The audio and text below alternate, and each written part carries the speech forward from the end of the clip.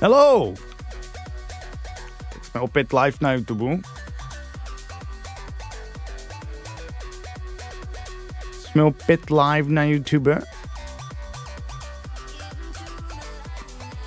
A já pustím teda to rádio. Creepypasta 24/7 Scary Stories. If we got caught, it wasn't just a fine we would be getting for trespassing, but probably Tam bráška Japoje. to one of those highly secret prisons not even Guantanamo can compare to. We'd have to hope it wouldn't be a foreign one at least. Tak. The area we entered was dark. We were about 10 guys all armed up and suited up. We moved quietly, and the first hallway we entered couldn't be any white if they painted it with a perfect white. The smell of cleaning products reached our nose, and the perfect ventilation system Tak jo, was zase buzzing pouštím quietly teda above us. timer, no. This place was like an underground bunker / Skibidi. science lab, and it looked modern and new. There wasn't a speckle of dust Docela anywhere. skibidi. It looked like the whole place had been cleaned prior to our entrance. I also couldn't hear any noise from the main hallway as we entered. It's a few turns later that we met our first soldier, and my guy slit his throat quietly as to not alert others around. However, as soon as the dead guy's body hit the ground, an alarm blared through the entire bunker. Si ukážu The papučky, lights může were být. dim, did nothing but flashing red lights illuminated the hallway. It felt like I was in a video game. I heard running coming towards us, and less than a minute later, our group was assaulted on both sides from what I could only guess was a mix of Canadian, Japanese, and Chinese soldiers. We lost 2 of the guys in this fight, and we pushed forward further. Instructions in Japanese were blared through the speakers, and I heard the telltale sounds of metal doors closing. They were trapping us, putting us in quarantine. But that was not the worst of it. As we shot back and ran throughout the bunker, I heard a giggle, and then several giggles. I screamed at the boys to push forward, and we reached an open area, where white and red mixed in the most horrific painting of gore and purity. The sanitized white walls were covered in blood, and not because we shot Japanese and Canadian soldiers. Je to zvláštní pocit. But because they Připadám si jak v nějaký reality show, jak kdyby to byl Saw nebo něco takového. Těch papučích nespím se. Something bad was happening beyond those metal doors.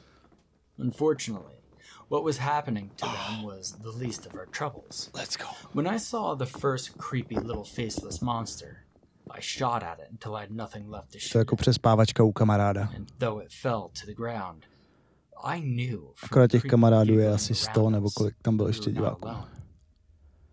Všichni koukají na to, jak spíš. Počkej, já si otevřu YouTube chat na telefonu. Ale...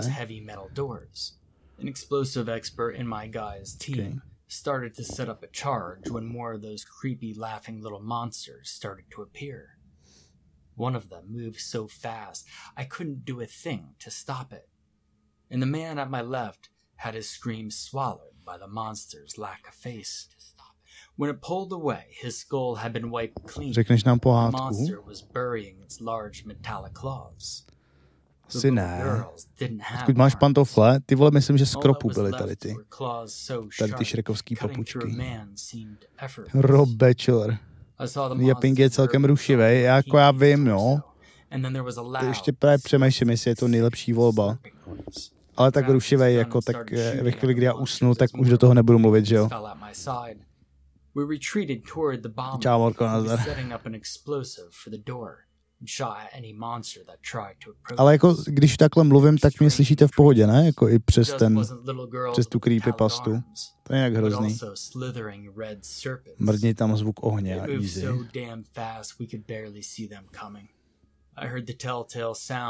nevím, no. Jako je to cesta? Ty pičo, co jsem tady zapnul, moment. But these monsters or creatures really made me realize how vulnerable we really were. The bomb test finally Já jsem si chtěl dát jako plamen, vole, ta žárovka to umí, ale... He backed away and he started shooting at the creatures with us. Then we turned a corner and he pressed the button. Tohle není The úplně to, moment co he chci. pressed that button, a monster sucked his face clean and gutted him from dick to chin. As I dashed to see if the explosion worked, I heard the sound of his guts splattering to the floor. The metal door didn't fall entirely, but where the charge exploded was a hole big enough for us to pass through. I dashed through it, hoping to find the exit. Unfortunately, the hole we went down the first time had been sealed, and we had to keep running forward in a direction we knew tohle má být nothing jakože about. efekt svíčky. Metal noises and giggles filled the atmosphere, and I was nearly out of bullets. No, skoro. After running and shooting at everything that moved for a while, I finally found a door with symbols I recognized. I kicked the door open, since it wasn't metal. It didn't have a digital keypad, and we found the poor dead speaker guy. Well, what was left of him. He was still sitting on his chair, viscera dangling out of his body. I saw a control panel with a lot of buttons, and heard giggles behind me. And only then did I realize that out of the 10 guys, we were left with 3. Myself, my guy, and one of his men. They closed the door and we heard scratching on it. Scratching turned to clawing, which then turned to outright shredding of metal. Nade mnou dupe paní I sousedová. knew we didn't have much time before these things would Já make to their way nechám, já myslím, že outside. to je v klidu. So I read the control panel as fast as I could. Já si v The terárku. sound of the giggles, plus the alarm that was still blaring, made my skin Horký Karel smyčku, jakože celou noc poslouchám dokola Horký Karel. Bych to tady zpěl ze spaní. I could feel something sting, so I knew I had been cut at some point. But the adrenaline was keeping me from feeling anything but the tantalizing amount of fear rushing through my system. Tak jo. And then there it was. Hele, tak já tady budu mít jakože ten mikrofon. A self-destruct. Kdyby mě náhodou zbudil nějaký tady 1000 euro dono, jo. I undid them all and pressed the kill switch. Tak na to můžu reagovat. I had no idea how long we had. Ale jinak se uvidíme teda v 9 ráno. We opened the door, shooting like crazy and making our way through. I made it through. So did my buddy, but Loud alerty máš? I didn't stay behind to check. Nemám, ale ještě taky uděláme. I ran back. Já nemůžu dělat moc jako loud alerty, že jo, jako abych si udělal loud alert, ale abych tím budil i sousedy, takže zase jako s mírou, no. Abych si sem teoreticky mohl jako vytáhnout ten práček, jo, ale... I didn't stop running until I heard the explosion in the distance. I felt the ground vibrate beneath my feet. And then I started running again until I was in my car with my buddy. We drove away as fast as we could. Now, it's been a couple of weeks, and I'm writing this all down. I did manage to grab a couple of files while we were in the bunker. I haven't returned to my wife yet. I did call her from a payphone a few hours away, and she said people in red suits were looking for me, as well as the Department of Justice. She said I'm wanted for terrorism.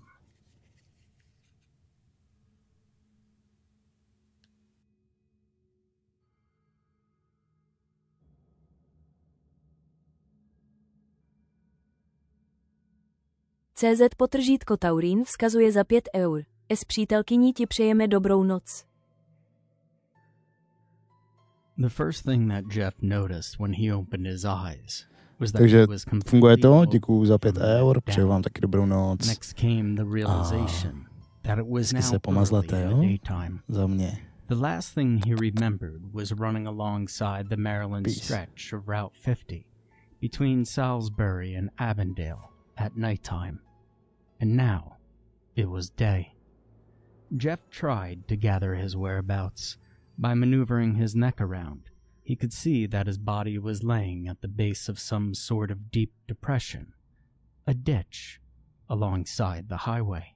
A steep ledge on the side of the ditch he happened to be upon rose at an almost vertical angle for about 8 feet, then gradually sloped another 10 towards the pavement and guardrail. In front of him, the ditch had a small slope, no more than 5 feet, leading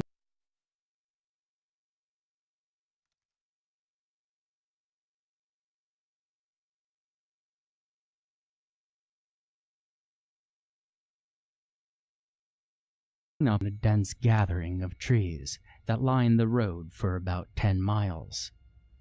Once all this had been ascertained, Jeff tilted his head forward, pressing his chin uncomfortably into his chest. He wanted to see why he could not move. Jeffrey Callister, former wide receiver for Kent Island High School, the college track star who could run a 5-minute mile no sweat, even a decade hence, was now a mangled, grotesque caricature of his former self. It looked like everything from the torso down had been jammed through a meat grinder. His legs were broken in at least 20 different places. The bottom portion of his abdomen was sliced open, and trailing about 10 feet or so from his innards stretched a line of intestine, looking like a pale snake in the grass. Dried blood had covered his clothes and the surrounding space, caking him in a sticky film of goo. Jeff began to scream. He did not relent for a good 5 minutes. He cried for help, cried from confusion, cried in pain, cried. What was he doing here? How had he ended up in this situation? He forced himself to try and recall the events of the previous evening. Jeff recalled his car running out of gas. In his hurry, he had forgotten to refill it, and the tank was already low when he was on his way home. He was running, though. Why had that been? Was there somewhere he desperately needed to be? Michaela. He was trying to get to her before it was too late. So, he was running, and the next thing he knew, everything grew bright. Then he had woken up in a ditch, and from the looks of things and where he was, he must have been hit by a car. But why hadn't the driver stopped? Or perhaps they had gone to get help? No, that wasn't it. They wouldn't have abandoned him here like this. They would have called 911 or flagged a car down for help or something. And why was it daytime? 3 words simultaneously struck him that caused a surge of panic throughout what was left of his body. Hit and run. He kept trying to shake the words out of his mind. He didn't want it to be so. And yet, try as he might, he could not deny that this had to be the scenario. He had been struck by a speeding car that evening while running down the highway to find a gas station. The car must have sent him flying through the air into the ditch, where he had spent the night, miraculously alive after the ordeal. Had he only been on the opposite side of the guardrail, or had he only filled up his gas tank before going home? Had he only not gone to work in the first place, and stayed with her? Jeff realized that what-if scenarios weren't going to change his present state. He had to figure a way out of his predicament. His cell phone was in his left pocket. If it wasn't smashed, he might be able to call for help. By forcing his concentration upon his left arm, he tried in vain to get the slightest movement from his hand. He couldn't understand why it wouldn't move. It wasn't until he looked at his arm that he realized it was bent so bad in every which direction that it far more resembled a question mark than it did an appendage. Not that it really mattered. He had come to the conclusion that he was, in all likelihood, completely paralyzed, save his head and neck. He was thankful that he could at least move these about. Jeff recalled an episode of Alfred Hitchcock Presents, in which a paralyzed man couldn't move any part of his body, and was mistaken for being dead. At least this way, he could scream and call for help. But it was early in the morning, probably no later than 7 a.m. In the 10 minutes that he had been awake, he hadn't heard a single car pass by. Soon, however, he knew that cars would be roaring their way to work. He'd just have to stay conscious long enough to listen for them. Jeff wished that he could see them, but the steep ledge of the ditch he had come to rest in would not permit it. Instead, he lay in a deep shadow that obscured his vision of anything above the ditch. A rumble could suddenly be discerned. It was distant, yet growing intensely as it approached. There was no mistaking it. It was probably a pickup on its way to Avondale. A smile crossed Jeff's face. Any second now, he'd hear the brakes squeal, the thumping of footsteps, and a friendly, concerned voice that would be his salvation. The rumbling of the pickup truck grew nearer and louder. Jeff began to imagine what the driver looked like. Closer it grew, not 100 feet off.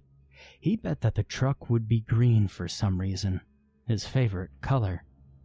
He found a tear to be streaming down his cheek, so excited was he. But the truck continued on without stopping. Jeff's jovial attitude disappeared back into the fear and tormented cloud that had been over him since he had awoken. Why hadn't the truck stopped? Why hadn't they helped him? "Hey!" he screamed as loud as he could, shocked at the croak that had escaped his lips. He was severely dehydrated and exhausted. Jeff persevered. "Come back down, please. Down here. I need help. I'm hurt real bad." He continued to scream for help long after the truck was gone. Eventually, another rumble could be heard coming down the road. 2 cars. This time, he was sure he'd be seen and helped out by one of them, if not both. He waited expectantly, yelling, "Hey!" over and over again, hoping they'd hear him. Like the last time, they continued on without stopping to check on the shattered man, laying in the ditch. Jeff racked his brain at what was going on. Why wasn't anyone stopping to help him? When one sees someone that's been hurt real bad laying on the side of the road, typically, at least one person is going to stop and call for help. But then it dawned on him. When he had been in high school, Jeff had done a show for the theater department. It wasn't anything particularly good, he thought, but he enjoyed the camaraderie of the theater students. He recalled one of the rehearsals during which he had been standing backstage in full view of the audience section. The stage manager, a little snot named Steve, had hissed at him to get back out of view. "If you could see the audience, then the audience can see you." Steve's words were ringing through Jeff's head at this moment. He could not see the vehicles on the road, or the road itself. Therefore, the vehicles could not see him deep down in the ditch. And Jeff began to panic. If the vehicles couldn't see him, how would they be able to stop and get him out of here to a hospital? For the next hour or so, perhaps even several, Jeff screamed his head off at each passing car. It wasn't long before the rush of vehicles came, heading to work. Yet not one of them could hear the poor man in the ditch, shrieking desperately for help against the roaring of rush-hour traffic. Jeff prayed for an accident that would cause the traffic to slow up just a little bit, long enough that he would be able to be heard during the standstill. No such luck appeared for him, though, and he found himself laying in the ditch, unable to do a thing but yell.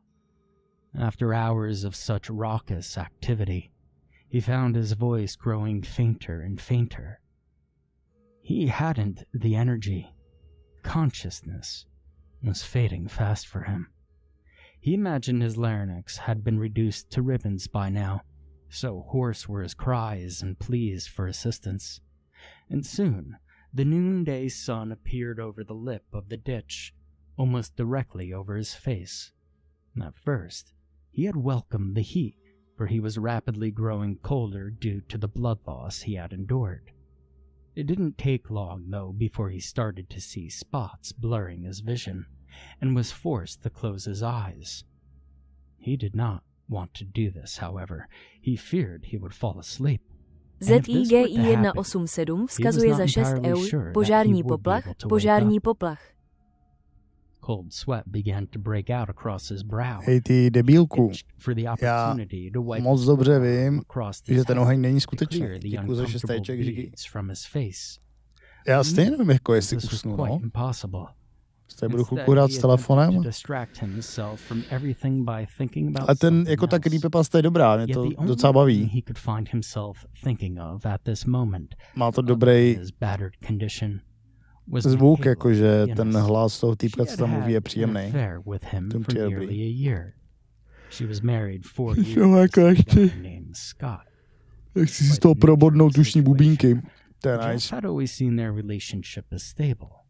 Never did a bit of guilt No, creep já to up budu muset ty into vole his toho mind. zítra prostě nějak vymyslet. Michaela Stejně budu asi zítra co jeden She didn't hrát, love Scott jako... anymore, and any day now she would leave him for Uvidíme. Jeff.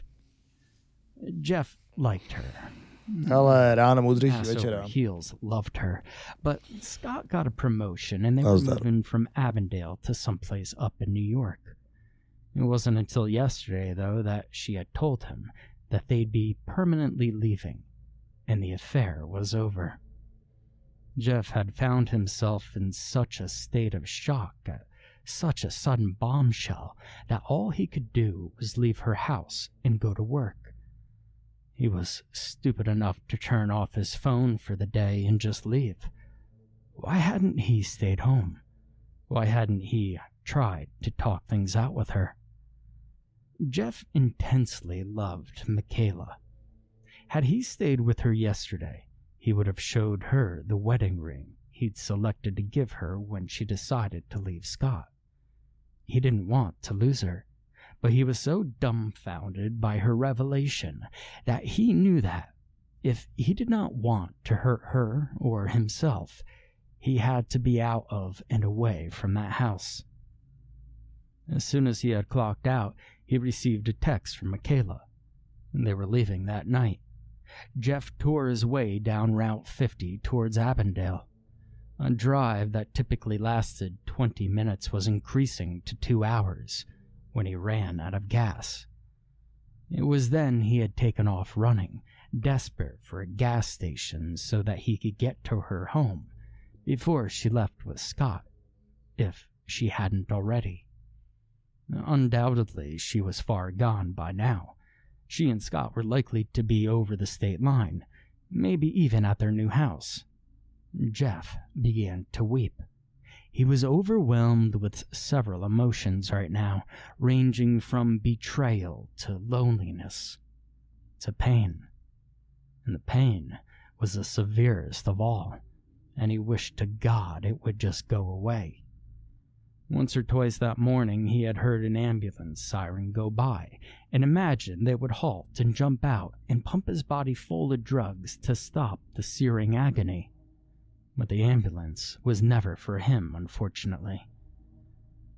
Jeff had been so distracted by his thoughts for the past half hour that he failed to realize the sound of a car door slamming just 15 feet above his head. A thick Eastern Shore accent broke his concentration. "Well, y'all give me a sec, hon. I'll be right back." Jeff's eyes flashed open. "Now, Tim, you can't do that out here. There's a station not 2 miles up the road." A middle-aged woman's voice drawled. "Well, I said it'd only take a second, hon." Jeff grew excited. He began to hyperventilate. Someone had stopped. They must have seen him. They were probably checking to see what it was laying in the ruin at the base of the ditch, expecting an animal, but instead would see him. His rescue had finally arrived. Try as he might, though, Jeff was unable to make a sound. He had screamed so much that morning that nothing escaped his lips. Not a croak nor a groan, much less a cry for help. This did not matter, for in a few seconds he would be A yellow trail of fluid came showering over the ledge of the ditch. For a quick second, Jeff was confused, but in a moment the urine was splashing over his mangled legs. A few droplets were spewed upon his face, and he tried to spit them off. His eyes closed and his head turned the opposite direction. He hasn't stopped to help at all, Jeff thought viciously. He only needs to urinate. That bastard. Can't he take a step further and see that I'm down here? Why doesn't he see me? Jeff tried to scream, but to no avail. The urine continued for about 20 seconds before the man zipped up his pants and returned to his vehicle with a brief mumble to his wife. Then the car zoomed away down Route 50, onward towards Avondale. The salt from his fluids stung in every scar upon Jeff's poor, broken figure. He began to cry. He knew the man hadn't meant any harm or to humiliate him further, but how he wanted to hate the man, how he wished he could curse him for his ignorance. If only he'd been seen, and if it weren't for this impossibly deep ditch, Jeff would have been in the hospital by now. He knew he didn't have too much longer to survive this hellish ordeal. He just wanted it to be over. He wanted to see Michaela just once more, if that was all he was allowed. He had so much to say to her, but feared he would never have the opportunity. A police siren sounded by, this time in the opposite direction, coming from Avondale instead of heading towards it. He didn't bother screaming for help now. If he couldn't gather attention from some dumb hick peeing on his body, how was he supposed to get it from a screeching cop car? It was then that Jeff became aware of a feeling deep inside his person.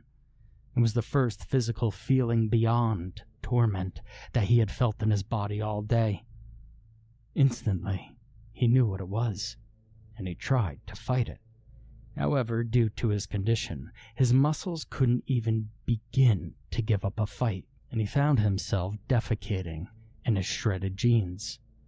Weeping, Jeff reflected on how he was slowly being stripped of his humanity, robbed of all movement, no more voice, pissed upon, and now he was unable to control his bowel movements. He had no help from anybody but himself, and even then he was powerless to do a thing. The smell was almost unbearable. He found himself breathing through his mouth and closing his nostrils, though it didn't help too much. The stench combined with the sun's heat made the air around him thick and hard to breathe. Flies buzzed about him, and he had to shake his head side to side to clear them from his mouth, nose, and eyes. He coughed and puked a few times, covering his personalized varsity jacket, which he wore from time to time, in waste. Now he began to feel the desire for water to creep throughout what was left of his body. He hadn't had anything to drink in what he estimated to be around 16 hours. Looking up, he saw a few dark clouds gathering. He hoped it would rain, not only so he might have something to drink, but with enough water flooding the ditch, he might be drifted to somewhere visible from the road. He was also intensely hungry. He needed food and water if he was able to keep alive long enough to be found. But how would he be able to find food here? The grass wouldn't do him any good to eat. There was a rustling of leaves coming from the trees. Jeff's head darted over so that he might see what was advancing towards him. Undoubtedly, it would be some sort of forest creature. Not that they could have been any help to him. He was surprised to see a little woodland mouse scurrying through the grass. It first approached the intestine that stretched out through the grass perpendicularly to him. Jeff realized that, had the intestine gone a different direction, the driver that had pissed on him might have seen it. He shook his thought off, realizing it didn't do him any good.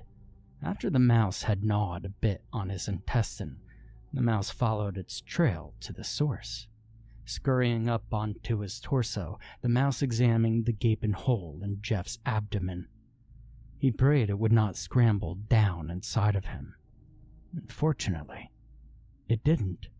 Instead, it began to carefully inch its way up his chest. Jeff angled his head to get a better look at the little brown-orange creature. His movement sent the mouse back a few steps, but it turned and looked into Jeff's eyes and continued on its course across his chest and towards his head. Jeff knew what he had to do. If he was going to survive, he was going to need nourishment. From this mouse, he could get energy and some hydration. Reluctantly, Jeff opened his mouth. His eyes were closed tightly. He did not want to see the deed done. With every step the mouse took up on his torso, Jeff grimaced in disgust. Soon its furry head and front legs had crawled audaciously into Jeff's mouth. He snapped his jaws shut with the force of a bear trap, and instantly the coppery taste of blood filled his mouth. A muffled squeal emanated from the tiny beast. It went stiff, and then stopped all movement. Jeff didn't realize it, but he was crying. He wanted to scream, but his body again betrayed him and would not allow it. He tried peevishly to eat the mouse, but the crunching of its tiny bones and its hair forbade him from doing so. He threw up, his efforts in vain. The mouse carcass fell from his mouth and rolled away from his body, out of reach of his head. And Jeff passed out. He awoke some hours later, much weaker than before. Something hot and wet was stroking his face. At first, in his awoken confusion, he thought that rain had arrived at last, but saw that a deer was violently licking him. It had been attracted by the urine of the man from earlier. Jeff felt its hot breath striking his face with each exhale, its sticky saliva being slathered all over him. It began to work its way down from his face to the hole in his abdomen. Had he been hydrated, Jeff would have been sweating profusely. He watched worriedly as the deer eyed the opening in his body, fully aware that there was probably salt from the urine inside of him. The deer's tongue darted into the hole and began to slap about his insides, slurping up what it could. Jeff's head began to slam against the ground repeatedly. His mouth opened wide as if to scream. Each movement the deer's tongue made was like a stab deep into his body. He thought at any moment his nerves would give out and he would die. The movement of his head caught the deer's attention, and it stopped. It blankly stared at him for a few seconds, and then scampered off into the woods. Jeff began to pant repeatedly. He wept and prayed silently, mouthing the words, asking God to make the torture stop, that either someone could find him, or that he would just die. It was then that he noticed something, a dark shadow in the sky. It was too high up and near the sun for him to tell what it was. He hoped against probability that it was a traffic helicopter, though he heard no noise from it. It continued to circle and dive irregularly. It soon came close enough that Jeff was able to discern just what the flying object was. A turkey vulture swooped down from the sky gradually, obviously taking him for some kind of roadkill prey. And a wave of panic rose up in Jeff. He shook his head side to side. No, God, no, as if the bird would understand what he was saying. It didn't care that he was still conscious and alive. From all appearances, he was dead from the waist down. The vulture landed a few feet from Jeff's legs. It eyed him hungrily and began to bob its head back and forth intently, all the while rustling its wings. Jeff continued to shake his head, though, hoping the movement would send it off like it had done to the deer. It hopped over about 5 feet to the end of his intestine. Its razor beak pecked at his innard a bit before seizing it and giving it a solid jerk. The force of the bird's movements caused Jeff's entire body to surge over. A sharp pain rang about inside his chest cavity like he was some kind of pinball machine. How he wanted to scream so desperately. He was convinced that a strong, earth-shattering scream would alleviate the torment to some degree. But instead, he was mute, and continued to feel the vulture tug at his intestines, pulling more out of his body as if he were dispensing a rope. When it grew tired of yanking at his intestine, the turkey vulture began to come close to Jeff. It first focused on the hole in his abdomen, dipping its head into the cavity. Every stab was a step closer to death for Jeff. He saw his vision splinter in half as a dark line began to tear his sight apart. He was fading fast. Then the bird was upon him, perched atop his chest as if it were a bust of Pallas, pecking intently upon his body. Jeff no longer sought to rid himself of the bird.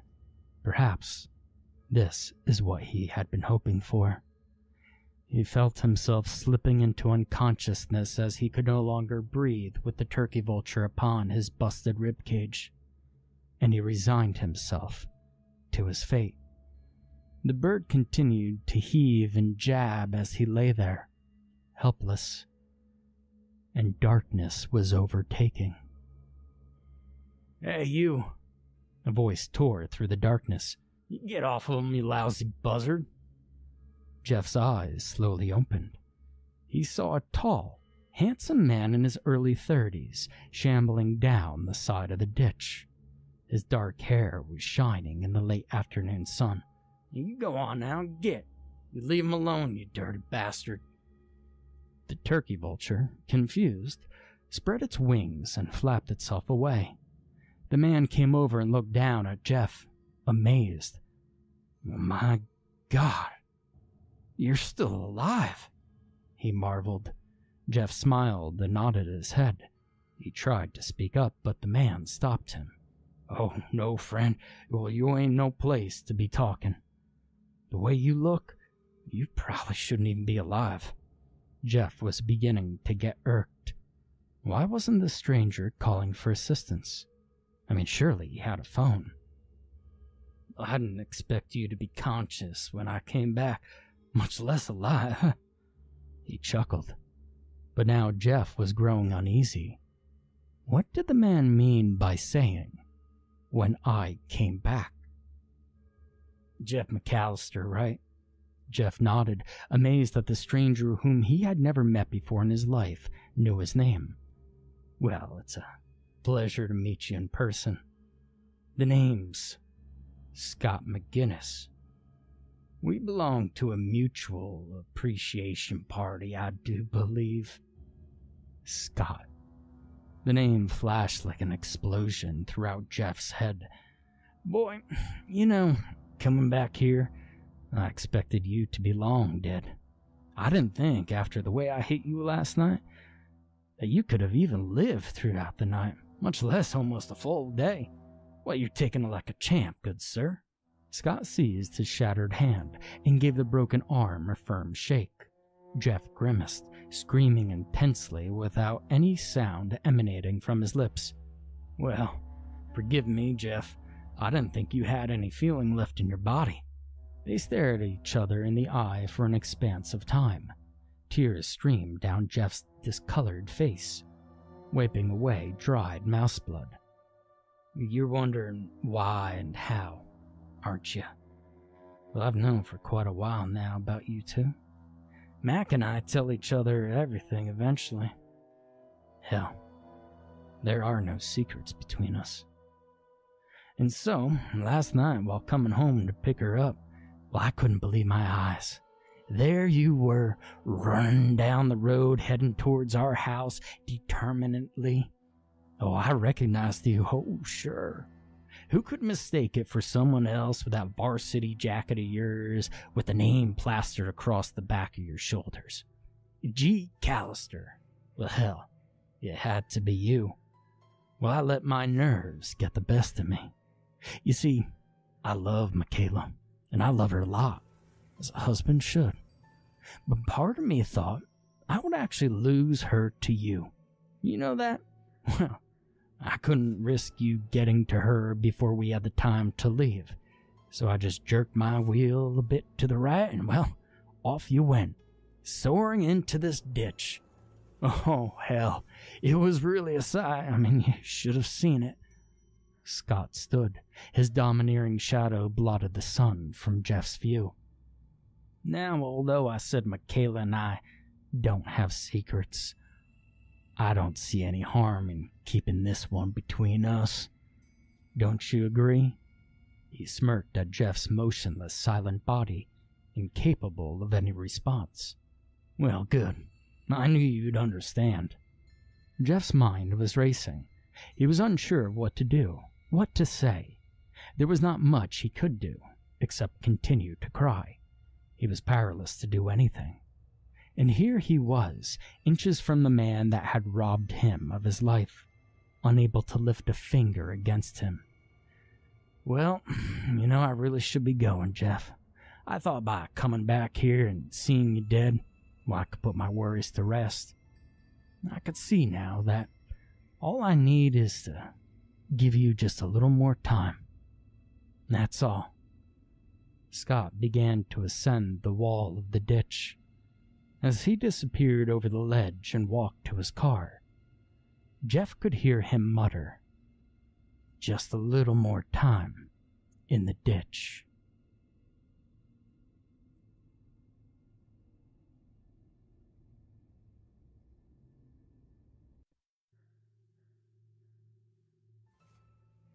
I used to work at Wind Creek State Park in Alabama. The park is a fairly popular park that sits on the edge of Lake Martin, which is a massive reservoir on the Tallapoosa River. I had a lot of good times patrolling that campground as a park ranger.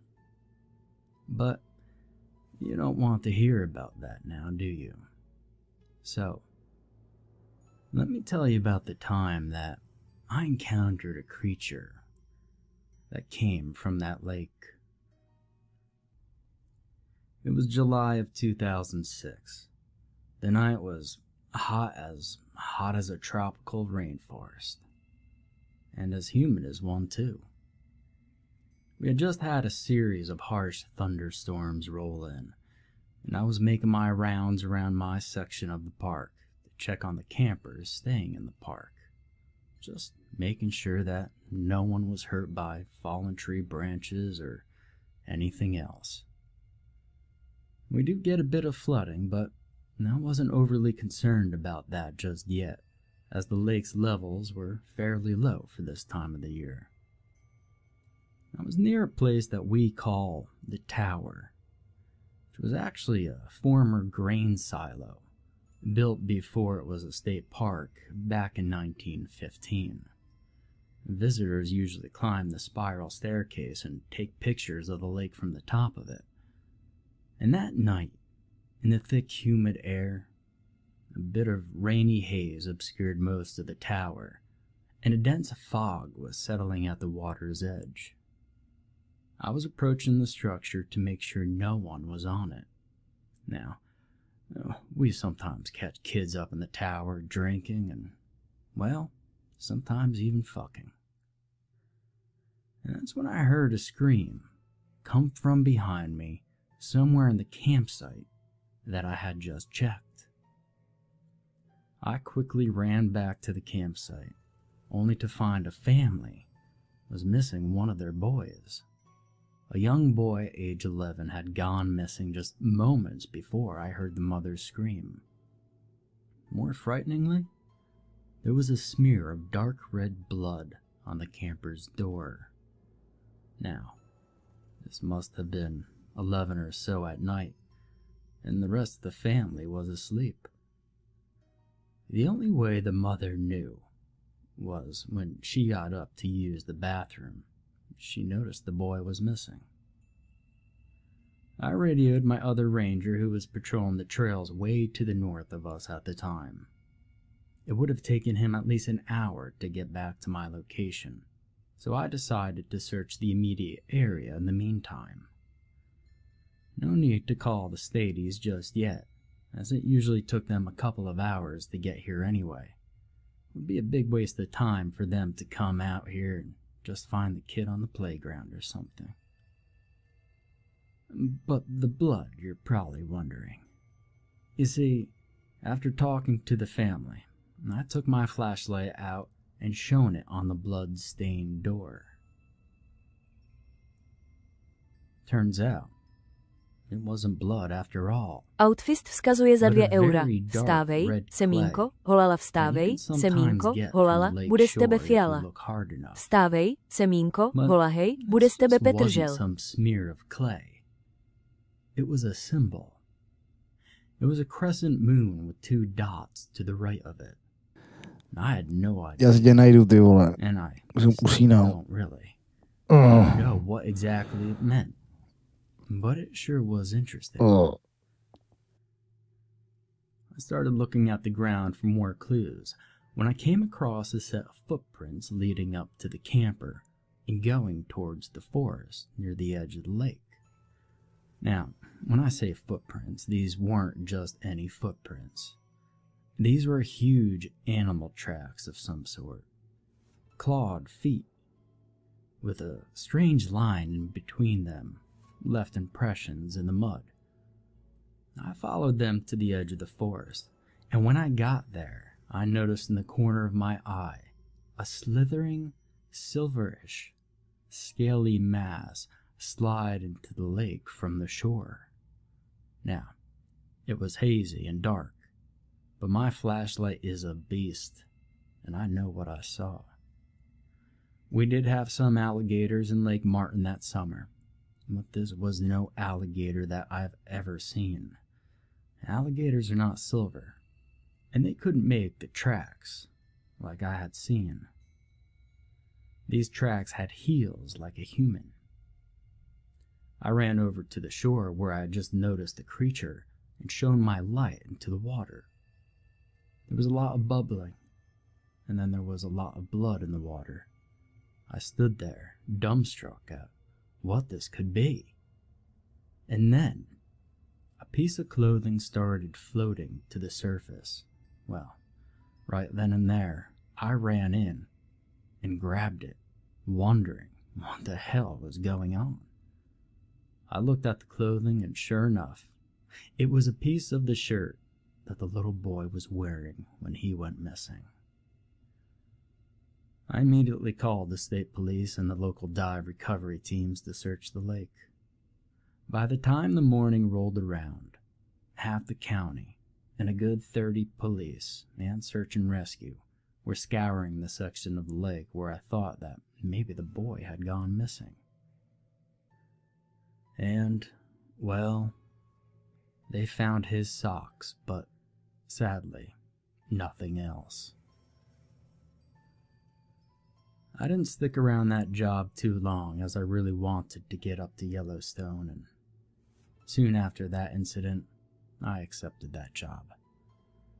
But my buddy Willie, the other ranger that was on the trail that night when this all happened, said that another young kid went missing 2 months after, and they found another crescent moon smear with 3 dots to the right of it. I'm not sure what it all means or even what the creature was, but I sure as hell wouldn't be surprised if another kid goes missing and they find that damned crescent moon with 4 dots next to it. Anyway, a few years later, I visited the Wind Creek State Park and some of my search and rescue buddies down in that area. The one diver, his name is Tim. Well, he told me that during one of his dives for the second kid, he dove into an area that used to be a town. For those who don't know, when they made this reservoir, they flooded 2 towns doing so. Anyway, most of the structures under the water have degraded with time. But Tim saw something on one of the old buildings that was still intact. He saw that damned crescent moon symbol on an old church door. As far as I know, they're still investigating the disappearances. And, well, for me, I never did go back.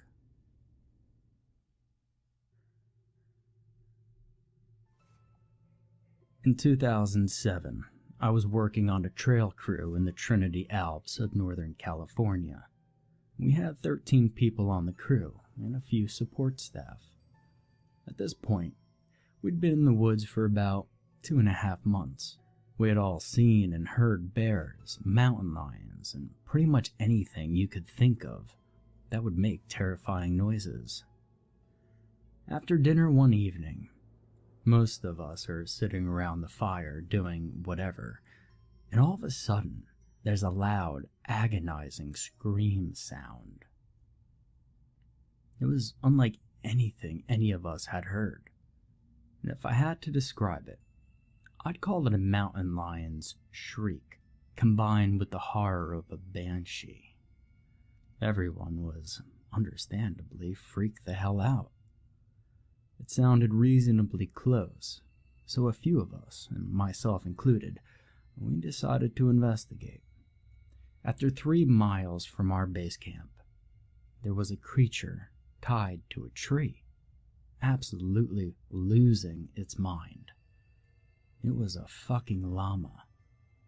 At this point, it's 10 o'clock at night or so, 25 plus miles from the nearest trailhead, and we find this llama tied to a tree just off the trail. And we tried to calm it down without much success, and went back to the camp.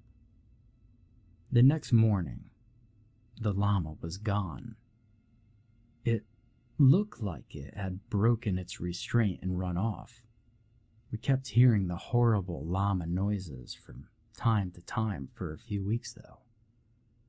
Towards the end of the season, a group of hunters passed us on the trail, and after chatting for a bit, we found out they tied the llama there because it decided to be stubborn and refused to walk anymore. Apparently, it laid down in the trail and would not move, so they left it and decided to come back for it. We figured at that point the llama was probably dead. We hadn't heard any hellacious llama screams for a few months, and didn't really think about it. However, at the end of the season, when we all finally got back in the crew van and were driving out, that damn llama jumped across the road about 30 yards in front of us. I still think about that demon llama from time to time. I hope he had a fulfilling life in the Trinities.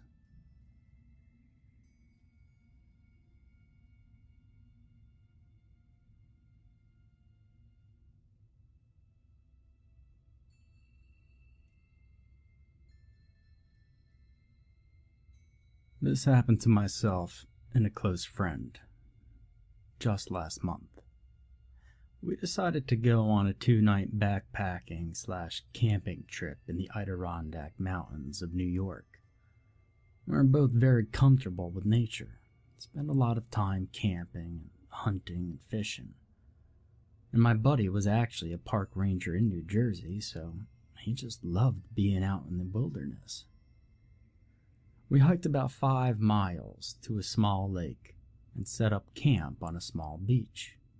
This was not a heavily trafficked area, and we did not expect to run into anyone. Our first night there, as we were sitting around the fire, we saw a flashlight moving on the other side of the lake around 10:30 at night. This was fairly unusual. However, we did not think too much of it. But as time went on, this flashlight kept moving around the lake, getting closer to our campsite.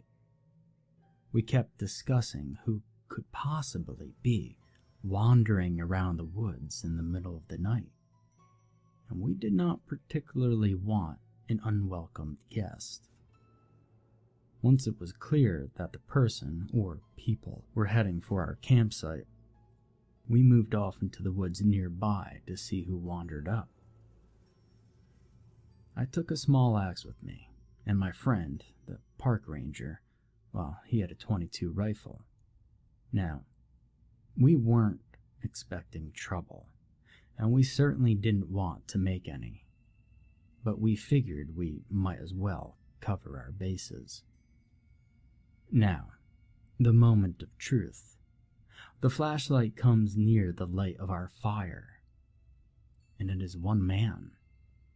He has a beard and is probably in his mid-40s. The scary part was, he was carrying what turned out to be a pump-action shotgun. He walked around the campsite a few times, and then proceeded to enter our tent.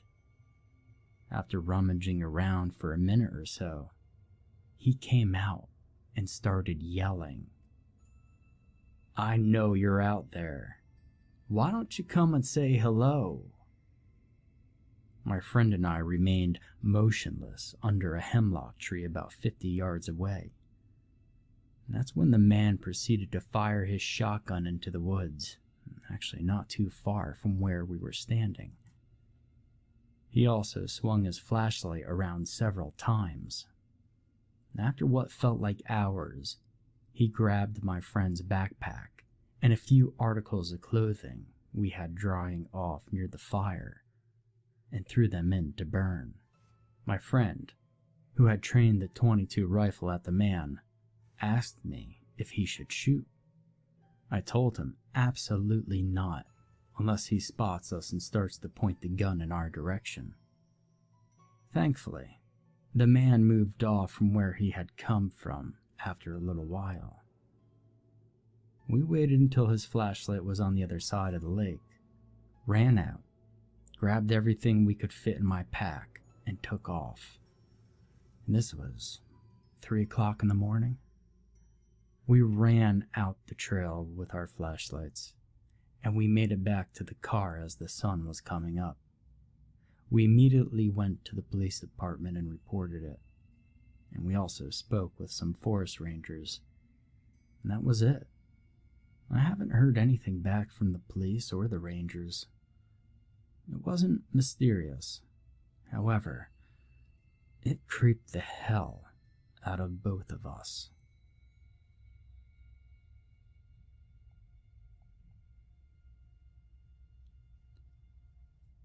Another ranger and I were out on a search and rescue call once. The missing person was a man in his 20s. He had gone hiking and had not returned the day that he intended to. When we got the call, it was a nightmare. But we hiked in a few miles and set up camp on a ridge, and it had a pretty good view.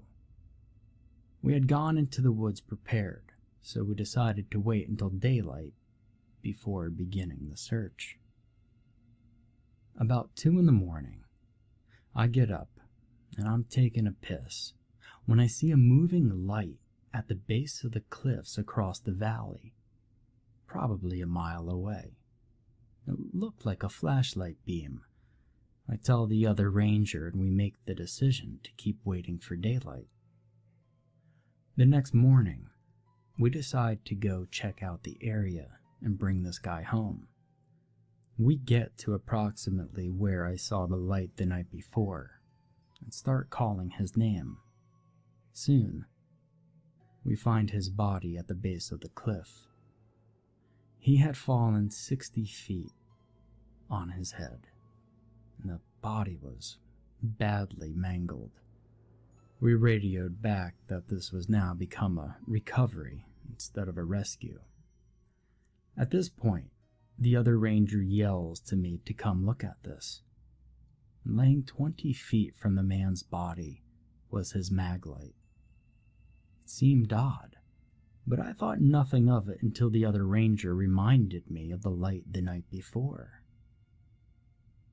Kind of gave me the creeps, but I still dismissed it. Before too long, the coroner arrived and inspected the body. After he took the body back to the lab, he said that the man had been dead for at least 48 hours before we found the body.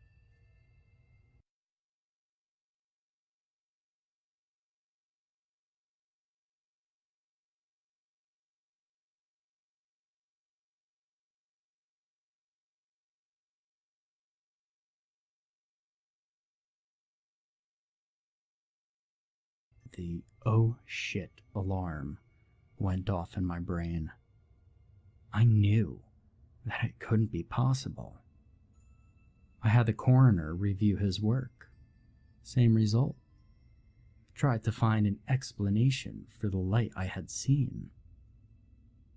Perhaps other hikers, but one search and rescue guy had stayed at the only trailhead in the area all night. No one had come or gone.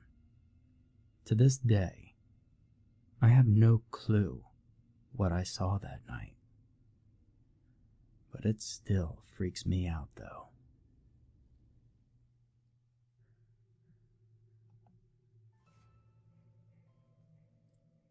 Now, this is not my story, but it's from an old ranger supervisor of mine that I believe completely. This was back in 2004 or so, Hell's Canyon area of Middle Idaho. His crew had been working all day on an emerging incident, and were going to be working through the night as well. Being the second in command, he was out ahead scouting on an ATV. He was working his way down a logging road that clearly had not been used in some time, when a bobcat appears in the middle of the road, but doesn't run away as they usually would. The thing stands there for a good 10 seconds, screams at him, and scampers up a tree not 5 feet off the road.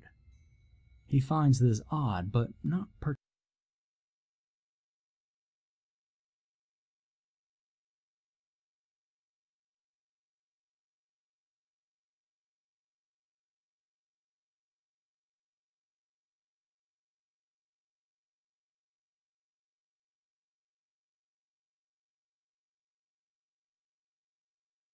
Just a half a mile or so down the road, he finds a small cabin.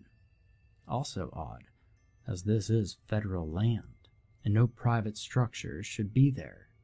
Upon investigation, all the windows had been boarded shut tight, and someone had done a good job of doing so. The door had been punched out and secured to a hole drilled into the log frame by a chain. Someone did not want anything getting in or out. Peering through the hole in the door, he could see that everything in the house is upset. This has him kind of unsettled, so he hops on his ATV and heads back up the road. Well, here's where it gets real interesting. Right where the bobcat had been, there stands a Native American woman in a badly tattered nightgown and bare feet, and she's just standing there.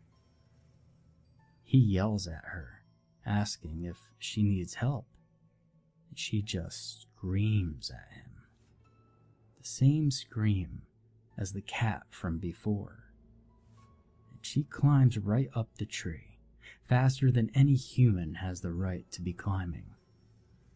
Obviously, he gets out of there as fast as he can, unsure of who or what he just saw.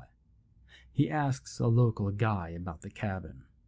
After asking around a little, a local Native American hears them talking and informs that they saw a pumawa. In effect, a skin changer, or sometimes called a warg.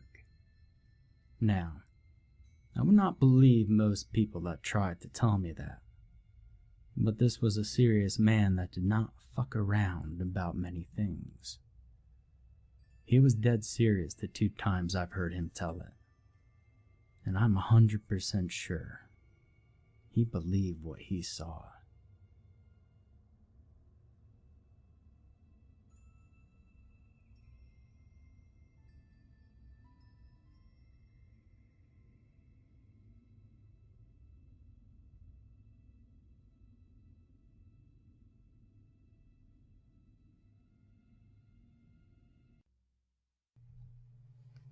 Grandpa was 97 years old when he passed away. He lived far from where his 3 children had settled. Grandma died when I was a small child, and he ended up remarrying another woman a few years later who demanded that he move out west so that she could be nearer to her sons. She was a piece of work. Grandma Hester. We all wondered how Grandpa could stand her. It turned out that perhaps he could not. We're not precisely sure when he developed dementia, but it was probably years before we noticed it. He'd tell us about people he was speaking to or visiting with, or a trip he took. Years later, after we learned he was suffering from dementia, we learned that conversation or that visit or that trip never actually happened. For all we really know, any story he told us from the last decade and a half leading up to his coming back east could be a false memory. We would have no way of knowing, and Hester rarely communicated with us herself. Probably, our first clue that Grandpa wasn't himself anymore happened a few weeks after he came back east to live with my parents. Most of the family had settled in one area. My wife and I lived in the south end of our city, as did one set of the cousins, but my father and his 2 sisters all lived in the north, within driving distance of each other. A few of my aunt's children had moved out of town, and my brother had as well, but there was still enough of us around that Grandpa could visit with. We would often have gatherings at my parents' house where Grandpa would either hold court with some story or would just go to sleep. One afternoon, my daughter Brienne, who was in her late teens at the time, came in from playing with my cousin's kid and sat down at the table, where Grandpa had been napping. He suddenly woke and smiled at her. "Well, hello, Claudia," he said brightly. Claudia was my aunt, Dad's youngest sister. "I'm Brienne, Grandpa," said my daughter. "No," said Grandpa, almost sounding offended. "You're my daughter, Claudia." Later that month, he told my aunts and uncles the story of how he came out east after living with Hester got to be too much. "I prayed to the Lord," said Grandpa, "and the next thing I knew, Martin was there." Martin was my father.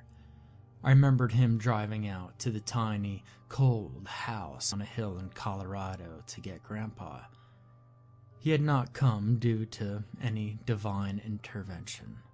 He had come because Grandpa called him in the night and pleaded with him to come get him. We all loved Grandpa, but caring for him was not easy.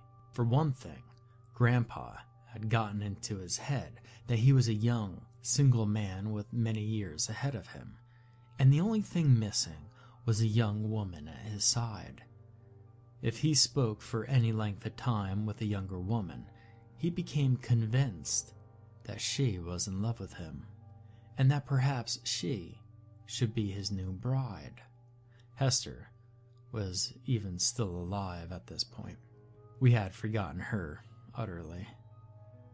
The woman he made advances on included my mother, 2 of my cousins, and my own wife. Thankfully, he couldn't do much more than talk, so it was just a matter of politely changing the subject whenever he would start with that. But it got worse when he decided he could do things like take walks on his own, or try to drive my father's car. Dad and Mom didn't let him go on walks by himself, but that didn't mean he didn't sneak away sometimes when Dad was away and Mom was in the basement. He had to use a walker to get around, and simply couldn't do stairs. But refused to admit this to anyone, including myself, leading to a lot of falls. He would also get confused as to where he was or where he lived. At times, during his walks, he would attempt to find the old family home that he raised my father and aunts in, despite it having been long gone since before I was born. Dad picked him up from a police station, where he had been taken after some patrol officers saw him wandering around, clearly lost. The time he tried to drive Dad's car was after that. He decided that the reason he got lost is because he had to walk. He managed to get the e-brake off and rolled right down the fairly steep incline outside my parents' house, crashing into a fence. The damage was minimal, but after that incident, my parents realized he needed to be in a full-time care facility. And he got worse after that. My father visited him 3 times a week. I have no idea how often my aunts went or if they even did. I tended to go only when there was a family gathering, and increasingly I began to realize that he had no clue who I was. He'd smile and greet me as though I was someone he had just met. He'd tell me about his children, describing them as little kids, and even going as far as to invent a friend who was looking after them while he was in this home with all these old people. Grandpa was 93 at this time. He was much older than many of the others who lived there, but somehow they were the old people while he was not. But when I say he got worse, I mean he changed. The false memories, the refusal to acknowledge that he was elderly, the attempts to chat up ladies, and inability to remember that his children were grown and that he had grandchildren and great-grandchildren had been a part of who he was for years, ever since his early 80s. But he had never been violent before, and that changed one night when Dad was called to come to the facility quickly. Grandpa had wandered into the wrong room and had come out screaming, raising his walker up in the air and slamming it into the ground, taking a few swings at people who tried to calm him down. He began accusing the staff of stealing his things. He was bellowing as loud as he could. "Give them back!" I wasn't there for it, and I still have a hard time picturing it. Grandpa barely raised his voice above normal volume during the last decade of his life, except to laugh.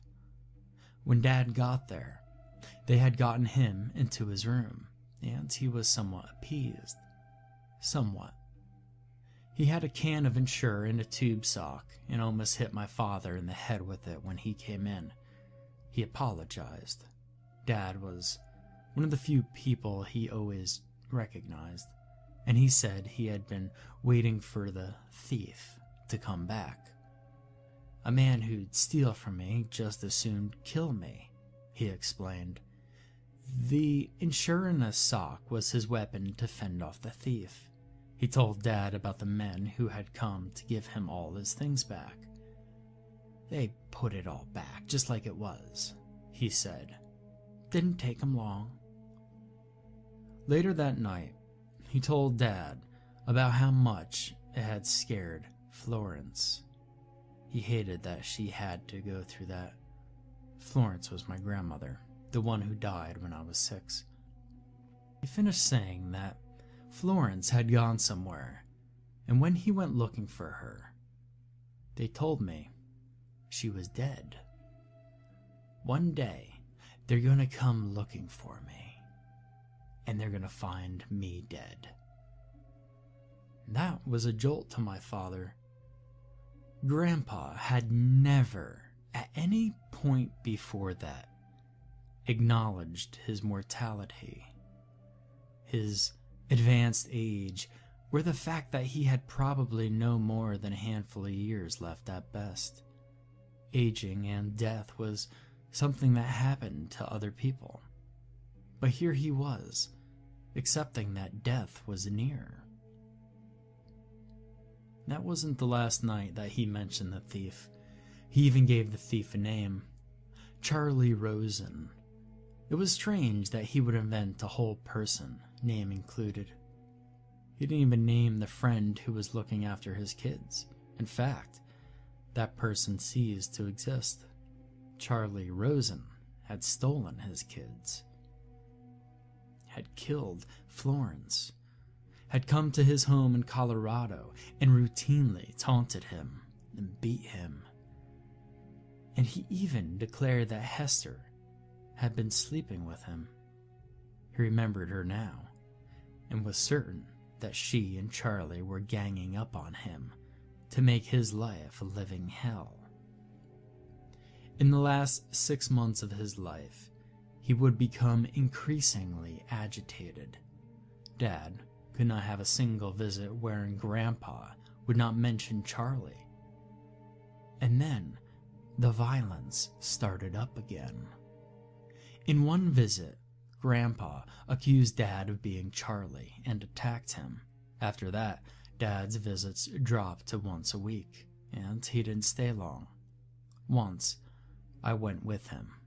It was the last time I saw my grandfather alive, and I will never forget it. Charlie was here again today, Grandpa told us as soon as we arrived. He told me I couldn't leave this room anymore.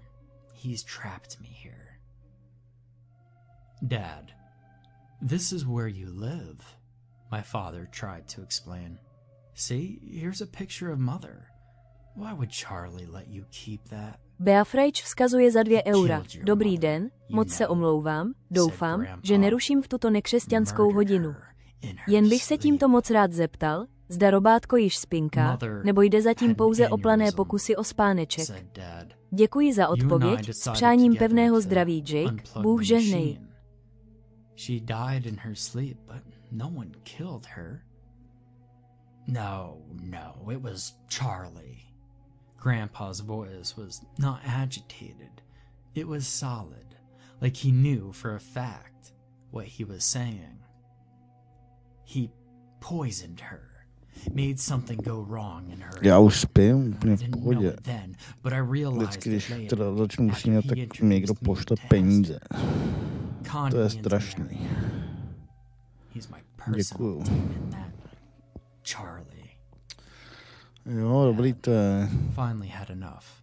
Dobrou. There is no Charlie, he said, nearly shouting.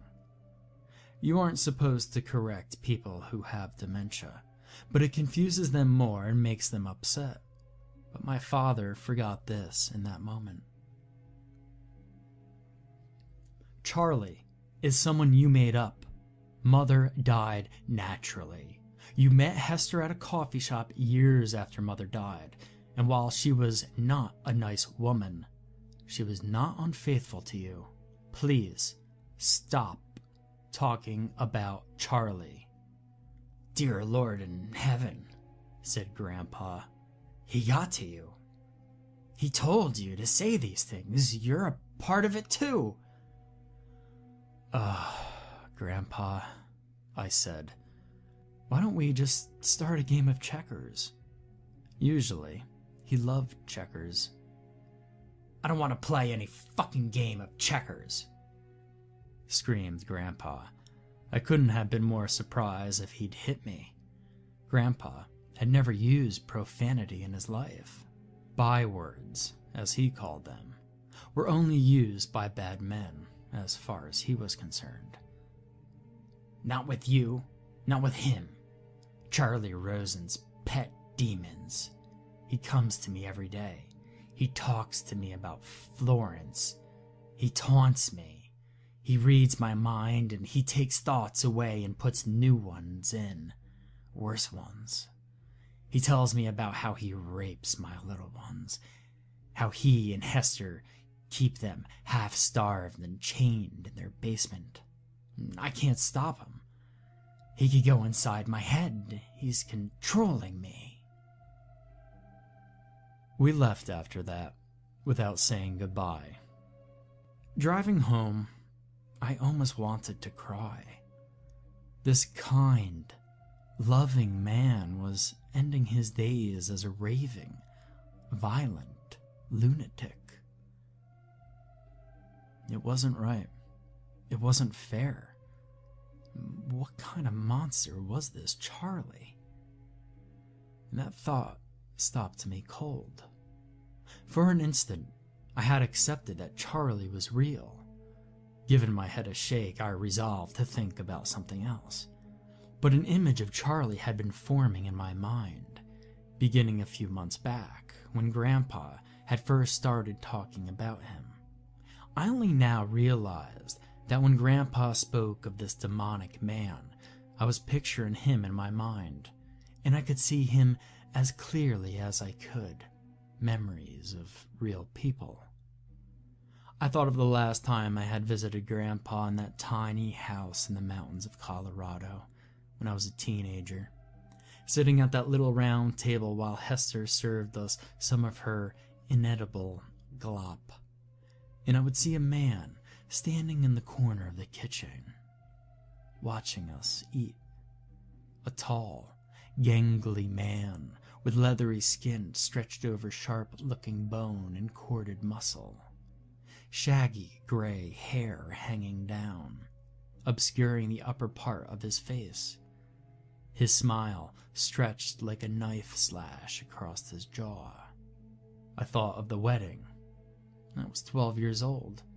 I met Hester for the first time, and standing a ways behind her was that same man.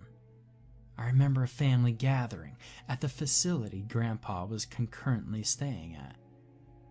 Didn't we pass that man in the hall once? No, of course not. These were just images my mind had cooked up the more Grandpa talked about this shady character that had never existed. The brain can do that. Insert false people in your memory just because you decide, subconsciously, to remember them. It doesn't mean you're insane. It's just another way for your brain to play tricks on you. Grandpa had invented a person who he talked about with such conviction, as though Charlie was real. So my mind had conjured up Charlie Rosen, but there was no Charlie Rosen. Grandpa died 2 months later. I remember the funeral like it was yesterday. I still wake up at night in a cold sweat, remembering. Everything was normal at first. My parents, my aunts, my uncles, my wife and I, and our children. My brother and his wife and their son. My cousins, their spouses and their children. We all gathered under the same roof for the first time in years. No one was missing. No one was out of town and couldn't make it. 2 of my cousins I hadn't seen since they were children. It was nice to catch up with them. The service was nice as well. The pastor who served the spiritual needs at Grandpa's facility was the officiator. Grandpa looked calm and peaceful and whole. So unlike what he had been in the past few months of life. And I started to feel calm myself. Grandpa was where he belonged now, where the devils of his own fevered, decaying brain couldn't get to him anymore. And then we drove to the cemetery. The coffin was lowered. We all sprinkled a handful of dirt on the coffin and began our walk back to the cars. And then the gravedigger came out of the shadows to start shoveling the rest of the dirt. I could barely read the embroidered name tag on his coveralls. It looked like C. Rose or C. Risen. Or no, it couldn't be. He was tall, gangly, with leather skin, sharp-looking bones, corded muscle, long, gray hair, and that smile that haunts my nightmares to this day. I watched as this phantom dumped shovelful after shovelful of dirt on my grandfather's coffin, and he was laughing softly under his breath. But I've never heard such cruel laughter. Today, I felt like I had to write all this down to make sure I remember it all before things get worse. Because today, my father called me to complain that Charlie was driving past his house and staring in his windows.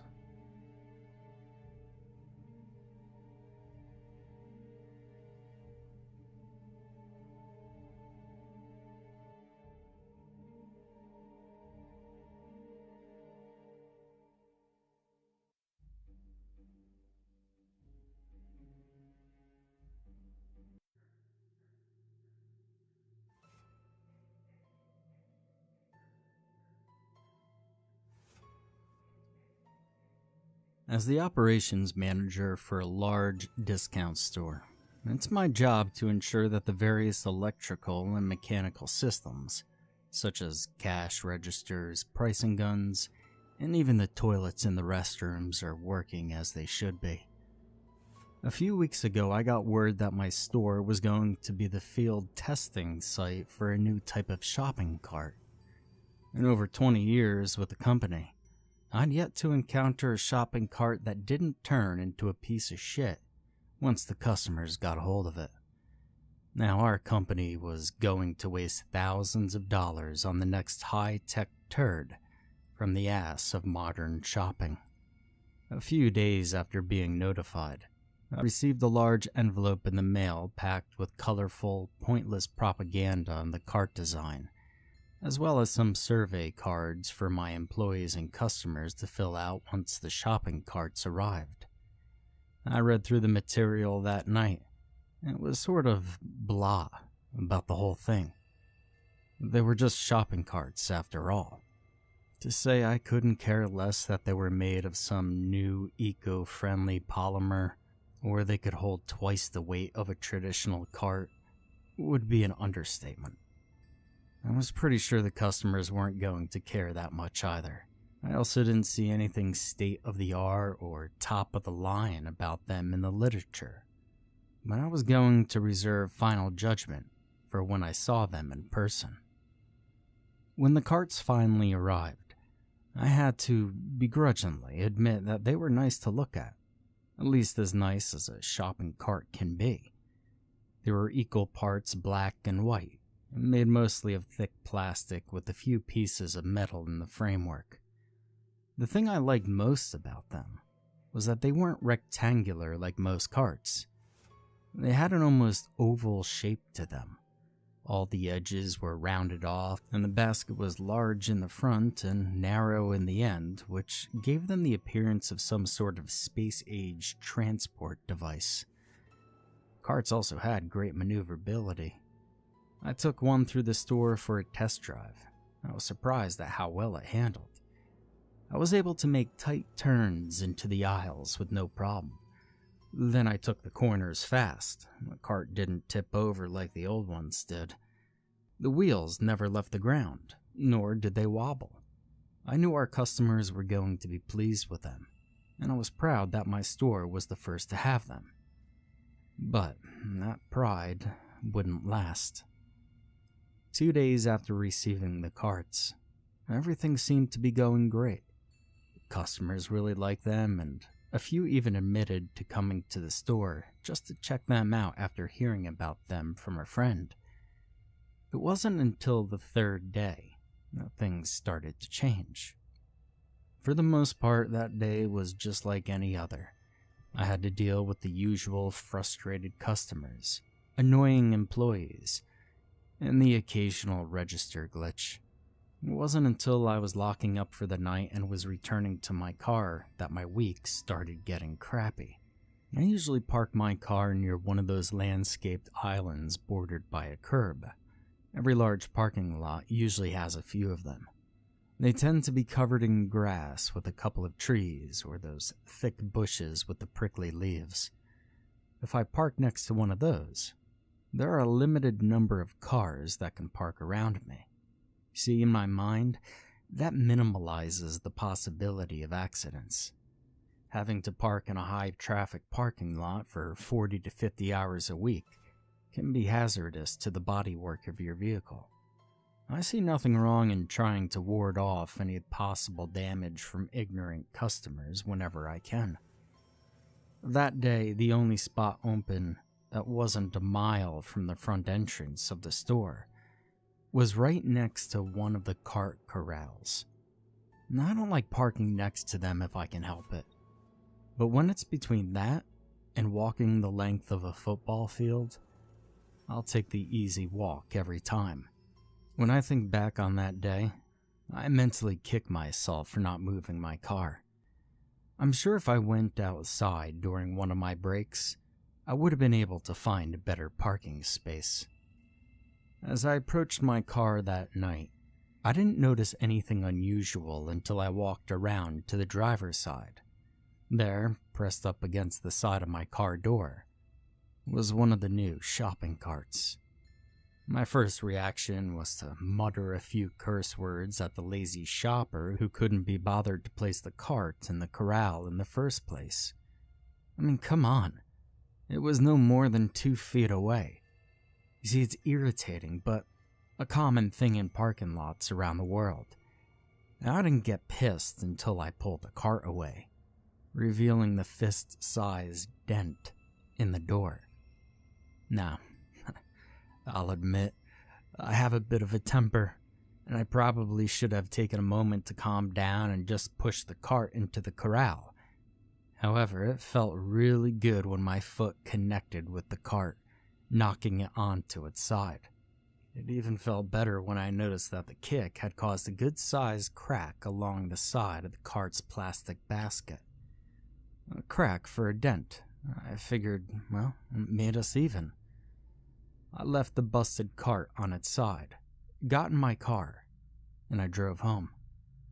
I knew the opening manager would deal with it when he got in.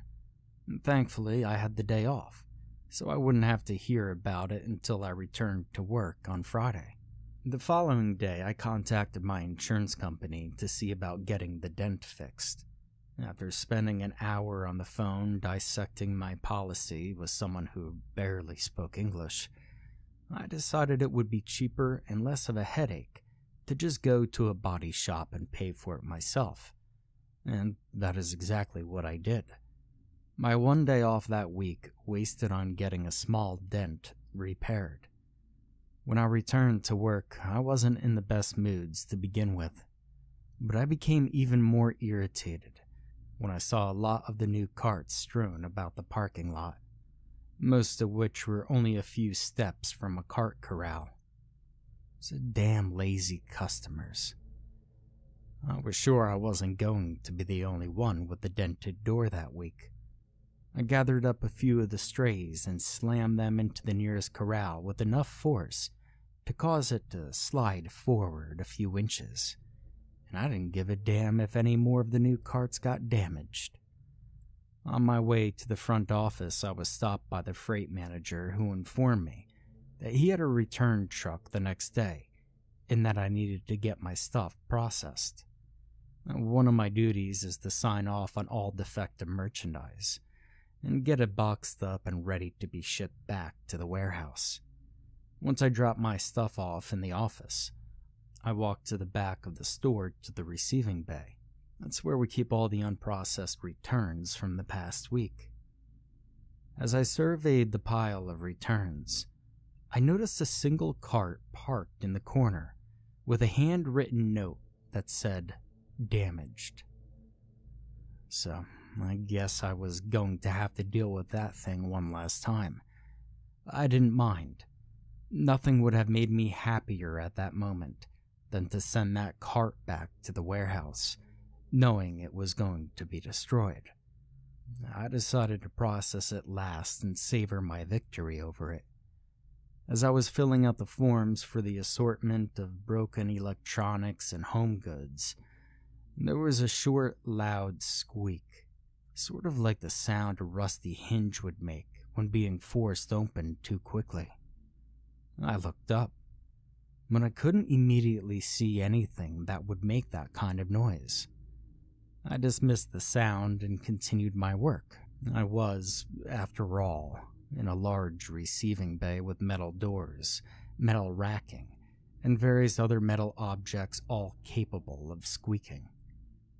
I returned to my paperwork, and the moment my pen touched the paper, the squeak returned.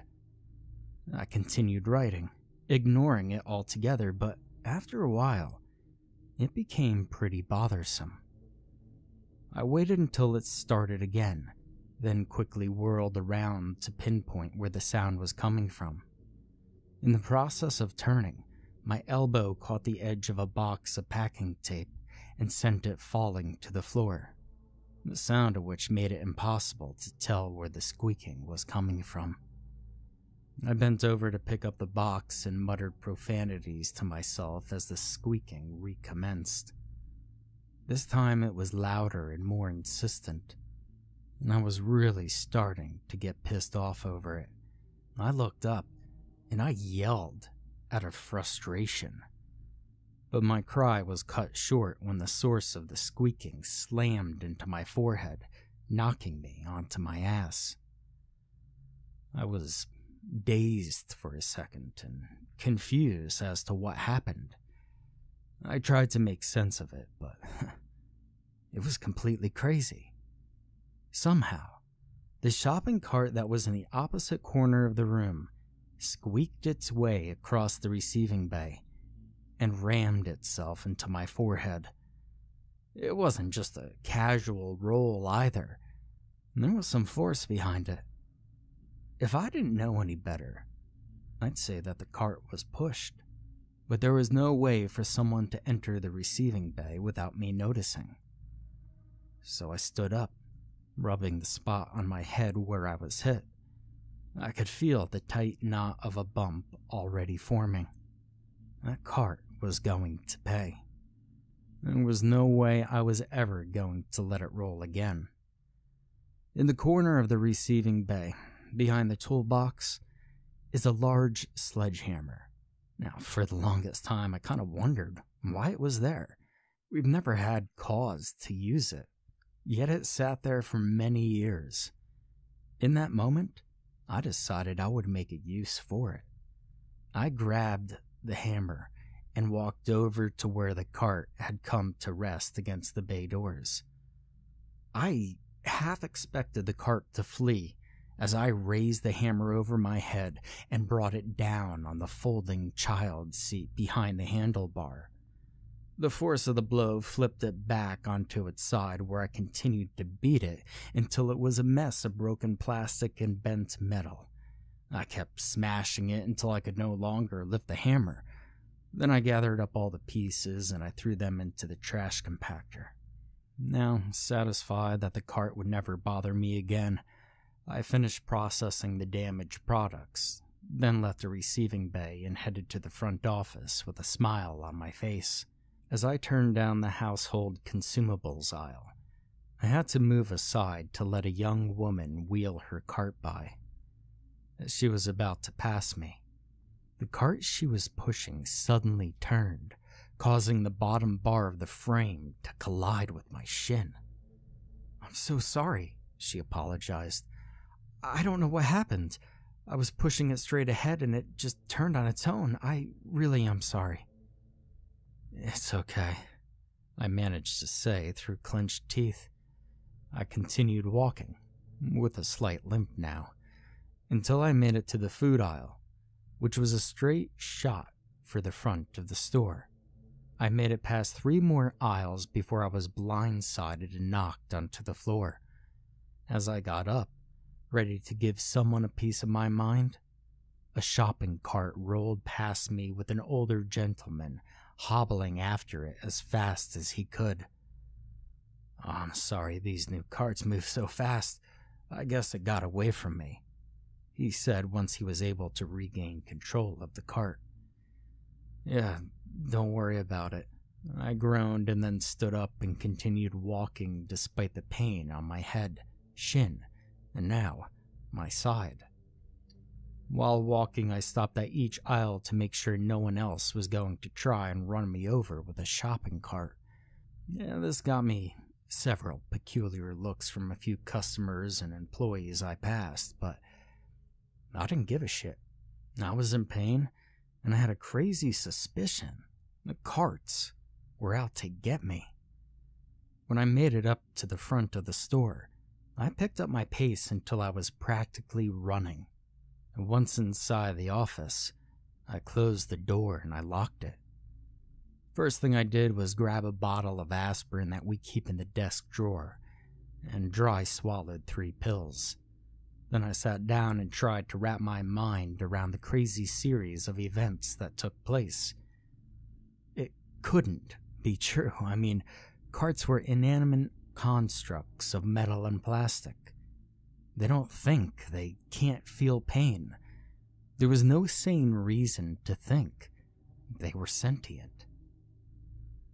After sitting down and thinking about the situation rationally for a while, I was able to convince myself that I was just a victim of a series of bizarre events that just so happened to share a common factor. This, however, did not stop me from avoiding carts for the rest of the evening, just in case. Once I closed up the registers for the night and let all the employees leave, I let out a big sigh of relief. Hell, I couldn't wait to get home.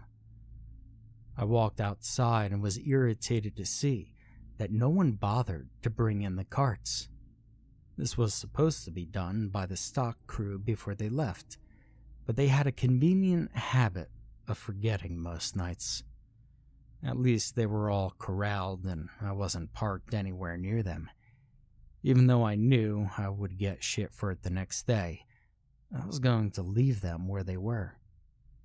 I approached my car feeling more and more relieved with each step I took.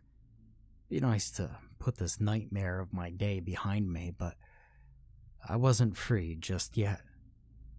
A faint squeaking started in the distance, causing my heart to skip a beat.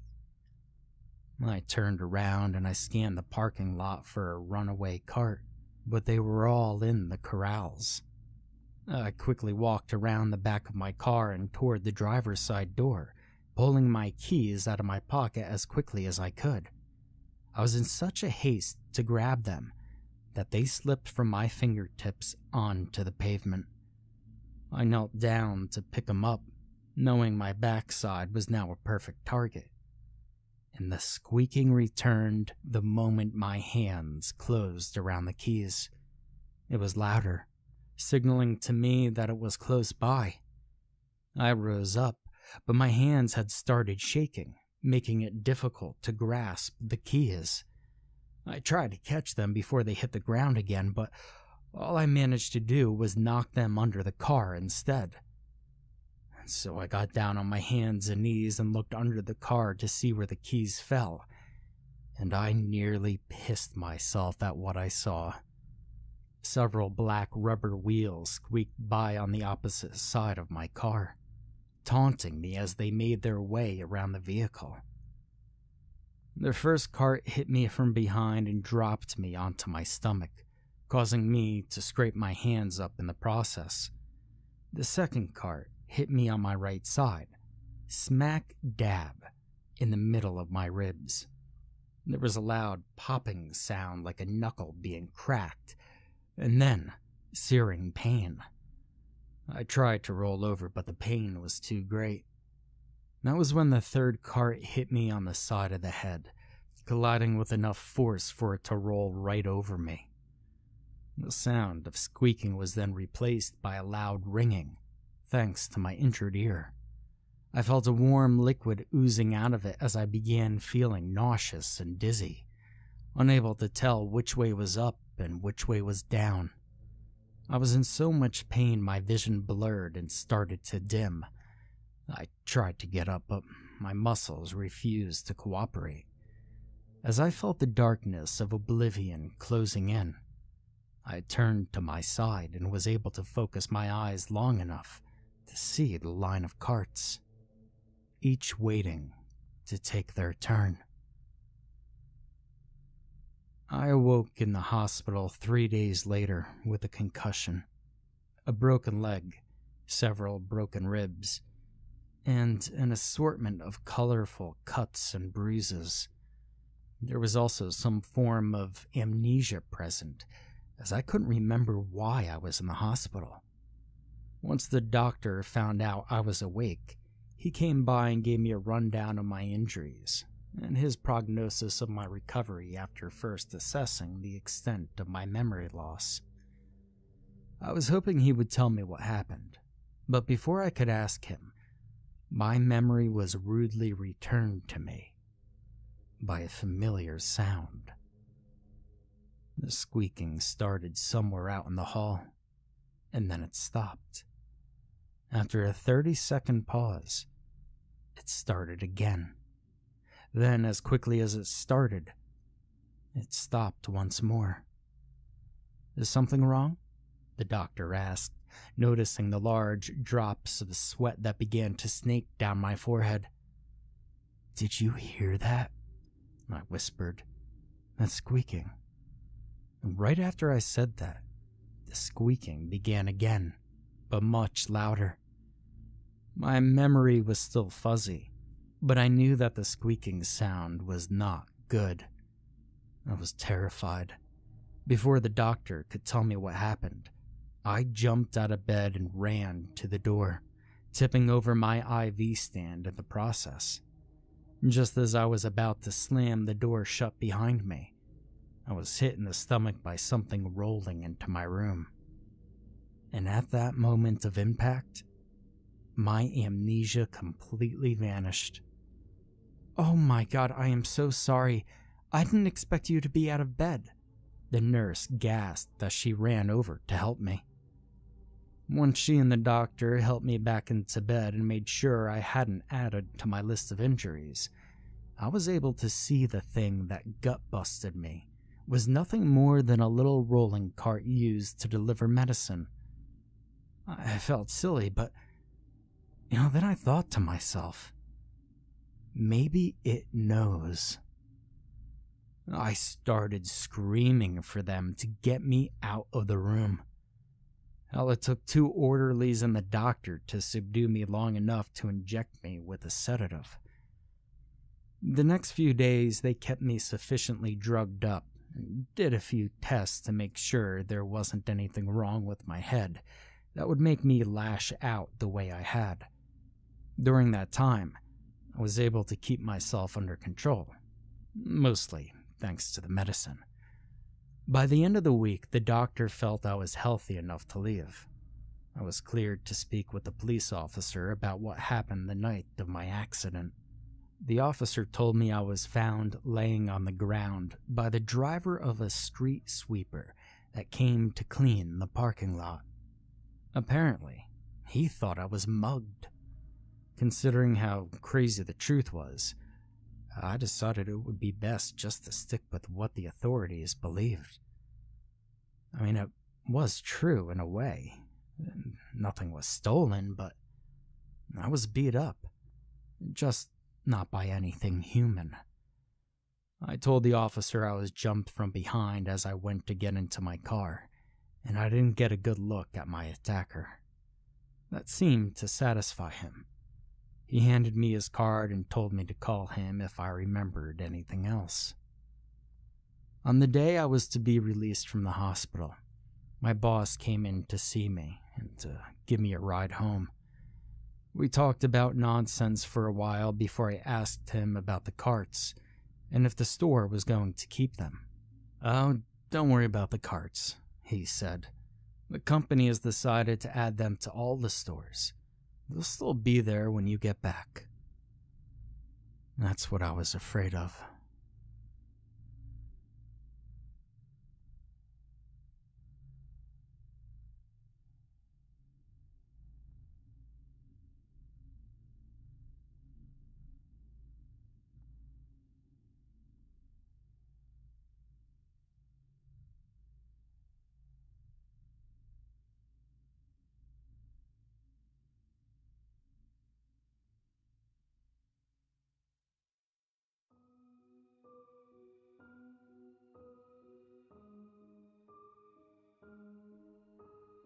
If you really want to hear about it, well, here's what happened. It was a long time ago and I was working at a local pizza joint called Peter Pizza. I remember clock watching, waiting for midnight to strike so I could get the hell out of there. I didn't have any plans. I just wanted to go home and watch a movie and maybe smoke a joint before going to sleep. I hadn't been able to fall asleep last night, and I was tired and I was pissy. I remember hoping that the phone wouldn't ring because that was exactly how it went in the food service industry. You see, people called about 5 minutes before closing time, expecting to get good service. Yeah, right. Peter Pizza. I mean, what the hell kind of name was that? The better question was, why had I applied there for a job in the first place? I was 25 years old for starters. Most people my age have, well, I'm paying my way through school to fall back as an excuse, but me? Well, shit. All I could say was, it's all I'm qualified for because I couldn't decide on a major when I was younger. And now that I'm older and wiser, I realize that everything else is a fucking waste of time. Whatever. You see, apathy and I, we pretty much go hand in hand. 14 minutes until I could get out. I hated the customers, or guests, as the management wanted to call them. Guess my ass. Being a guest required just a little bit of dignity. So the assholes that waddled into Peter Pizza would be referred to as customers. Now, I didn't work the front counter too much. I'm not entirely sure which end of the stick I was getting, because I usually clocked in as a delivery driver. Paul, the owner of Peter Pizza, gave me $50 extra a week to pay for gas, which was more than enough. Paul was okay. Definitely not my favorite person. He had his moments of pleasantness, though. But tonight wasn't one of those nights. He had a stick up his ass for some reason or another, and it had been there since he'd walked in the front door. I could see it on his face, in his eyes, behind his glasses. I didn't know. I had arrived at work pleasantly stoned and had stayed that way until now. And I didn't really care why old Paulie was mad, nor did I care if he was going to feel better. Not with 12 minutes left on the clock. You see, you just can't close the goddamn doors a few minutes early, can you? I thought, rolling my eyes as I watched the second hand tick, tick, tick its way around the clock. But Paul is just one of those bosses, the kind that would leave his front doors open for another 10 or 20 minutes past close. And he wondered why the turnover rate was so high. When you pander to the customers, not the employees, things are bound to go wrong. I sighed and reached into my back pocket to retrieve my cell phone. And that was when the phone on the counter behind me rang for the first time in 2.5 hours. Oh, I groaned, rolling my head back. Subtlety and I, well, we kind of clash. I was pissed. It was 10 minutes until close. This asshole, I muttered as I picked up the phone and put the receiver to my ear. Thanks for calling Peter Pizza, this is Ben speaking, I said, turning my head slightly to look towards the office, where Paul was busy with paperwork. How may I assist you this evening? Hey, I'm really sorry to be calling so late, the guy on the other end said quickly. I immediately felt a little bad. He sounded polite, albeit a little anxious, a little uptight. Are you still delivering?" "You bet," I said.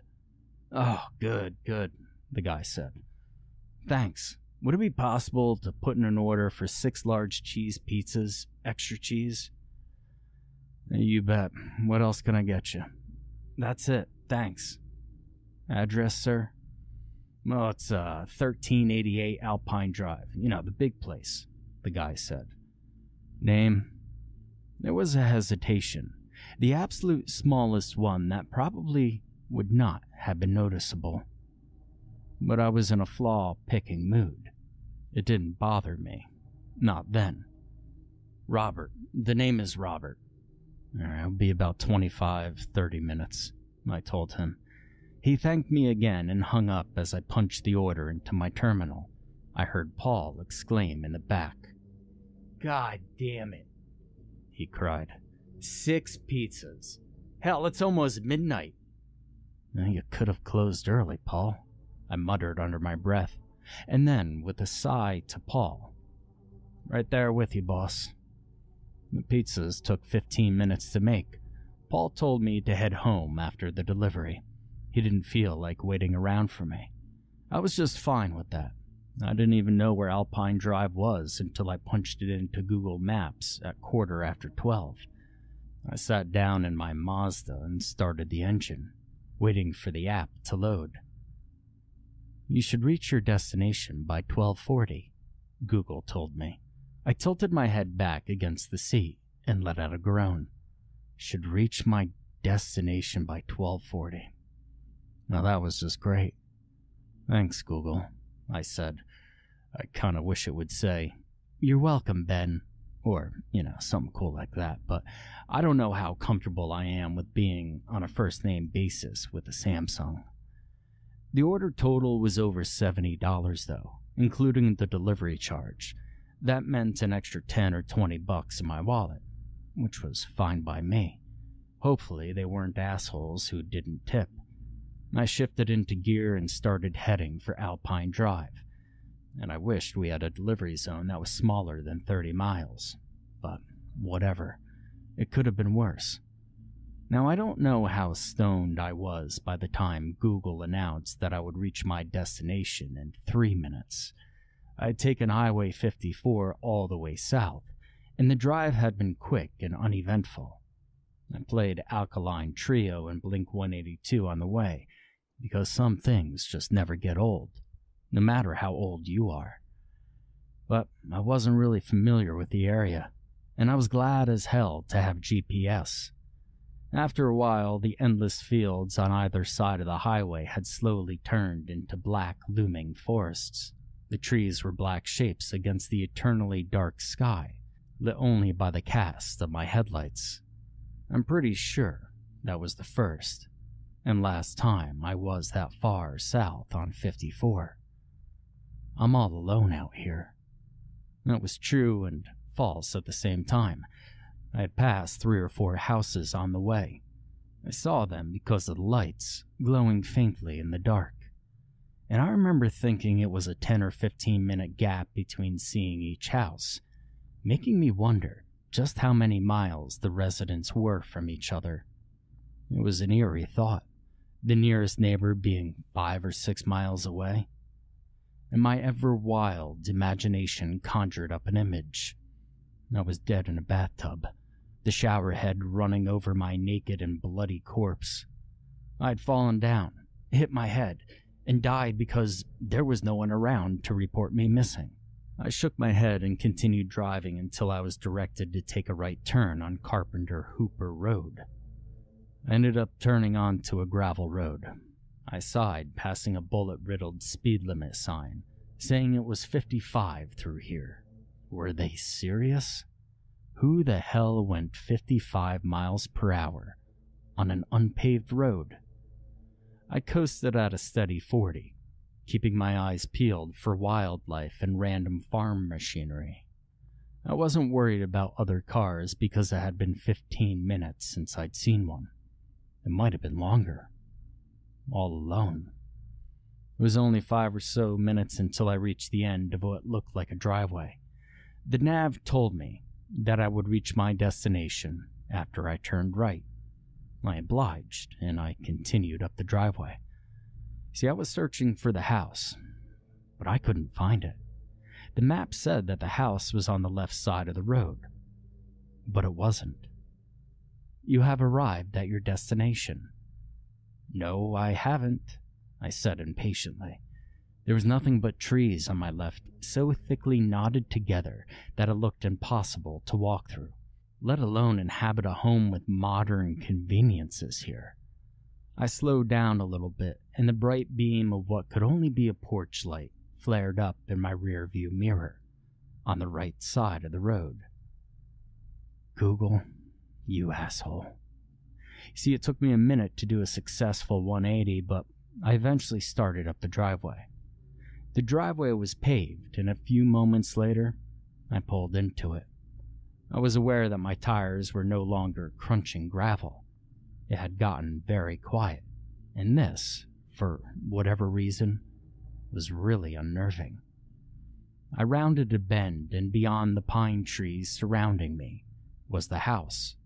Whatever light I'd seen was off now, and the place was totally dark. The driveway looped around in front of the house.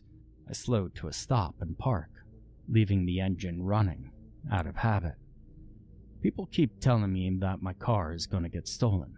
Please, steal my car. Maybe I'd gotten the wrong address or typed in the wrong one or something. The GPS had already been wrong once. No. The address next to the door was the same as what I'd typed in. I shrugged it off because it wasn't that big of a deal. It wasn't a big deal then anyway, because that's how things go. The characters in the horror movies make those stupid decisions because going upstairs to investigate that strange noise is what most people would likely do. You see, it's part logic because floorboards like to creak randomly, and things fall over all the time. It's a security thing, though. We, as human beings, have to be certain that we're safe. The idea of an intruder was a slimy thought. The word intruder even had a sinister feel to it.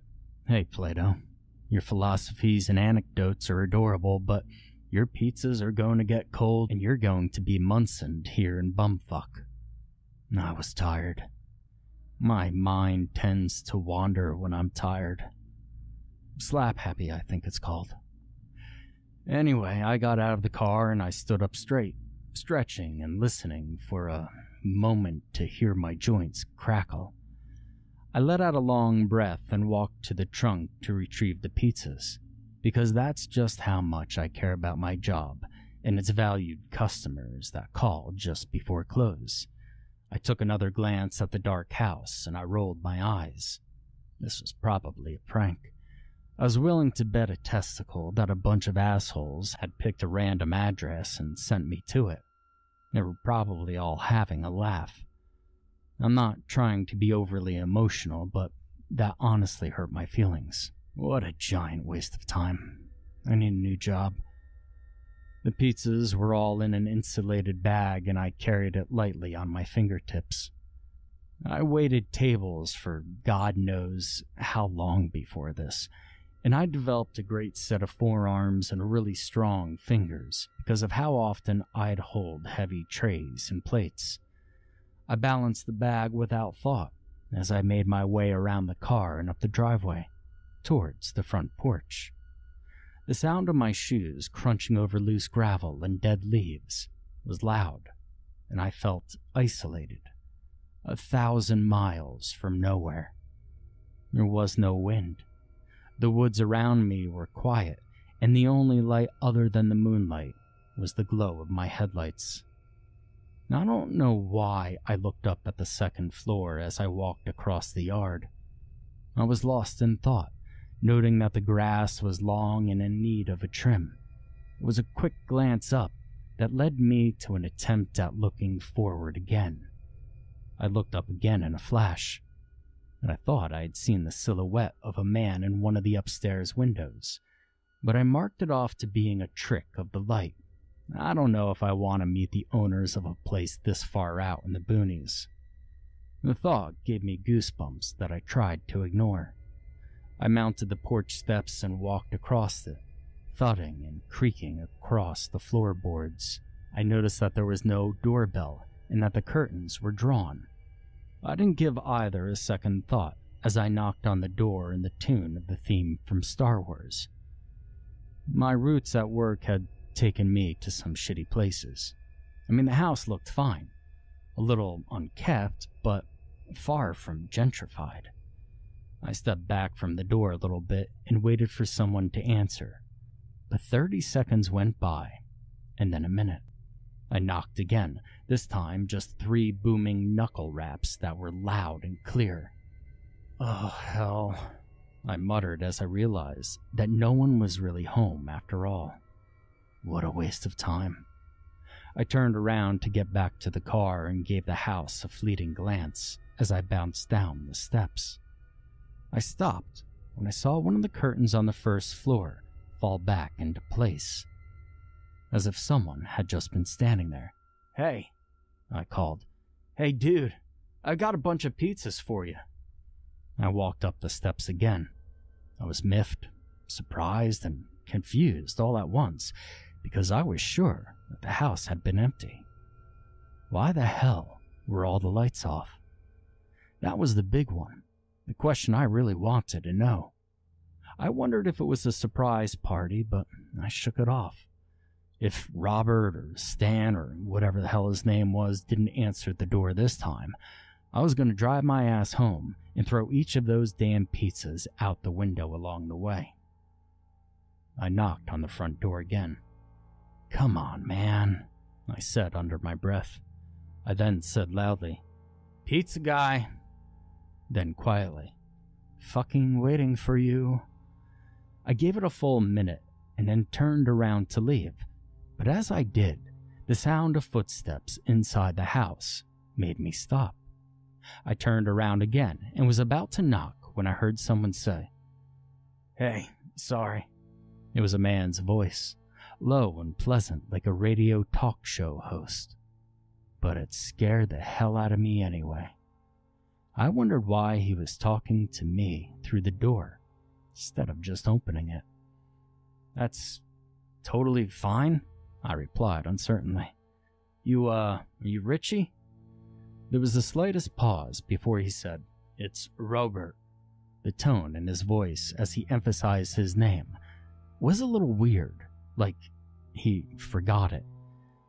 But I didn't think too much of it, mostly because he had scared the hell out of me, but because the customers I served were strange and sometimes liked to use fake names when ordering pizza, like Dale Gribble on King of the Hill. I don't know why, and I don't question why people are the way they are. "You ordered the 6 large cheeses?" I felt ridiculous, talking to this guy through the door, and a little uncertain. I was ready to run at any moment, in case things went south with the guy behind the door. Sirens weren't going off inside. The guy instantly struck a weird chord with me, but not a threatening one. "Yes, I did. Hey, look, this is a weird question, but could you come around the back door and meet me on the patio?" I didn't answer right away, and maybe that's why he added, "This door is all screwed up. I was waiting for you in the kitchen. I thought I mentioned that on the phone." All I could really say was, "Yeah, okay." Had he told me that? I didn't think so, but I couldn't remember. I'd been pissed about how late it was, and about everything, but the order itself had vacated my mind. I was a little unsettled by how quickly he added that the door was busted.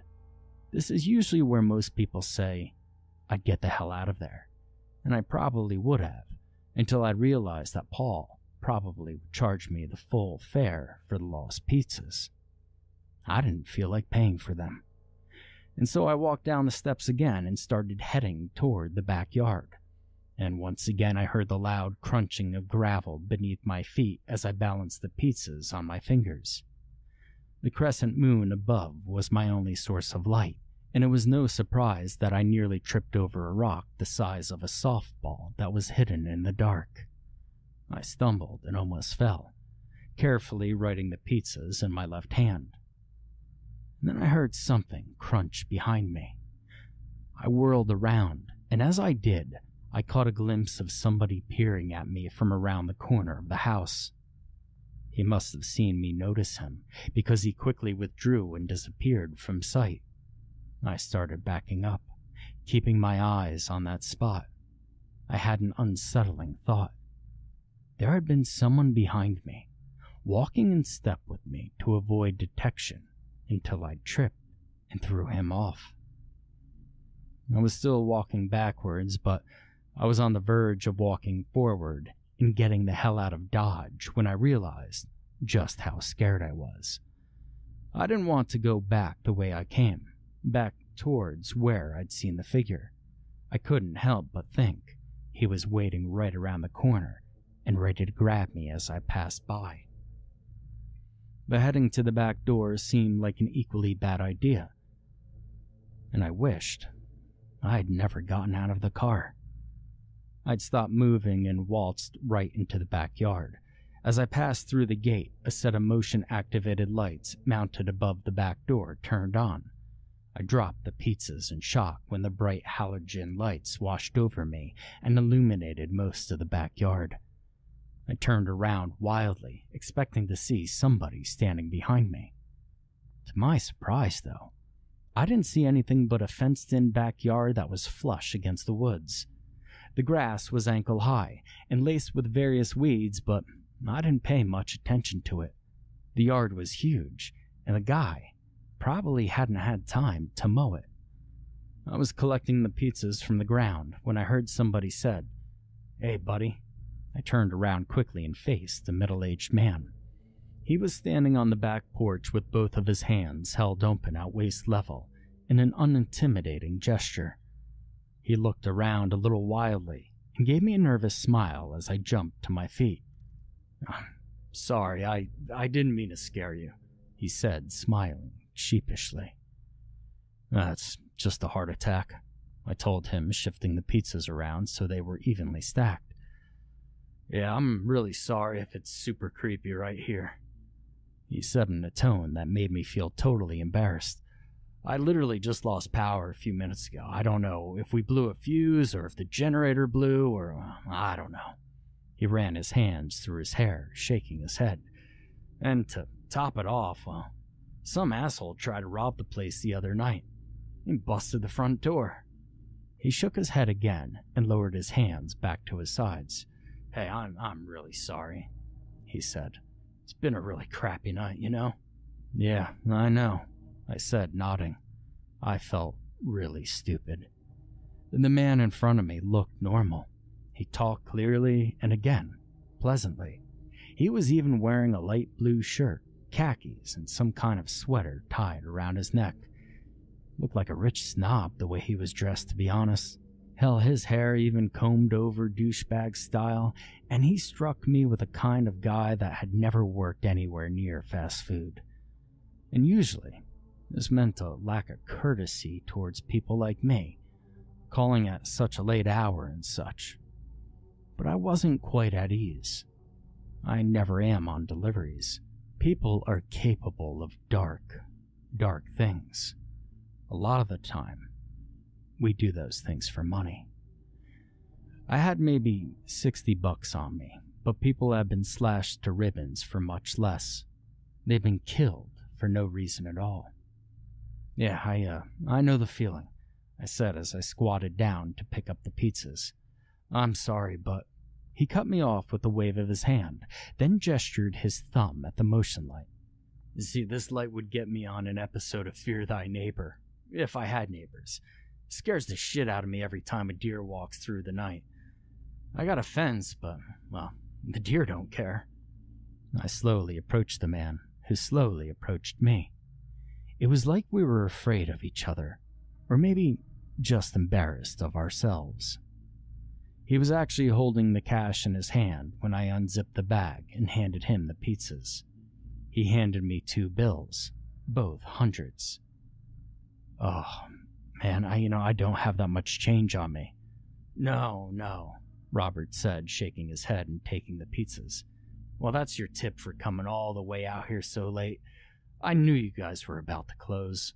For $100 and something tip, I said, "It's fine, man, really. All I was going to do was go home and watch TV until I fell asleep." It was the truth, but I tried my best to make it sound like it was something I didn't want to do. The tip threw me way the hell off. I had been expecting anywhere between $1 and $20. This guy was loaded. "Well, I appreciate it anyway," the guy said. "Thanks, He had been maintaining eye contact with me the whole time in a non-threatening way, more like a salesman than anything. He suddenly broke it and stared past me into the woods beyond the backyard. There was a man standing on our side of the fence, barely visible in the darkness. I don't know why I whispered, "Oh shit," but Robert looked at me concerned, and then back at the woods. "Did he talk to you?" he demanded angrily. "That son of a bitch has been scaring the shit out of us." The man in the woods nimbly hopped over the fence and proceeded our way in a slow and steady gait. Robert shouted, "Hey!" in an angry tone and leapt off the porch. He shoulder-checked me as he ran past, towards the fence. "Well, I told you to get the hell off of my property." I stuffed the money in my pocket and started to follow him for whatever reason.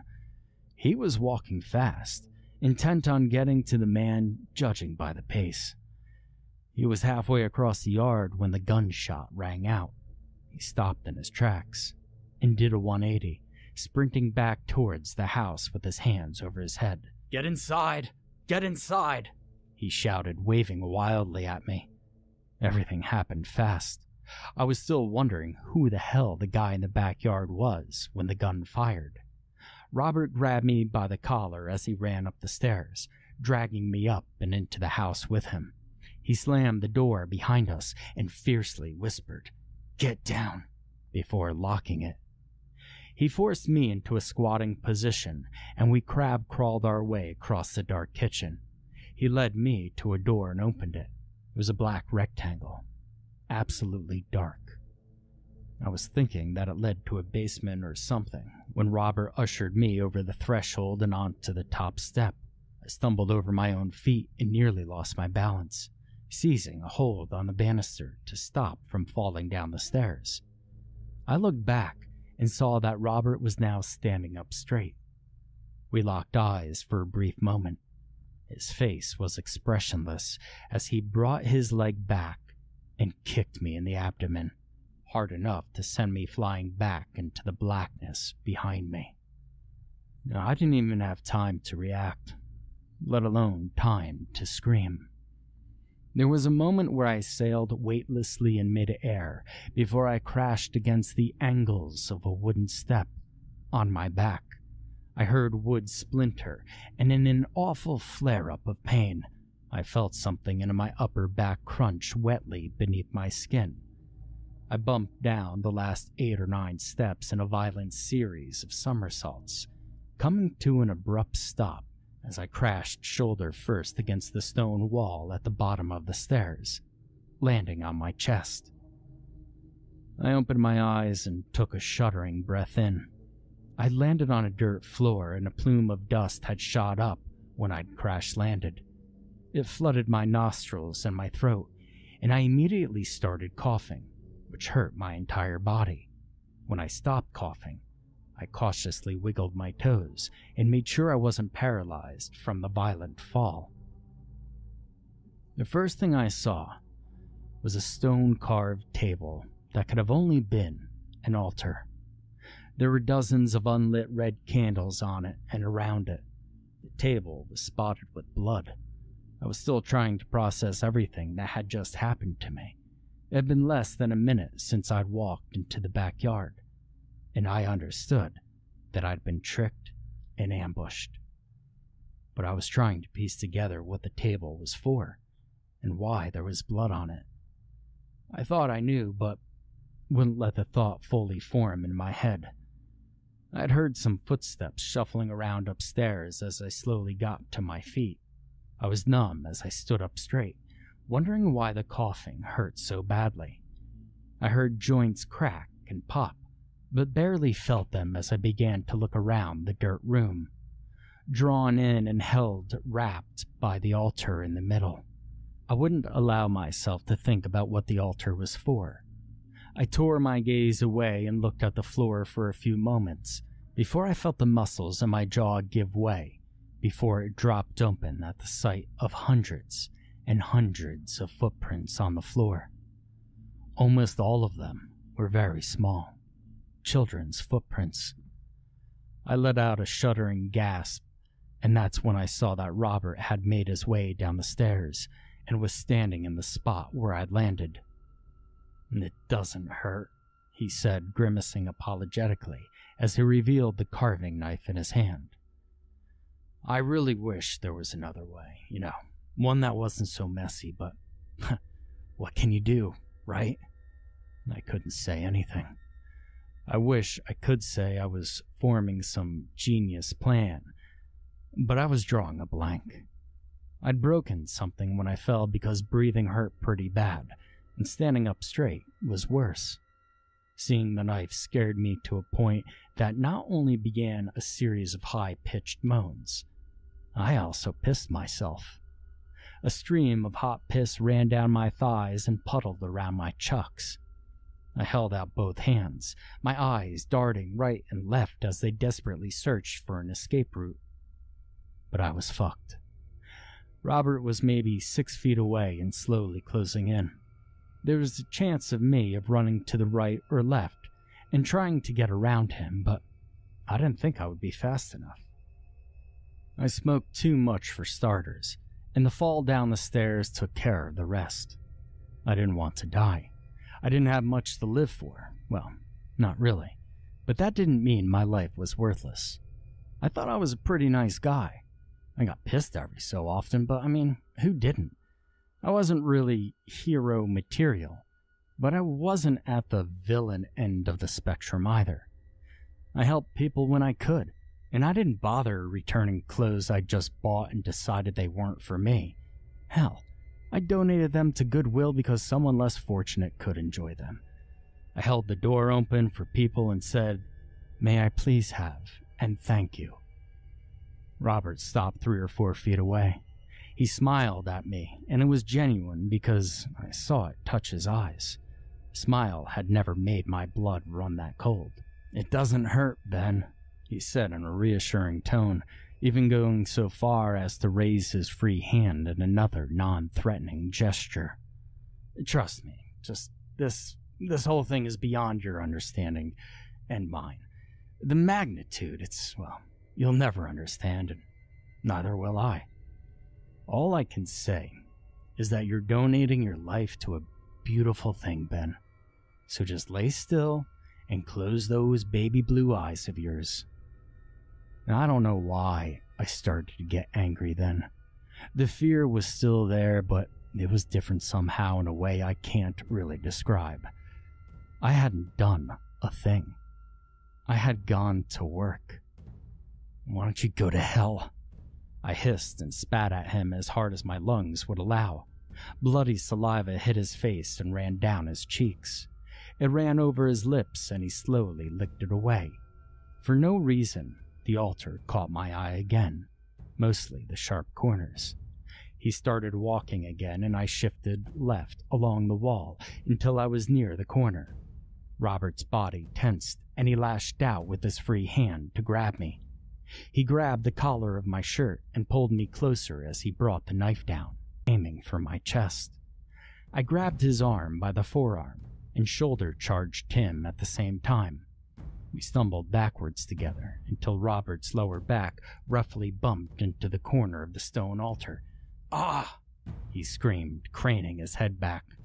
I heard the knife clatter on the altar, and Robert grabbed the sides of my head, his thumb searching for my eyes and tearing the skin just above my eyebrows. I went back with his momentum and then decided to go forward again, shoving him into the corner of the altar again. He let out a pained scream as the stone corner dug into his tailbone this time. He lurched forward, reaching behind him to feel his back. And then I charged him. I don't know where the strength came from, but I don't really want to know. You see, never question a good thing. I sure as hell don't anymore. Anyway, his back collided with the altar, and again he let out another pained shout before he unexpectedly stepped forward and brought his knee into my chest. I don't think I'll ever feel pain like that again. I saw stars and screamed so loudly I saw red and black spots glittering in front of the stars.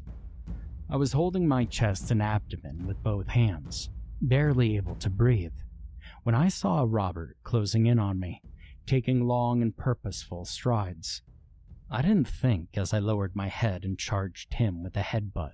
With the last bit of strength I had, the top of my head slammed into his abdomen, and I heard the wind rush out of his lungs, and he flew back from the impact.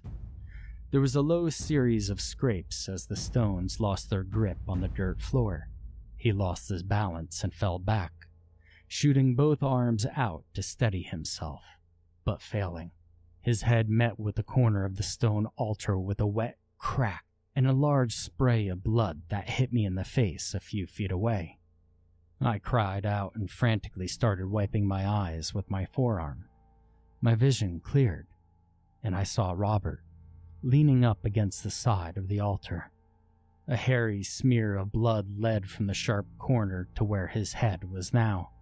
His eyes were bulging out, and his mouth was hanging open. There was a growing pool of blood around him. Was he dead? Well, he had to be. His head had just gotten split open like an egg. I quickly stepped past him, making my way for the stairs. "You're gonna fucking die down here," Robert crooned wetly in a sing-song voice, unseen from the other side of the altar. I heard more scraping and knew that he was starting to get to his feet. I saw one of his bloody hands reach up and grip the edge of the altar. I didn't stick around to see anything else. I gripped the railing with both hands and hauled myself up the stairs as best as I could, trying to look in every direction at once. But I could hear Robert shuffling around behind me, chuckling and panting wetly. I reached the top of the stairs and looked around at a moonlit kitchen before hauling ass for the back door. Kitchen was empty, save for half a bottle of 337 Cabernet on the counter with 5 empty wine glasses around it. A brief glimpse into the living room told me that nobody lived here, but it was the countless amounts of spiderwebs in the corners of the ceiling that told me that nobody had lived here for a long, long time. I heard Robert clunk on one of the stairs, calling my name. I reached for the knob on the back of the door and boom!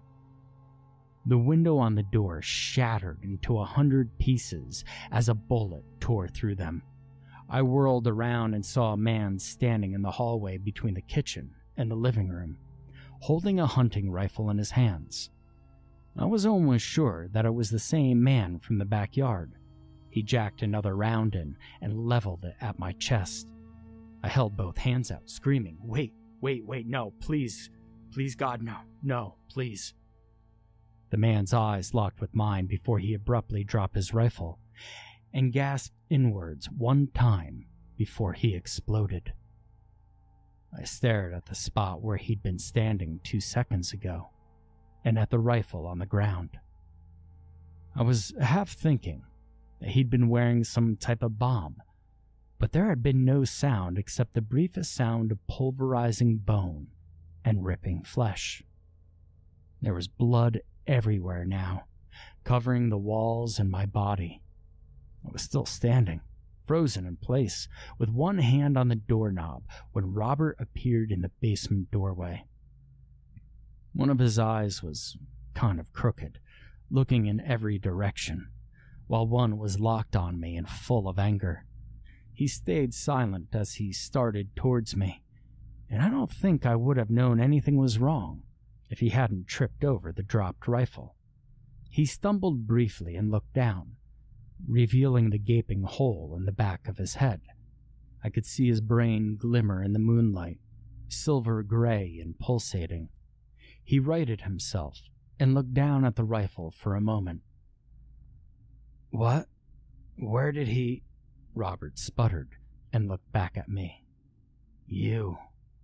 He trailed off and stared at me intently, or at least I thought he was looking at me. He was looking past me, almost the same he had looked past me a few minutes earlier. I jerkily turned my head and saw what he was looking at. There were 3 yellow jackets on the door behind me, lazily crawling on the wood. I was prepared to move away when they flickered their wings and took off into the air. They flew into the darkness and were gone. "Oh no," Robert whispered, covering his face with both hands. "Oh no."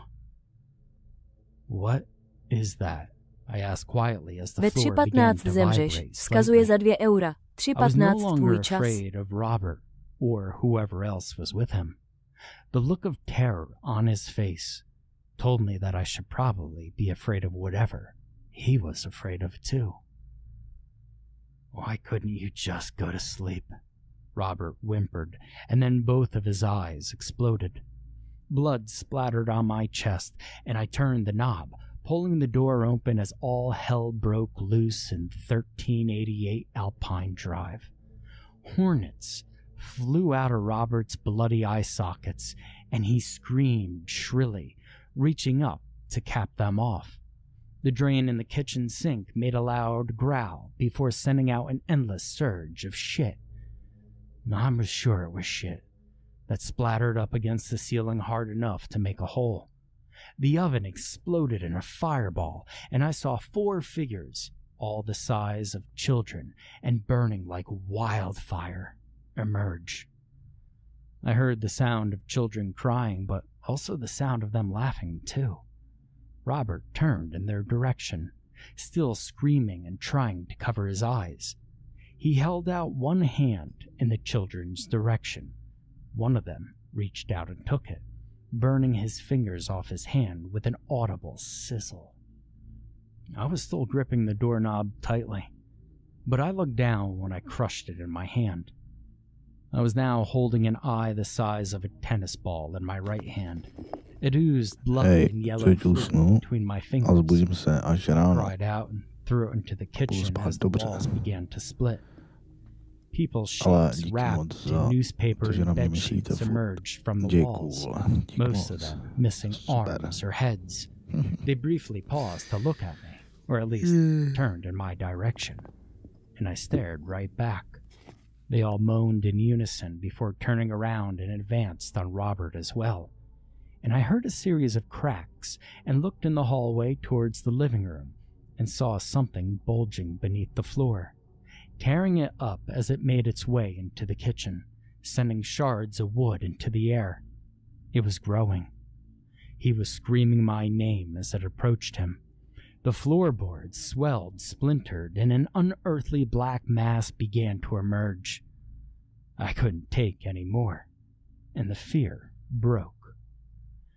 I threw myself onto the back porch, pulling the door closed behind me with a loud slam, and I stumbled into the railing, and Robert's scream stopped, but the growling continued. "Lights out, Bobby," I whispered as I felt my way along the railing and vaulted down the stairs. I could hear whines and moans now, amidst growls and snarls. I ran along the side of the house as fast as I could. There was no pain. My only thought now was my own survival. The car was 10 yards away when the windows I ran past began to shatter outwards like small bombs were going off inside, and I cried with each one, and I covered my head, never taking my eyes off of the car. The growling grew louder, overlapped with weeps, moans, and shrieks of damnation. "Ben, stay with me. Ben, it's okay. Don't be afraid, Ben. Your father's with us, Ben. It doesn't hurt, Ben." I slammed into the side of the Mazda with a cry of pain and patted my pockets for my keys. They weren't there. I madly felt myself up and down to find them, trying to keep my eyes on the house. The window panes began to light up a deep red, and a low-frequency humming seemed ever present in my ears. And that was when I realized I'd never killed the engine. That I'd left the damn car running the whole time because I thought I'd only be a minute or two. Shit, I cried incoherently as I pulled the door open and dove inside, smacking the lock button down hard enough to crack the plastic. I didn't bother with the seatbelt. I mashed the brake and reached for the gear shift. A man's body landed on the hood of the car, his face cracking the windshield with a spray of blood. He gripped the hood, trying to pull himself forward. The top of his head was gone, and there was no brain inside, just blackness. He looked up at me, and I saw that his teeth were missing, ripped out of his bleeding gums. "Help me, please," he groaned, and something pulled him off the hood with such a force that he lost 4 fingers. I know because I found them later on, just beneath my windshield wipers. My passenger side window shattered. I covered my face with my arms, peering through the crack between them to see that the house was burning yellow and white, and I could hear screaming and laughing, the sound of children crying.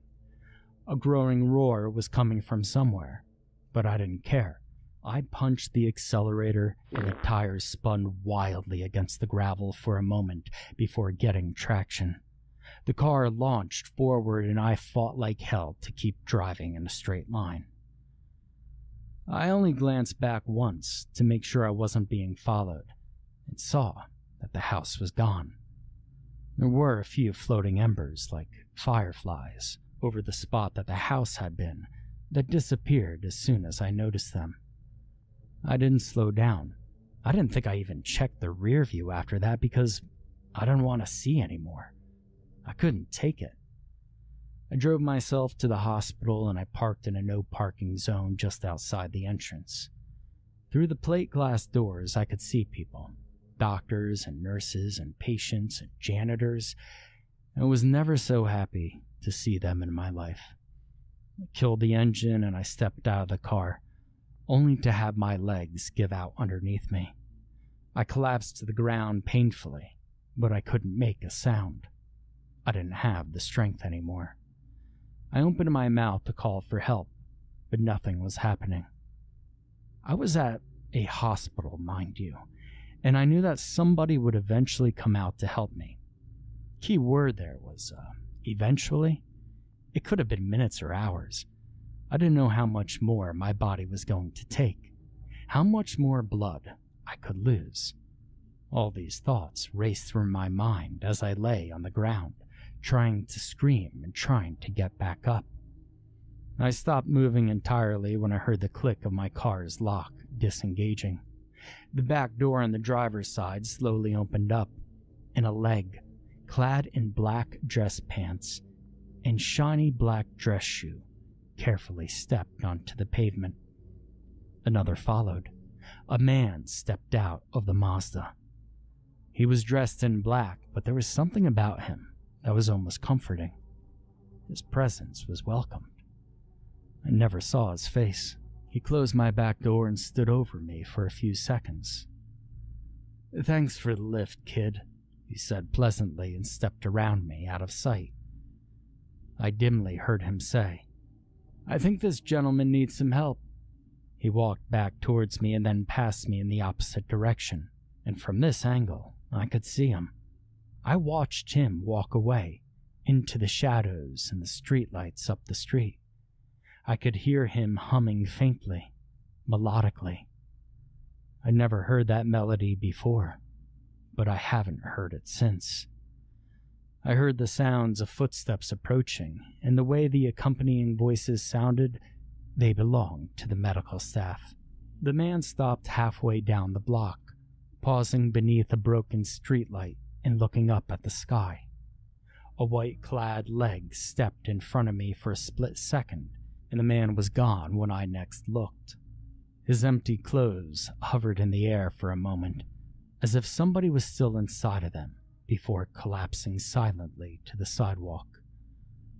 A black mist floated up towards the sky, engulfing the dead streetlight for a moment before disappearing entirely.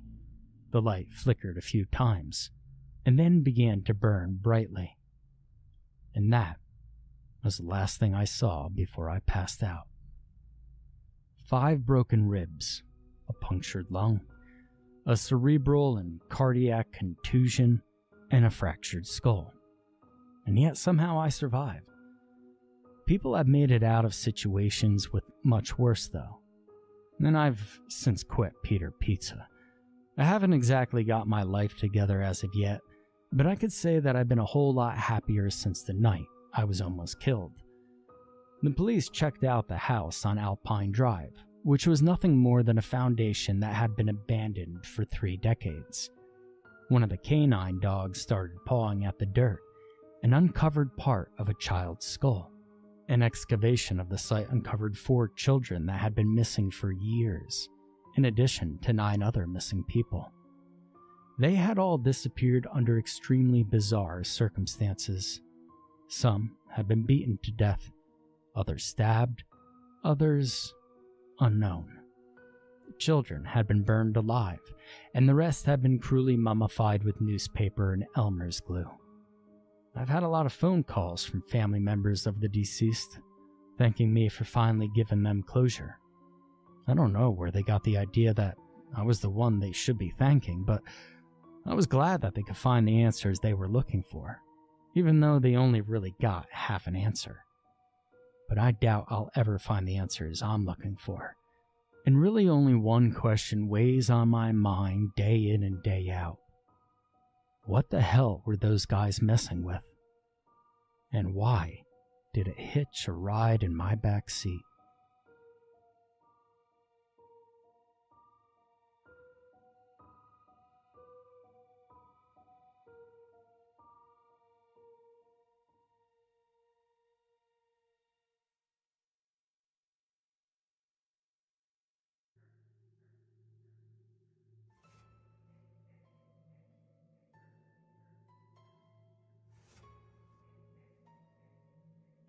I consider myself a rather big fan of silent movies.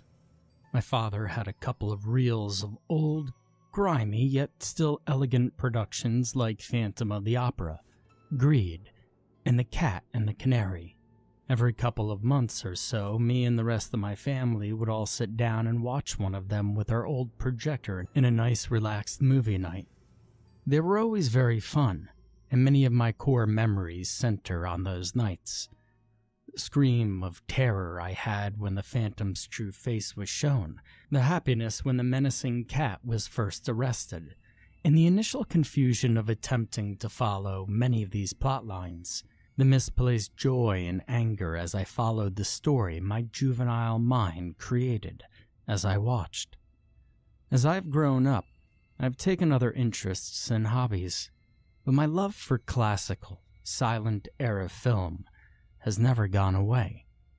I've made friends who collect film reels just like my father. I have touched, held, and seen incredibly rare movies that, if listed online, would easily go for hundreds, if not thousands of dollars. I preface this story with all of this background because it is integral to how I have come across something so bizarre. See, a few months back, one of my friends gave me a contact of his in Europe, Serbia specifically, and told me that he had a film that he said I would be fascinated by, which also happened to be something he would be glad to load off himself for just around $200. Interested, I asked and received his contact information, and later that day I sent him an email introducing myself and inquiring about the movie, asking basic facts about when it was made and if any other copies of it have surfaced. His response confirmed the film was as prophesized by my acquaintance. In a slightly broken yet understandable English, He claimed the movie was filmed all the way back in 1907 and was of Romanian origin, also noting that he has not seen the film anywhere else, which indicated it had not only been lost, but was so obscure, absolutely nobody even knew of its existence besides me, him, and his family, along with anyone else he happened to tell about it. He then went on to explain how he came into possession of the reel and a general rundown of the plot. According to him, his grandfather had bought it off a wandering salesman near the Serbian-Romanian border. He never spoke much of it, but the seller recalled his father telling him to watch out for roaming fences, citing that his own had seen a man without a tongue babbling about some movie, trying to sell it. It had been kept in the family ever since, although he couldn't say whether or not it was ever watched at all, and he certainly knew he never did because he would either not want to sell it, or there wouldn't even be a film to sell. He remembered his father telling him about how it was about some man meeting a demon, but the details were fuzzy in his head, and he couldn't remember entirely. The name of the movie, Homage for the Devil, certainly supported this. With my interest piqued, I wired him the payment. He sent me one more email thanking me profusely. And in retrospect, I should have seen the warning signs starting here. It was 3 entire pages of the phrase, "Thank you. Thank you so much," repeated over and over and over again. And then a few weeks later, a package arrived in my mail.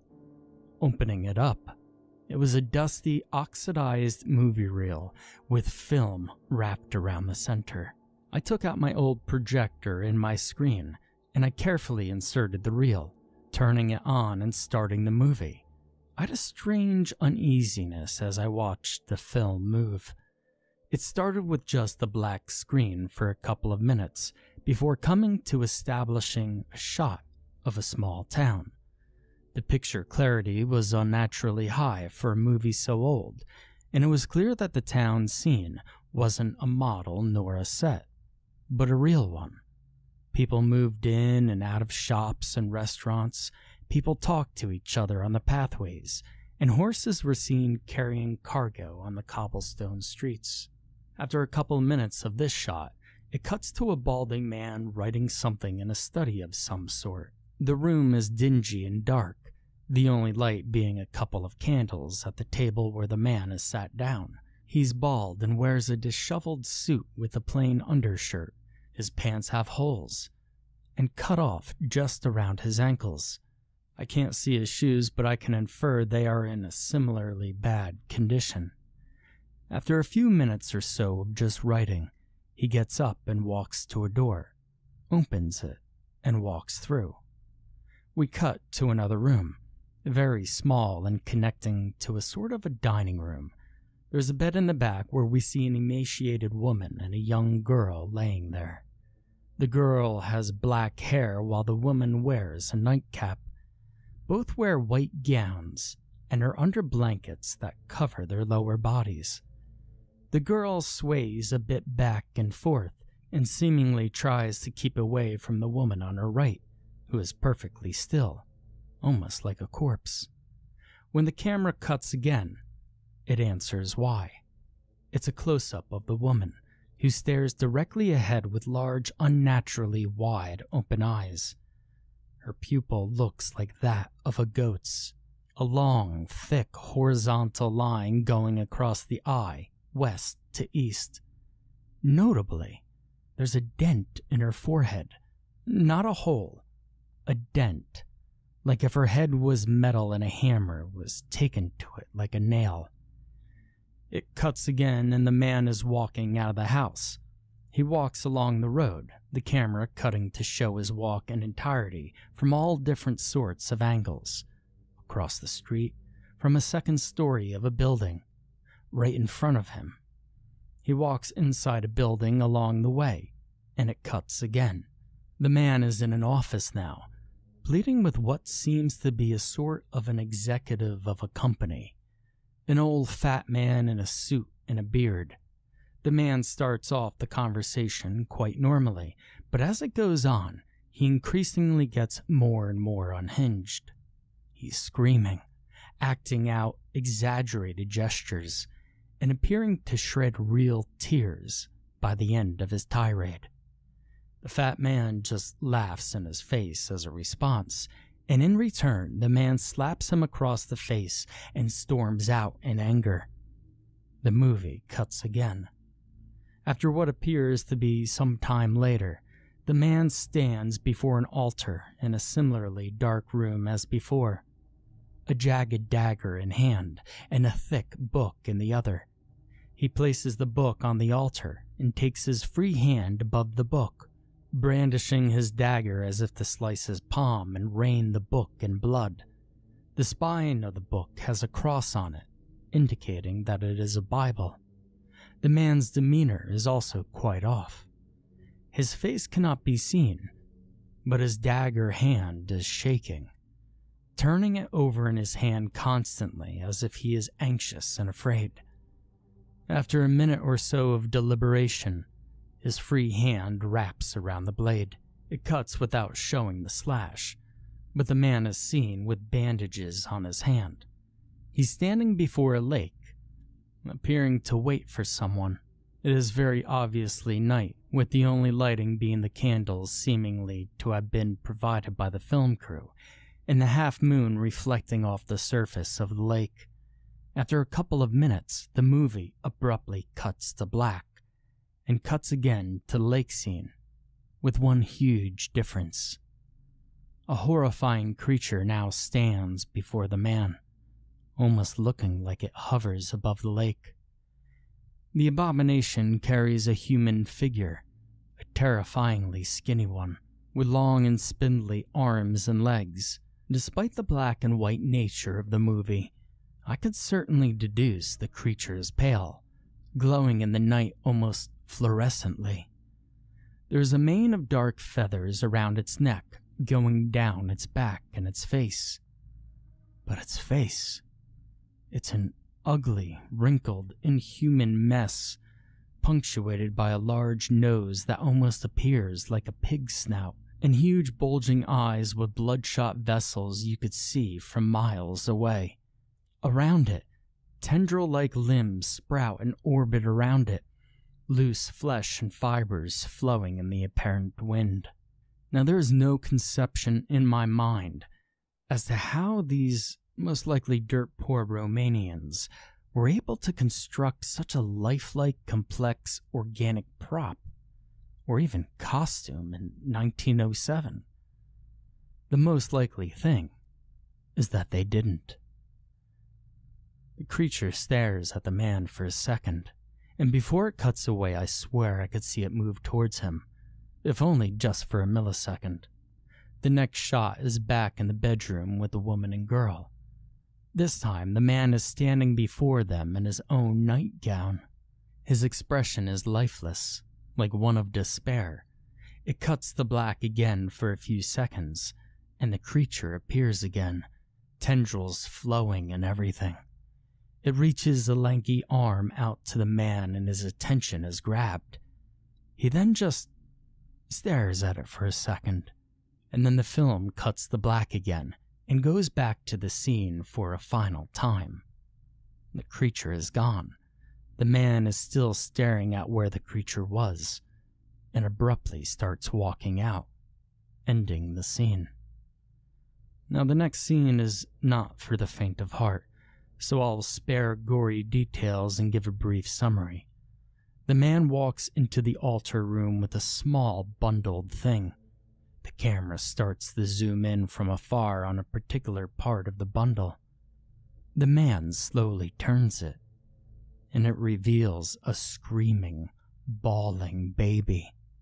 The camera zooms out again, and the man tries to shush it, to no avail. Finally, he takes the dagger out again, pointing the blade at the baby.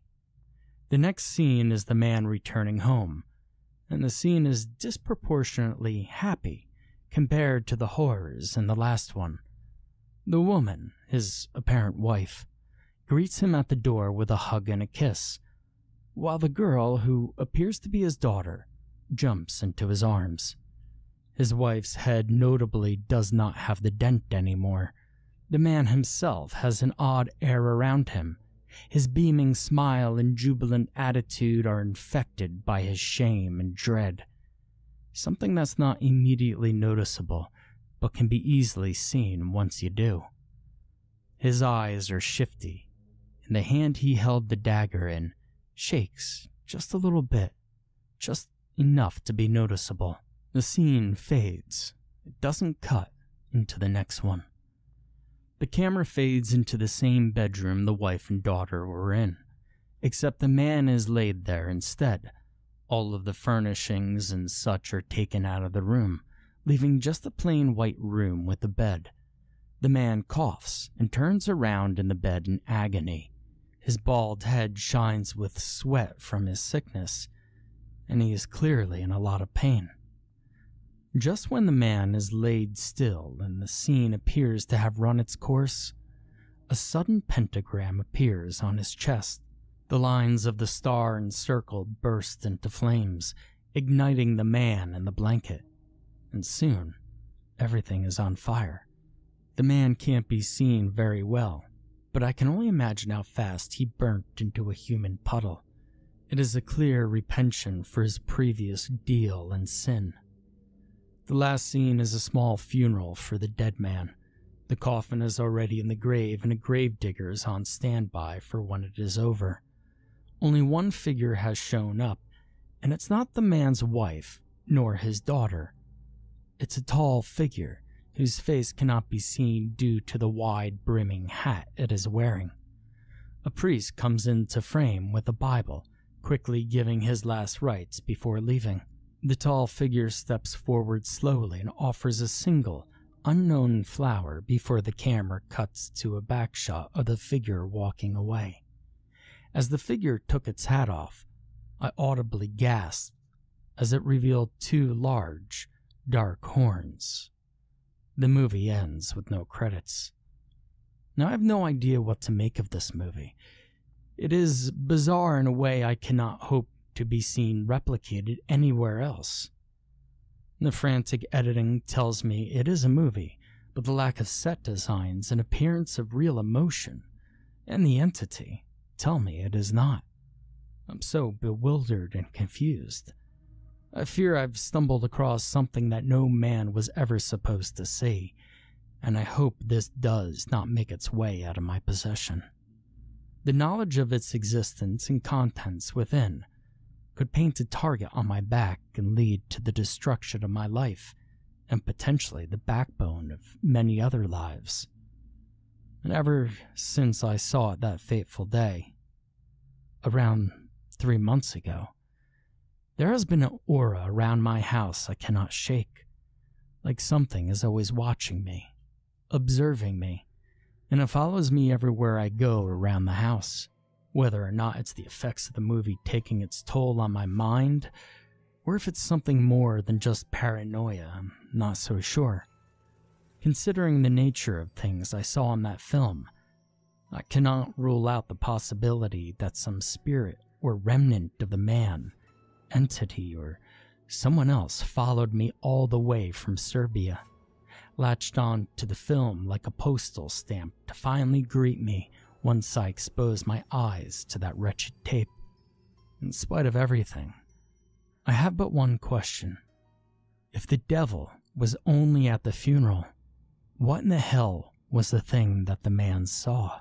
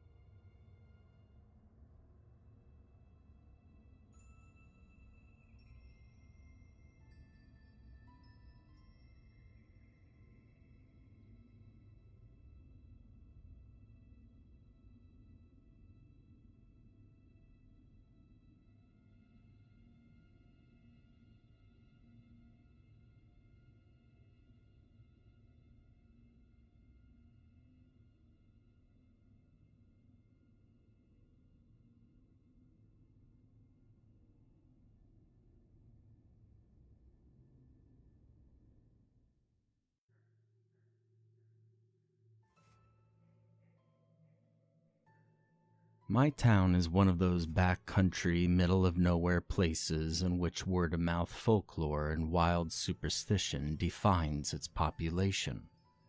It's the kind of place a visitor might hear ethereal music in the woods, or catch a glimpse of an out-of-place animal roaming the empty fields. If your senses are attuned to such things, then you might even notice strange graves carved into the slopes of gullies, or old ropes tied to the limbs of withered trees, their trunks riddled with bullet holes. But we know of something else, ineffable horrors dwelling in the depths of an abandoned, isolated coal mine. Local legend tells of a pit, a dark place in which some 300 miners lost their lives in a disaster over a century ago. And so the story goes, a number of miners had complained about the perilous conditions in the mine on several occasions, many citing bad omens, including the presence of carrion crows in the subterranean depths, and some even claiming to hear the unlikely neighing of startled horses in the ghastly myriad passageways. But the miners' pleas went unheard, resulting in the catastrophic explosion that led directly to their deaths. Whispers exchanged over an ale at the Painter's Greyhound tell of survivors, starving miners entombed in the labyrinthian tunnels honeycombing the cold earth beneath our town. Occasionally the ground opens up and swallows things, dilapidated sheds in the corners of houses, sometimes people, fodder for the ravenous miners, perhaps, and pets abandon their owners, dogs disappearing into shadowy recesses, and cats straying deep into the wilderness, never to be seen again. As the saying goes here in my town, all victims off pit. The location of the pit over the course of a century was almost forgotten, knowledge of the disaster itself conveniently buried by those with more pressing political and financial interests. The Audis, though as they're known in these parts, are still in possession of memories, and often recount unsettling tales passed down through the generations. If it hadn't been for my grandfather, I, at the tender age of 14, might never have set out to find the pit that day. The route related to me was both protracted and disorienting. Seekers of the pit must first descend into the old ravine, my grandfather muttered through false teeth. A route at a time commonly frequented by my sort. Follow the oaks and the silver birches along the old trail marked by the red bricks of Scooth's cottage, and you'll find the bald hills. Well, you know the Bonnies, don't you, boy? I nodded, for I did know the Bonnies, and still do. Unnatural rucks carved out by the long-perished miners, barren and unwelcoming, suggestive of untold mysteries and the forbidden knowledge they served to protect. My grandfather continued, "That awkward terrain, boy, coupled with those dark ponds, could lead one to Dogwood, a forested area intersected by confusing abandoned lanes leading deep into what we call the sterile heart of the backcountry. You'll know the Dogwood by the density of the underbrush, though you'll have to look closely if you want to find the accursed entrance." Now, to this day, I still don't fully understand why my grandfather encouraged me to seek it out. His warning as I left that day often returns to me on dark, foreboding autumn afternoons. "Boy, 'tis nothing to look, 'tis everything to see. See yourself, and know thee escaped the darkness." But I was just a 14-year-old lad. How was I to know what he meant? My best friend, Key, knocked on my door at 7:15 in the morning that fateful October. We walked the length of Park Road and plunged headlong into the old ravine. The thing we sought, somehow, was already with us, and was working to discourage us, descending upon the golden-brown foliage in the form of mist. We pressed on. The discovery of the silver birches was fortuitous, for beyond them we soon observed the red bricks of Scooth's derelict cottage. Moss and creeping ivy caressed the old stones joylessly, consuming what had once been the crown jewel of the ravine. Just like Scooth, its time had passed. The cool morning air met us as we climbed the slopes and stepped out onto the Bonnies, also known as the Bald Hills. It's quite a thing to experience both the absence and evidence of man simultaneously, but that was just how it was. Standing there on the old rocks, a man-made landscape, abandoned, nature working to reclaim what it once possessed.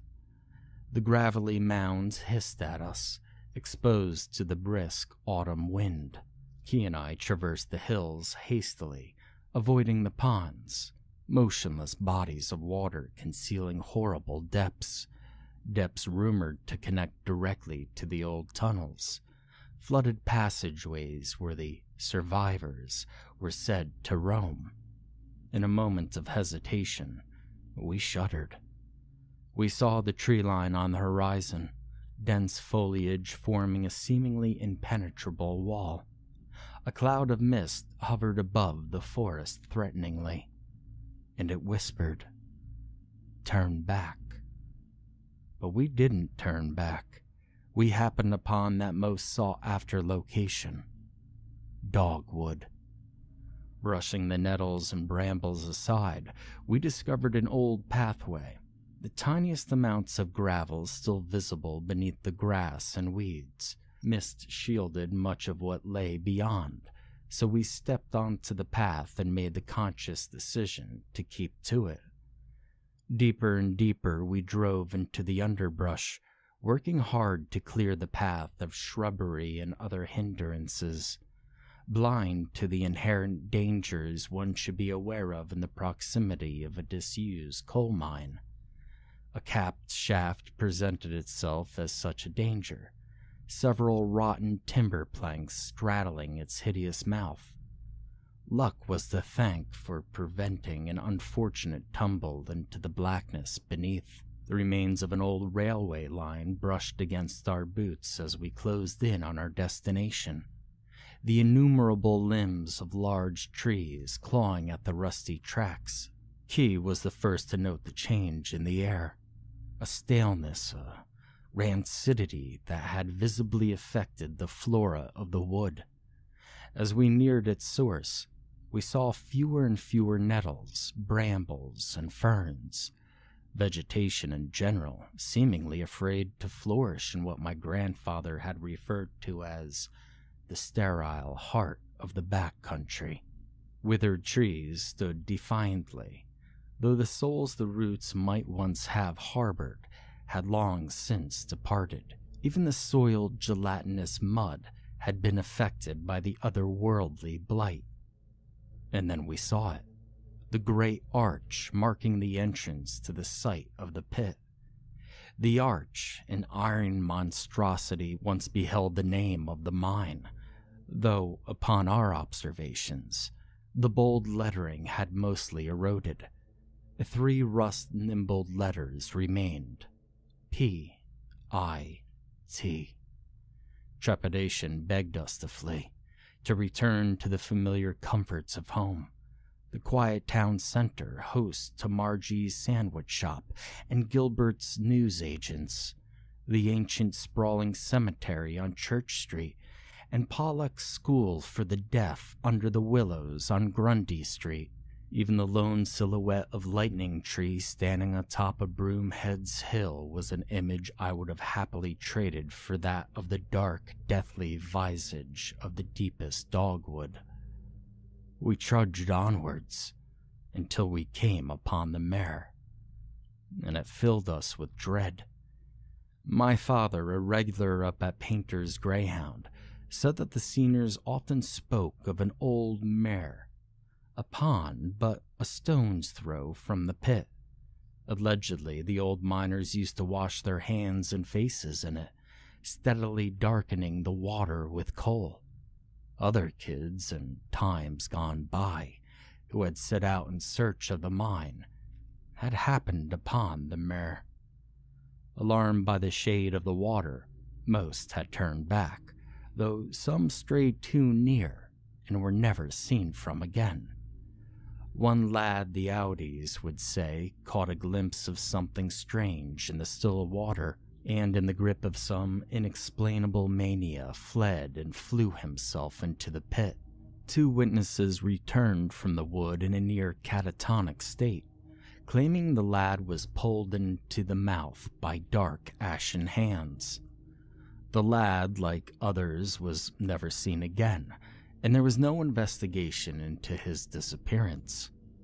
The Audis say that the lad was cursed, that their mare's a reflection of there in the pit. That lad should have kept his eyes off both. Thee's got first see theeself if thee wants first to live. Braver than most, Key and I approached the old mare and glared into the murky water. I swear to this day I've never seen water as dark. The face that looked back at me, a strange, warped vision of my own, haunts me to this day. As for Key, he offered no description of what he saw in there. Stepping away from the mare, we scanned our immediate surroundings. Beyond a smattering of withered silver birches, a trail marked by a rusty chain-linked fence led to our destination. We approached, mindful of the eroded metal fencing poking up out of the gelatinous earth, sharp and menacing. And some 15 paces further, and we were upon it. The pit. Blackened, charcoal-like trees loomed eerily above it, their poisoned limbs hanging limply, pointing towards the untold depths below. I still have difficulty describing it, not in terms of its outward appearance, as, quite simply, it was nothing more than a hole in the ground, some 15 feet in diameter. No, it was the inexplicable sensation that gnawed at my nerve endings and tugged at my faculties. That's what I have difficulty describing. To say the urge to flee was overwhelming would have been an understatement. Staring into that black abyss evoked an emotional response unlike anything I'd ever experienced before. It was as though Key and I had discovered the eye of Mother Earth herself, and to look directly into it was a sin punishable by a fate worse than death. And we had been warned. The folk who fell into sinkholes, the curious kids who mysteriously disappeared, the pets that strayed too far from their owners, all victims of whatever it was that roamed those unfathomable passageways at the bottom of that accursed pit. As the eye glared up at us, my thoughts returned to that peculiar reflection I gazed upon in the mirror. And there was a movement below. I looked at Key and shivered. There was no conceivable way down into the pit, and as such, no conceivable way up out of it. Was there? The movement came in the form of a sound, a shuffling, labored progression, the sound of frail ashen hands clutching blindly at the roots of dead trees. As the unsettling imagery sketched itself into my mind's eye with an incredible urgency, the all-consuming rancid photor grants in its potency, so much so that I could almost taste it, my senses utterly assaulted by it. The clamor neared the surface, threatening to make eye contact with us in a matter of moments. But Key and I stood, frozen to the spot, lips cracked, throats dry, inhaling the foul odor as it crept towards us. seekers of the pit, the two of us, sincerely regretting our inquisitiveness and impudence as the nameless thing neared the surface. I turned and fled. Moments later, Key was at my rear. Heedless we were of the metal fragments strewn across the trail. Ignorant we were of the shadowy myrrh and the boggy underfoot as we raced out of the dogwood. Oblivious we were of the strange absence of fauna throughout the bald hills. Unconcerned we were as once again we plunged into the old ravine, passing Scooth's cottage and the silver birches. Thrilled we were as we made it to the safety of Park Road, gasping and collapsing to the merciful tarmac of a familiar thoroughfare. As Key and I walked home, not a single word was exchanged. Key and I attended school together the following day, but neither of us discussed the pit. That was our unspoken agreement, both secretly terrified, afraid that spoken acknowledgement of the thing we both knew was out there would confirm it, invite it back into our lives. But our pact didn't last. It should have lasted until the end of our days. We bumped into each other some 5 years later at the bar in Painter's Greyhound on a dreary autumn evening. The memories spilled out of us, and though several Audis were eavesdropping, none of them had a word to say. Like the church steeple at the heart of our town, one memory stood out above the rest. A memory the both of us had attributed to the sordid weaving of a nightmare. There in the quiet pub we described the hideous sounds and sights we sensed in that instant before we took flight. But as I spoke of the moment I turned and fled, Key spoke of something else. Something deplorable. From out of the pit had emerged the ashen hands and charcoal face of a long-dead miner. He claimed the very same face had replaced his reflection in the mirror. Its empty eyes studied him, and as it pointed a pallid finger in his direction, it whispered, "We're coming." It was with those fateful words Key had turned and fled. At the bar, his face fell, the color running out of it completely. He looked up at me. "They're coming for me," he muttered. "I know it." The next day, I received a telephone call. I recognized the caller as Daniel Tately, Key's younger brother. Daniel was morose, his voice but a whisper at the end of the line. There had been an incident at the Tately bungalow, one involving a sinkhole. I shuddered at the implications. The family had awoken in the early hours of the morning to a series of tremendous crashing sounds. Daniel and his parents, the latter of whom still refused to discuss the incident, rushed to Key's bedroom, flung the door open, and stood aghast as their son, brother, and friend was dragged kicking and screaming into a gaping hole, malnourished ashen hands clutching his head and arms. All this Daniel muttered in hushed tones. He spoke of Key's paranoia in the weeks leading up to the incident, an apparent preoccupation with the subterranean mines beneath our town, fears relating to the distant muffled sound of pickaxes, and the latent idea that a nameless thing from the heart of the mine had spent 5 long years searching for him. In his mind's eye, he had watched as it traversed the flooded depths, clearing collapsed corridors, looking for the precise location in which to dig hundreds of feet upwards. And he had listened as the encroaching clamor fueled his imagination, coupled with what Daniel referred to as an odor. An overpowering odor that even the family had noticed in the days leading up to the incident. "It got him," Daniel said. And it had. The pit, the occupants of the pit, Life in my town carries on. The few of us who remember such horrors exchange our tales in whispers over quiet ales in the painter's greyhound on chilly autumn nights. Occasionally, I revisit that fateful moment Key and I gazed into that old mare.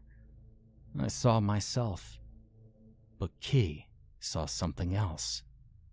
As my grandfather once said, "Boy, 'tis nothing to look, 'tis everything to see. See yourself and know thee escaped the darkness."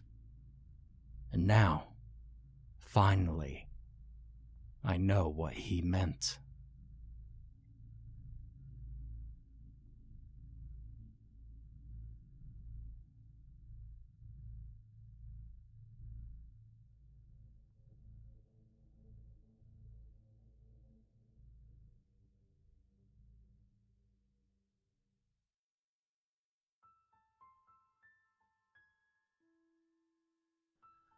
A woman looks at a large clock on the wall and nods her head. "Almost time," she says as she picks up a silver serving tray from the sideboard and sets it on the round wooden table in the center of the room. The tray contains a lovely white porcelain tea set, hand-painted with delicate red flowers. There are 2 clean cups at the ready, resting on their matching saucers. The woman takes a plate of fresh scones and places them on the table along with a small assortment of condiments, various jams and jellies, as well as fresh clotted cream. The musky floral aroma of Darjeeling drifts through the cozy tea shop as the woman places another log on the fire. She moves 2 well-worn armchairs into place at the table and wipes her hands on her immaculate apron. She looks over the setting for a moment and nods. Sitting down in the chair facing the door, she folds her hands into her lap and waits. The door opens with a tinkle as a thin middle-aged man with wire-rimmed glasses steps into the shop.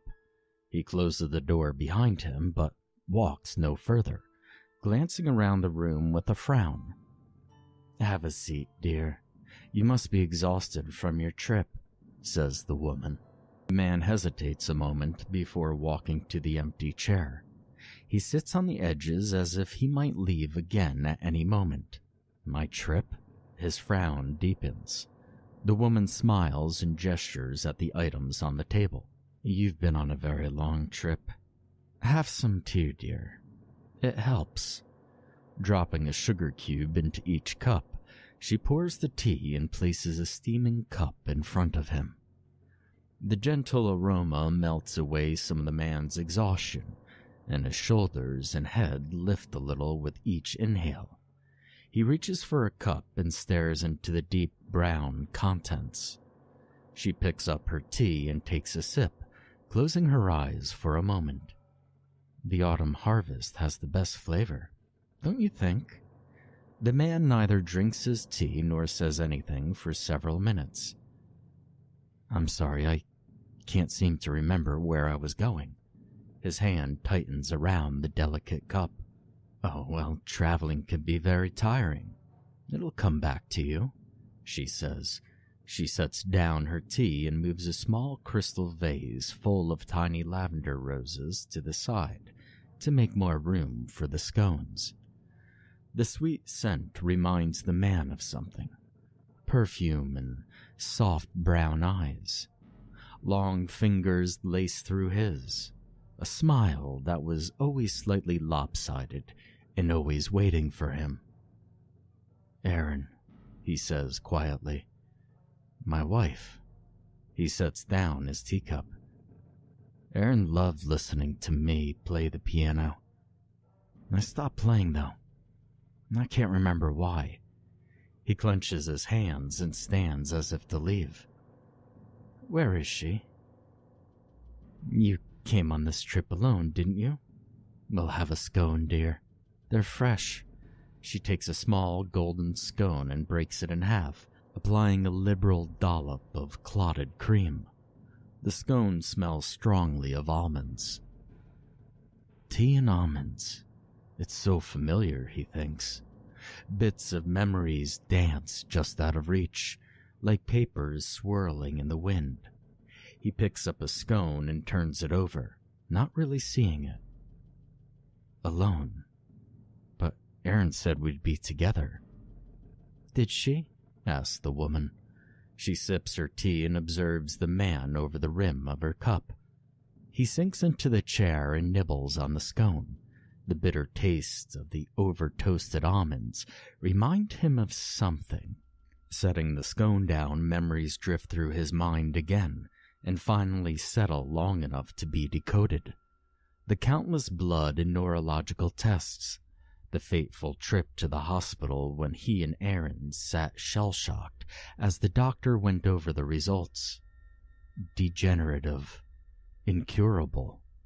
Those words echoing in his head as the doctor ticked off the treatments that might slow but would never stop the monster that lurked in his genes.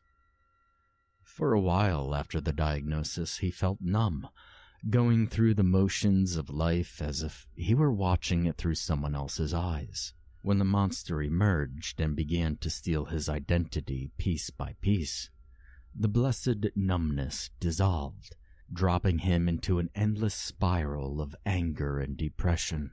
He picked so many pointless fights with Erin and his family because their support felt like nothing but pity. He spent so many days holed up in bed, mired in self-pity and misery. He looks at the clock, following the large golden pendulum as it swings back and forth. I wasted so much time. A tear slips down his face and drips into the tablecloth as he remembers the last day he was able to play the piano. He holds up his hands as if seeing them for the first time. My body betrayed me.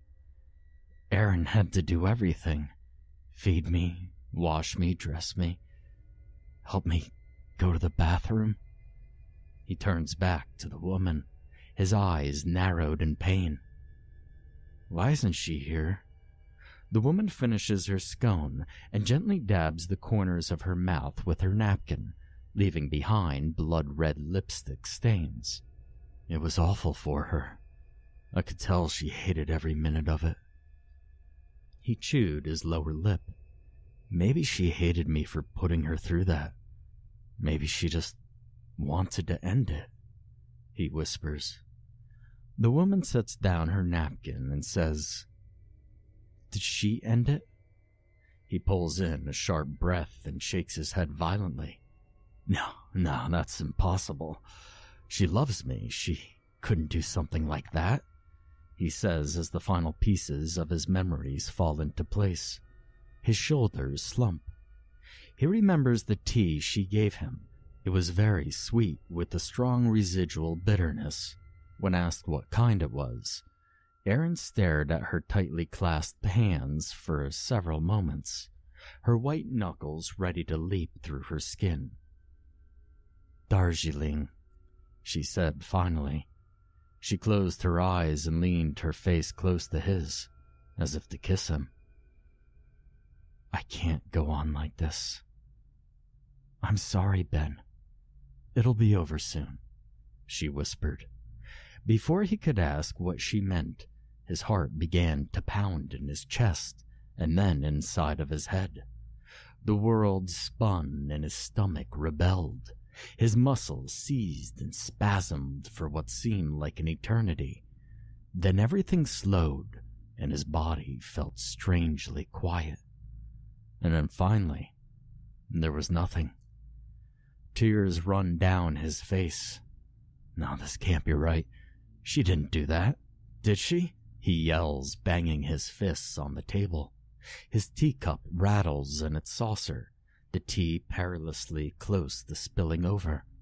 He jumps up and paces back and forth, shaking his head. The woman nods and pushes a button on the wall. There's a faint hiss and a click. And if she did, could you forgive her? Ben stops and jerks as if hit. Forgive her? He comes back to the table and collapses into the chair. That can't be right. That can't be what happened.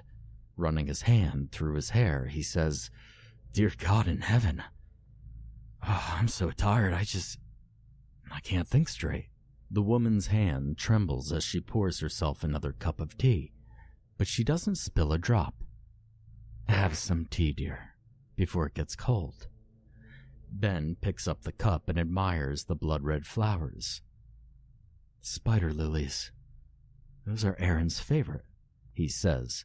He sips the steaming tea, amazed that it's still hot.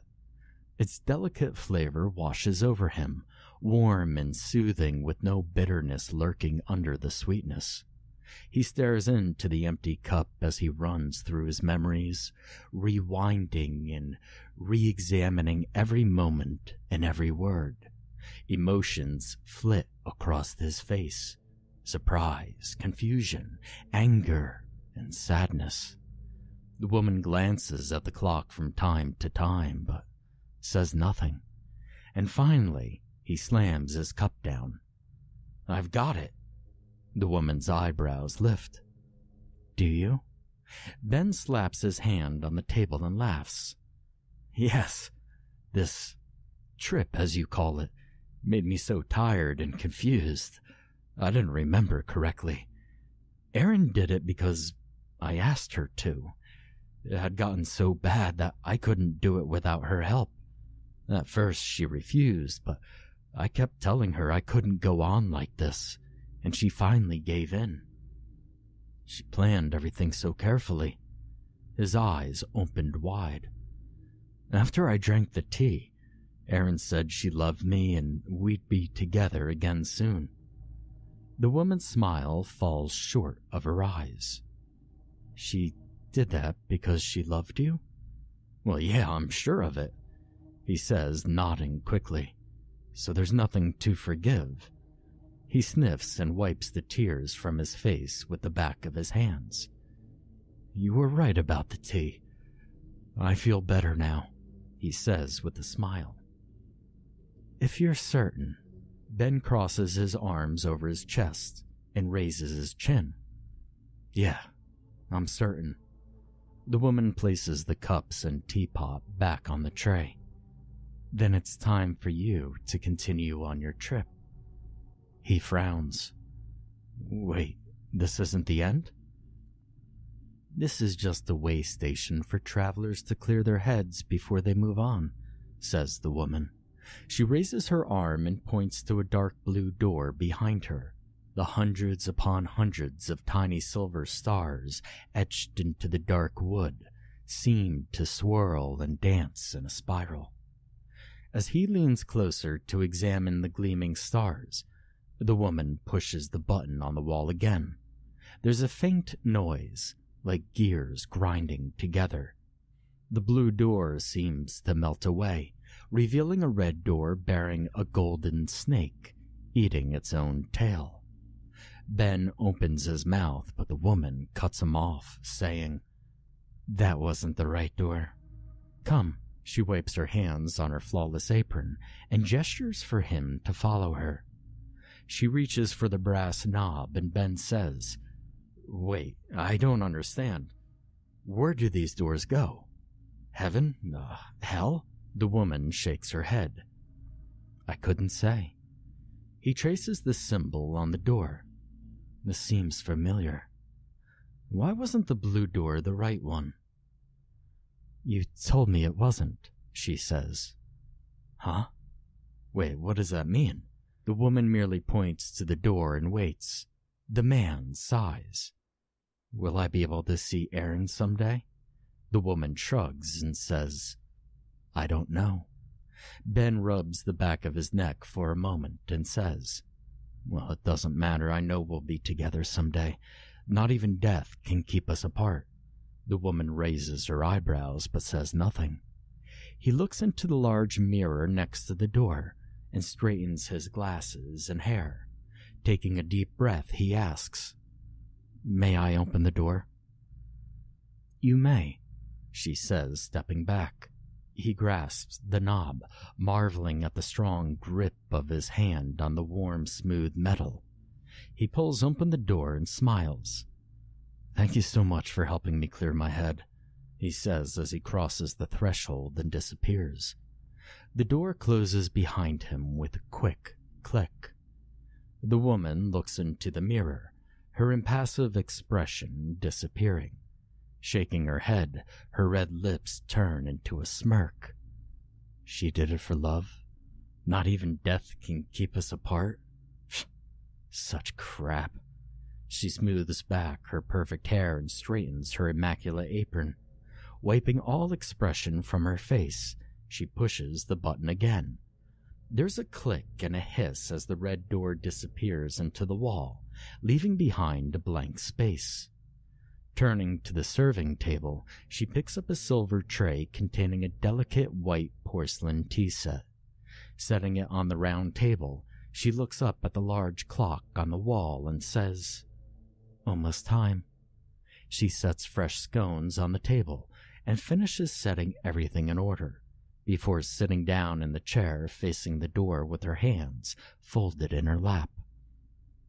The door tinkles as it opens, and a thin, middle-aged man with wire-rimmed glasses steps into the shop.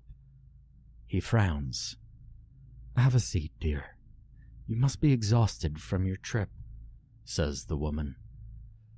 On the other side of that large mirror, a woman watches the scene warily. Her eyes are red and bleary, and her head aches. She's lost count of the number of times Ben has gone into that goddamn tea shop. It's the same every single time. The same woman, the same tea, and the same conversation, and the same door. How many times do I have to watch this? The superbly dressed man in the shadows behind her says, "Until your soul is cleansed." She sighs. She asked that question a lot when she first arrived, hoping for some concrete milestone that would prove a light at the end of the tunnel. But the answer never changes. Abandon all hope, she thinks. Right, but why is Ben here? Why does he have to keep doing this? He keeps holding on to lies and false hope, refusing to believe what you did. His soul can't move on until he accepts that you're really a monster and forgives you for it. The man chuckles. Who knows when that'll be? He just loves you so damned much. Aaron grimaces. I did what I had to do. It was mercy. The man leans in and sneers. Mercy? He says. For him? Or for you? Aaron shudders. When she met Ben, he was young and attractive with a business that was taking off. He promised that if she married him, they'd travel the world and then buy a nice house, settle down and grow old together. Instead, she saw her beautiful dreams shrivel up as her husband shriveled up, old and bedridden before his time. When he couldn't work anymore, his business collapsed, leaving her to bleed their savings dry. And if all that wasn't bad enough, he just refused to die, living on past his expected expiration date and drawing out the misery for both of them. Growing tired of waiting for death to show up, she decided to help it along. And then, as her life was finally getting back on track, she died in a freak accident. But it's not fair, she cries. She wants to close her eyes, but she can't. They removed her eyelids long ago. The man puts his hands on her shoulder and squeezes until her bones begin to grind together. We're nothing if not fair here. You'll get just as much mercy as you gave, he says with a laugh.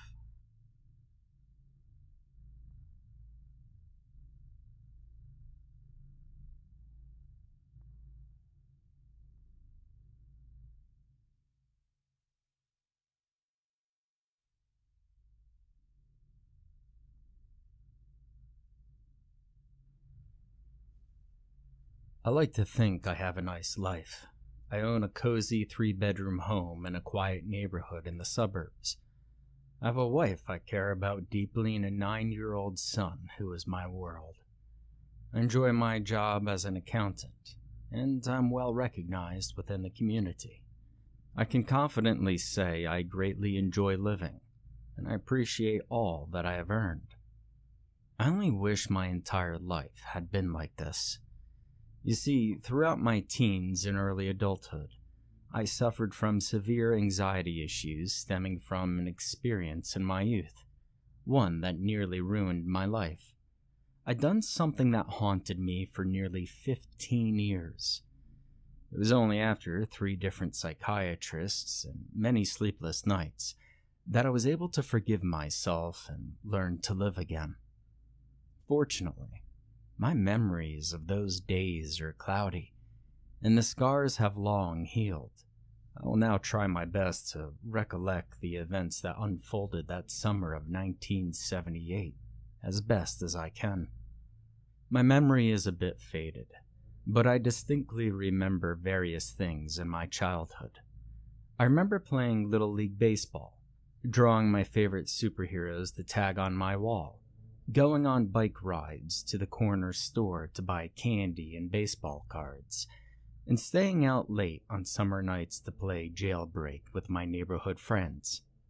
In addition to all of these things, I was also a first-year Boy Scout. I remember going to the elementary school auditorium every Wednesday after school, dressed in my uniform. In a troop of about 15 kids of my age, I learned all kinds of things from fire safety to wildlife preservation. As a kid who grew up miles away from any forests, the lessons seemed incredibly abstract, yet entirely fascinating. I'd never been camping before in my life, and the pictures these lessons painted appealed to me greatly. And needless to say, after hearing about that 2-week-long summer retreat, I was determined to attend. My parents were quite protective over me. In fact, they still are. And they're a bit concerned because I'd never left home longer than a day or two. But after days of persistent bugging, they reluctantly agreed to send me. Now that July, I was shipping off to Roaring Run Boy Scout Camp located in Boswell, Pennsylvania. It's only about 2 hours from my home. Coincidentally, it was still a summer camp, only under an entirely different name and affiliation. As we drove up the beaten gravel path, I remember looking in awe at the endless rows of trees and the rustic cabins on either side of the road. We came out to a wide clearing with all the main buildings of the camp, and I noticed my troop leader in the distance, among a handful of other troop leaders organizing their scouts. After my parents spoke briefly with my scoutmaster about various specifics of camp, my mother gave me a kiss on the cheek, and then they were off. I could hardly contain my excitement for the week. We were paired up with several troops from neighboring towns because only a small amount of us showed up from each troop. We placed all our belongings in our cabin, Blue Ridge. It was one of the cabins I saw as I drove into camp. Afterwards, we returned back to the main field and slowly got to know each other's names by playing various games. I quickly got to know just about all of them, but one in particular stood out to me. He was small, a lot smaller than the rest of us had been. He had frail limbs and messy blonde hair, and the buttons on his shirt were not evenly buttoned. He hadn't said a word since he got there, and I noticed a few of the scouts from his troop were pushing him around a bit and picking on him during the games. Now, for the sake of being anonymous, he'll be known as Michael. Taking the game at hand very seriously, I soon disregarded this bullying and continued on. I did notice that by the time dinner rolled by, several scouts from the other troops started picking on him as well. That night, all the scouts on camp gathered to a bonfire located just past the main field in an outdoor auditorium of sorts. After reciting our honor code, the head counselor stepped forward and informed us about all the great activities ahead of us. There was swimming, canoeing, rifle and bow shooting, scavenger hunts, hikes, competitions, and nights under the stars all waiting for us. And I was ecstatic. After a speech on our core responsibilities as Boy Scouts to the environment and community, we were dismissed to our cabin for the night, a 10-minute walk from the main field. Our scoutmasters had forgotten something back at the main camp, so they left to go retrieve it. Alone, nearly all of the scouts began picking on Michael. It started rather innocent, but it grew a lot worse once another scout found a stuffed animal tucked under the blankets of Michael's bunk. It was a sickly-looking creature, obviously enduring many years of abuse, and it was quite frail. They started throwing the bear back and forth, and Michael had no choice but to stand and watch. The riot in the cabin began to spread, and it came to a point where the ringleaders of the bullying criticized the few of us who weren't picking on him. This is my first Boy Scout trip ever, I thought to myself. I wanted to be one of the cool kids, and I asked myself, what if I'm the next that they start to bully? At that ignorant age, I somehow thought my life would be over if these 2 weeks turned sour. My cowardice got the best of me, and I hit a turning point, the start of a series of events that would devastate me for years to follow. I went over to Michael's bunk, and I grabbed the bear from another scout holding it over Michael's head. With a strong pull, I ripped its head clean off, and the entire cabin boomed with roars as cotton rained from the now decapitated bear. The look on Michael's face turned from frustrated to a depressing frown. That damn look on his face is still burned into my memory. For a brief moment, I felt a wave of extreme guilt. I had been raised better, and I knew my mom would be disappointed if she knew. However, I quickly forgot about it as the entire cabin continued their outburst of laughter and praised me with comments. I was in. Just as the scoutmasters returned, one of them shouted, "What on earth is going on in here?" We all grew silent, expecting to pay the price for destroying the bear. Michael showed little emotion. He gathered the cotton he could from the floor and retreated to his bunk without saying a word.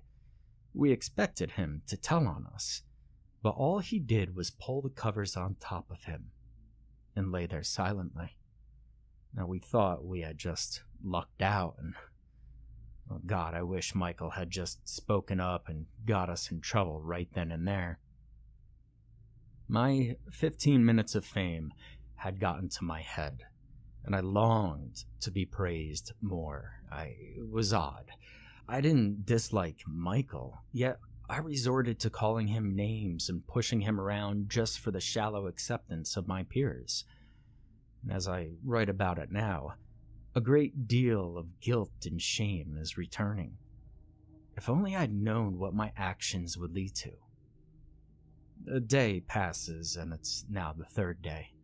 Now, I'm unsure if this is customary for Boy Scouts, but back then, we all had a few pieces of equipment to look after, particularly our mess tins, which we used for breakfast, lunch, and dinner. On the third afternoon of camp, just before lunch, I had the perfect joke in mind. I talked with the other kids in my cabin and convinced them all to leave their mess tins on their bunks so that we could force Michael to run back and retrieve them. Though pretty innocent compared to the other things Michael put up with that week, my cabin mates thought it was brilliant. And this is where it all began. We all piled into the chow hall and found our seats. Michael was the last to walk in, and took a seat at the end of the table with his head down, mess tin in hand. I spoke up. Hey, Michael, we all kind of forgot our mess tins in the cabin. You think you could go get them for us, pal? Now, a few of the guys chuckled. Michael didn't move. I spoke up again. Hey, Michael, it'd be a real shame if you didn't listen to us. Now go get the mess tins. Reluctantly, Michael got up and walked out the door. I can't believe you got him to do that, one kid said. What a puss, another said. You're the man, the kid to my right said to me, and we all got a pretty good hoot about it. Now 10 minutes pass. What the heck is taking him so long? I'm hungry, I said. Well, he's probably just fumbling with all our mess tins. One other said. Well, that pansy better get his ass back here, another said. And then 30 minutes pass. No Michael. He probably just got lost, I thought to myself. And an hour passes. We all figured he defied us to stay in the cabin. With empty stomachs, we were furious and planned to deal hell with him when we found him. We arrived back at the cabin. No Michael, but our mess tins were missing from our beds. The scoutmasters had noticed Michael's absence and had us come with them to see if he was somewhere back at the main camp. They left us in the main field while they searched. 30 more minutes passed, and it hadn't hit any of us that anything bad could have happened to him. He probably had to take a shit, one kid said. We all laughed, mainly at the profanity. Our scoutmasters seemed to have been gone forever. So we started playing games in the woods, and we had just finished our third game of tag when we heard something coming down the road. 2 police cruisers came into light and drove past us toward the main building. I think we all had an idea that there was something wrong, but looked for other explanations. You think this is about Michael? Somebody said. No way, there's probably just a bear or something, another kid said, logically enough for us at 10 years old. It was about 6 hours past lunch, and we had nothing to do but lay in the grassy clearing. Just as before, we heard a sound coming down the road, only much louder. An influx of cars began coming up the mountain. Our parents? Yes, but their cars were also accompanied by police cars mixed in between them, more than I'd ever seen at one time. I recognized Johnstown Police Department on the side of a few of them. It was odd. They were from a small city at least 30 minutes away, and one by one we were intercepted by our parents and taken back down the beaten gravel road. I was one of the last, but just as the others, I saw my parents come up the road. Once my father saw me, he stopped the car, and they both got out. Come on, sweetie, camp is over, my mother said, and I responded, but it's only been 3 days, why? She paused, almost as if she were thinking of what to say. A little boy went missing, so the police are going to help find him. They just want to look for him without the other campers getting in the way. I'm sure he just wandered into the forest. Made sense, I thought. What was most peculiar is at that moment, I hadn't even made the connection to Michael. Must have been some other kid, I thought. No way I had anything to do with this. I was pretty devastated that my week at camp ended so abruptly, but I got in the car and I went home nonetheless. Now 2 weeks had passed and I finally made the connection that Michael may have been the one who went missing. And it's funny how a young kid can so easily ignore the most logical explanation. I noticed my parents had been acting a bit differently. They wouldn't allow me to attend the summer Boy Scout meetings anymore, and I was almost positive I heard my mother say she would never let her son leave the house again over the phone. Had I done something wrong? But little by little, I began to make ends meet. The thoughts of Michael came into my head, and I grew the intense curiosity only young kids are capable of having, and approached my father several times. Any time I asked about the missing boy, he would just look away and respond to my question with, "Nah, I'm not sure. I haven't been checking the newspaper much lately." But I knew he was lying. Every day before work, my father was accustomed to lounging on the couch to catch up on the sports and local news.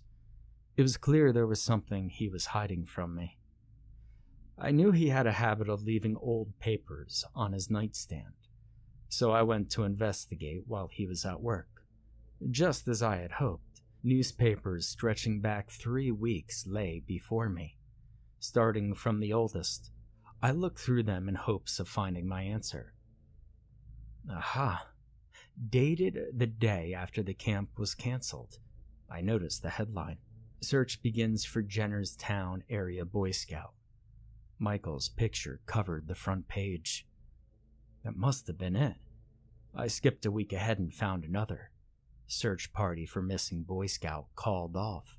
Within the article, it described the mysterious disappearance of Michael, who was last seen in the chow hall with his fellow scouts. I had skipped several more days, and my stomach turned sour. Bodily remains of child found at local Boy Scout camp. The headline made me sick, but I continued reading, and below is what I remember of the article. Once the search party was called off, Roaring Run was reopened. The campers returned. It was very hot and humid that week, and those who stayed in Blue Ridge complained of a foul stench in the cabin the first few days. As the second week came by, the stench grew unbearable, and cabin maintenance went to the cabin looking to find the source. The first thing they noticed was an abnormally loose floorboard near the center of the cabin. When they uncovered the board, they made a shocking discovery. Underneath was the mangled, decomposing body of a young boy, partially buried by several mess tins. Our mess tins. The crevice he was jammed into was filled with blood, and his face was bludgeoned beyond recognition. The only piece of evidence they found was a bloodied, decapitated teddy bear in his hands, and a note inside reading, "Spysha." There were no witnesses or suspects. I hadn't fully realized what the course of my actions accomplished, but as I grew older, the guilt grew stronger, and I once nearly resorted to suicide. My actions killed an innocent human being. If I hadn't sent Michael back to get our damn mess tins, he would probably still be here. Fortunately, after many years, I am finally able to forgive myself of my actions so long ago. Roaring Run was closed permanently, and the land was purchased by a logging company who used it for about 10 years. The land lay untouched until 1998, when it was purchased by a Marine Corps general who turned it into a youth mentor camp. Every once in a while, when I visit my parents, I take a trip to the local library and view the same archived headlines I discovered all those years ago. It's just weird. You see, what once caused me such pain and guilt for the greater part of my life has left me desensitized. Though, sometimes, I could still see his desperate face that night I ruined his bear. If only I had known what was in store for the summer of 1978. And still, what does Spysha even mean?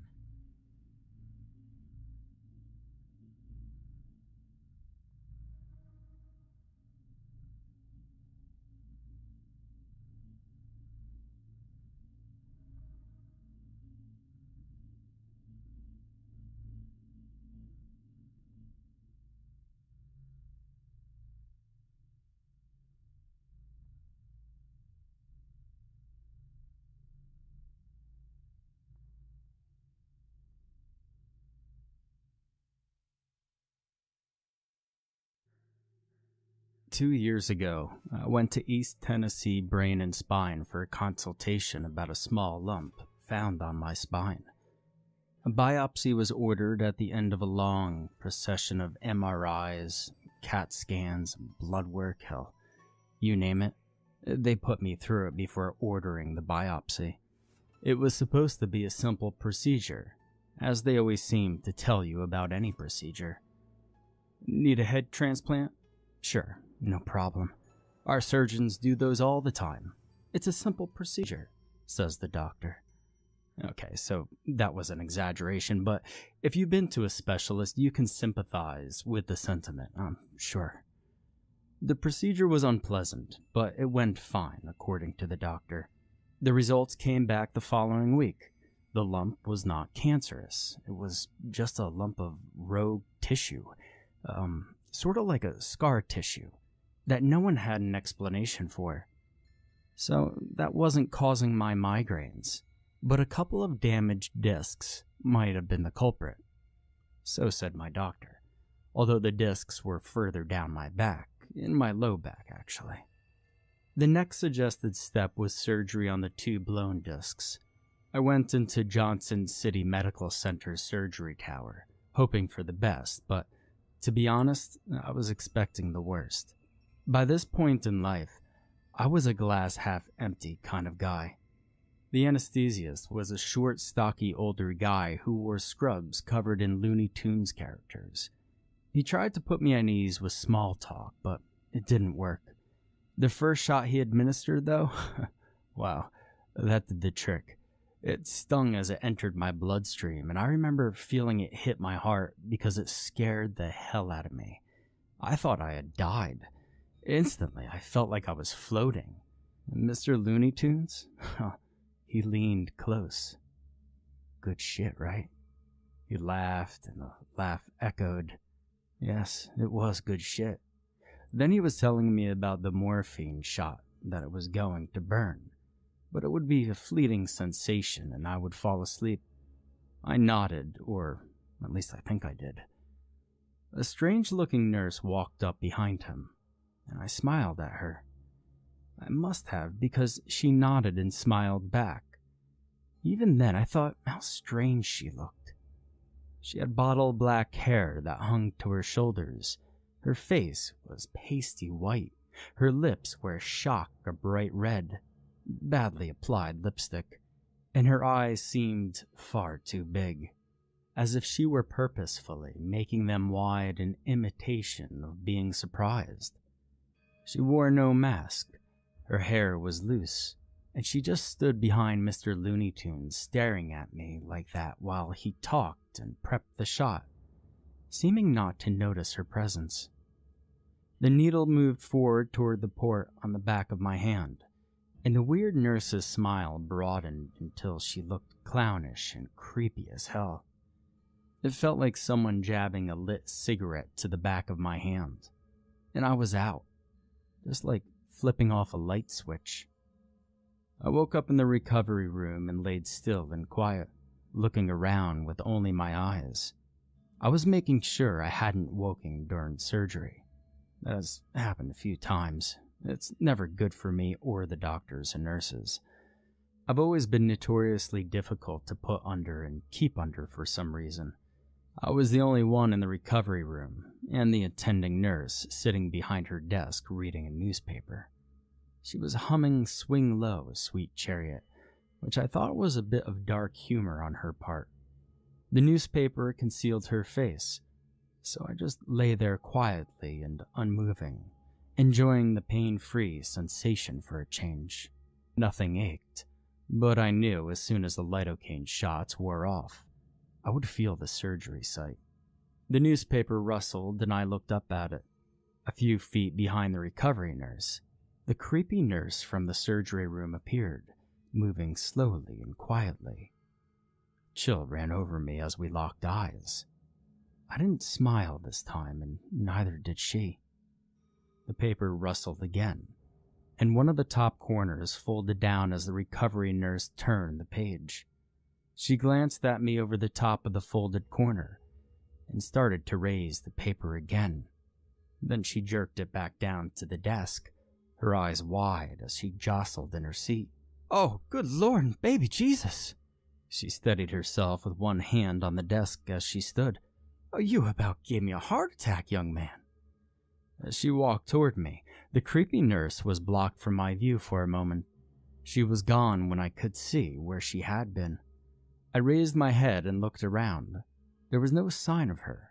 I asked the recovery nurse who the other woman was. She laughed, patted my shoulder, and said that we were the only two people in the recovery room, that the drugs had probably given me a little hallucination, and it was nothing to worry about.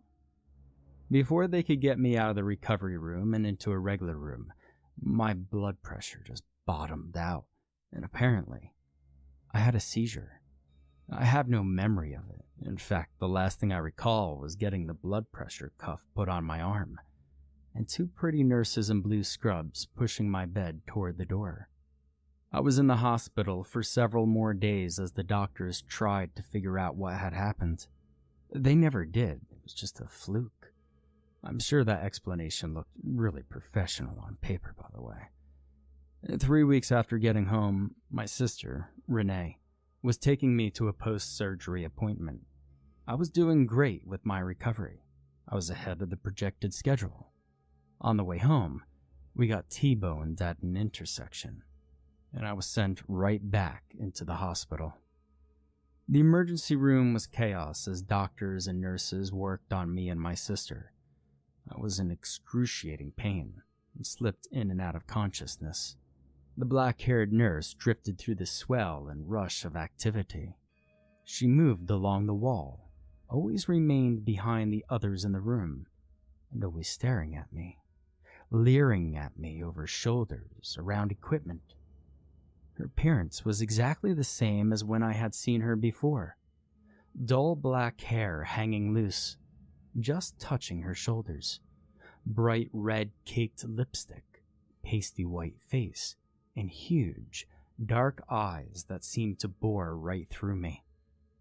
Believe it or not, the recent surgery site was okay. My neck, however, was not. A vertebra had been broken, and a piece of the bone was pressing into my spinal cord. My entire right side was numb from cheek to toes. My sister and I shared a hospital room that first night. She was banged up pretty bad and had a nasty gash on the side of her head, and she was more worried about me than herself. The tasteless mush that passed for dinner was unappetizing, and we spent the time talking, watching the channel that shows the inside main entrance of the hospital. The people coming and going were fine entertainment for a couple of people on drugs and stuck in hospital beds. But I was dazing out, just staring slack-jawed at the screen on the wall, when movement in the hallway caught my attention. Thinking it was the nurse returning to collect our trays, I rolled my head slowly and painfully in her direction. She made those damn scrubs look good, and I didn't mind watching her work. But it wasn't her. It was Nurse McCreepy lurking by the doorway, half concealed by the wall. She peered in at me with that crooked, too-wide smile and one wide eye. Why didn't she move so I could see all of her? Why was she just lurking there? The sight of her kicked my heart into a thudding gallop. She didn't blink and didn't budge as other people walked all around her. Why did none of them seem to notice her unsettling and super weird behavior? Without taking my eyes off of her, I asked Renee if she could see the nurse at the doorway. She said she couldn't, but I heard her moving to get off the bed. I turned to tell her to be careful, and when I looked back, the woman at the door was gone. I questioned the nurse who came to collect the trays, and she assured me that had not been anyone there fitting my description. She said that maybe I had dreamt it. I was on pretty powerful painkillers after all. After evening meds, I fell asleep, and sometimes later, I startled awake. That black-haired nurse stood by the foot of my bed, staring down at me with a blank expression. The pungent, suffocating aroma of roses choked me. My lungs constricted and pain lit up my back and neck as I tensed. I tried to draw breath enough to scream, but my body wouldn't obey my brain's commands. And suddenly, I felt like I was in a vacuum and the air was being pulled from my lungs. The woman's face split into a toothy, terrifying clown grin. My numb right arm flopped like a fish out of water as I reached for the call button box. The woman's arm raised slowly, as if she had been recorded in slow motion. As her hand moved toward my ankle, her head tilted inquisitively. Panicked, I gripped the call button box, but the numbness prevented me from feeling the button, and I had no choice but to pull my gaze from her hypnotic eyes and look at the box. I slammed my thumb into the red button. At the same instant, I felt her hand on my leg, just above my ankle. Snapping my eyes back toward her, I saw a slight blur of black hair and blue scrubs disappear into the hallway. My breath, finally returned. Filling my lungs with air, I started to scream. The night nurse hurried into the room. My scream died before it came out. I told her what happened. Her response was that hospitals can be scary places, but I should be assured that I was totally safe. Plenty of people were there just to keep an eye on me and make sure I got better so I could go home as soon as possible. Then she asked me if I was in pain. I told her I was. That I wasn't a frightened kid. I knew what I had seen. She patted my head, smiled, and assured me that no scary woman was hanging around. I took the medication, glad that I would at least go to sleep soon. Now, the next day, my sister was released.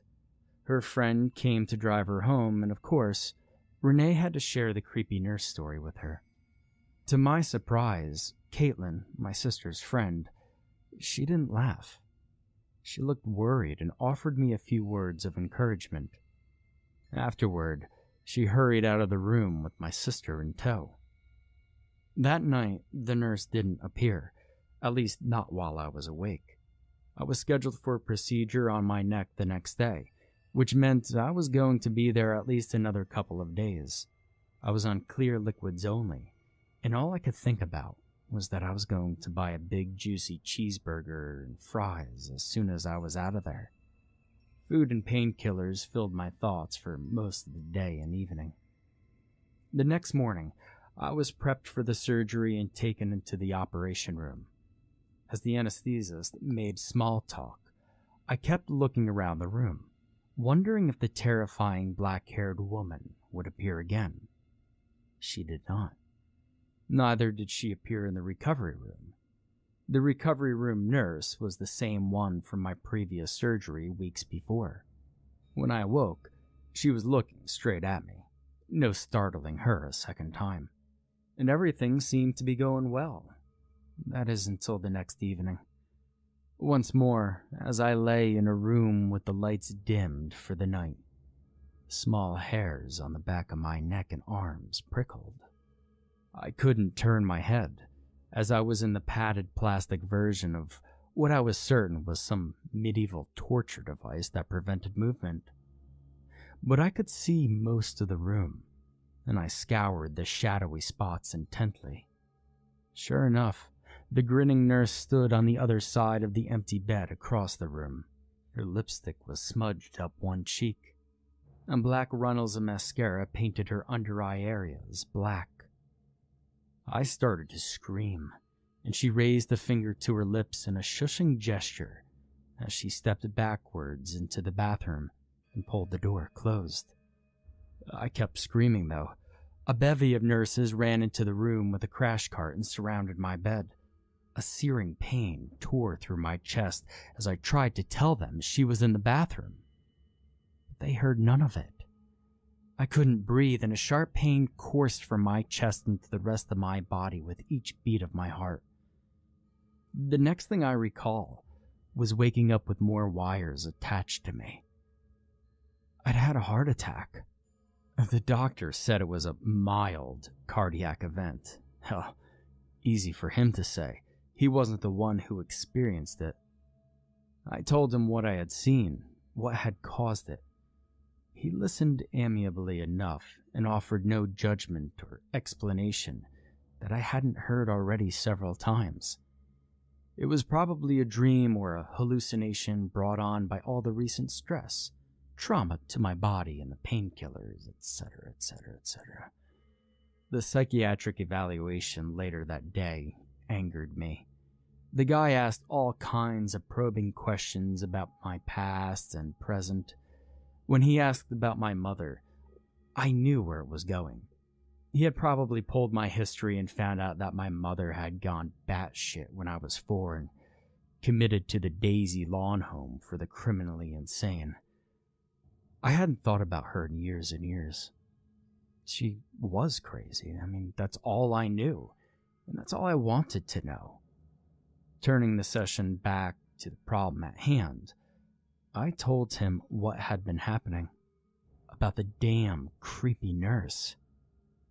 He nodded. He scribbled a few notes, and then told me he would do everything he could to help me make a full recovery.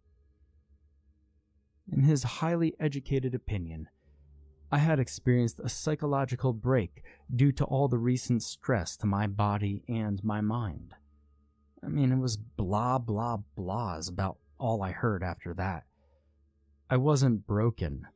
My body had been broken, but my mind was perfectly fine. The more I argued that point, well, hell, the worse it got for me. The nurse came back that night. See, she stood silhouetted against the curtains over the window. It was a dark figure in the darkness, like a child's nightmare. She slowly moved forward until the weak hallway light threw a bit of illumination on her. She looked haggard and drawn. Her makeup was smeared so badly, she looked as if she had painted her face for Halloween. It was like a dead hooker in a back alley look, maybe. Her pale blue scrubs were covered with smears and blotches of filth, and a faint smell of roses, sickeningly sweet, underlined the strong body odor and grungy smell. A cold sweat oozed out of my pores and coated my chest. I hated the smell of roses. I blinked, hoping she would just disappear as she had before. But she didn't. And I'm sure the drugs they were pumping into me daily to keep me calm for the pain kept me from screaming like a lunatic and having another heart attack. Slurring my words, I said, "If you're going to kill me, just do it already. If not, well, get the fuck out and leave me the hell alone."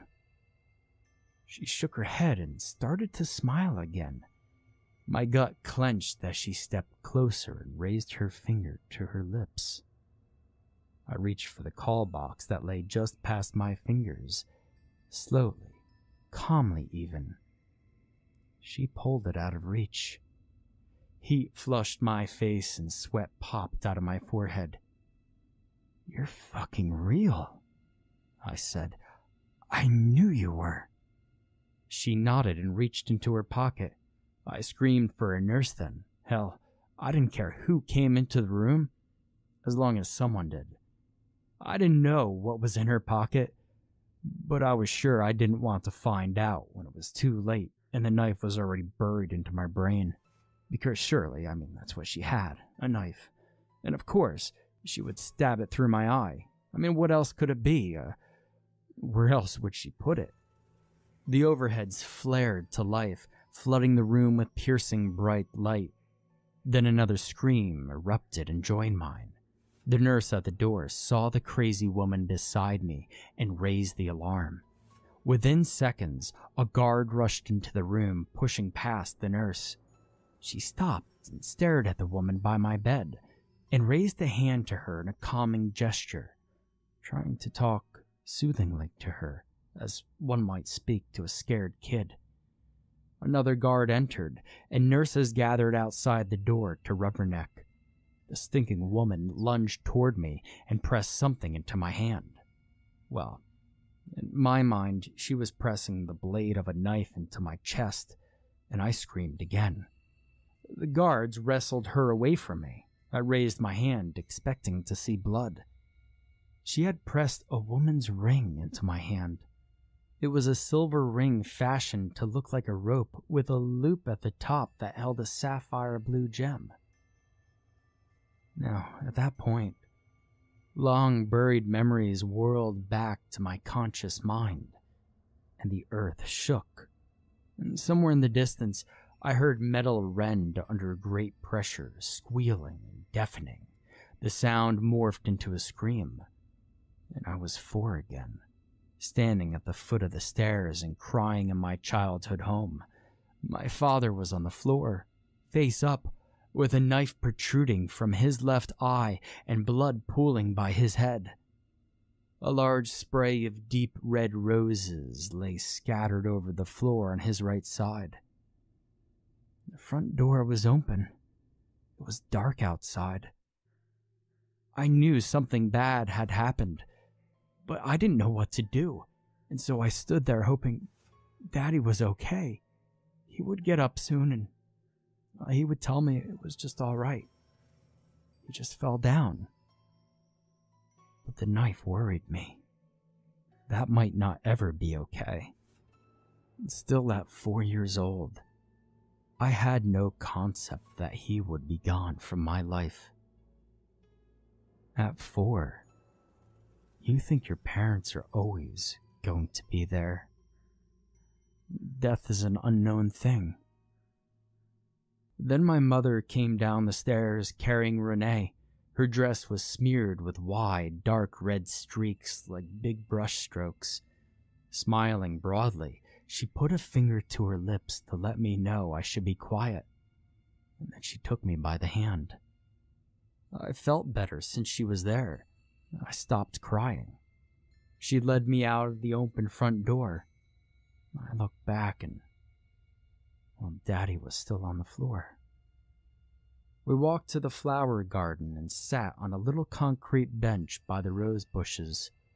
There in the dark, surrounded by the roses, I was calm again as she hummed a lullaby and rocked Renee back to sleep.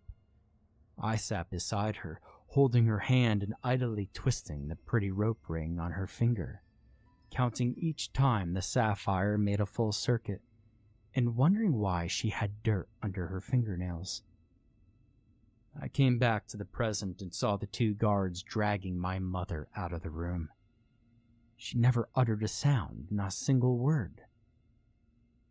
The following week, well, let's just say it held many revelations for myself and Renee. My sister and I grew up with the notion that our father had been killed in a home invasion. No one told us my mother had killed him. She was the invader that night. They had divorced, and he had been granted custody of me and my sister on grounds that she had been ruled mentally unfit to care for us. After the brutal murder, she had been put in Daisy Lawn. Renee and I were placed with an aunt and uncle.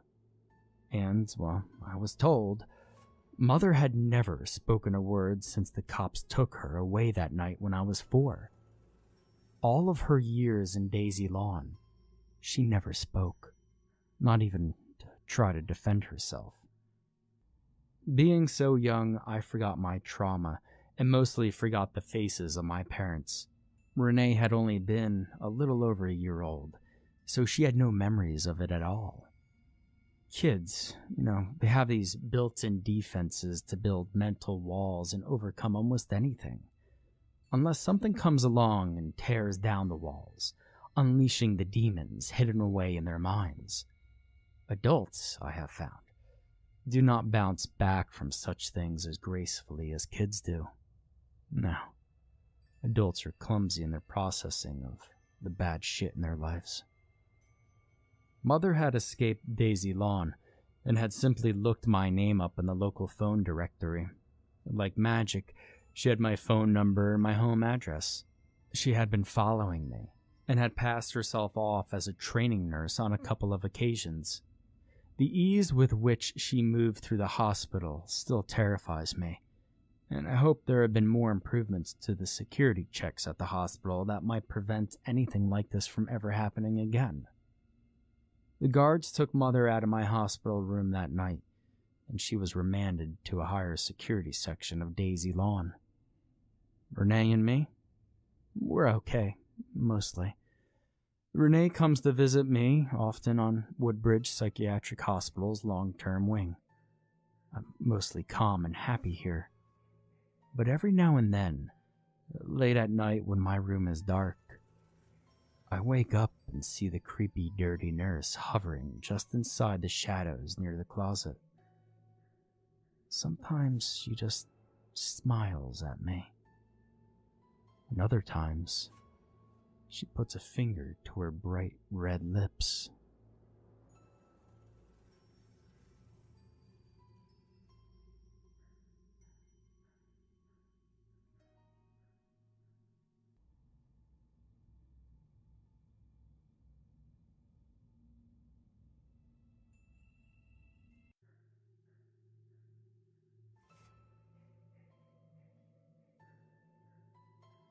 By the time anyone sees this, I imagine I'll be dead, or close to it.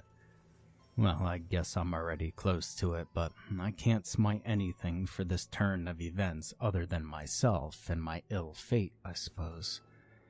It is, after all, my fault I am here, shivering and hacking blood from my lungs. But I feel I must regale the recent events my life has seen, though I doubt anyone could believe it. Hell, I barely do myself.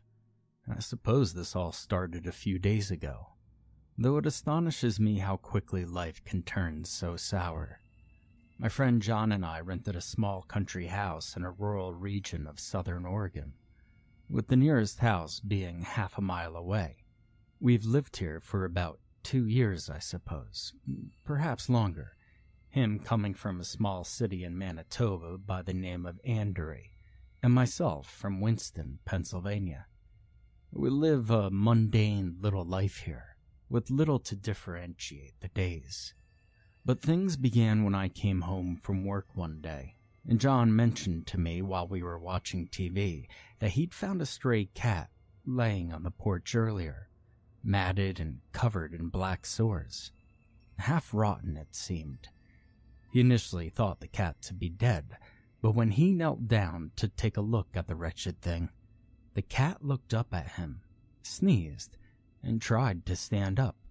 He said he brought the cat into the downstairs bathroom while he looked online to try to find a vet nearby, but when he'd come back to check on him, the cat was unfortunately dead.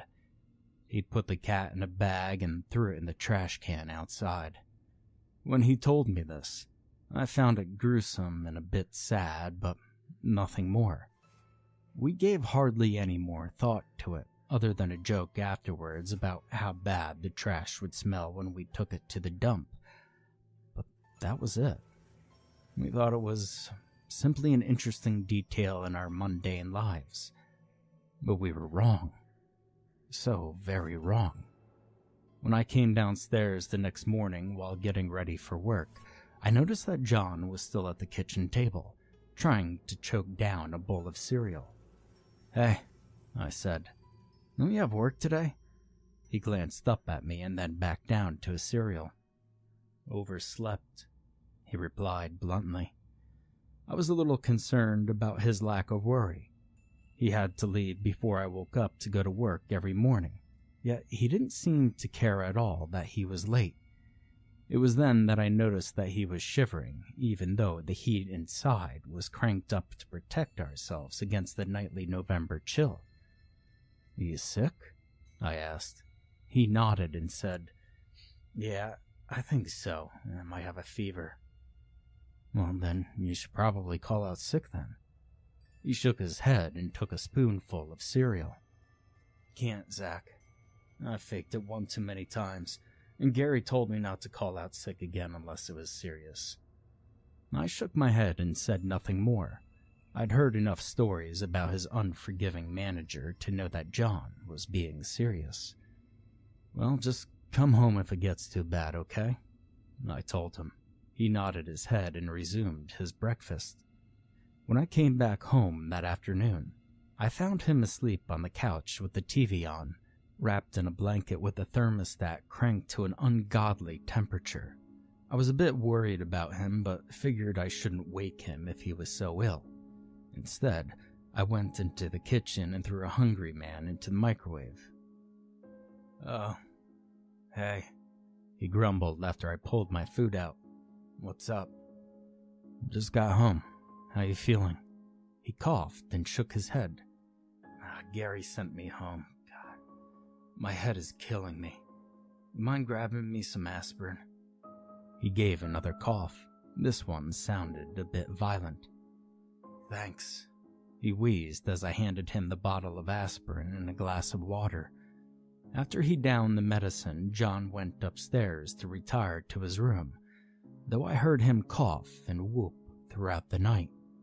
The very next morning, I awoke to find myself weak and nauseous. I groaned, turned off my alarm clock, and got up to go to the bathroom, though even that amount of effort made my head swirl. I knew I would have to take the advice I'd given John the day before and call out of work myself. "Hey," I called to John from the toilet. "I think you gave me whatever you got." There was no answer, though I realized he was probably still asleep. But when I went to wash my hands, I saw that blood and mucus caked the inside of the sink. I cleaned it off and went over to his bedroom, pressing my ear against the door. Through it, I could hear his lungs rasping rhythmically. With a shake of my head, I headed downstairs to the kitchen. Though first, I grabbed a blanket to wrap around myself. I called my work and told them that my roommate had given me his illness, and for the rest of the day I curled up on the couch and watched TV, falling in and out of slumber and soaked in sweat. The day passed slowly, and by the afternoon my lungs were beginning to imitate John's. I figured it must have been a bout of the flu, though the symptoms seemed to be getting worse faster than any flu I'd ever seen, and I wish I'd taken the signs more seriously. I awoke late in the afternoon by the sound of John's wheezing in the kitchen, double over and clutching at his chest. I rose up and steadied myself as my head swam for a few moments. "Hey man, you okay?" "Yeah," he said. "Wanted to grab some water, I just woke up." "Nah, I can get it. Thanks." I poured him and myself a glass of water from the tap, and we both sat down on the couch. "I think you gave me that bug that you caught," I told him. He coughed and wiped his mouth, the phlegm leaving a slight red streak on his hand. I remember what I'd seen that morning. "Hey, I think I saw blood in the sink earlier," I mentioned. He looked up at me and gave me a grim chuckle. "Whoops, I forgot to clean it up," he answered. "I was coughing really bad last night. Hell, I didn't fall asleep until after the sun came up. I got blood in my mucus." "You think we should go to a doctor?" I asked. He waved his hand in dismissal. "Nah, it's just a bug. It'll be fine. And besides, my health insurance just ran out. Got the letter the other day." I huffed. "Well, that's just your luck, isn't it? But are you sure you don't want to go to the hospital? I mean, you're coughing up blood, dude. I'm probably going to be doing the same thing next." "No, I don't want to go, Zach. I'll be fine. If you want to go, then whatever. But it's just a bug, man. There's no reason to freak out."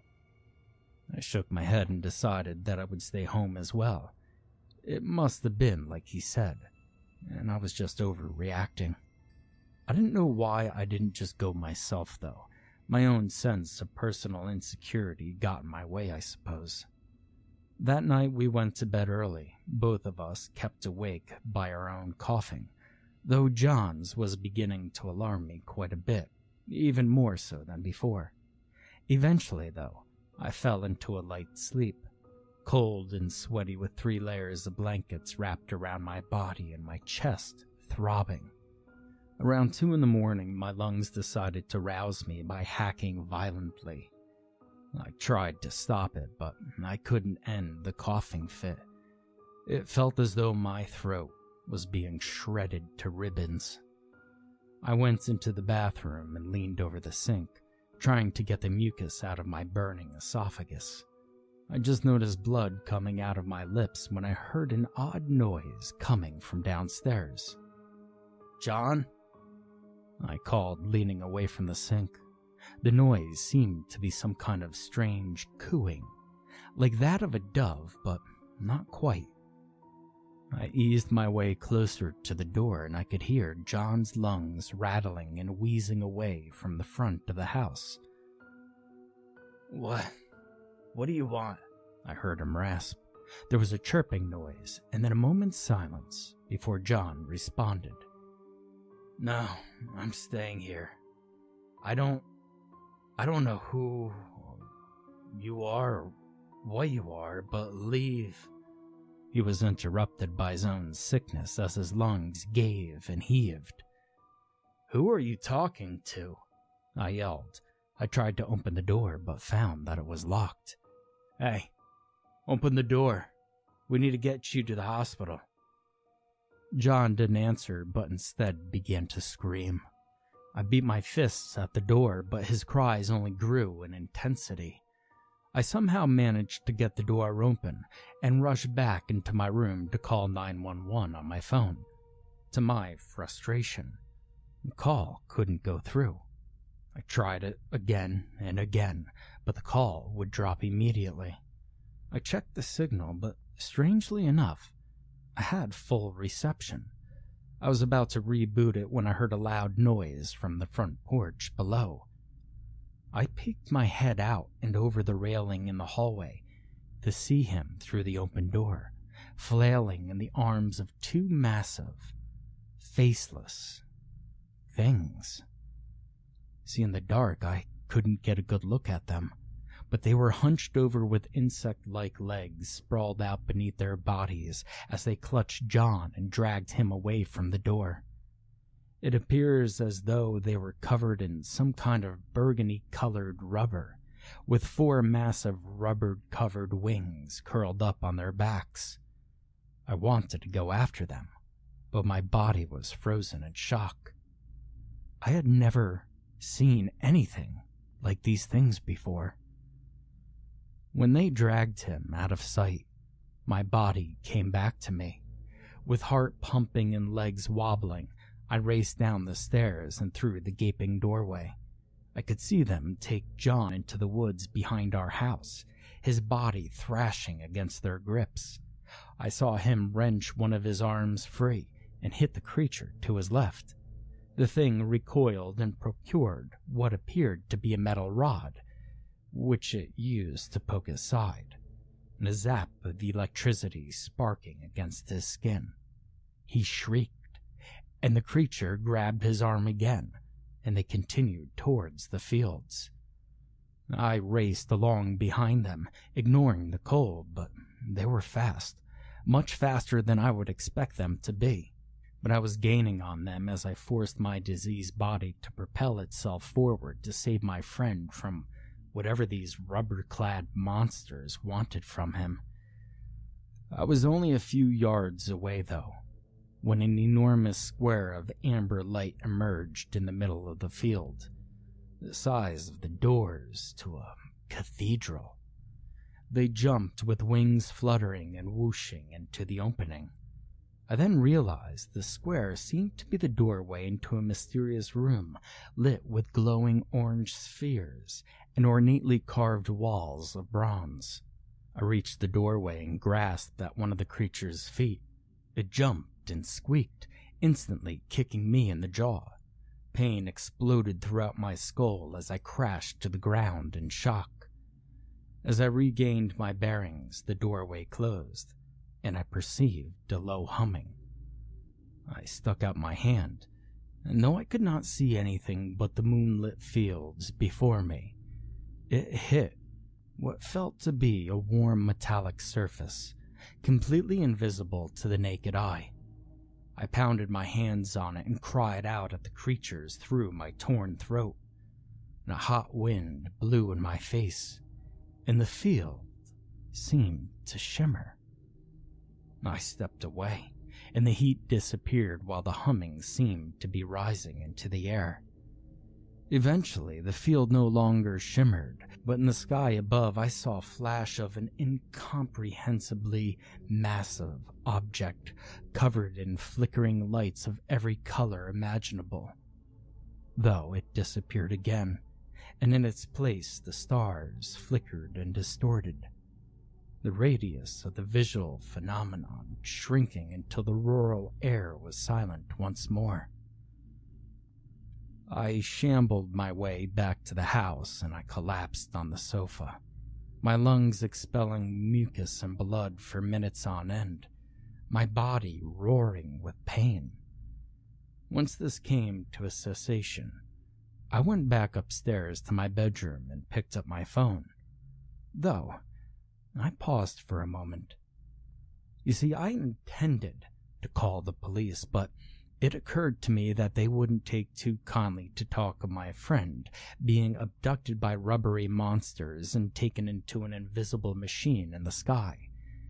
But at the same time, if John didn't come back, while I hated to think about this possibility, it also came to me that they would come asking questions, that they might think that I killed him. And maybe I'd buried him under the house or in the fields out back. And with these thoughts, my skin became unbearably hot, and in my fervor, I dialed the phone anyways, the sound of ringing a blessing to my ears.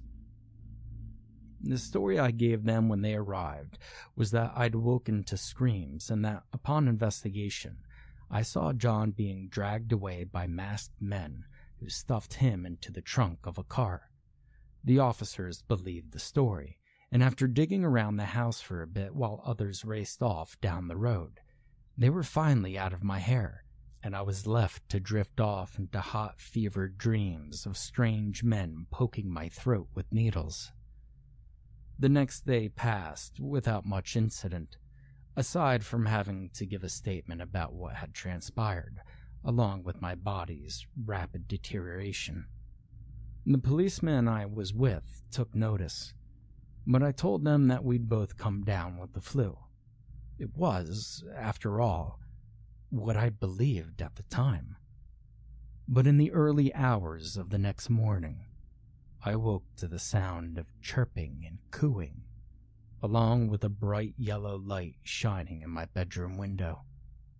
Cursing under my breath, I wondered who could possibly be at my door at this hour, not yet recalling the events leading up to this in my sleep-dazed state. So I slowly approached the front door and put my eyeball up to the peephole, and I recoiled instantly when I saw the dark shapes of the burgundy-colored monsters again and tried to sneak away. But my lungs decided to betray me and bring me to the floor in a bloody fit of coughing and wheezing. The door began to pound, and the noises from outside grew louder. The yellow light shined through the living room window on my writhing body and threw tears in my eyes. I could see one of the faceless creatures poke its head in to take a look at me. I rolled onto my stomach and started to crawl up the stairs. My head felt as though it had been split open and my lungs burned with fire. I just put my numb fingers around the railing when the door came crashing down. I screamed and flipped, staring wide-eyed at the things in the doorway. I took a closer look and realized that they wouldn't be able to fit through the frame, and resumed my scrambled descent up the stairs, but I heard a click, and I felt something snag at my ankle. I turned my head and saw that some kind of grappling hook had been shot at me and that it was tethered to a rod in one of the monster's hands. I wrangled desperately with the device around my ankle as the thing slowly reeled me closer, but my efforts were completely fruitless, as before I knew it, I was laying at their feet. I stared up at their rubbery heads. "What do you want?" I choked. The creature to my right reached into a pocket in the rubber, pulling out two metallic sticks stuck together. I shrank in on myself, afraid of what they might do to me. But instead, the entity pried them apart, and between them was a glowing blue sheet. It dragged one of its 3 fingers across it and turned the glowing sheet around to face me. The other side of it was a black screen with impeccably neat handwritten text scrawled in white. I glanced up, searching for eyes to lock onto, and it cooed at me encouragingly, almost in a friendly tone. The sound calmed my nerves just enough to read what had been transcribed onto the screen. "Come with," it read. I looked back up at the featureless entity, and I shook my head while my fingers grasped at the carpet inside. The creature flipped the screen back over and began writing on it again, the other creature chirping loudly. And finally, the screen was flipped back around for me to read. "Must come now. No choice, friend." I cried for it to get away from me. It had suddenly occurred to me when I read the word friend that these were no ordinary monsters. These were things from another world, with technology too superior to fight against. But my animal instincts were kicked in, and I knew I needed to get away. I kicked the creature in its large, bulbous torso and tried to crawl back into the house, but the tether had been locked. I then felt strong hands no bigger than my own grasp my ribs and pick me up.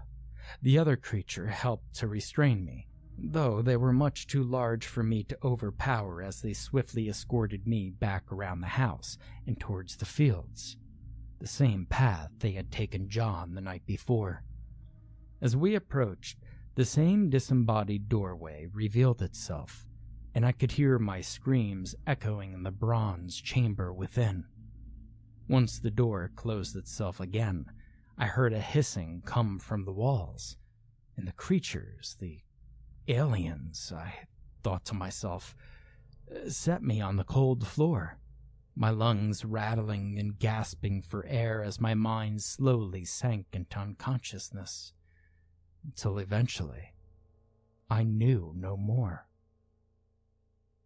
I found myself staring up at a white ceiling vaulted high above me, covered in bright lights that seared into my retina. I looked down to see that I was on a cushiony round mattress with ornate designs sewed across the white fabric in bright blue thread. Or at least, it seemed like fabric. I wasn't entirely sure about the material, but it was soft and appeared to be comprised of tiny threads. And it certainly felt good to my sore body. It was then that I noticed I had been stripped completely naked, and that the walls were a stark shade of white, as was the floor. Blinking my eyes, I scanned my surroundings and realized that the lighting was actually quite dim, only appearing bright to my eyes still accustomed to the darkness of sleep. The wall I was faced was also stark and white, but turning my head to the right, greeted my eyes with a wall made of clear glassy material from ceiling to floor. Standing on the other side of the glass were 3 creatures I had not seen the likes of yet, though after a moment, I realized they had the same shapes as the burgundy creatures that had taken John and myself. I came to the realization they must have been wearing suits before now. The creatures before me possessed in themselves a visual that surprised me. They were moth-like in appearance, their small heads standing at least 8 feet from the ground, not including their 4 massive wings, which were covered with what appeared to be a thick white fur that looked soft to the touch, as were the rest of their bodies. The wings were additionally covered in pink and blue markings that seemed to glow with some kind of bioluminescence. Their eyes were bulbous and colored a slight light blue, with no apparent noses, though they possessed small fuzzy pinchers for mouths and pink tentacles dangling out.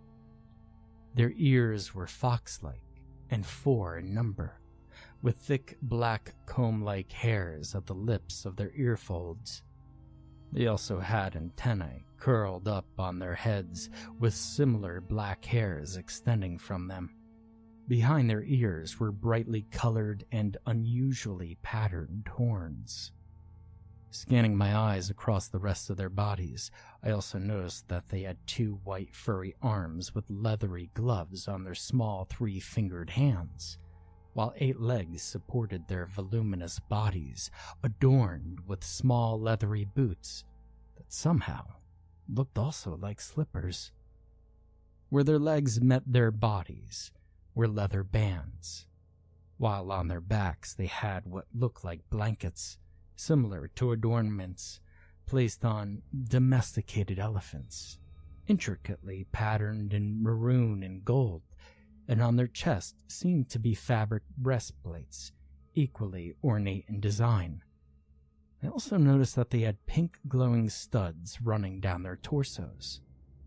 One of them gently tapped its delicate fingers on the glass, and I looked towards it. This one, unlike the others, had a kind of crest attached behind its head. I figured it must have been the leader of the group. I retracted into the wall I was against, not wishing to be anywhere near these monsters anymore. The moth creature noticed and wriggled its ears and antennae with a brief bob of its head. I shook my own head and it paused for a moment as though thinking. It waved its finger towards me in a beckoning fashion, cooing coaxingly with a sound unperturbed by the glass between us. "No," I whimpered as I tucked my knees to my chin. The monster bobbed its head and wiggled its ears and facial appendages at me, cooing louder. I wished John was there, and then I remembered that they still had him, that he must be somewhere nearby. "Where's John?" I asked. The creature pointed to my right, and I swiveled my head to see that there was another glass wall, with John asleep on an identical mattress to mine. I turned my head back to the alien and saw that it had procured one of the screens from before, with a single word scrawled over it. "Alive." "Can't you just talk?" I demanded. I wasn't in any particular mood to play word games with their broken English. The creature dragged its finger over the screen slowly and turned it back to face me. "No. Can't make human sounds." I realized that they must be as capable of imitating human speech, about as much as I would be able to imitate theirs, and resigned myself to this arduous form of communication. "Is he okay?" "No. Sick." I gulped and kept down a cough, not sure if my throat could take it. I suddenly realized that the air was cold, and that I felt light. I stumbled my way to my feet and tripped, my body falling more slowly than it should have. "Are we still on Earth?" I asked. "Yes." "Why am I so light?" "Earth gravity too strong for us. Make lighter, like home." I cupped my hands over my eyes, not able to believe what was happening. I kept telling myself that it must surely be a dream from the sickness, perhaps. I opened my eyes again and took notice of the room beyond the glass. It was a large hallway, the ceiling rising 30 feet into the air at least, perhaps higher, with vertically curved hallways branching out from the ceiling and doors at either end. The walls were bronze, with flowing designs etched into them in a myriad of fashions, and amber glowing spheres shed a dim light on the figures in sharp contrast to the white and blue hues of John and I's chambers. "Where are you from?" I asked. "Far, other galaxy." Now this message was accompanied by a picture of a planet covered in blue and purple, with deserts and mountains scarred into its surface. "What do you want with us?" "Very sick." "So?" I asked, assuming it was referring to myself and John. "Fix, test, cure, first trial." My heart skipped a beat as I realized what they wanted to do. You're going to test on us? Experiment?" "Yes." I cried out and flung myself back against the wall, coughing and spitting vehemently. "No!" I screamed. "Let us go. We'll be fine. Just let us go, please." "No. Need test. Very sick." I closed my eyes shut and stuffed my face into the mattress, trying to drown out the horrors that I faced. I heard a door open and looked up to see that 2 of the aliens had entered into John's room, clad in their burgundy rubber suits. "John!" I screamed. He opened his sleep-crusted eyes and blinked confusedly. "What? Where am I?" "John, don't let them touch you," I yelled, pressing my hands against the cold glass. I turned to the other creatures, who were now in front of John's room. "Stop!" I ordered. "Leave him alone." "No," the leader wrote. "John first." "Zach, what's going on? What are these things?" John croaked, shying away from the beasts. "Don't go with them," I urged. They want to do experiments on us." John's eyes squirreled around the room looking for an escape, but there was only the door, blocked by the 2 hulking aliens domed in rubber. The alien with the crest held up the screen with the word "Stop" written on it. I ignored this and banged my palms against the glass, hacking blood onto the surface. The aliens were slowly approaching John, though with apparent trepidation. "Kill them! Kill them!" John shrank further into his corner as they approached, metal rods pointed at him. The same ones they'd used to shock us previously. As they grew nearer to him, he began to convulse and cough, blood dribbling down his chin.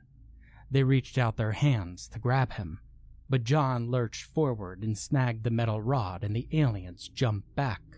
"Kill him!" I repeated. "Shock those fuckers!" From the hallway, 2 of the creatures flew up through the vertical shafts, their wings beating with the heavy wind and their luminescent markings swirling over their bodies. A deafening howling alarm began to sound throughout the rooms, beating into my eardrums. I turned my head back to John, who was trying to figure out how to use the contraption. I noticed his fingers pass over a button, and a spark burst from the end. He glanced back to the creatures, who were now back by the door. He turned to me, and then back to the creatures. "Do it, John. For God's sake, save yourself." He lunged at the one from whom he'd taken the prod, and jabbed it into one of its legs. The thing let out a piercing shriek and collapsed, legs writhing and arms grappling the inflicted appendage. He retracted the prod before it had a chance to recover, and stabbed it where an eye would have been under the suit. The rod sank into the beast's flesh, and it writhed and screamed in such an abysmally pathetic way as to make my blood run cold. But I felt little pity for them. Clear liquid oozed and sizzled out of the creature's eye, and it convulsed and seized sporadically, while the other alien, who had apparently been frozen in shock, reached out and grabbed John by the torso. John then reared his elbow back, smashing his bone into the monster's head. It recoiled slightly, and John used this as an advantage to electrocute its chest. Though I couldn't smell the contents of the other room, I could see that the material of the suit was sizzling. The creature then ripped off its mask and grasped John's arm with the pink tentacles that hung from its mouth, pulling his arm into the gnashing pincers and chewing the flesh off of it. I heaved at the sound of crunching bone, clearly audible despite the alarms ringing in the walls. Right then, the door to John's room opened again, and 5 more of the moth creatures swarmed in and tried to grab John, but he flailed the metal rod at them, shocking them wherever it met their bodies. He turned the prod back to the alien chewing on his arm, and then he stabbed it through its eye as he did the other one. Flesh sizzled, and the creature flailed and cried. Then I heard a loud bang, and John stumbled backwards, dropping the electric rod. He gasped for a moment more as the metal clattered onto the hard floor, clutching his chest. "John?" I cried, not sure of what was happening, despite a clear exit wound in the back where a projectile had shot through, spraying blood on the glass before my eyes. His body went limp and he crashed onto the floor, twitching and spitting blood, his eyes boring into mine. And then he went still, lifeless next to the other 2 corpses. The other creatures that had come in began emitting a kind of gurgling and leaned down to caress their deceased brethren. The gurgling growed louder with despair. One of them even leaned over John's corpse and groomed his hair gently. "You leave him alone," I shrieked as tears welled up in my eyes. "Don't you fucking touch him." There was a tap on the glass outside my room, and I looked over to see the leader showing me the words. "Very sorry, Zach. Did not want to kill. No choice. Heavy grief." "No, you killed him, you bastards. And I'll kill you too for this. I swear, and I'll fucking kill you all." The door opened and 2 of the aliens emerged into my room, emitting a noxiously sweet odor that made my nose burn. I noticed that they no longer wielded the metal rods, but what appeared to be guns of sorts. I lunged at one and grabbed its gun before the thing had a chance to shoot, and to my surprise, found that there was a trigger. I pointed the exotic weapon to the other alien holding a gun and fired, its own shot missing me by inches. However, mine found its target squarely in the center of its head, and it dropped to the ground. I whipped back around and fired at the other alien, the bullet, which glowed orange, lodging its way into the beast's torso. It shrieked, and I fired again and again until it dropped to the floor, twitching in silence. I turned towards the leader and fired the weapon, but the glowing bullet shattered against the glass. I kept firing, while in the background I noticed the familiar hissing noise behind my rattling lungs and daunting sirens. But eventually, my mind began to fade once more into darkness. Tap. Tap, tap. I shuddered in the cold and curled inwards, my body weak and sore, with my abdomen, lungs, and throat searing with pain. Tap, tap, tap. I moaned and turned my head. I wondered for a moment why a bird was pecking on the bedroom window, but when I opened my eyes and saw the familiar alien with its prestigious neck crest, I gasped and spewed phlegm from my lungs. The creature raised the familiar black screen to me, and I blinked the crust and water from my eyes to focus on the words. "Wake up, Zach." I spat onto the floor, trying to clear my throat of the red mucus that clogged it. Tap, tap, tap. I peered up, my naked body freezing and soaking in sweat. "Remember?" The screen read. My mind grazed over the events that had transpired, and I slowly nodded my head. Why kill? Never kill unless needed. We grieve, Very sad. You killed our brothers. Why? You were gonna probe us in the ass, you bug-eyed son of a bitch, I growled, launching a loogie across the room towards the monster. No, only test. Test what? What in the fuck do you shitheads want from us? You're sick. Very sick. So? Just a damn flu. It's nothing serious. Do you know? Know what? Not flu. Much worse. I shivered and ran my fingers over the goosebumps on my arms. I could feel a rushing in my ears as though I were about to vomit. Well, what is it then? I whispered, trying to keep the contents of my stomach down. Going to die. Soon. Need rest. Die from what? The silence in the air rang loudly in my ears. I noticed that the alien was alone. The creature paused before writing down its answer. Plague. I shook my head and laughed, though the motion caused me to wince from pain. Plague? Are you fucking kidding me? You think we have plague? Does it look like I have bubbles all over my body to you? The creature wriggled its ears and antennae, as though in agitation. Not bubonic plague. Pneumonic plague. More deadly. No buboes. Deadly.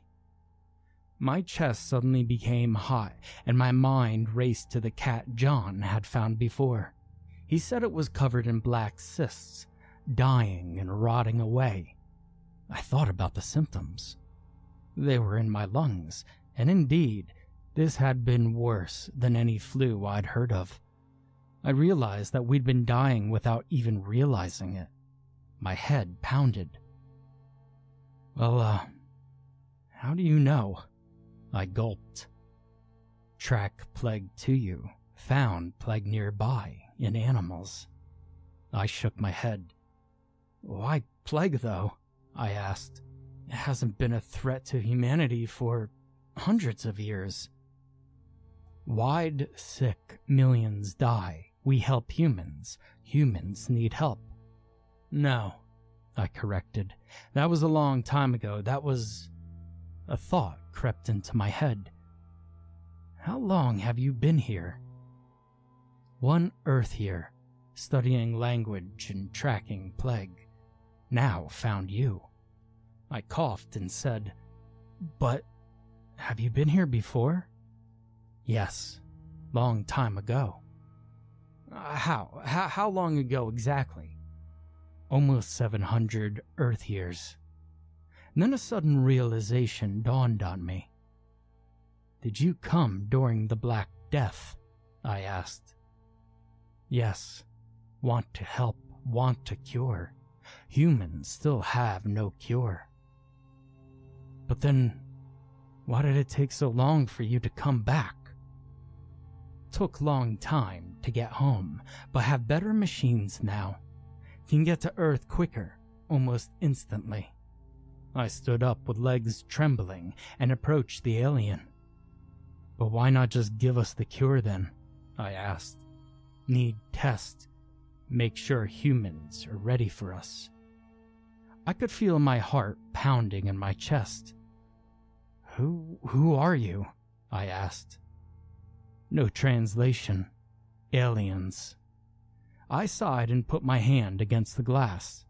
I could feel my body dying. How did you know our names? Heard you say them. It was as fair enough an answer as any, I guessed. I then asked the real question that I was wondering. How long do I have to live? 2 days, most. Probably 1. That's it? I cried. How long have I been in here? Few hours. Pneumonic plague kills in days. Too late for hospital. You'll die soon. But you have the cure, right? I asked. My legs were going numb and my heart was beating and throbbing in my chest. Yes. Then Can I have it? Please, I don't want to die. I'm sorry we killed your friends. We didn't mean it." The alien paused and looked down, its antennae twitching and a low gurgling coming from its mouth. My lungs began to heave, and I could feel my eyes watering. It didn't want to tell me the answer. "Well?" I urged, my voice cracking. "Can I?" "Sorry. Deep sorrow. Don't like death. Death is always tragic. Even John. We grieve all death." My heart soared. "So you won't let me die?" The alien gurgled louder for a moment, a pained tone to its voice. "Sorrow is in me. Want to help. But I can't. I'm not allowed. Humans are not ready for us. You kill us. We want to test. But you kill us. Can't fix plague." What do you mean? I promise I'll behave. Just cure me, please." Creature shrieked and turned its head. "Want to. Not allowed. Humans not ready. Maybe never. I'm not in control here." The creature put its hand to mine on the other side of the glass, and I knew then that these were not monsters. These were creatures of benevolence. They were beyond humanity's corruption, beyond our greed and bloodlust. I realized that they'd only killed John out of necessity, out of self-defense, and they still grieved his death despite the fact that he killed two of their own, and the one with whom I spoke still pitied me, even though I'd killed two myself. "Please," I whispered. "Don't let me die. Please." The alien cried again and withered, chirping in distress. "Have to. We take you home now. I'm very sorry, Zach, but not ready for us. Might not return to Earth. It's too dangerous." I heard the hissing of gas again, and I clutched at my chest as it burst into pain. My body collapsed to the floor, and as my mind was sinking back into the darkness, the alien suddenly became beautiful in my eyes. The designs that covered its clothes and the intricate markings on its fur were otherworldly and stunning. The ship itself was a work of art, rivaling the best of Renaissance architecture. The creature leaned down and put its hand on the glass, and the last thing I did before succumbing to sleep was reach out my hand to touch the glass, but my hands never reached. I woke up on my front porch, my clothes in a neat pile next to me. The morning sun beat down on my naked back, and I stumbled my way to my feet and went inside with the clothes bundled in my quivering arms. I put them back on, my body weak and agonized. My skin was splotched and red, but I knew I needed to get upstairs quickly. I needed to get to a hospital. But the calls wouldn't go through. Neither would any texts I sent, despite using various social media platforms. Oddly enough, though, I could still use the internet. I imagine it was the moth creatures purposely keeping me from getting help. In a hot flash, I became enraged and threw my phone across the room, but then calmed down when a thought occurred to me. One that I realized made sense. It was on the scope beyond myself. I realized that they knew I couldn't be cured. They knew that even if I got to a hospital, I would die all the same. But if I escaped my house, then I could spread the illness, and they wouldn't want to risk me causing another pandemic. Not if they had seen the Black Death with their own eyes. I became calmer and begrudgingly respected their decision. Though I did not like it, nor do I now. I thought about going to a neighbor's house, but just the act of ascending the stairs had almost sent me keeling to the floor. There was no way I could force my body to drive to a neighbor's house, much less the hospital. And there was no way I could walk the journey. And that is where I am now. I briefly researched pneumonic plague, and the aliens were right. There is no hope. The only hope would have been if I'd sought out help within a day of the symptoms, as I should have when I discovered John hacking blood from his lungs. But it's been 3 days now. I've been writing this on the verge of death. But I need to tell this to the world.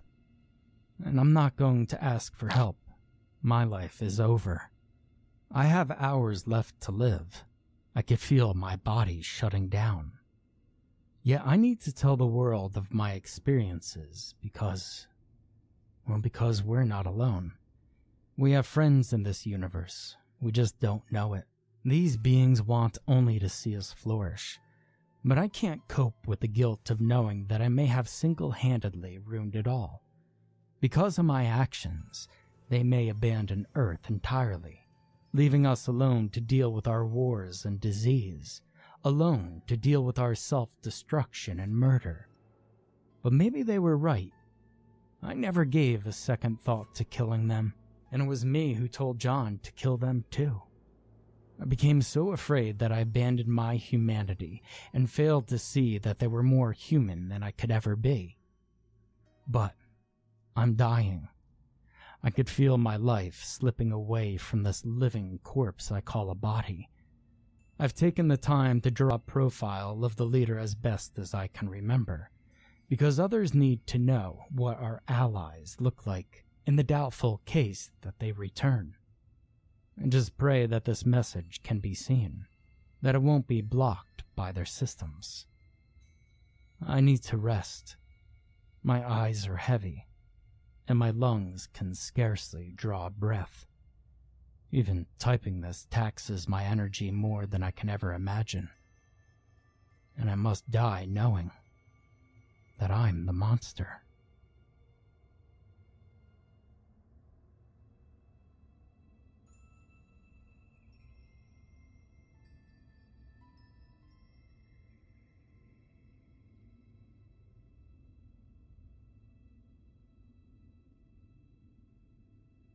When I was a kid, my dad traveled a lot for work. Back then, his company was growing exponentially. My father was sent to oversee the opening of new stores all across the country.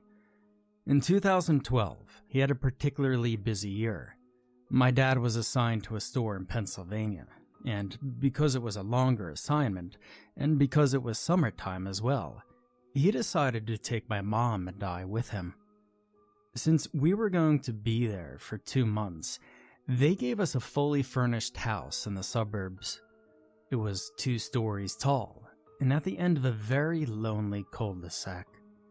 The town itself was very small, with maybe a little over 3,000 residents, and the suburb where we stayed was even more rural. Our neighborhood was relatively new, and most of the houses were still empty. The housing development, Lonewood it was called, had just started cutting into the dense forest that surrounded it, and all the empty houses gave it a very eerie, albeit boring feel. Now, luckily for me, there were a few other kids who lived in Lonewood, and one of them happened to be my age. Jamie and I were both 12, and really that was all we needed to have in common. We had a lot of fun that summer. Being a kid, I was eager to explore all the bike trails local kids had made out in the woods. The city of Middlesbrough was a very old town, which was incorporated sometime in the early 1800s. The town had a lot of history, but nothing really to do. One particularly boring Sunday, Jamie and I even went to the town's museum. It was pretty boring, as expected. Until we heard some kid ask an employee about the lost town. The employee replied that it was just a legend, but that was enough to pique my curiosity. I quizzed Jamie about it, but he didn't seem to know much about it either. It was a full 5 weeks into summer before I finally got my questions answered. Jamie and I were building a bike ramp over a narrow stream one late afternoon when we saw a group of 5 teenagers boisterously heading out into the woods. They were carrying flashlights and beer, several of them trying to scare the girls of the group into turning back. I wonder where they're going, I mused as I glanced over at Jamie. He stood up and wiped his brow. Oh, I know where they're going. Where? I stood up and dusted the dirt off of my shorts. The novelty of living in a small town had weeks ago given way to boredom, and I jumped on anything that sounded remotely interesting. Oh, they're looking for the lost town, he sighed regretfully. Okay, seriously, what is that? I knew you know more than you let on. I need to know, Jamie. I need to know. I shook his shoulders in mock hysteria, and he stumbled for balance. All right, I'll tell you. Geez, Katie. Jamie picked up his bike and started walking down the bike path. I grabbed mine and followed him. The lost town is just a dumb legend.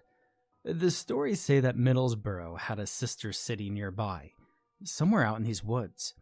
And then one day, I don't know, like a century and a half ago, the whole town just disappeared. The people left or died, but nobody knows. Nobody even remembers the name of the town. It's like a rite of passage or something for kids to go looking for it. Jamie, we should... No. He stopped and turned to look at me. Some kid went looking for it in the 70s and never came back. They found his body like 10 years later in the middle of nowhere. He got lost out there. It's easy to do. Everything looks the same. He was being a total idiot. Probably on drugs. It was the 70s. We are a totally different generation. We have sat-nav. Sat-nav? He looked at me curiously. Jamie had lived in this town his whole life, and sometimes I forgot how sheltered he was. Satellite navigation? My dad has a GPS that he totally wouldn't notice missing for a day. Come on, Jamie. It'd be so much fun. I better get back. Jamie looked at his watch and then mounted his bike. My dad is taking me to a movie tonight. We rode in an uncomfortable silence until an idea struck me as we rolled over the abandoned train tracks. They were old and almost buried by plant growth. Hey, I know you don't want to talk about it, but has anyone ever found anything? No. I mean, well, my friend's older brother said he found some human bones out there once, but nobody believed him. Oh. And where do people look? Well, I mean, almost everybody goes to the lake. He pointed to the left of us, where we'd seen the teenagers heading earlier. It's pretty deep back there, but they figured that if there was another town, they would have lived by the lake, so that's where they go. Well, you know what I would do? I would follow the train tracks. I mean, they look pretty old. And I don't know why they would lay them going back into those woods unless there was something back there. So that's where I would go. Jamie considered this and then nodded. Yeah, I mean, I guess I would buy that. No one follows the tracks that way, though. That's where that kid disappeared went. I wasn't swayed. I didn't bring up the lost town again until 2 weeks later. It was the weekend before we were moving home, and my parents had a barbecue for the employees of Dad's new store and some of our neighbors. Jamie and I hung out inside the house and played my N64 while we flirted pretty outrageously. There had been an unspoken sort of mutual attraction throughout the summer that no one had the guts to act on. Since I was moving home in 5 days, there really was nothing left to lose. Although his intentions were probably pure and genuine, I'm embarrassed to say that mine were not. I thought that if I can make him want to impress me, he would agree to go looking for the lost town. The legend had thoroughly consumed me. I mean, I'd been to the local library every morning for the past week looking for more information on the town and had found nothing. But legends just don't come from nowhere. I was sure of it. And I knew if we didn't leave by 2 p.m., we wouldn't have enough daylight to carry out my plan. I already had a backpack packed with water, a flashlight, a camera, and a can of red spray paint. I figured if we left the tracks, we would need to find our way back to them. And I thought I was so clever. But nothing in that backpack made a damn bit of difference in the end. I was a fool. I set my controller down and turned to look at Jamie. So, do you want to go out into the woods one last time? I raised my eyebrow at him and smiled. Yeah, he said excitedly, and he jumped off the couch. Then, embarrassed, he cast his eyes down at the floor. I mean, yeah, if you want to, that's cool. Cool, let's go. I grabbed his hand and ran out the front door, grabbing my strategically placed backpack on the way. Jamie didn't even notice it. He was walking faster than I was. When we had gotten a decent way into the trees, Jamie turned around and looked briefly at my face before casting his eyes to the ground. He rubbed the back of his neck. I've actually, wanted to kiss you all summer.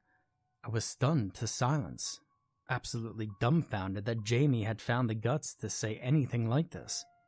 I knew I needed to fill the awkward silence left in its wake, so I did the only thing I could think of.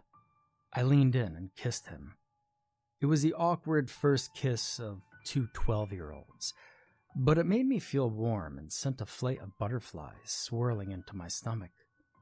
So, I actually really did like Jamie. How about that?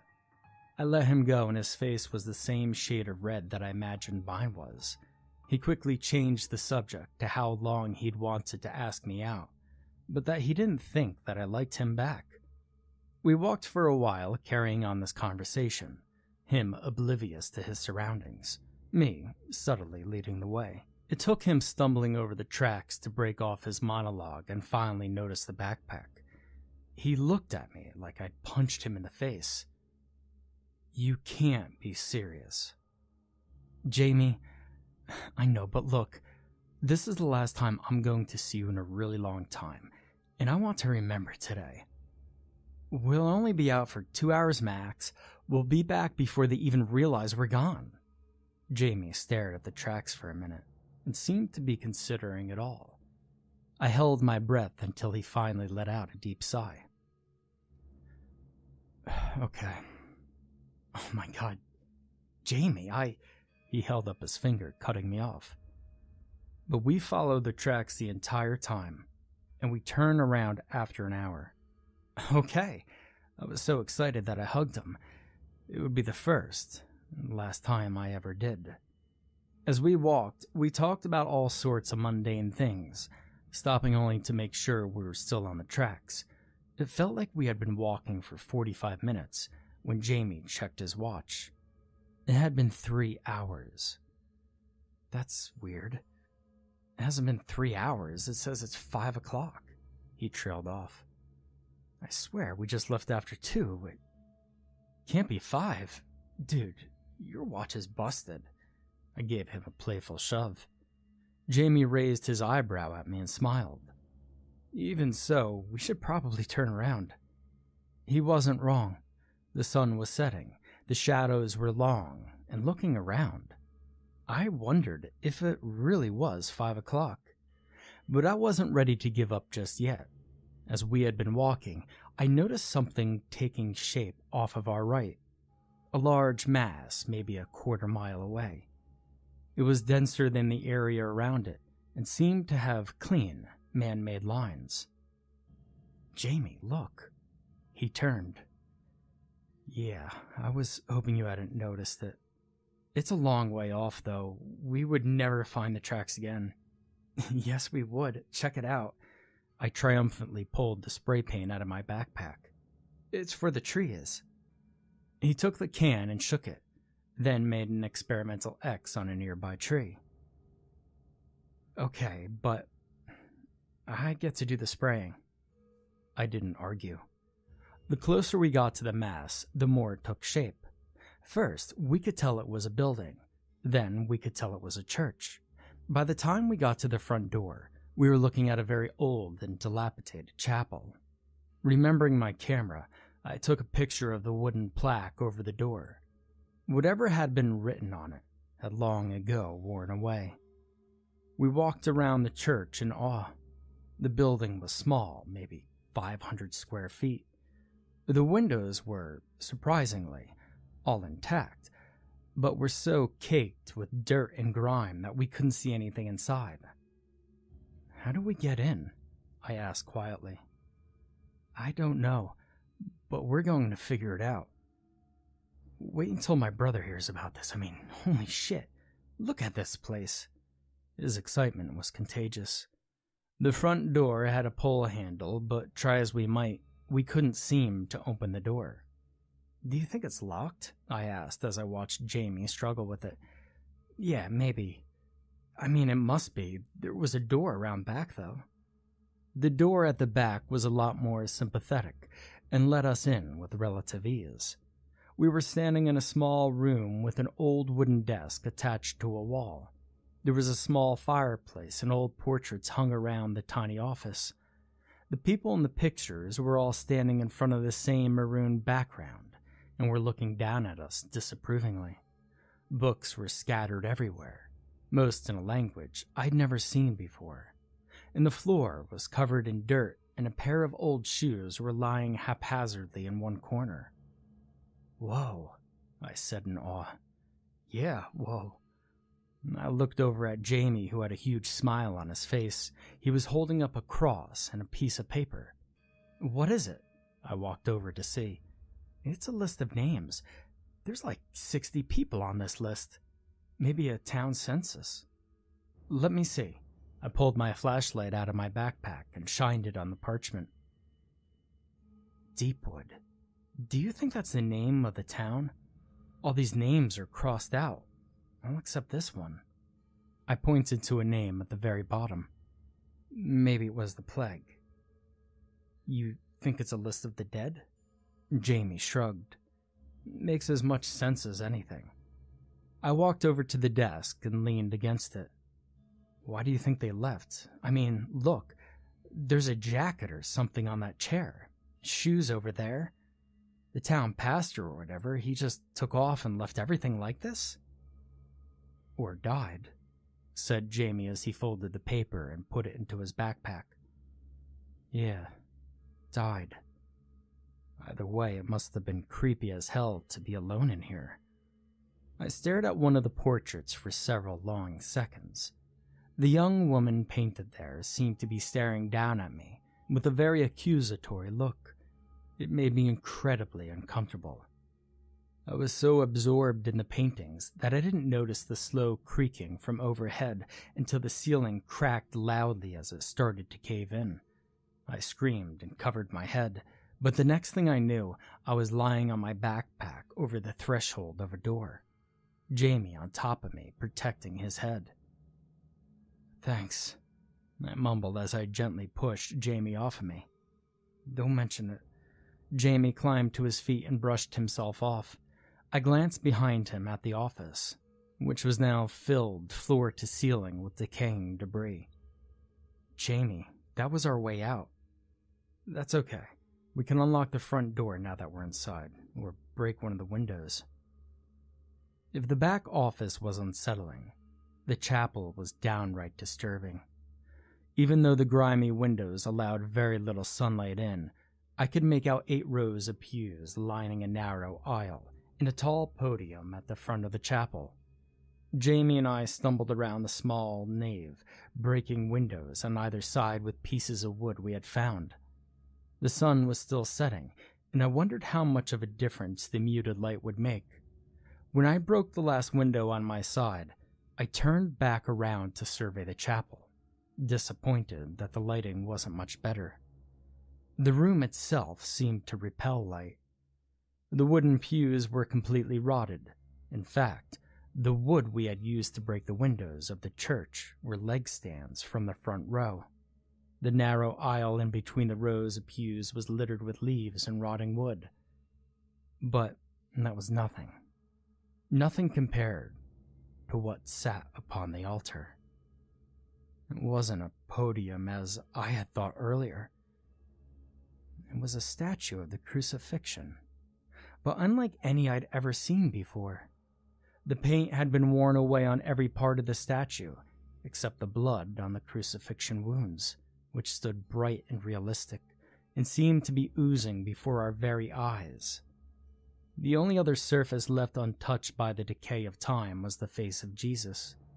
The details of his face were still so incredibly minute and perfect, and he had the same accusing eyes as the portraits in the pastor's office. He seemed to be staring directly at me, and I could tell Jamie felt the same, though he was across the room from me. The statue's stare awarded me with an edge of panic, and I suddenly realized that we needed to leave. We weren't wanted here. I had the sudden feeling that we were trespassing on some sort of hallowed ground. We had found the church. We had documents proving we had been here. And now it was time to go. I turned to Jamie to tell him so, and could immediately tell that he did not share my feelings. He had been born and bred on these legends, and nothing was going to tear him away from our discovery. I watched him walk over to grab the camera out of my bag. He took pictures of everything he deemed interesting, including the crucifixion statue, much to my unease. I gave him several minutes before I said something. "Hey, Jamie, I think we need to leave," I said in a low voice. Jamie stopped and looked up, seeming to remember I was there. "Are you kidding? This is what you came for. We need to bring home evidence of all of it." "It's going to be dark in half an hour. It's already hard to see in here." "Well, duh. That's why I'm using a flash. Hey, do you think you could get me a picture of me next to this creepy Jesus thing?" "I guess," I mumbled as I took the camera from him. I didn't even want to look at it, much less photograph it. But if it would help me get him out of here, I was going to stomach it. Jamie wrapped his arm around it just as I snapped the picture. "Don't touch it." "Oh, crap. Why did you touch it?" "There's something off about that thing, Jamie.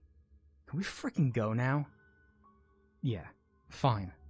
Jamie walked over and picked up the backpack as I headed toward the front door. I noticed that there was no lock on it.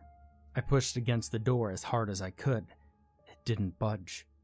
My heart sank. There wasn't even a handle or a knob.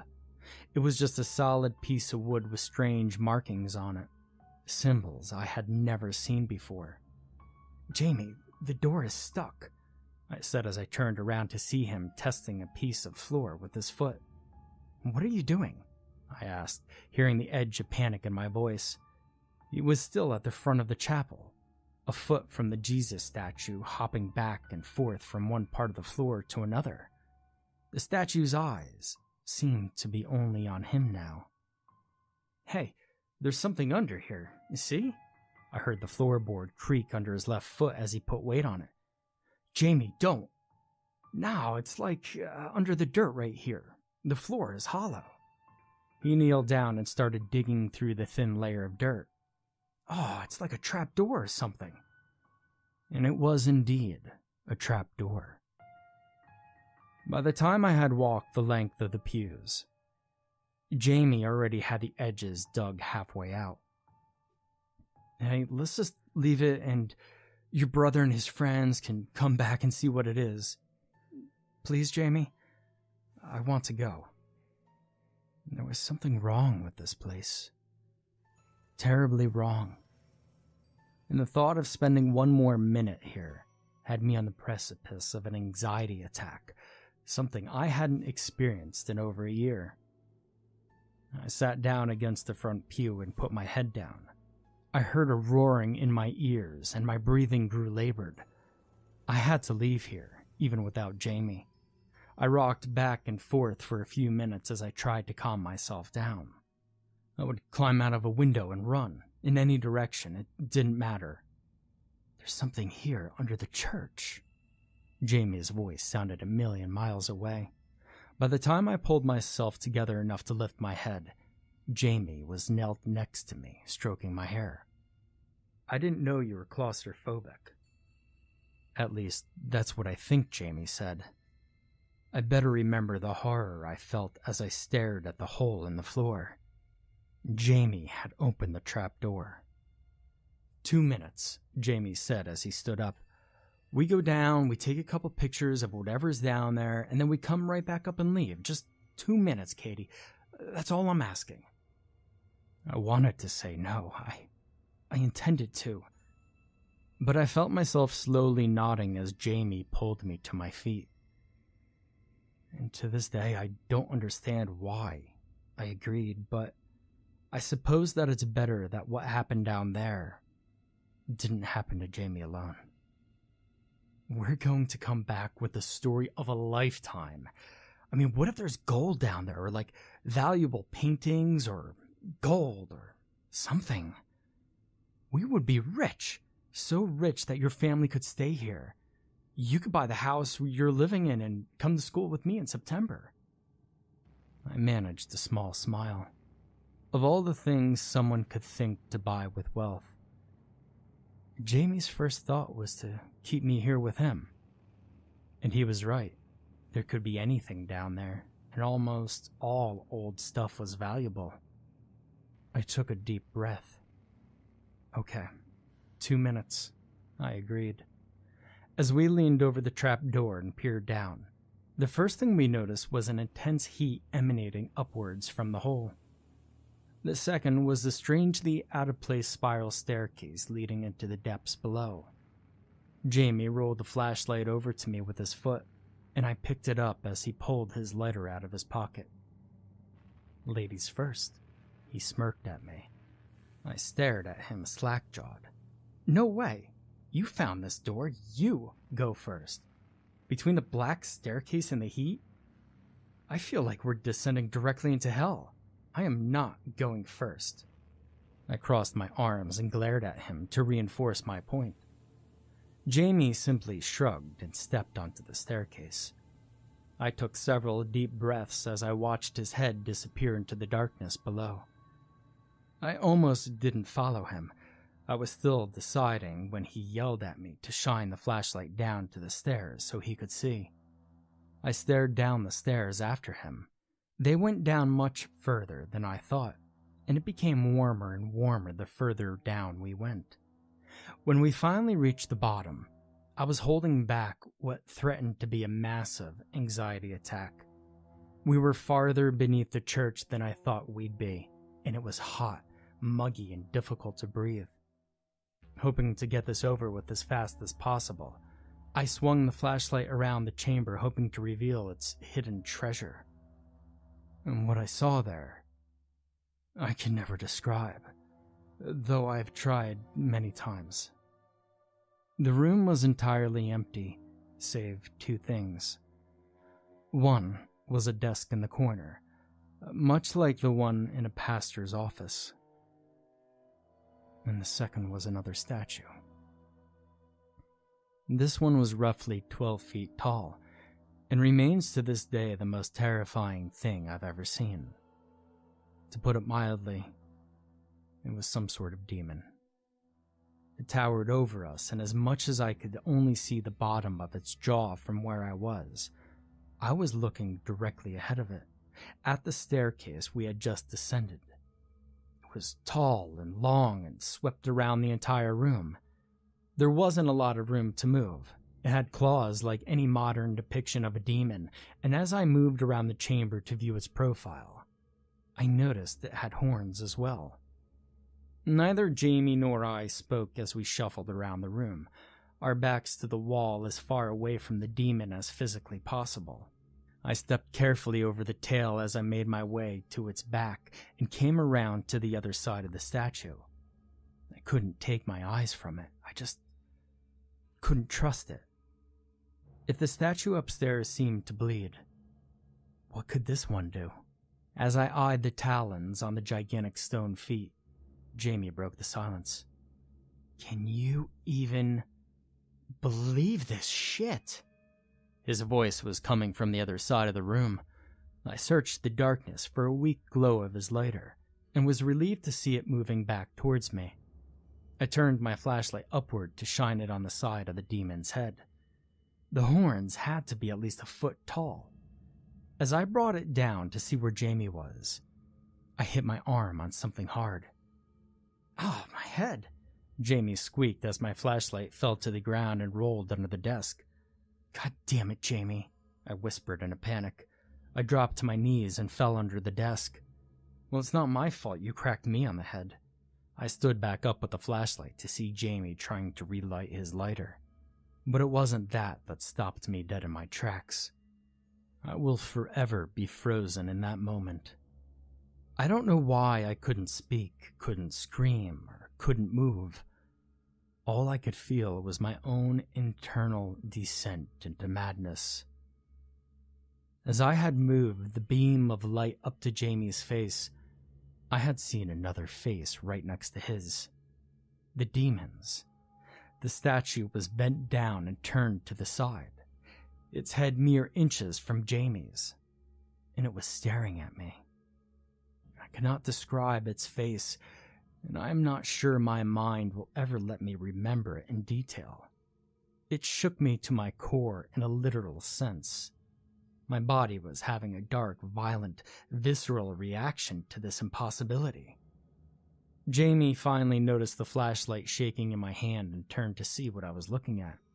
It wasn't until he started screaming that I was shaken from my paralysis. I dropped the flashlight.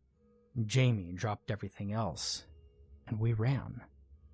We took the stairs, 2, 3 at a time, Jamie pushing me up ahead of him. Halfway up, I slipped and we both went tumbling down halfway to the bottom.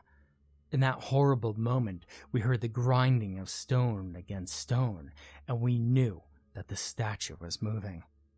Jamie screamed, but I was mute, too horrified to make a sound. We got up and kept climbing, never taking our eyes off the small light above us. It was our only salvation now. We were almost to the top when we first heard it on the stairs. It was so large and heavy that the entire staircase shook with the impact. Terrified that the stairs would come crashing down and that we would be left alone with it below, we jumped the last 3 steps, and Jamie pushed me up out of the trap door. He climbed out after me and tried to slam the trap door shut, but it was unmoving. We could hear a deafening thunder on the staircase as the demon slowly climbed the steps. I helped Jamie try to push the trapdoor closed, and for the first time, I noticed the symbols on the bottom of the wood, the same as those on the front door. Before I could even begin to comprehend this, I noticed the statue first penetrate the shaft of light on the staircase below. It was coming. Jamie saw it too and pulled me to a standing position while pointing at the front door. We both ran at it as hard as we could, but when we hit it, it didn't budge. We tried again, but it was unsympathetic to our crisis. "Katie, the windows!" We ran to the closest one and tried to climb up the wall to get out, but the windows were too high. The thunder from below was getting louder, closer. It was more than halfway up those stairs. We tried to climb on the rotting pews to reach the windows, but they crumbled under our weight. "I'll push you out. Give me your foot," Jamie yelled over the sound bellowing from below. I shook my head. I wanted to, but I couldn't leave him. I couldn't leave Jamie to face that thing alone. We both looked over at the door again. Our only chance was to keep trying to break it down. We stumbled back into the aisle and ran at the front door with everything we had. And I thought I felt it move. We backed up even further and ran at it again.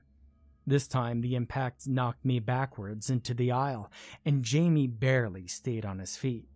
He looked at me in horror, and I turned around to see stone horns rising up from the darkness of the trapdoor, 3 feet from where I sat.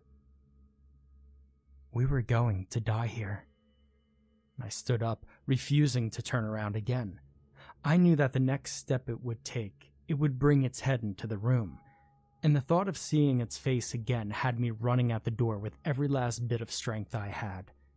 Jamie reached it at the same time, and I felt it give way as we crashed through the threshold and landed outside the church.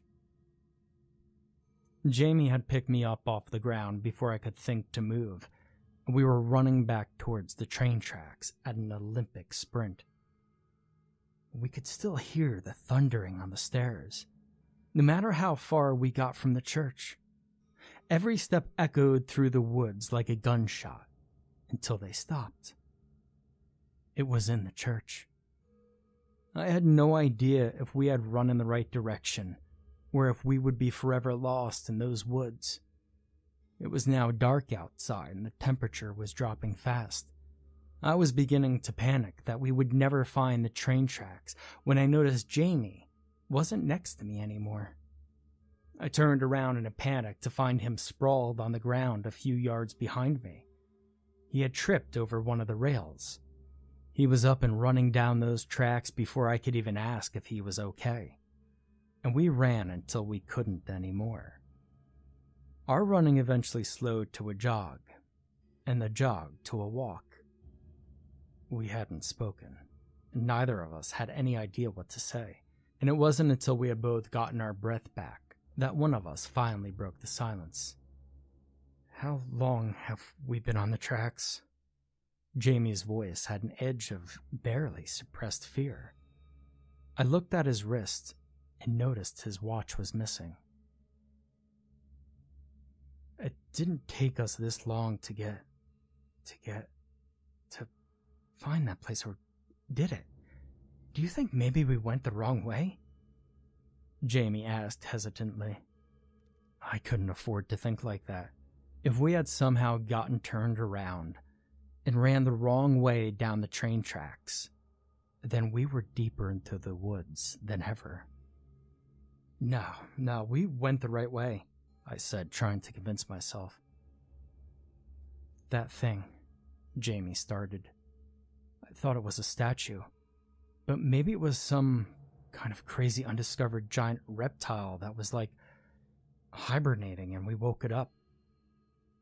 So we were going to delude ourselves into thinking that there was a scientific explanation for this. I understood why, but I just couldn't accept it." "Yeah," I said slowly. So did you see the weird writing on the front door?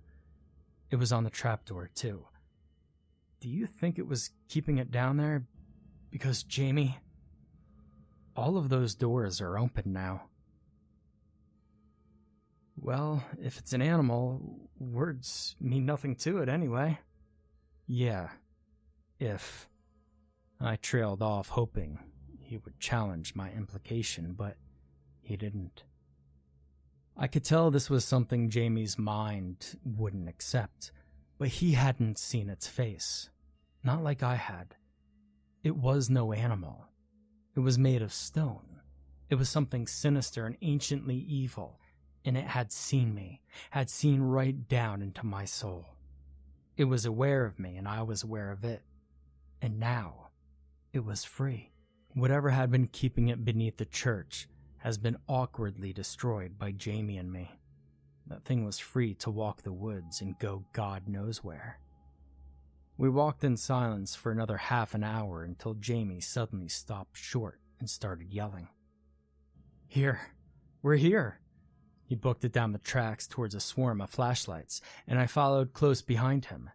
As soon as Jamie reached his parents, he collapsed, while I ran into my mother's arms and cried like a child.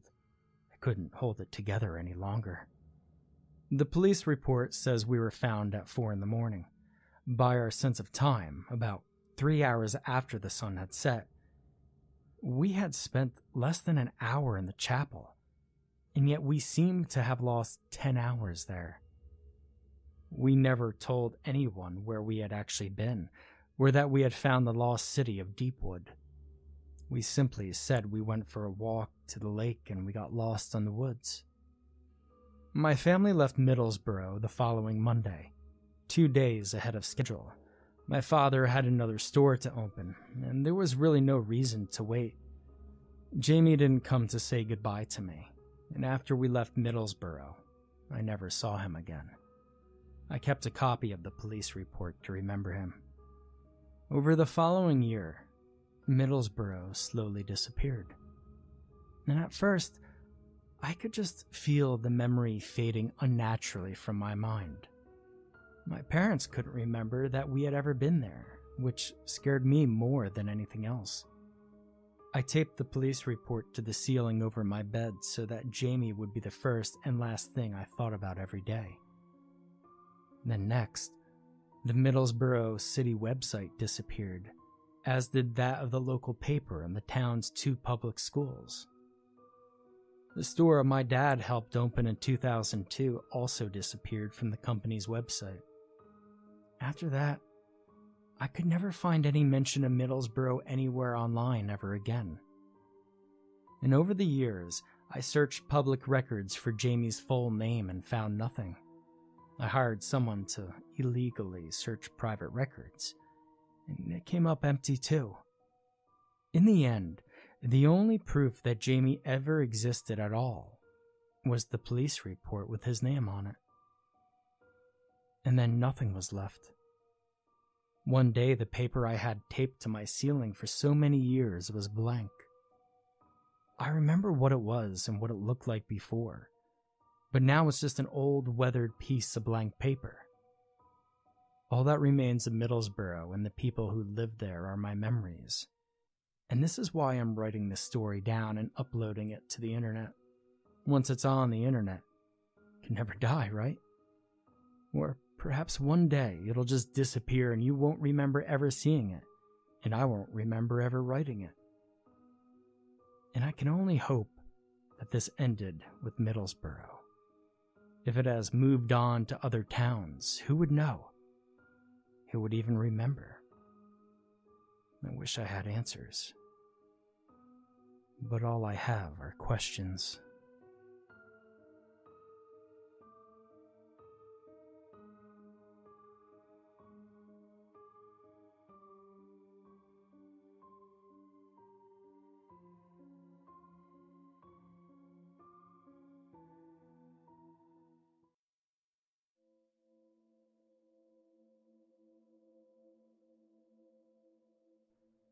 John drifted in an immense void. There was no way to control his movement, and no place he could have gone. He wondered if anyone even knew he was alive. Not long ago, he had been a traveler. In another time, he would have been called an astronaut. But in his time, such things were more common, and words like astronaut seemed unnecessary. He had been moving with his family to another part of the galaxy. They were being transported through space, moving thousands of light years to reach a new home on a distant planet.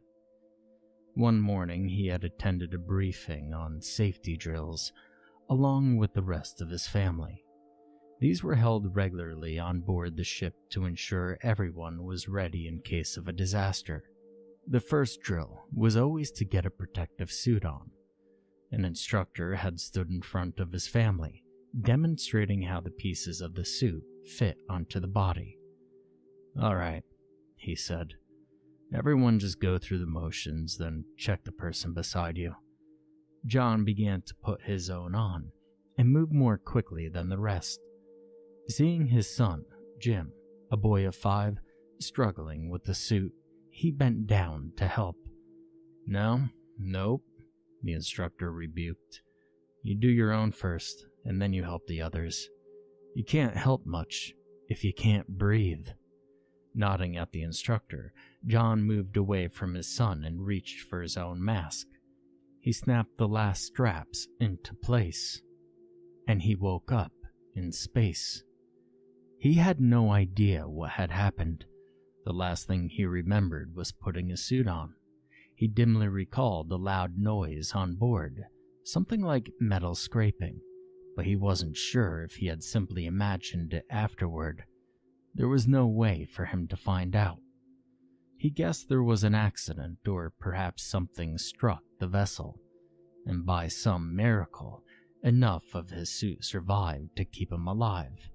However, he had no food, and he knew his oxygen would run out eventually. Really, it was nothing more than an accident that he had survived. If he had been a second slower, he wouldn't have been ready. By all reason, he should have been killed along with his family. Part of him wished he had been killed. While the thought of an instant sudden death was terrifying, it was better than the inevitable slow death in space. Here he could only wait for a painful, lonely end, as the feeling of loss at his family's sudden passing filled his heart. Death on the ship would have at least been painless. He thought about simply ending it, smashing the mask on his suit with his hand and waiting for space to kill him. There was only a thin layer of glass that kept the vacuum of space and his suffering. However, he couldn't bring himself to do it. Though he knew it would be better than the slow wait for death, the idea of suicide seemed impossible for him to grasp. An impossible hope came back every time he thought about it, telling him something would happen to save him. This hope, whether a curse disguised as a blessing or a blessing disguised as a curse, kept him from death. At the same time, he knew his mask was made to withstand space, and he wasn't sure if he had the strength to break it. Instead, he remained alive as he floated aimlessly through the emptiness of space. He still hoped to run into another ship, or perhaps even a planet or a star where people lived. But there were none in sight. All he could see was a deep, eternal blackness. It wasn't too long before he noticed something had begun to change. The change was so subtle, he wasn't sure if it was even occurring, and even then, he had no way to comprehend it. He could not relate anything to it, or put it into words. The best he could say is that space itself had come alive. The darkness was moving.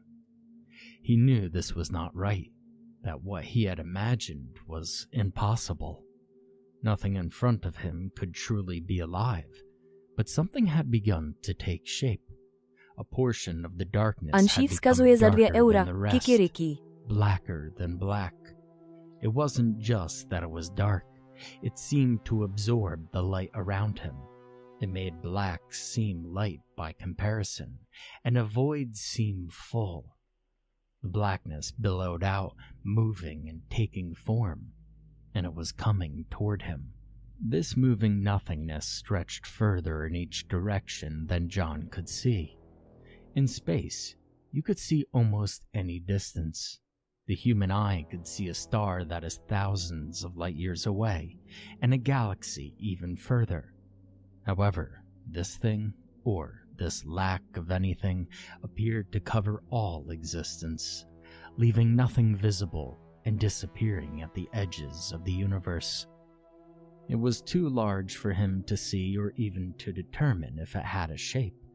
However, in his struggle to understand what he knew, Řekl bych dobrý ráno, ale dobrý ráno je až za began to see it as a massive 2 hodiny. being. Ale dík za Portions 2. of the billowing darkness changed shape Děkuju, and děkuju. color, forming gigantic eyes that glared at him. He saw arms reaching out of it, gigantic shapes that were coming to grasp him. It became a titanic, raving beast. In a way, it seemed soothing to make it something tangible and understandable, even a giant beast, rather than think of what it truly was. It was nothing, but less than nothing, an all-consuming nothing that was coming inevitably toward him. In his terror, he flailed his arms and legs. He struggled to get away from it, though he knew there was no way to move to get away from it. And he began to panic, and in his fright, his limbs became frozen in place. He remained still as he watched the mammoth being of darkness descend upon him. He was helpless as the eternal darkness that moved like a deadly but starving animal on the hunt, and he was its prey. But something else took his attention and filled him with awe. A light had appeared. It seemed close to him, only a few feet away. He knew it wasn't a star, as it was far too small and hadn't been there before. It held the rough size and shape of a man, and he felt comfortable staring at it. It was familiar in a way, and for that moment he forgot about the void. He struggled to move toward it, twisting his limbs as if he were swimming. It was a pointless attempt, but it felt soothing to think he had control over himself, and his actions could somehow move him toward the light and away from the dark beast. He stared into the light, and it began to change. Beams of light moved up and down its sides, leaving solid shapes behind them. The image took form as a tall, man-like creature. Man-like creature was how John would have chosen to describe it, but the only thing that distinguished it from a man was that it was in space without protection. From its appearance alone, it was a brown-haired, middle-aged man, well-dressed in a business suit and seemingly lounging in a non-existent chair. John stared at it with his mouth agape. For a moment, he forgot about the darkness and about being in space. "Well," the creature said. "What?" John stuttered. "Well, I presume you want something. You may as well ask for it," the creature replied, sounding bored. Though it seemed impossible for him to be speaking, the sound still filled John's ears whenever it moved its mouth. "What are you?" John almost shouted. "What am I? Don't worry about what I am. Doesn't really matter, does it? You have a problem, and I think you want a solution." "What are you talking about?" "I'm talking about that," the creature said impatiently and indicated the encroaching void. John looked back and forth between the infinite nothingness that was slowly coming toward him and the creature in a business suit directly in front of him. "But what is that thing?" John asked. "That thing is nothing. It is the infinite oblivion that existed forever before you and will exist forever after. You, and all like you, are only here for the briefest amount of time, and then that thing will claim you, and you'll be forgotten in time and space. You not only will be dead, but you'll no longer exist, and cease to have ever existed. What is not now may as well never have been, and to say you ever were in a meaningful way is almost an exaggeration. I know you don't want that, and there is a way out, which I can give you." John listened, trying to understand what he had heard. The beast was still coming toward him, and seemed far closer than it had before. At this rate, it would soon close in and take him. The words of the businessman resounded in his ears and horrified him. All of his life, everything he did, everyone he knew, all gone forever, as if it had never occurred. Simply nothing. It truly was a fate worse than death. "You can save me from it?" he said, pointing at the seemingly unstoppable void. "I can. It is my trade, in fact, and my job, though I do it mainly out of boredom. This is why I appear as something you may understand as a businessman. But let me tell you, if you take too long, well, I frankly don't care enough not to leave you to your fate." "No, please don't," John cried. "What do I have to do?" The creature smiled. "Well, it's simple, isn't it? I want you to smash your mask. I want you to kill yourself."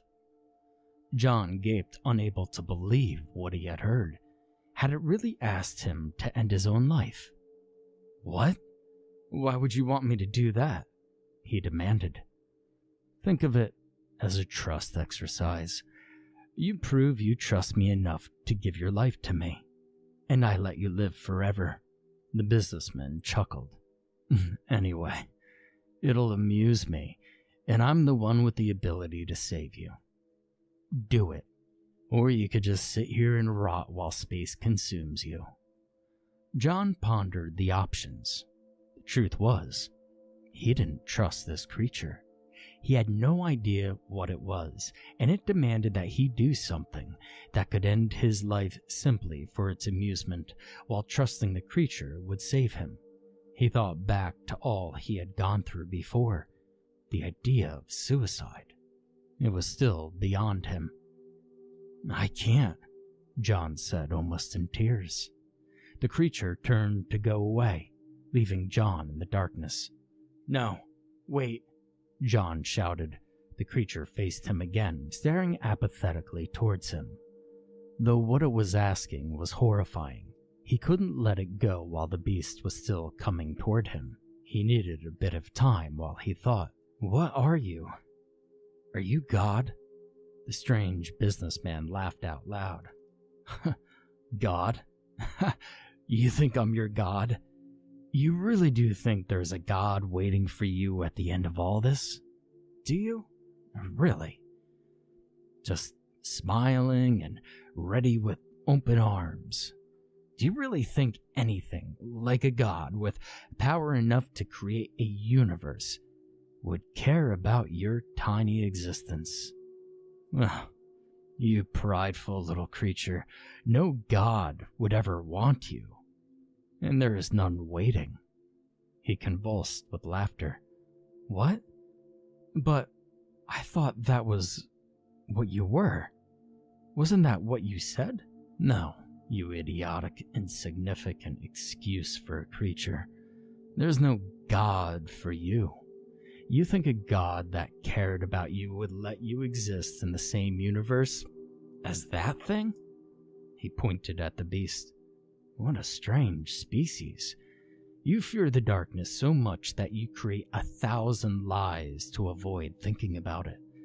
All your religions, all your ideals, your pathetic attempts at science, your arts, your delusions of glory and war and violence, all a feeble attempt to protect yourself from its truth. In the end, you just hasten your own way to the darkness thinking you can avoid it. You're a species so foolish that you think you deserve respite from the eternal darkness, and so vain that you would send 1,000 of your own into it rather than simply go yourself. In the end, it's all for nothing. All lies, it's all fake, and all you end up is in the same place as the ones you killed. Not that any of the other species are any better." The businessman laughed again and pointed at the beast. "You want a god. Well, that is your god. Nothingness is your god. Nothingness is infinite. Nothingness lasts forever and extends everywhere like your beliefs of a god. You came into it, a cosmic accident the cosmos forgot. From nothing you came, and into nothing you will return. I'm not your god. I'm simply a businessman. I can offer you respite from that thing and allow you to keep existing. That is all you need to know." John stared at him for a moment. The beast was closer now, so close it was almost touching. He tried to remain calm despite the panic inside him. "So, you'll save me from it. How do I know it isn't a trick?" "I will, and I guess you don't," the businessman said, looking away from John and into space. "Anyway, I'm almost out of time. I don't care at all if you trust me or not. Do you want me to do it or not?" John stared back and forth from the beast to the businessman. The horror of the void was too much to handle, and slowly he nodded his head. "Yes," he said. "I do want you to." The creature grinned. "Good. Then smash that mask. Don't worry, I'll make sure you have the strength." John paused for a moment. He still had no idea if the creature was being honest, but he knew he had no other option. He swung his hand at the glass and saw it crack slightly. He tried again. The cracks grew and he began to feel sick with fear. He knew that soon there would be nothing left keeping him from 1,000 horrible deaths in space. The terror began to make him shake. He swung again. The glass shattered, sending shards driving into his eyes and skin. He screamed in pain, and the sound was silenced by the void. The air was sucked from his suit, and he felt his lungs collapse, making him suffocate. All heat left him, getting replaced by the absolute cold of space. The pain was excruciating, and if he could think, he would have wished for death. He knew he would be dead in seconds if nothing happened. He stared at the creature, hoping it would save him. It began to chuckle, then to laugh out loud. It was a cruel, horrible laugh, like someone who had succeeded in a terrible crime. It sent chills down John's spine. "The funny thing about you humans," it said, "is that all you seem to think your life is a good thing." John stared at it in shock. It began to transform, changing from something recognizable into something horrible. Dozens of tentacle-like limbs spurted out from its chest, twisting and turning with multiple joints and ending with bizarre human hands. His eyes grew and multiplied, appearing all over his body and matching the limbs in number, while the rest of his face disappeared completely. What resulted was a writhing mass of sharp, jagged angles, formless and constantly changing shape as the limbs moved and the eyes peeked out at seemingly random intervals. The beast touched John, but nothing happened. It retreated back into space and slowly disappeared forever. Death never came, but nothing else changed either. The pain was still there. Every second seemed like a year, and he struggled in immense suffering that should have killed him. It would have killed him, if he could die. John knew he had made some horrible mistake, but did not know what it meant. He tried to take back his words, but found that he couldn't move. "Now you're changing your mind?" The creature laughed. His voice came from all directions at once, filling John's ears and his head. "You wanted to see eternity. And you will." John's mind was blank with terror. The horror at the thought of eternal existence in the void of space, with never any respite or hope, filled him. He wished now that the beast would come back, that the void would claim him, that he could finally die. But nothing came.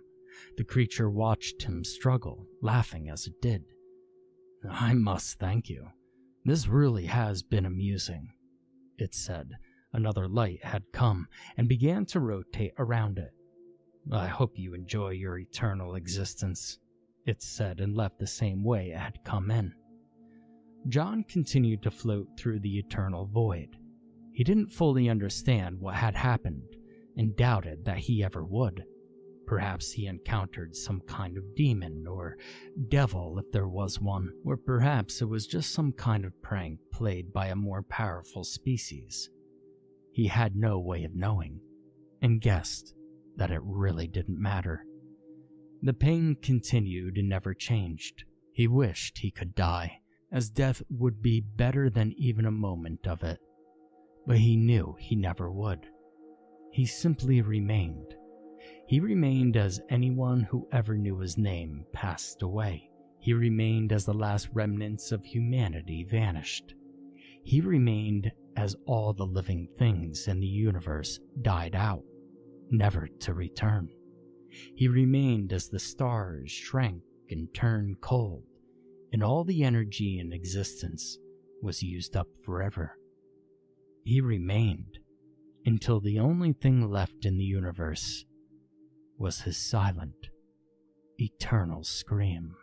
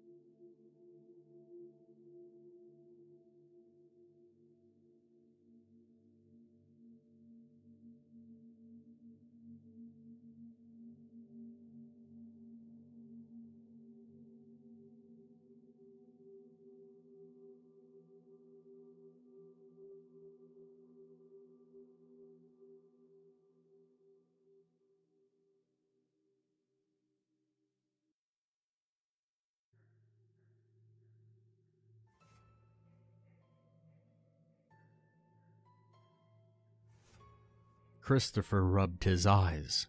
He was tired.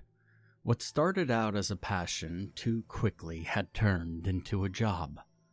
He loved scary stories and the adrenaline rush from the thrill of being scared, and that's what prompted him to start his podcast. It took off like wildfire, and now he had over 1 million followers. Christopher's initial online persona was intriguing and charismatic, and this had somehow warped into a cynical and unable to be satisfied attitude. He didn't know when or how it had even happened. He remembered his mother saying, "Honey, follow your passion and you'll never work a day in your life." Right, Christopher thought. What a load of crap. Even his thoughts had become tainted with contempt. Christopher took a sip from a steaming cup of coffee that Brandon, his producer, had given him. It was going to be a long night. Brandon entered the studio and smiled at him. Christopher looked squarely at him and asked, "Why did I let you talk me into doing a live show?" In response, Brandon grinned, which in turn caused Christopher to grin. "Well, must be the payable ads? Oh yeah, and the live stream comments from your fans," Brandon sarcastically replied. "Touché," Christopher responded, still grinning. Then, on a serious note, he stated, "I wish we would get a really, really scary story. The submissions we received would barely rate a 5. I want someone to submit a story that would rate 10 out of 10. He sighed deeply. "Yeah, I know, hang in there. I'm sure one will be submitted soon," Brandon said. He and Christopher had worked together for 3 years, and during that time they had become close friends, almost like brothers. In an effort to lift Christopher's spirits, Brandon said, "By the way, I changed the submission guidelines to help weed out the crap.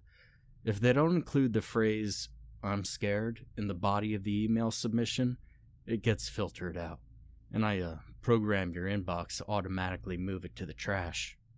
He looked hopeful to his friend. "Thanks. Good job," Christopher sincerely replied. He knew that Brandon was trying to help, but he didn't have much faith that it would work. Christopher knew the programming would work. He just didn't think it would remove all of the dull stories. "Even if I don't think they're scary, our followers do. So, I have to keep reading them," Christopher stated flatly. Brandon smiled and said, "All right, get ready. We go live in 3 minutes." Christopher nodded. He closed his eyes and mentally prepared himself. Knowing he had to pull out his alter ego, his persona that built this following, Christopher took a deep breath, held it, and then exhaled slowly. "I'm ready." Christopher preferred to narrate from a paper, a hard copy, versus reading an electronic version from a monitor. He enjoyed the feel of the pages. Brandon held up 3 fingers and counted down, then pointed directly at Christopher to let him know that he was live. "Good evening," Christopher began.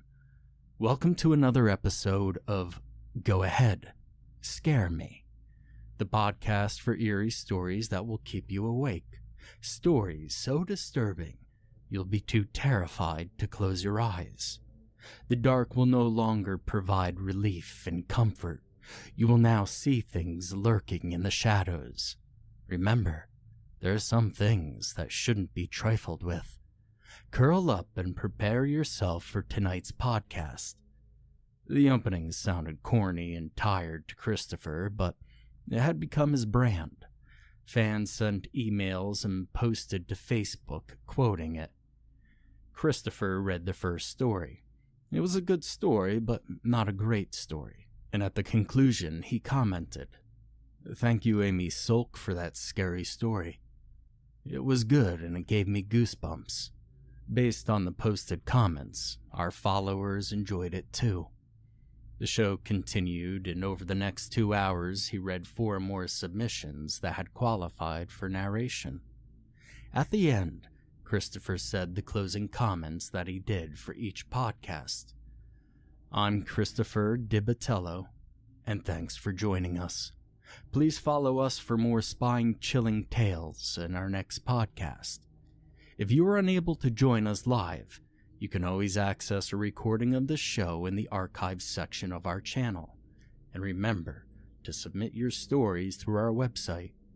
I'm still looking for that one story that will truly give me pause, make the hair stand up on the back of my neck, make my heart skip a beat. So I challenge you. Go ahead. Scare me." "And we're out," Brandon said after stopping the live feed. "I'll have this session ready for upload in about 3 days. Christopher replied, "Okay." He shoved the pages from the stories into a folder and pushed it to the side. "When are you going to have those submissions ready for me to review?" "I'm working on that tomorrow. I should have some for you then, hoping to find some really good ones," Brandon answered. "Cool. I'm beat. I'm heading home. I'll talk to you later," Christopher said, trying to stifle a yawn. "Get some rest. Looks like you need it," Brandon said. Christopher smiled, nodded, and waved goodbye as he left the studio. The next day, Christopher arrived at the studio, steaming cup of very strong coffee in his hand. He entered the studio and waved hello to Brandon, who was in the control room editing their last session. Brandon nodded and jumped up from his chair. "Hey, bro. I put the filtered submissions in your network folder. I think there may be some decent ones for our next stream." Brandon hoped to raise Christopher's spirits. He felt as though he were watching his friend descend into a black hole of despair. "Okay, thanks. I'll check them out," Christopher replied flatly. Not to be deterred, Brandon added, "Your package came this morning. I put it on your desk." "What'd you order?" Christopher looked at him with surprise and replied, "I didn't order anything." "Well, maybe it's a gift from one of your fans," Brandon said teasingly. "Oh, great. That's just what I need," Christopher said in a sarcastic tone. Then he smiled. He had to admire Brandon for not giving up on him and tolerating his moodiness. Christopher entered his office, which was a room adjacent to the sound booth. He set his cup of coffee on the desk and turned his attention to the package. It was 24 inches long, 12 inches wide, and 8 inches in height. A plain brown box, no address or return address label. "You said it was delivered this morning?" Christopher yelled from his office to Brandon. "Yep," Brandon hollered back. A bit irritated, Christopher left his office and stood outside the control room doorway. "Who delivered it?" he asked. Brandon thought for a moment and replied, "No one." Dobré ráno, do piče! What's up? Well, it doesn't happen. Jak se máte? Máme se? Co? Vede se? Dobrý ráno, Valené, Nazárek. Kdo to ještě? Jsem normální 249, čau Jirko, čau Kamzíku. Nazdar, čau Peťo, čau Tito Léňo. Ty vole, no to je ráno teda, to vám povím. Nemohl ses dočkat, až to zapneš? Nemohl, no, já rád prostě vlastně jako nespím. Myslím, že spánek je dost zbytečný, ale vypadám dobře po ránu, ne? Tady vidíte, že to není make-up, aspoň vidíte, že to je real. Všechno je to real. Ty vole, to už je 9, to ne, tak já už neusnu, takže to nemá cenu. Já si když tak pak dám šlofíčka po obědě, to není problém. To není problém. Já jsem si třeba ani nevyčistil zuby, ty vole. Musím do koupelny. Musím si vzít něco k snídaně. A jako teoreticky potřeba udělat nějaký věci, ale současně chci prostě hrát Kingdom Come. Ty vole. Hele, ty creepypasty vlastně jako byly super. Jakože, nechci říkat, ale mě to docela bavilo. Akorát jsem žádnou creepypastu neslyšel celou nikdy. Vždycky uprostřed nějaký creepypasty jsem jako usnul, ale samozřejmě v tu chvíli mě zbudil nějaký zmrt s tím donatem. Takže, kolik jsme tady dostali před spaním, tyjo? Čau, Vašo, kolik je normální čas na stream? Ty vole, pěkný, jo. Pěkný.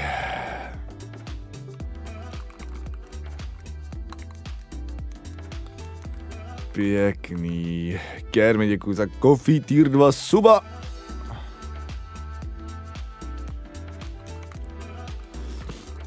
No, musíme udělat nějakou prácičku. To je nevyhnutelný. Ale kde mám začít? Pan Potržítko OT vzkazuje za 25 €. To jsem rád, že nejsem jediný člověk v pracovním módu. Pane OT, dobrý ráno. Já jsem přemýšlel, pane Otečku, děkuji za 25 éček, Dono, krásně děkuji. Já jsem přemýšlel, že bych, já nevím, jestli znáte Flowy, jo, jestli si pamatujete, co dělá Flowy. Flowy občas dělá streamy a jsou jako coworkingový, že tam sedí, pustí hudbu a jakože společně můžeme pracovat. Jakože já teď na chvilku vypnu mikrofon a budu půl hodiny v kuse třeba pracovat a budu se intenzivně věnovat práci a vy taky a můžete mi říct, jak vám to šlo, nebo něco takového. Myslím, že něco takového jako bychom si dali taky. Já minimálně potřebuji třeba, nevím, odepsat nějaký e-mail, víš co, nebo takhle jako. Když to vypadá, že dělám píču, tak většinou ráno něco málo udělat fakt musím.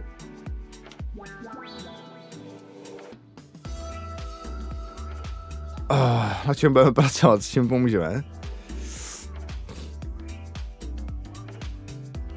Já potřebuji určitě maličko vypromovat ten song. Musím dát nějaký matroš na Instač.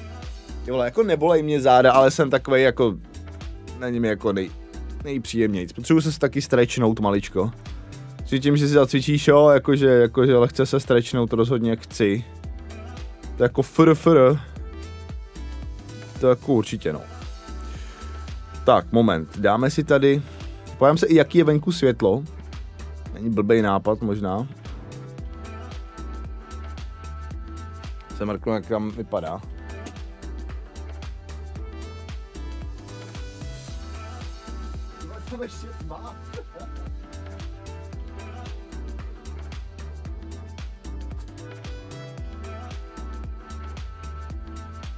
Tam ještě tma, vole, jsem otevřel roztáh závěsadnic. Dej si vítaní slunka, ale to se dělá tak, že musíš vystrčit anál na to slunce. Ty si musíš nabít energii tím, že prostě vystrčíš anus. Každopádně děkuju Ančí za to, no. Za 2 éčka před půl hodinou. Ty mě definitivně rozbily a vzbudily. Já jsem si myslel, že ty textu speech zprávy mě jako nebudou budit, že mi to budou prdele. Ale budily mě hodně, no. Čau Frodo, dobré ráno. Čágo. Hele, já si tady jenom maličko uklidím u stelusy. Ale slyším vás, jo? Slyším vás. I hear you. Počkej, já chci určitě jako tu kameru normálně jakhle udělám. Čus, pohoda. To bydlíš kde, že tam máš tmu? Jako není úplně tma, vychází sluníčko, ale že by svítilo si úplně jako říct netroufám. Vychází. Máte jiný čas lokti, my zase nevím, už máme normální den. Nevím, co je na tom normální teda. Ty vole, já si okolo reálně opravdu budu muset vzít nějaký den, hodinu na to, abych tady prostě uklidil. Jinak tu zahynu.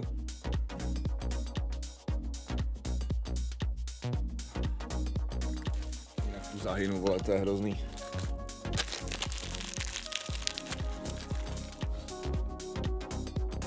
Dáme k snídani, si jogurtíček.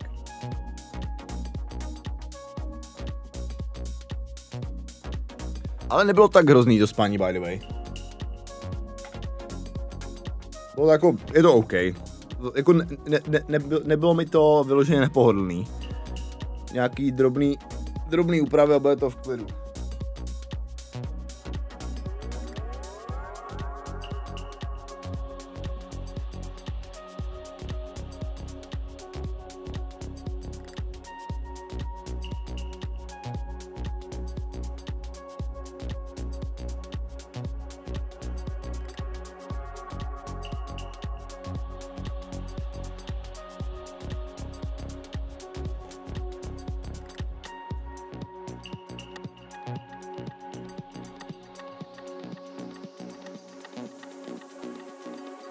Asi nejhorší bylo, že mě sklouznul polštář z toho dolů. To mě trošku sralo. A bylo mi horko, no.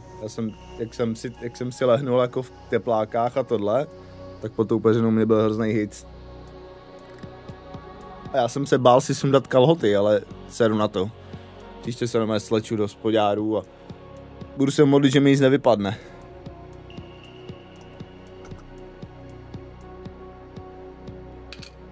Padne, že jo.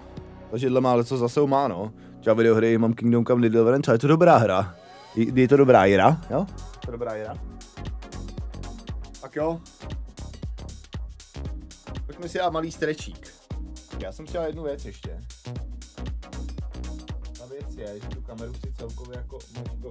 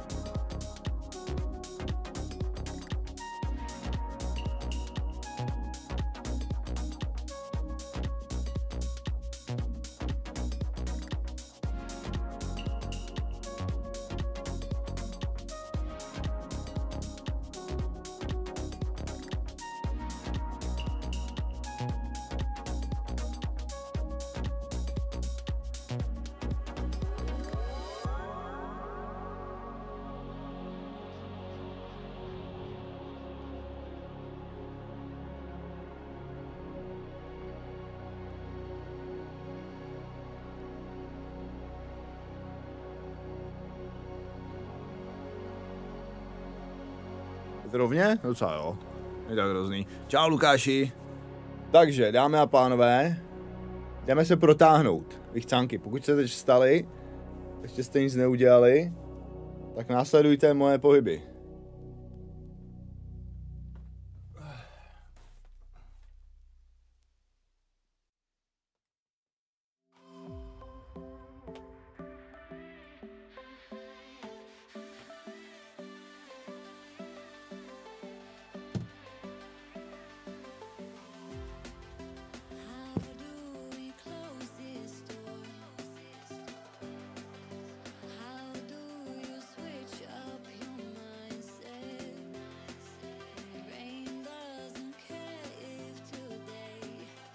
Mačko mě bolí za krkem, nebudu lhát. Tam se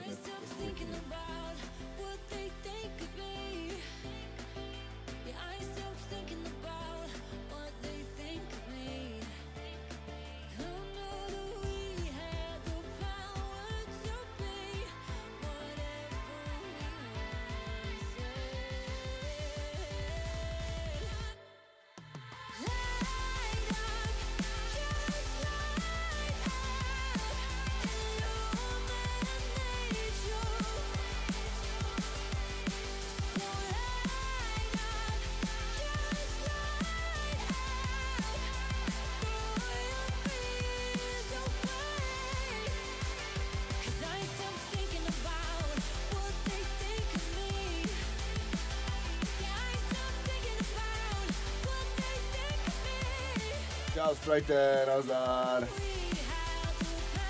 Ale Guten Morgen. Guten Morgen, ja? To bude moc majíčka takhle možná točit. Stojka, to nedělám. Nestojkuju. I don't stojka. Neumím.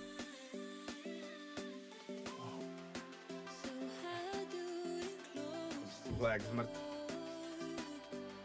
By the way, ještě jsem neměl ani snídaní, ale dám si tady jeden GG Booster Good Eye. Multivitamin. Čau, Bobore, ahoj. Čo pán prstenů? Tu ještě někdo nešel spát? Já už jsem stával teď. Teď jsem stával. Čau, Kingy. To jsem tady co za song, jak to bylo teď vidět. Dáš vykřičník song, tak se to většinou ukáže. Tohle to křeslo, no tak to nemůžu. To nemůžu.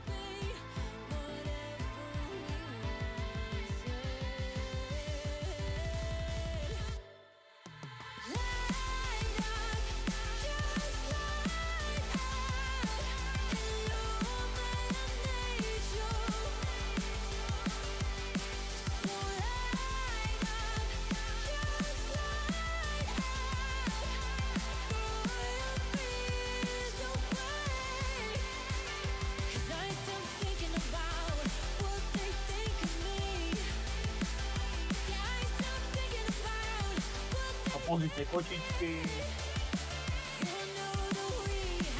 Oh yeah. Oh yeah. Oh yeah.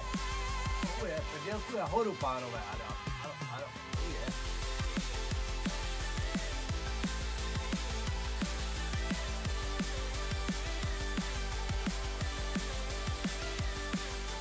No.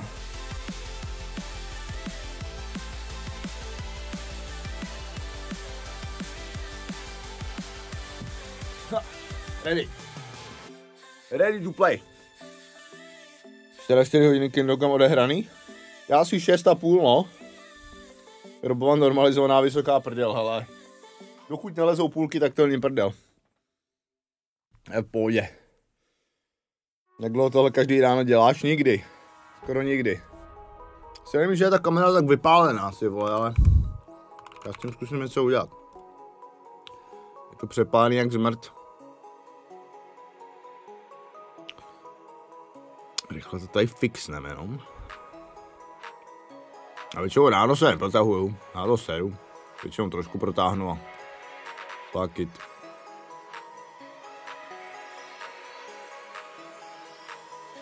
Jo, takhle to má být, no. Na maličko víc. Maličko možná.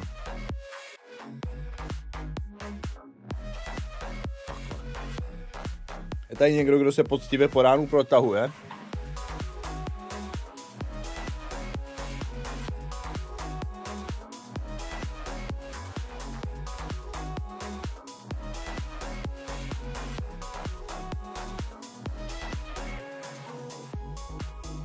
Já to většinou seru. Čau hlášky, dobrý ráno. Tahu se v práci, jo, v práci to je dobrý. Když už někdo za to platí, tak to je v klidu. To je v klidu. Zavírám okno.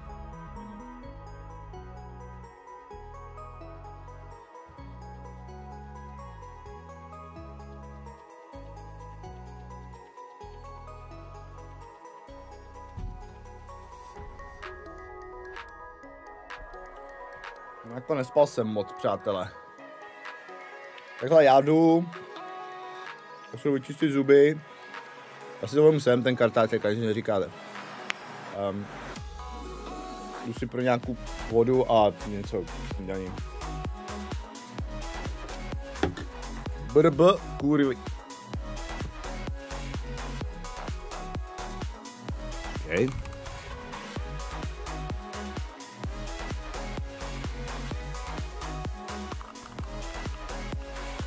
A budu vždycky takhle přát update k tomu.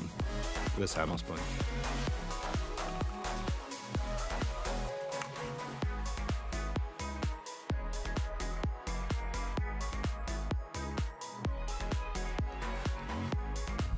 Oh yeah.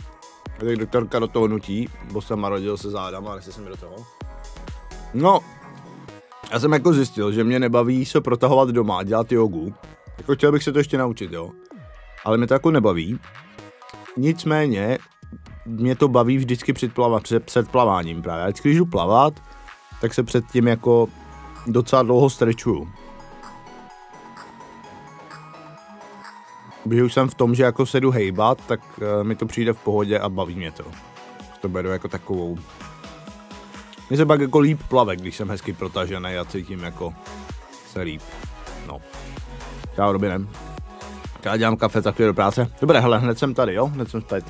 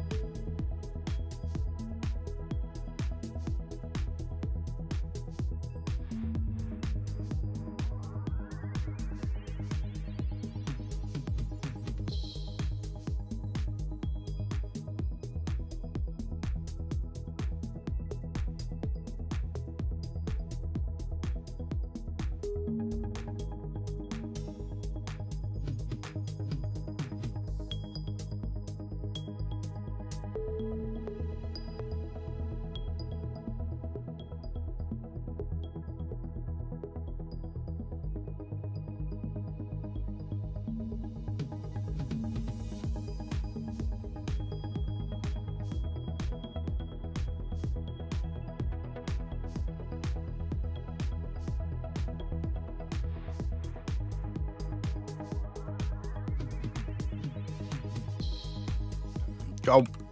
Čau, mrtvo.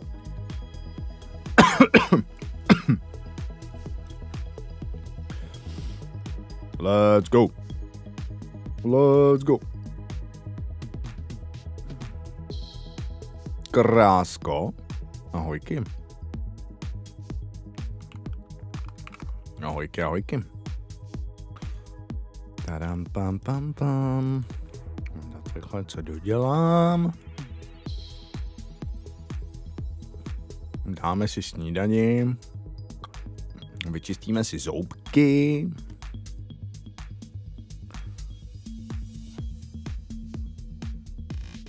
Půjdeme hrát asi hned. Já potřebuji jenom postnout něco k tomu songu. Já si myslím, že bych měl anglickou verzi toho songu dát na Twitter. Protože mi nikdo YouTube video stejně šerovat nebude. Děláš si kozy, co zase dělá ta kamera? Já už vím. Hej! Jo! Dal jsem si na pondělí požadavek na dovolenou. Víkend typu, že mi nebude stačit na Kingdom Come 2, hele, to je mega dobrý.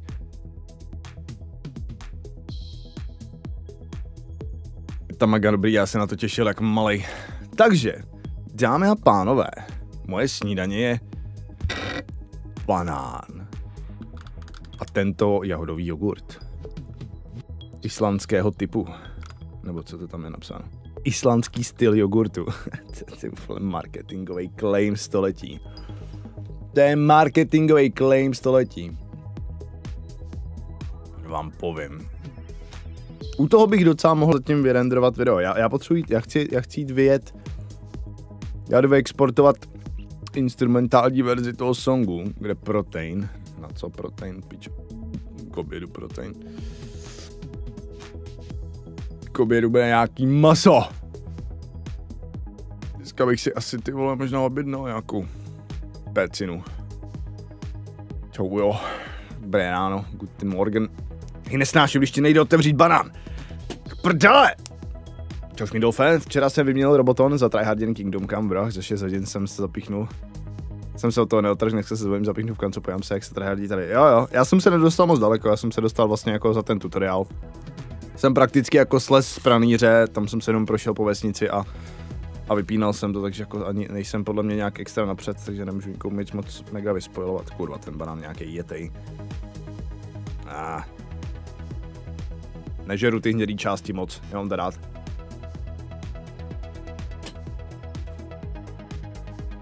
Toustový celozrnný tousták s křenovým pomazánkovým máslem a šunkou. Já mám taky toustáky. Nakoupil jsem si včera právě.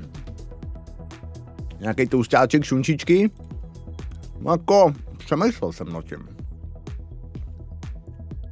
Čau Afo, a jim chtěl taky 7 hodin trvenu. 7. These are rookie numbers. Moment.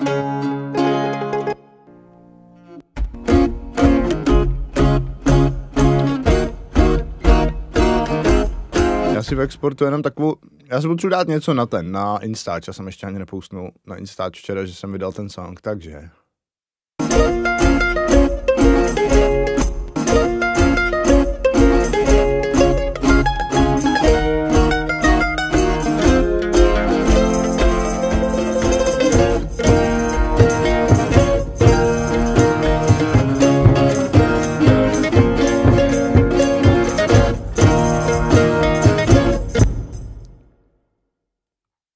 Já si vedu jenom takovou verzičku. Dám si takový malý, rychlý, vertikální video. Ať to pouštnu.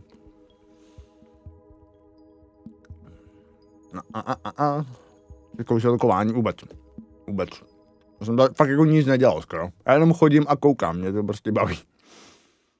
Já jsem hlavně chodil a koukal, jakože FR jsem jenom chodil a koukal.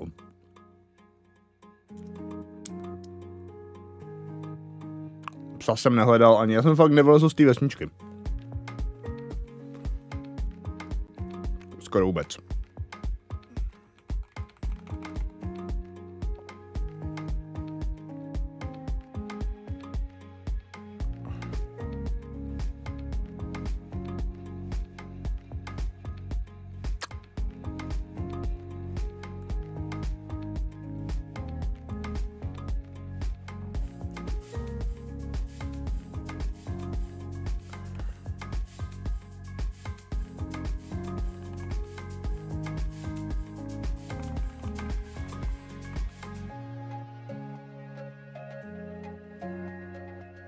Mohl vždycky to hodit třeba sem.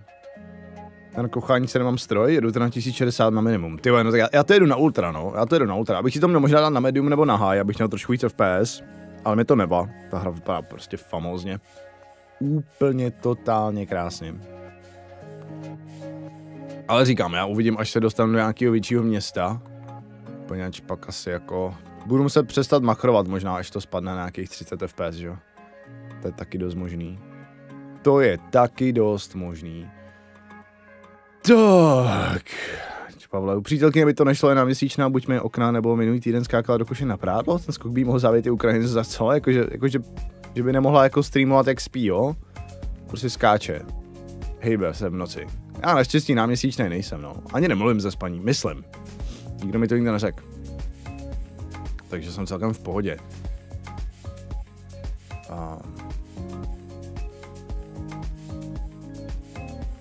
Jsem zvědavý, že když někoho potkáš, se do způsobu, jak to řekl. Hlavně žádný spoilery. Neříkejte mi ani malý spoilery.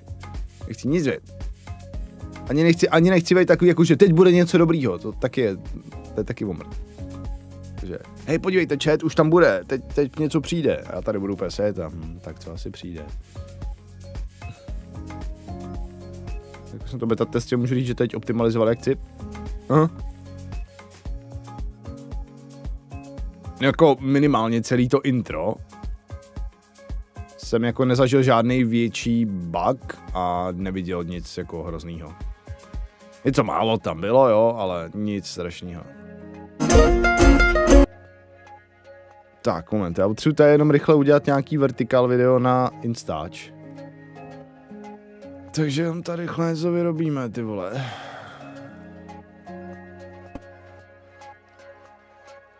Tohle by asi šlo. Prostě ne, tohle. A jo, musím postnout fotky na... Je taková Jekyll and Hyde. A i bych měl postnout asi fotky, ty vole. Myslím, že článek, že Nvidia bude dělat se víc optimalizovat na Kingdom Come 2. Bam, bam, bam, bam, bam, bam. Už tady zrovna není nic moc tak hezkýho. Já tam chci tu šermovačku dát. Let's go. Ty vole, to musím stříhat jak kokot. Ok, tak jinak. Tak vezmeme si tuhle část a budeme asi muset... Dobrý. Musíme asi stříhnout. Jsem viděl song, pěkná kvalitka, dík. Ty se mi líbí.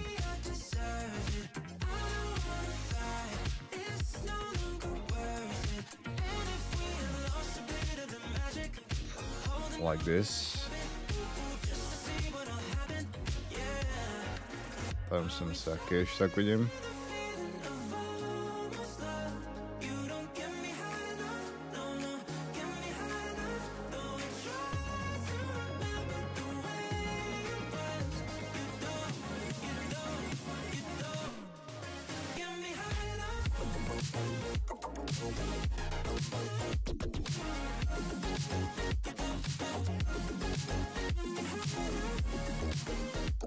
Sure, čau Hanisi, dobrý ráno.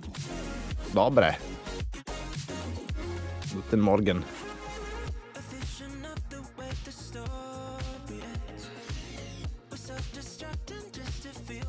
Ty vole, ještě mi bolí hlava, jsem maličko nespalej.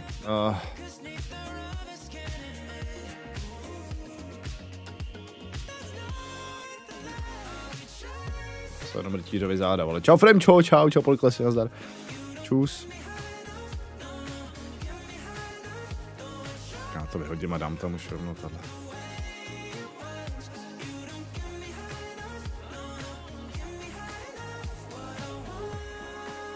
V pohodě. Fakt wow, já nevím, 30 vteřin. Kolik hodin naspáno, no moc ne.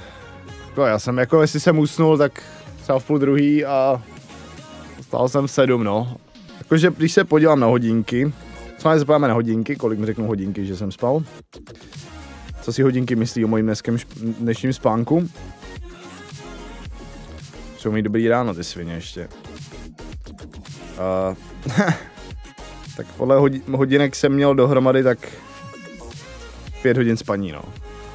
Takže říkám, možná přijde nějaký šlofíček přes den.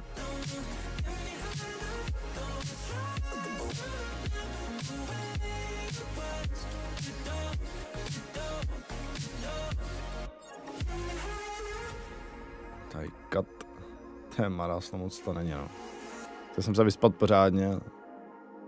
To nevyšlo teda. Moc to nevyšlo. Počítá se tam i dono probuzení. No tak jako mě to vzbudilo fakt po každý.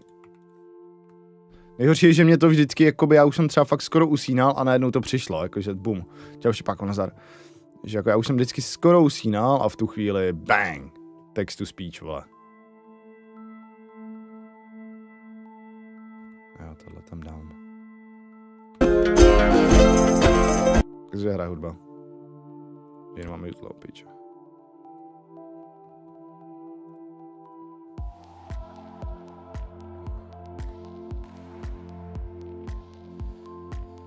Zdravím. Čabasky.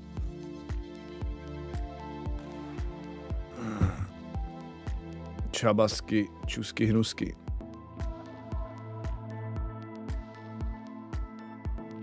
Kat.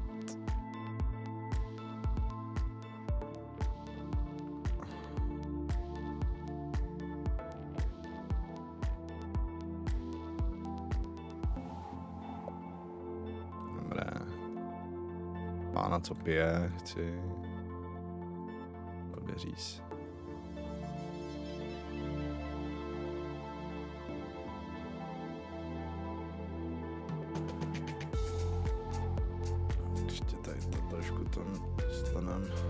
Jo, jak na mě kouká zalíbeně ta paní. No, to tak zalíbeně na mě kouká, možná doslova kouká na kohokoliv jinýho. Určitě se jí líbím hlavně a určitě je ze mě udělaná.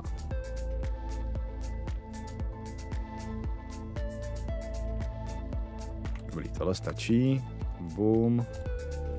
Mažu tohle stopu.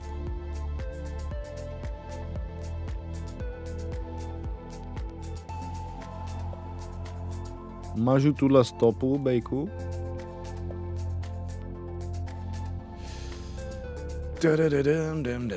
Já to celý rozmažu, protože to bude jako pozadí.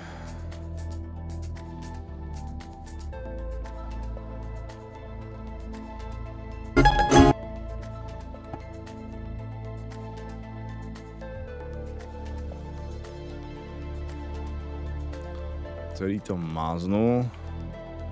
Tady na storíčko.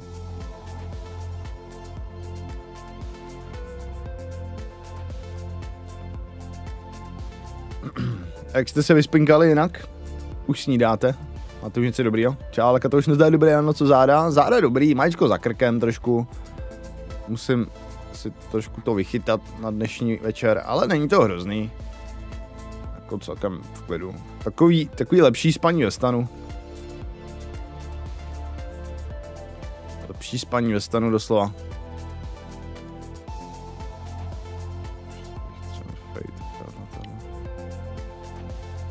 Když bych to tam dal takhle, moment.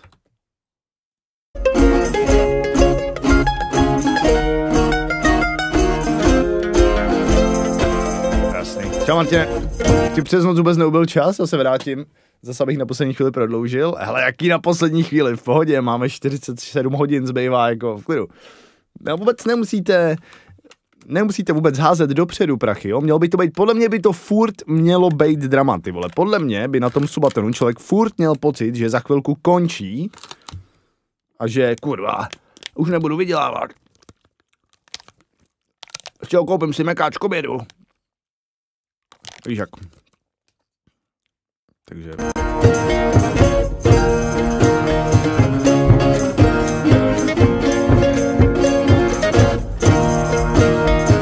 Dobrý, já si tohleto vyjedu na ten Instač. Že jo, no? Jasný.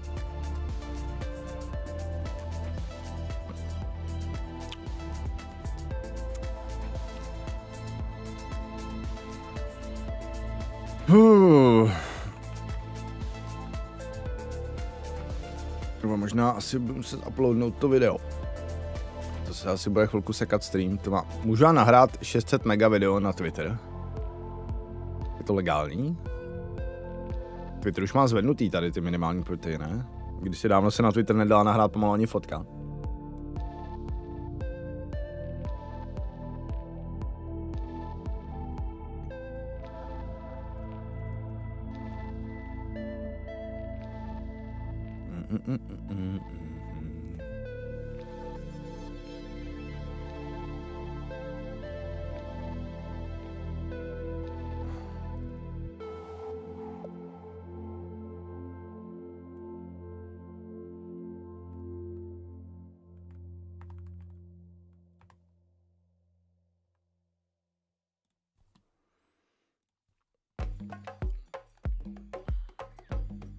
Z Twitteru jsem odešel, moc toxic. Tak je toxic podle toho, co tam sleduješ, viď? Nesmíš se nechat otevřený for you page, to potom dostáváš jen hovna, to jako jo. Mně spíš přijdou příšerný threads. Já jsem začal trošku koukat zase na threads. A to je strašný, tam jenom píšou holky, vole, svoje emoční nějaký výlevy. Nebo aspoň to tam vidím. Osamělá holka hledá milého kluka, který je upřímný. A takovýchhle 5 postů pod sebou. Vůbec nevím, jako proč to dostávám.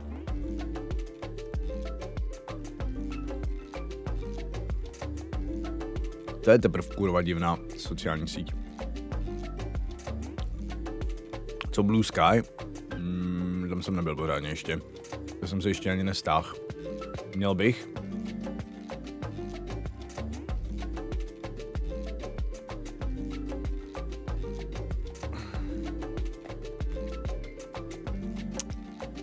Já jsem si to rozmyslel, moment.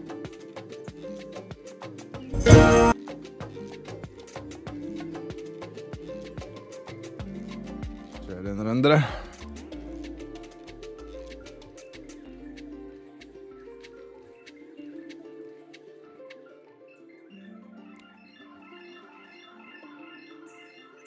Ubyl mi čas přes noc, ne? No, já jsem dostal ještě nějaký prachy, o kterých nevím, ne? Tak teď pan OT teď nabustil zase pár hodin.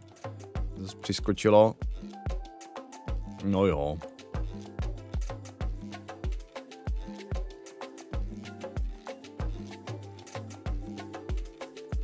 Čau, popčeků, nazdárek, dobrý ráno. Good morning, dobré ráno, pane Gine. Koukal jsem chvilku na tvůj Twitch stream. Jin zase dělá nějakou hru. Ty děláš něco v tom, co to je za ten engine? Ten nějaký na ty Gameboye? To Pico, nebo co to bylo? To vždycky jsou všechny sítě, máme WhatsApp, od té doby mám delší život, děláme dobře pracovat, nebo se nevím. Hele, tak jako obecně doom scrollování, úplně jakoukoliv sociální sítí, není ta nejlepší věc, kterou můžeš pro sebe udělat, že jo? Jako to není zase asi až takový tajemství. Čauko. Hele, já dám rychle uploadovat jedno video na Twitter, jo? Bude se sekat stream, podle mě maximálně pár minut. Takže já nebudu mluvit. Pico 8, jo. Pico 8.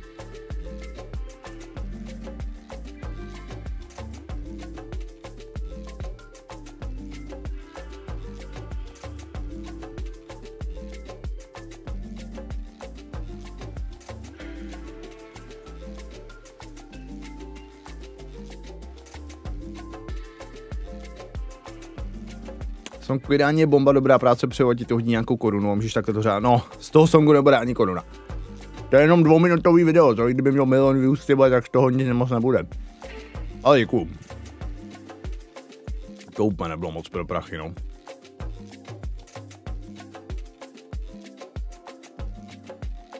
Ty vole, nemůžu to nahrát na Twitter, no. Čau, Majky, dobrý ráno. Nafarmil jsem si na tvoje přes noc dropy na Kingdom Come. Počkej, já jsem měl přes noc dropy. Aha. Je to v rámci Game Jamu, bude taková rychlá hra. No, tak dobrý, aspoň to doděláš, jo, aspoň jsi nucený to dorazit. Ty když nemáš na Twitteru Premium, tak nemůžeš nahrávat video, co? Jo, ty nemůžeš nahrávat video ve 4K, no. Tak moment, tak ještě jeden render. Musel by si mít notičku, ne? Notičku?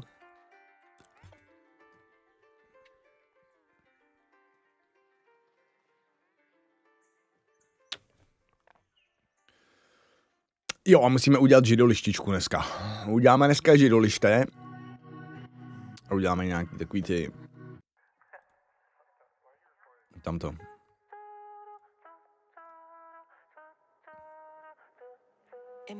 Nějaký cíle. Zapnem.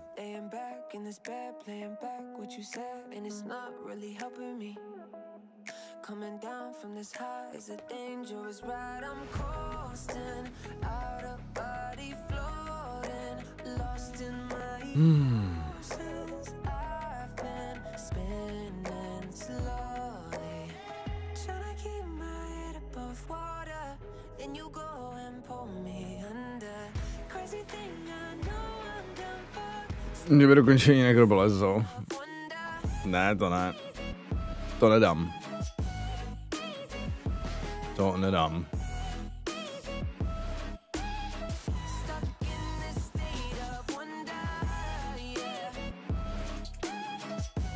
Nekropole 3.0 intro. A jako Xery staví, jo? Xery maká na nekropoli.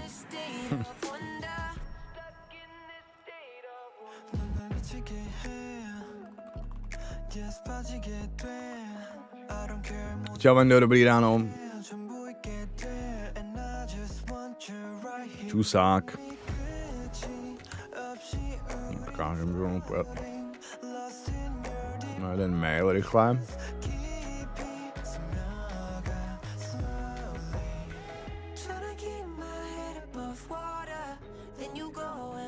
Rychlý maily.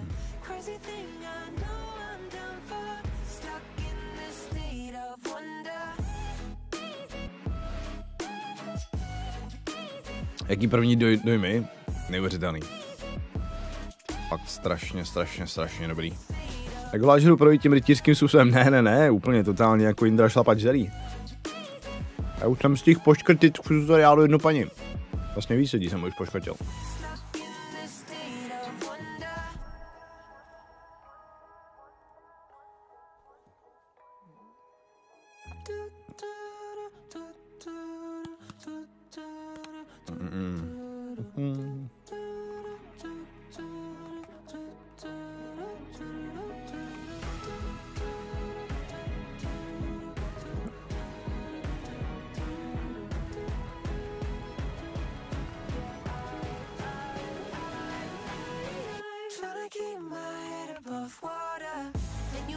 Hajzlíka?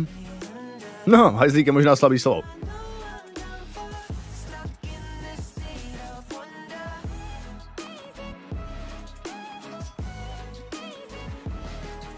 Tak. Miluji, když můžu odepsat na e-mail jednou větou. Ten nejlepší. Best stuff.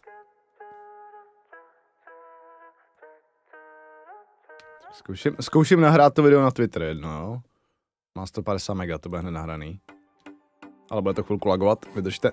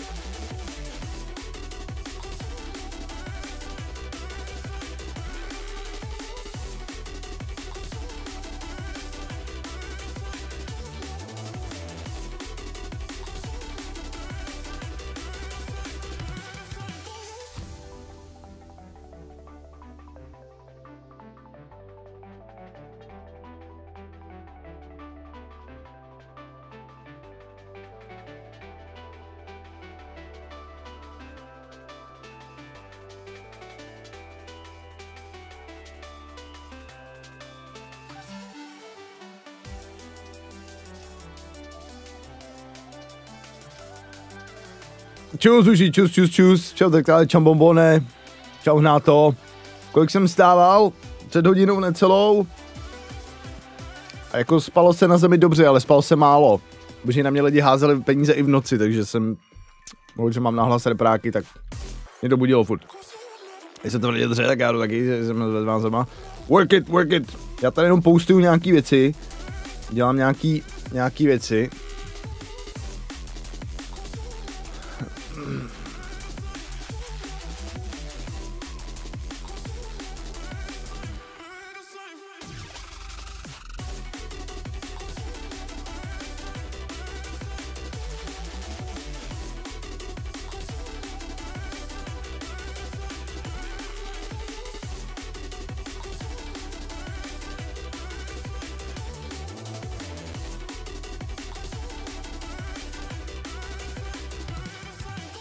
Pustu nějakýho na moment.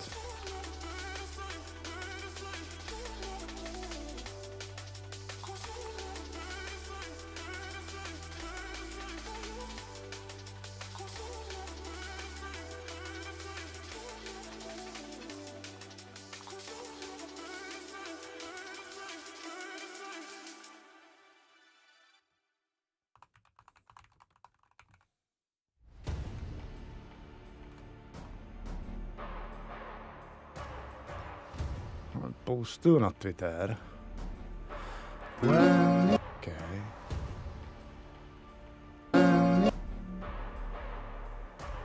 Postuju na Twitter. Čau generále, nazdar, čau vlastně. Dobrý, šlo to, no zas tak úžasný, ale šlo to. Jako on je trošku problém, že to, no. Je to úzký prostě ta karimatka přece. Jako dá se to, ale máš tam přesně jednu pozici, do který se musíš schoulit a ze který pak nesmíš vypadnout, a je to v pohodě.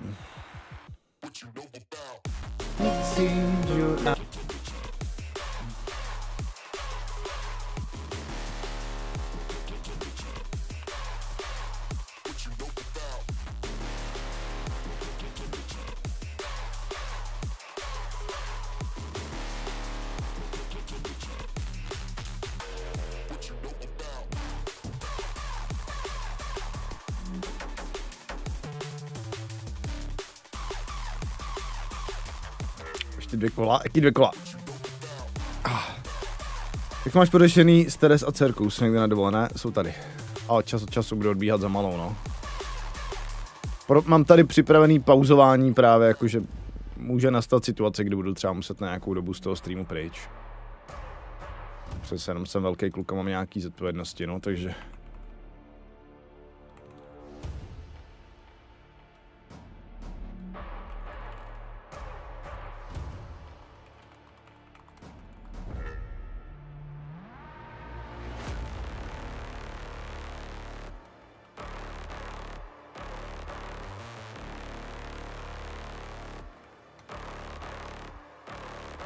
Čau Pavle, dobrý ráno, připravený na pořádně propařený týden. No to si kus. To si kus. Já tady jen napoustuju ještě něco málo, vyčistit zoubky si ještě musím. Musím vyčistit zubky. Čau Česmíre, jak to dáváš? Zatím pohoda. Zatím úplně v pohodě. Tak, teď ještě mlasknu nějakou fotku na Instač. Nebo nějaký fotky spíš.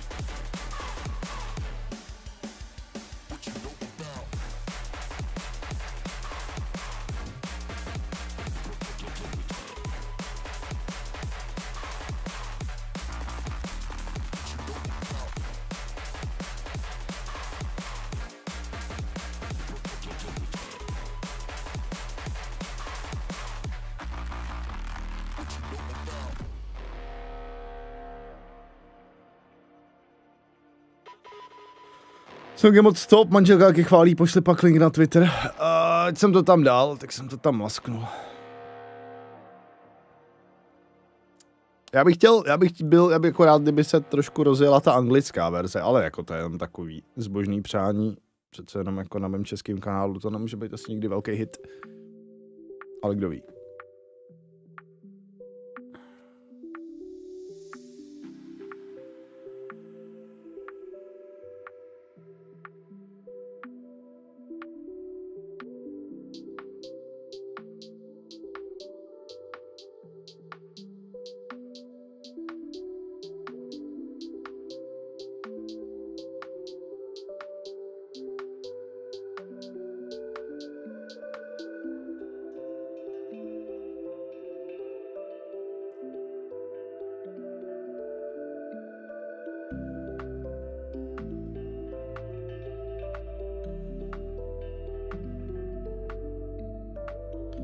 Dobrý ráno, hezký prečus.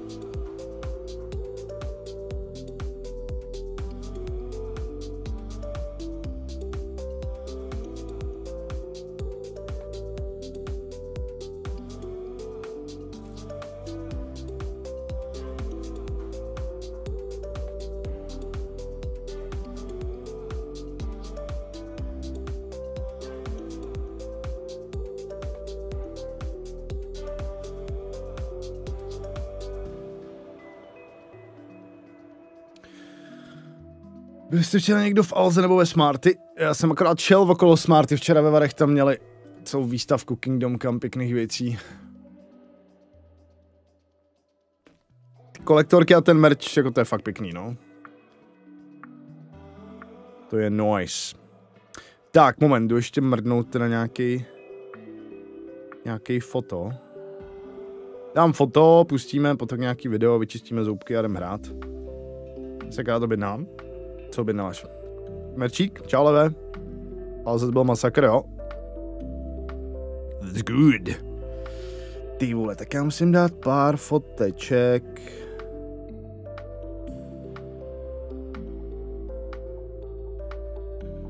Jedna. 2, 3.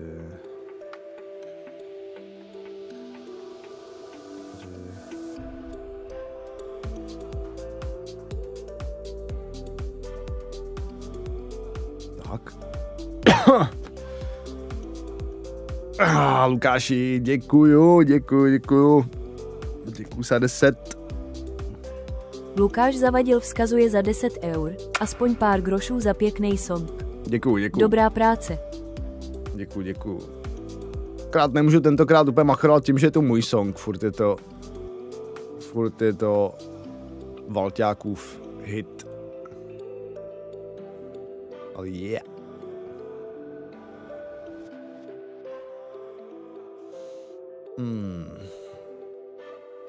Trošku rýmu mám. To se mi nelíbí.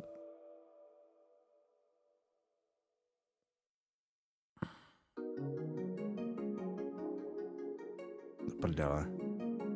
Jak nesnáším Instagram, ty vole. Tak aplikace je tak hrozná.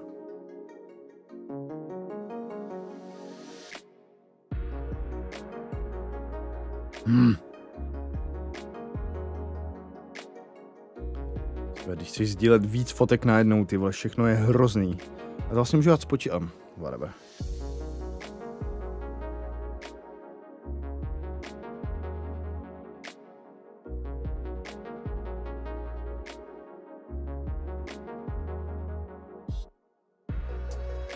Do píči, zase jsem to rozbil. Tak, znova. Znova.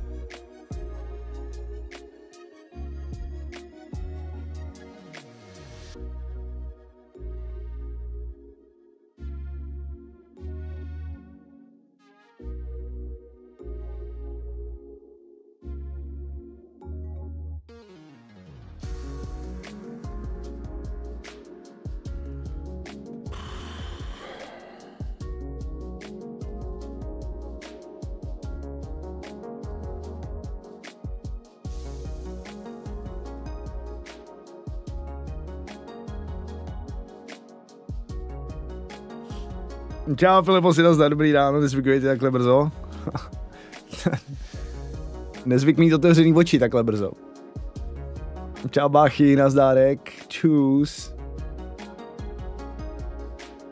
Čágo.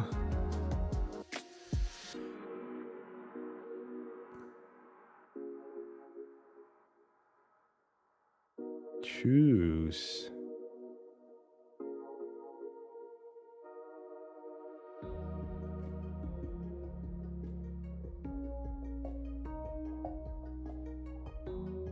Ale freakouti nemají nějaký svůj Instagram, nebo jo? Takže freakout Vines vyloženě, nebo jo? Musím nepodívat možná.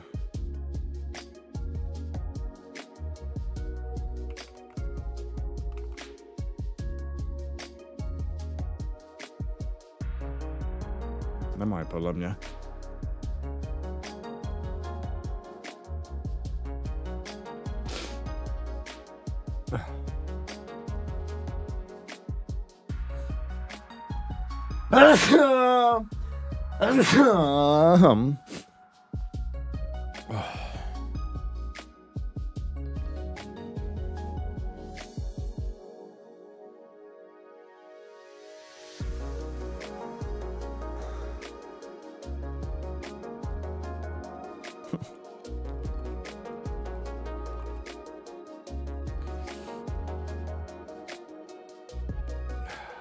Moc je nesleduju. Já taky ne, potřebuji tagnout.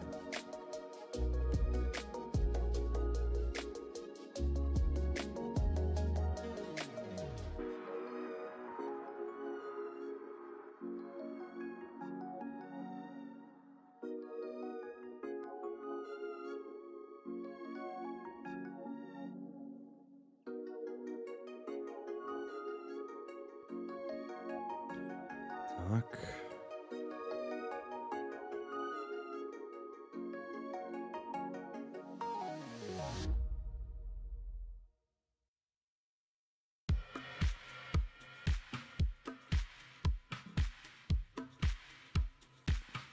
Píšu nějaký textíkový textík.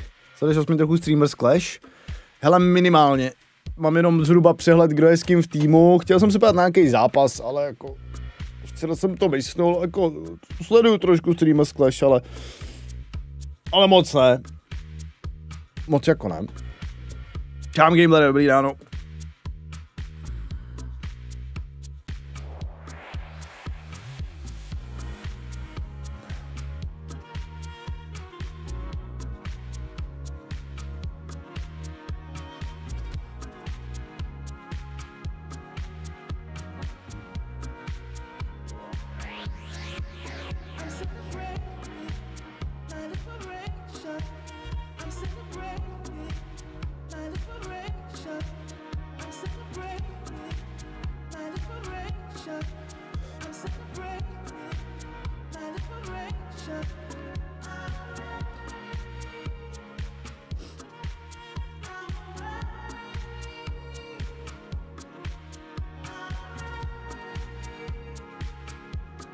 Tagni Bendra, tagnu Pavlise, no.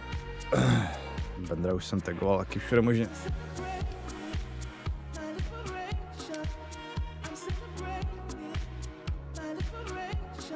Já jsem si myslel, že mě štve psaní na mobilu, jenom protože jsem měl rozbitou půlku displeje, ale jak jsem si uvědomil, že vlastně se dá obecně psaní věcí na telefonu. Kdo vyhrál včera ve streamu Clashi ty zápasy, by the way? Leve, si to sleduješ. To mi můžeš říct, kdo koho porazil.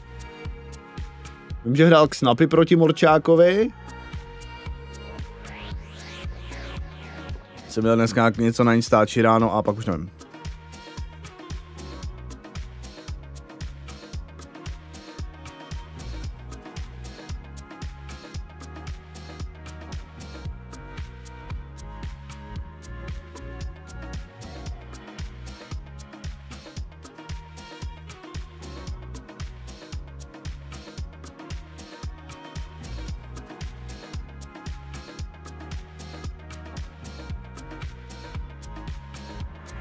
Skoro vyhrál Aleš nad Kapesníkem. Fakt?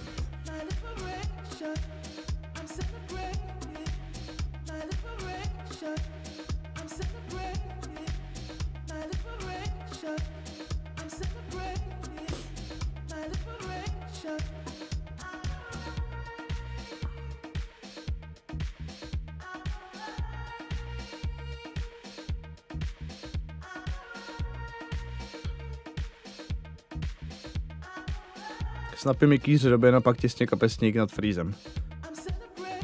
Snapy porazil Morčáka, a tak ty vole, Snapy má z Gubíka, tak to je jasný do prdele.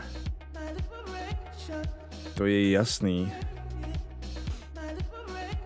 Je vlastně jako trapný, že můj tým je vlastně roztržený do třech různých těch, že jo.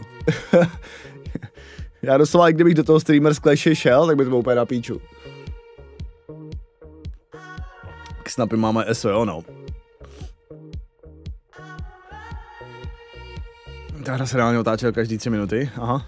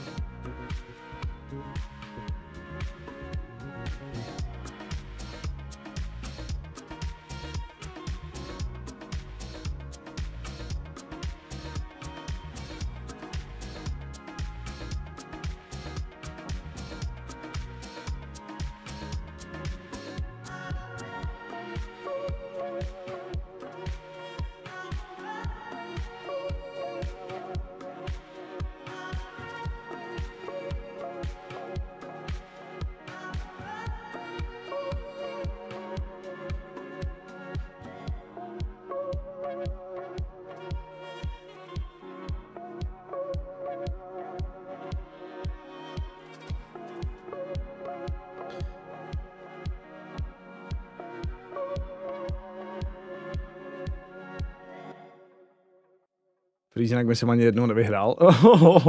Kámo. Aleš.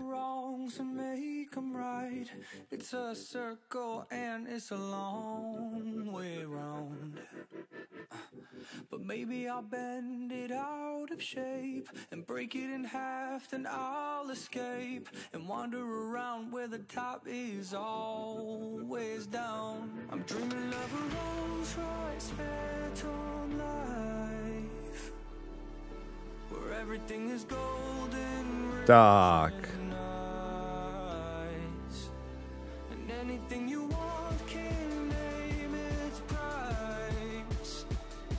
Oh, I'm dreaming of a Rolls Royce Phantom life.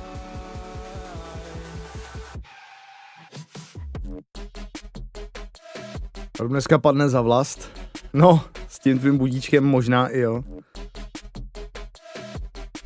Ti fakt děkuju. Já jsem jako si říkal, že hezky dospím to ráno a pak prostě přišla Ančíva a dropla tam. Dobrý ráno, vole, hned byl budíček a čus. Tak. Skrimy množství tolik včera bylo věc, že se celkem pěkně sehráli. Tomáš, to všechno celkem valí. Kikiriki. Musíme vymyslet nějak nějaký sound efekty, ty vole. To bylo dobrý. No, když nevím, možná to není nutný.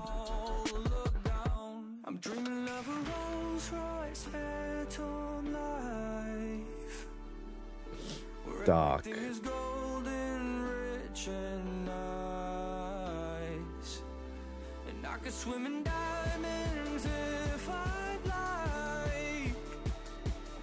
A jste, kde jsou schovaný ve hře dropy z Twitche? Ne.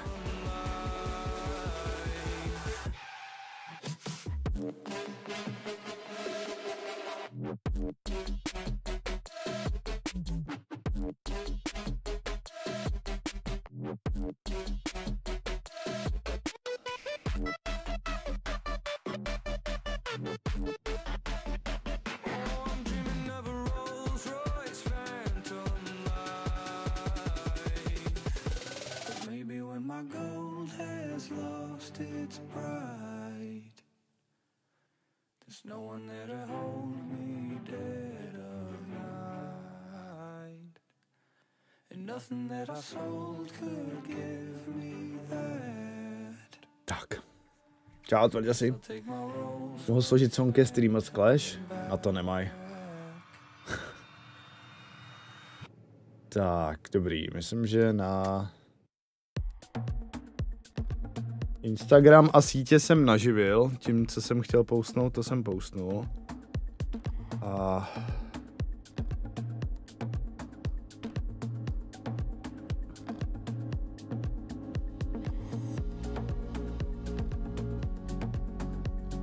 smrdím trošku, budu se dát spršku.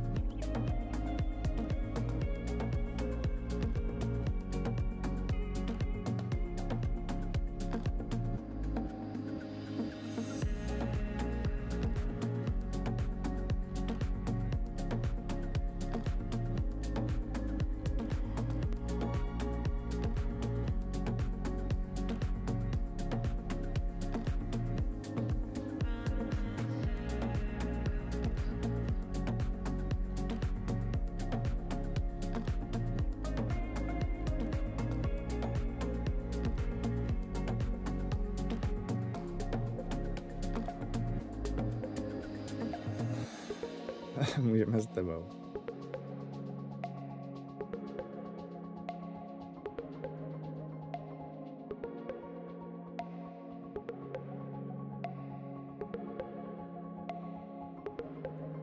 Tak jo, žádná sprcha, pořádnej nekropolismen má smrdět.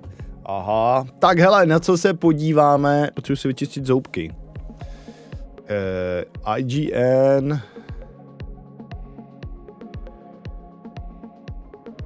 Já se asi jdu pojít na toho Janka. Janek Rubeštajm.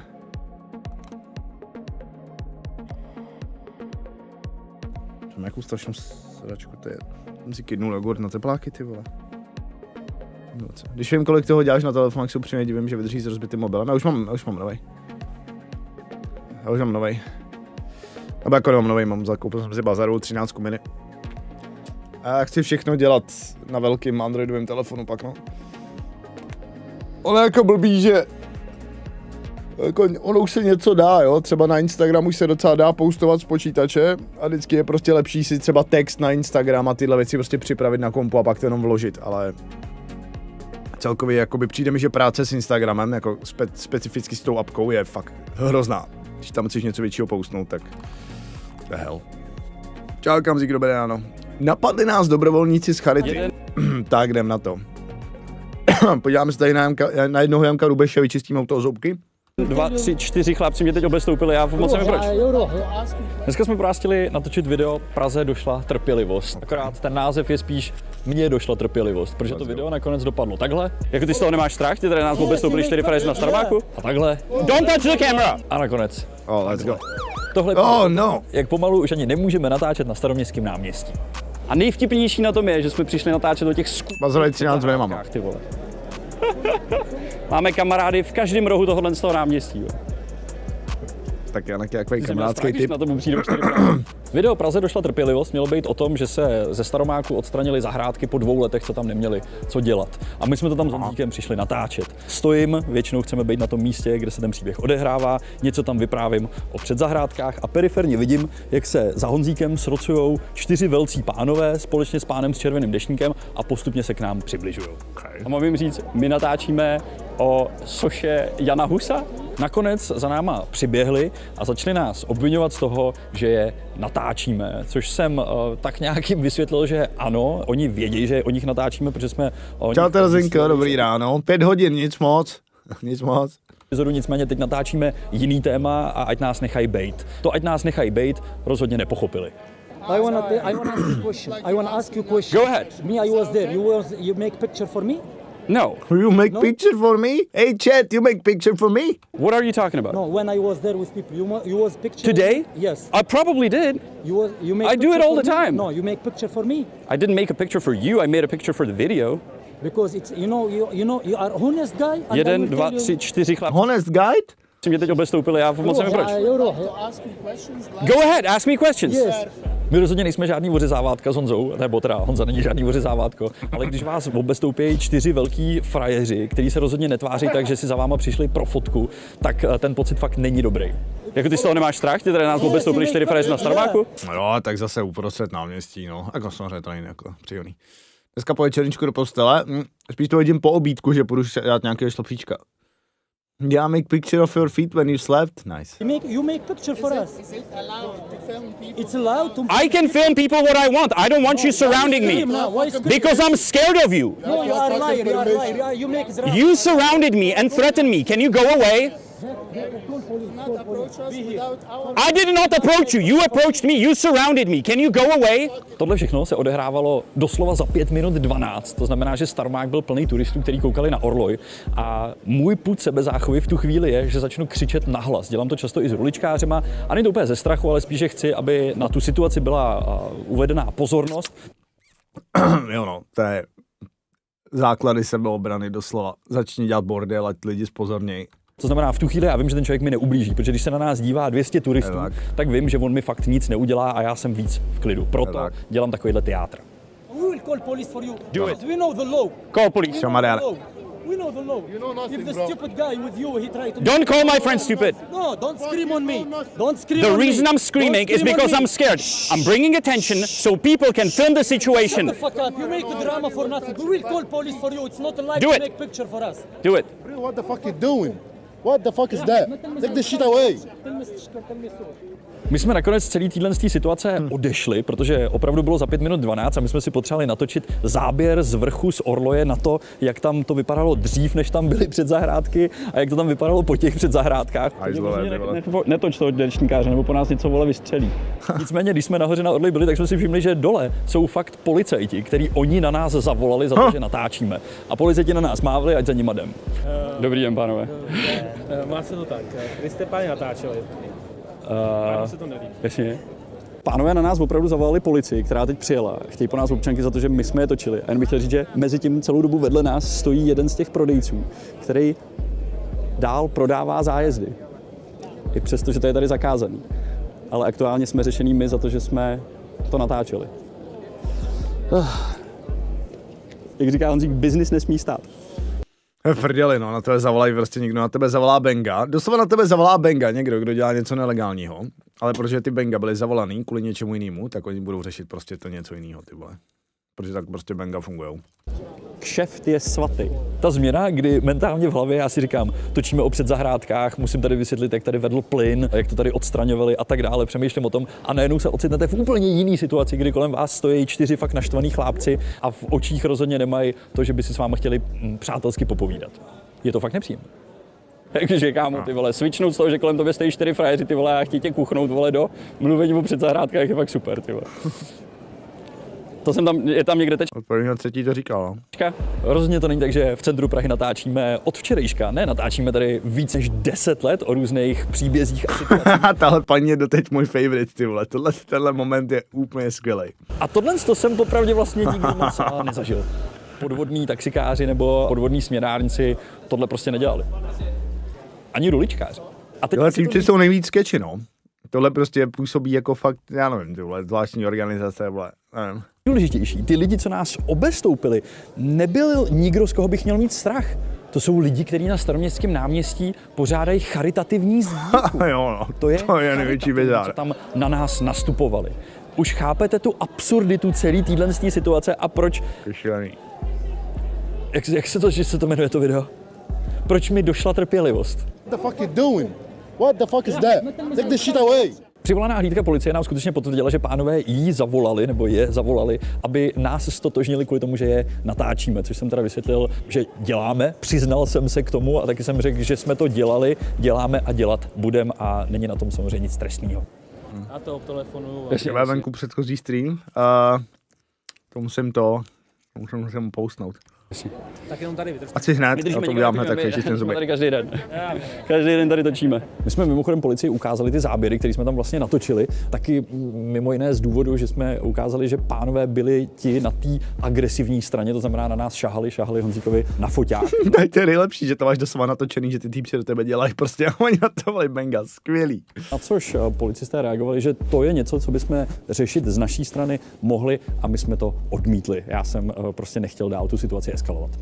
No, a mimochodem, kdybyste v jakoukoliv chvíli měli pochybnost o tom, jestli můžeme někoho natáčet, když za náma jde a je očividný, že za náma jde a jde na nás, tak ano, dokonce nejen, že ho můžeme natáčet, my jeho podobu můžeme i zveřejňovat. Takže než všichni právníci zasednete ke komentářům na YouTube, je dobrý o tom něco vědět a věřte nám, že za těch 10 let, co natáčíme v centru Prahy, o tom něco víme.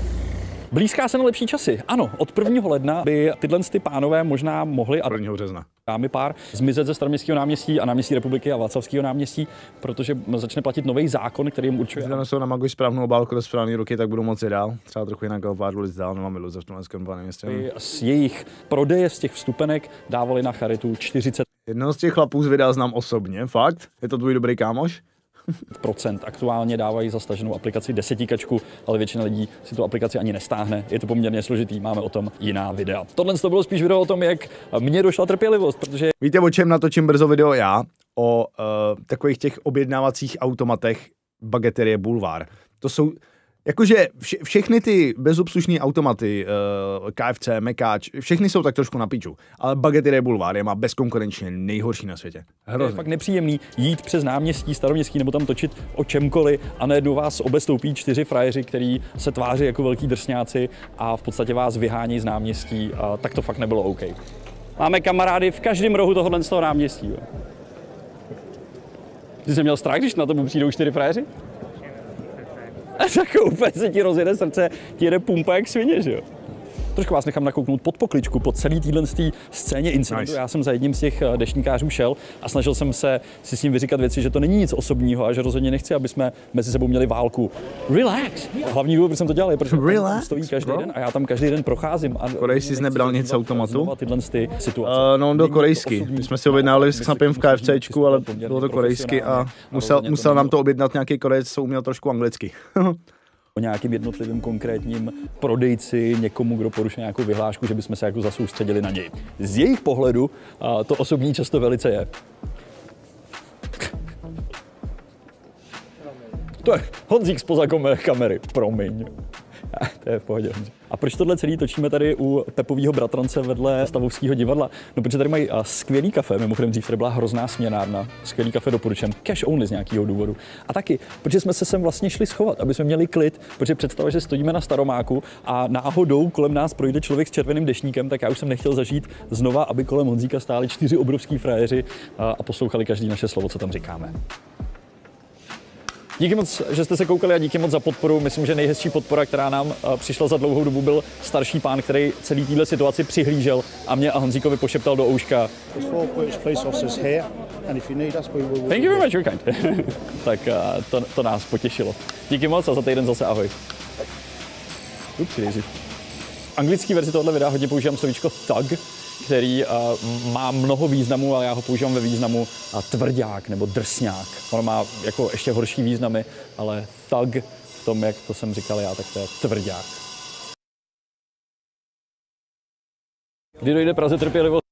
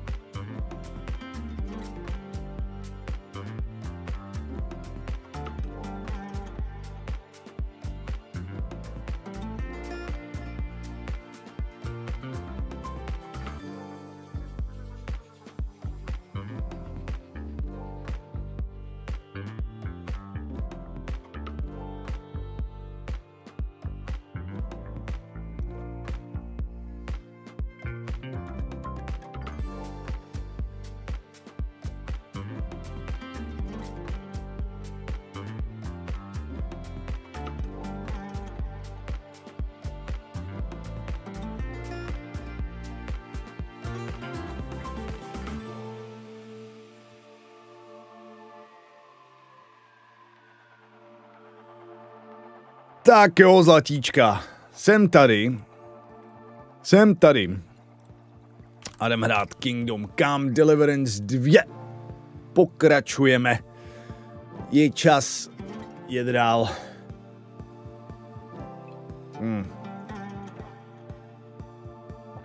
Je čas jet dál.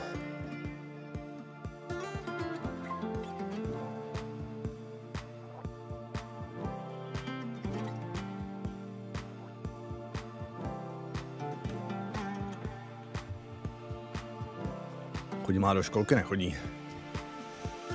No. Tak jo, jdem na to. Já tady vypnu věci, které nemusí být zapnutý. Malý moment. A jdem do toho. Čau, pafarkisto. Dobré ráno. Co kůň? Já nevím.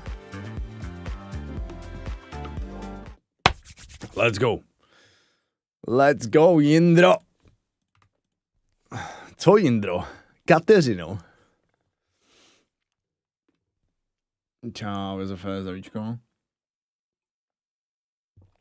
Jdeme na to. Máš dívku? Nemám nic.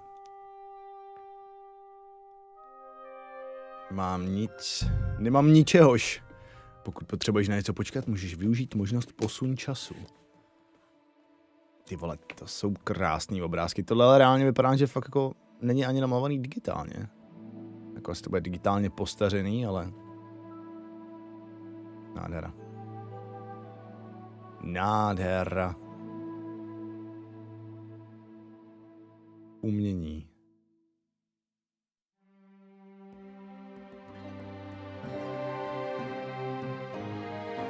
Tak, dobré ráno, Troskovice. Jindřich vyráží za dalším dobrodružstvím. Tak, abyste věděli, vy holomci, já si vás všichni namažu na chleba. Zanalyzujeme konečně Troskovice. Trošku zjistíme, jaká je situace. My jsme se tady fakt včera jenom porozhlídli, já jsem s nikým ani moc nemluvil, nic jsem nedělal. Tak mi teda musím si to taky koupit, hele. Ať už má někdo Váveru rád nebo nemá rád, tak si myslím, že tuhle hru by si koupit měl každý dobrý český hráč. 47 minut, jsem se takový spát si delší dobu. No, na mě dneska už podle mě včera vyházeli lidi, ale sklípek, vidím. Ale maštalka, jo, počkej, tady je rychtář, jo. Tady se rychtaří. Slepičky. Ale panáčku, co ty tu děláš? Tak sám. Stráž. Páni, ale ty máš hrozně hezkou výbavičku, človíčku. Počkej, tam je další stráž. Stráže docela patrolují poctivě, musím říct. Tyjo, to je docela nepříjemný pro mě. Ale na co přijdem. Tady se maká. Máme nožík, můžeme lidi zapichovat.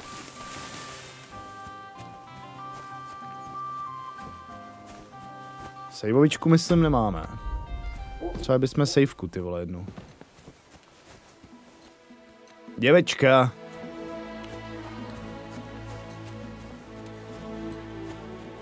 Kámo, ten hrad tady, to je jako... Hele, takhle to tam idolo fakt vypadá.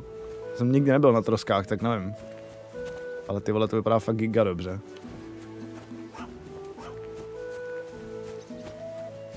No hle, tak to zkusíme. Zkusíme to, když tak to načtem.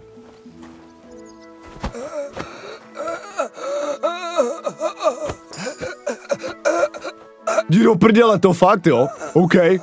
Já prostě poškrtil stráž, vole, v Troskovicích. Let's go! Tak, panáčku, tebe já si vezmu do sklepení. No jo. Tak, ukáž, doufám, že to nikdo není, ty. Tam doslova je chlápek. Myslím, že ho nesu špatně. Tak já potřebuji někam uklidit. Jindro, nakoukni. Myslím, že mě někdo možná viděl. Počkej, musíme ho odklidit. Na mapách píšou dočasně zavřeno. Vypadá jen trosky jsou víc trosky. Jo, vypadá, jasně, trosky jsou víc trosky, než ty trosky tady, rozumím. Tak, klidíme cápka tady. Tak, ty frajírku, pojď sem. Tak, a spinkej. Počkej, proč jsem? Škrtit máš, Jindro. Tak, meč vojenský, pochodeň, tak, no jo, všechno si to vezmem. Klíče od dveří a truhel. Potvrdit, tak. Přemýšlím, jestli to tělo odníst někam ještě jako dál. Asi jo, pro jistotu. Budeme dobrý vrahoun Jindra a uklidíme tu stráž někam dál. Ideálně někam do vody, do potoka. Já si říkám, jestli já náhodou nemám jako zakopávat těla. Rozumíte mi? Si říkám, že když šlo tam u té Boženy vykopávat ty hroby, tak jestli náhodou teďko není dobrý způsob, jak se jako zbavit důkazů, že prostě Čau Jouky, nazdar, dobrý den, promiň, já nejsem zvyklý lidi tolik zdravit takhle při ránu. Ale položíme si ho tady, zatím pozbíráme nějaký kopřivy. Spinkej! Dřepujem. Máš rýč? No jo, vlastně nemám, já jsem jí ho vracel, to je pravda, no. Musel bych asi najít rýč. To je dobrý point. Hele, perk dřepař 100% je ve hře. No čau Spero, dobrý ráno, Verona, čus, jak se vede. Ty vole, co? Tak kolik ty vole, kdo zatím drží rekordy? Avaloren vzkazuje za 50 €, spánek se přeceňuje. 50 éček, dono, děkuju za podporu a 50 hodin, jedeme dál. Holírna pokračuje. Jsi tady chvilku postreamuješ? Já si nemyslím. Já si myslím, že hele, do 2 do 3 dnů vám dojdou prachy, řeknete si, ty vole, za co mu vlastně ty peníze posílám, vole, za to, aby spal na kameře. To ani náhodou. Jako pan OT má zatím asi jako za subaton nejvíc, ale jako 50 hodin rozhodně top 5. Teda 50 teček. Čau Dingu, dobrý ránko. Ty vole, myslíte, že ho tady můžu nechat ležet, holomka? Ale podívejte, jak je dobře schovaná ta mrtvola, já už sám ani nevím, kde je. Jsem ho sám stavil, aha, tady leží. Tady jsou pole, jako tady ho někdo dřív nebo později najde. Lidi vyberou spořáky, asi tu do Vánoc. Spořáky, OK. Ale tamhle někdo stojí. Jsem si říkal včera, když jsem kupal sava. Aha. Já bych někam odnes, ale vůbec nevím kam, ty. Zkusíme tamhle trošku dál. Pokud vydržíš do výplat, mohlo by se to protáhnout. Kolikátýho je? 5. je. Bych musel 10 dní streamat. Hele, já si jako dovedu představit streamovat ten měsíc, jo, ale nevím. Víte, naštěstí OK, prachy nemá teď na zbyt, paráda. Já mám teď jako největší obavy z toho, abych jako rozchodil ten IRL stream, protože to chci jako dělat. Ale zase současně prostě chci hrát Kingdom Come, jo, takže co jeden hrajeme Indru tady a pak se uvidí. Tam někde na té stráně bych ho možná mohl odklidit. Čekám na proplacení faktur. Kdo taky ne, vidíte? Kdo tady nečeká na proplacení nějaký faktury? Čau, Pargáne, dobrý ráno. Myslel, že vstáváš až v 9? Jo, to jsem si myslel taky. Ale přišel 2eurový bodíček v 7 hodin. Čau, budou záznamy. Počkej, jak já ho jdu zveřejnit. Já ho jdu rychle pustit na YouTube, ať tam je. Ať neříkáte, že jsem líná svině. Moment. Už to tam dávám.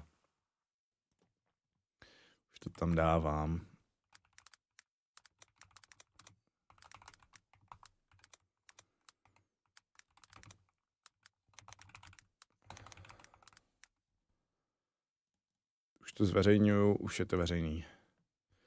Zaslechl jsem IRL stream, budeš zkoušet přespat venku? Ne, to ne. Momentík. Zveřejňuju, monetizuju, zapínám. Už je to tam. Tak jo, záznam ze včera je venku. Je to tam. Kohoutek za kokrál. Čau, Richard, jak to jde? Trošku nevyspalej jsem, no, jako maličko to cítím. Mám to majičko jako takový. Ale není to tak hrozný. Jde to. Na tom venku příliš zima? Jako není příliš zima, jo. Dalo by se to. Ale nebylo by to úplně enjoyable. A riskoval bych, ty vole, že mi umrzne nádobíčko. Tak jo. Zpátky k odklízení mrtvolky. Mám teď -5 na teploměru. Moje hodinky říkají -3. Ale nevím. Netroufám si odhadovat.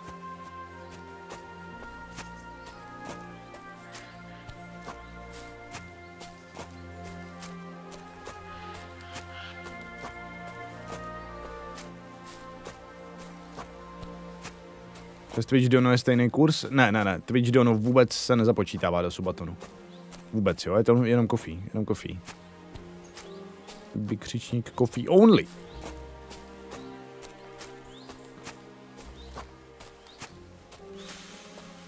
Ne, že bych chtěl nějak diskriminovat Twitch, ale ano, to nebylo jednoduchý udělat technicky a jsem rád, že vůbec mám nějaký počítadlo. Na to si ještě vymýšlet, odkud to bude počítat, nebude počítat. Ale já se chci fakt ujistit, ty vole, že si jako neposedu playthrough tím, že po mně půjdou celý trosky, jo. Abych nerad odevzdával questy připadením ze zálohy.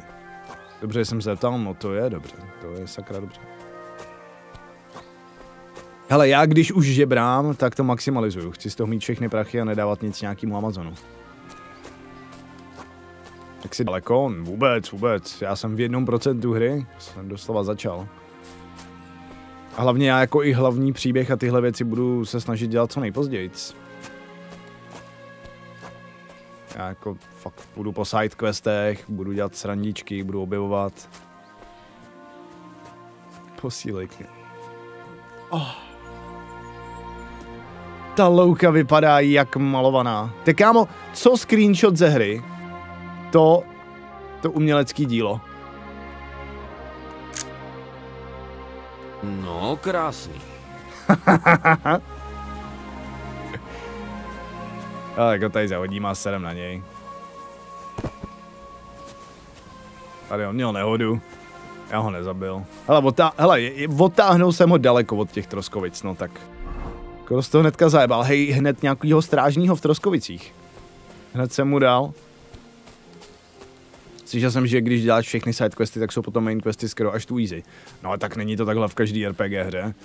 Doslova každý RPGčko jak funguje, no. Že když to 100% jako maxuješ, tak to většinou pak je easy. A tak by to asi mělo být. Hele, já jsem přesně tímhle způsobem vlastně hrál Zaklínače 3 hned na tu nejtěžší obtížnost. Protože jakoby ze začátku to bylo chvilku těžký, ale potom, jak jsem v první lokaci prostě hned udělal všechny sidequesty, jak jsem hned byl prostě už o pár levelů jako před toho přefarmenej, pak už se vezeš prostě, no. Pak už to jede. Zkus vylutit bábu, sebrat rýč a mrtvolu zakopy, jak si už zmiňoval. Já musím najít rýč. Bych musel se vrátit za Boženou, jakože mám tyhle Božku nemůžu zabít. Je škoda. Božena tam má Pavlenku, to jsou mý BFF. Ty vole, to je neskutečný. Víte, co je hrozně dobrý? Jako já nevím, jestli to není jenom tím, kde se to jako ta hra odehrává, jo? Přece je to tam fakt krásný, asi rolo. Ale mně přijde, že v Kingdom Come 1 po chviličce... Staří bohové. Je? Jak se asi jmenovali? Pohanství! I like it, Picasso, víno, dobré, joink.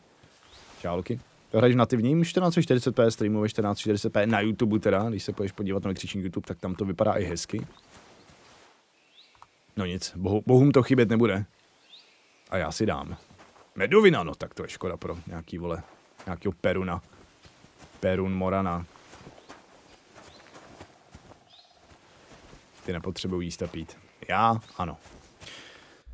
Tak, hele, ty věci, co jsme čorli. Ukradli jsme meč vojenský. Otázka je, jak to teď s kradenejma věcma. Místo krádeže Troskovice. OK, takže je označený, kde jsi to ukrad. To je pořád stejný jako v jedničce. Takže jestli to chceš někde prodat,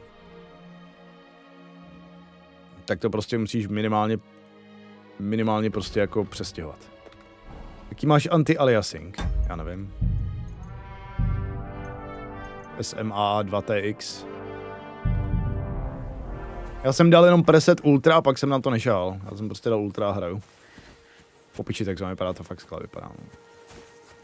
Tak počkej, Tudima se jde staří bůžci. Takže já se teoreticky můžu dostat, tady byl nějaký ten questíček, nový úkol, dostane se na svatbu za pomocí. Tam je ten kovář Radovan. Ale já vlastně chci jít asi spíš za tím mlynářem. Tady jsou ty čerství hroby. Hele, tam bychom se mohli mrknout, poněvadž tam podle mě se dostaneme k rýči. Tak se půjdeme podívat na ty čerství hroby tam dole. To nějak souvisí s nějakým questem, který dával Richtář. Richtář nám říkal, co si o tom, že se tady někde zakopávají mrtvoly. Bohové si pro tebe přijdou. Ach, bohové. Po tebe pro víc stráže, no já se bojím, aby mě nešacovali furt ty parchanďáko přivy. Dělej dřepin drobčky. A hlavně nesmíš být od krve, že jo? Když jsi od krve, tak jdou po tobě, takže se musíme umýt. Jsme zajebaný, jak jsme nesli tu mrtvolu.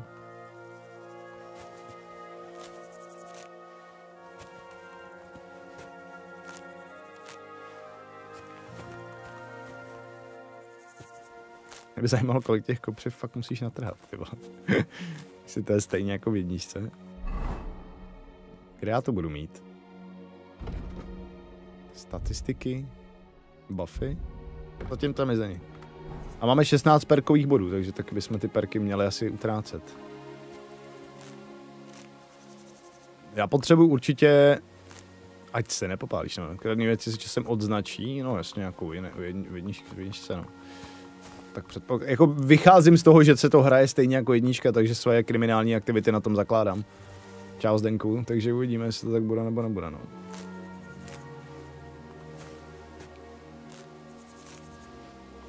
Uvidíme, se dozvíme.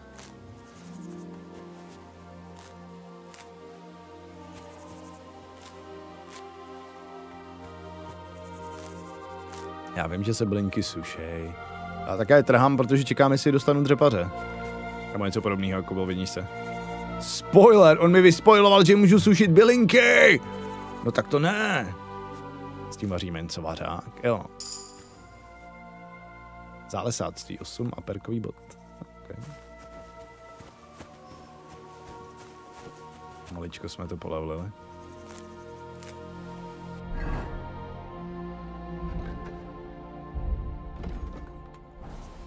Rovnativním 2K. Když zapnu anti-aliasing, tak mi to přijde v dálce mázlý. Když se na to také podívat, ne, promiň, já to nechci řešit.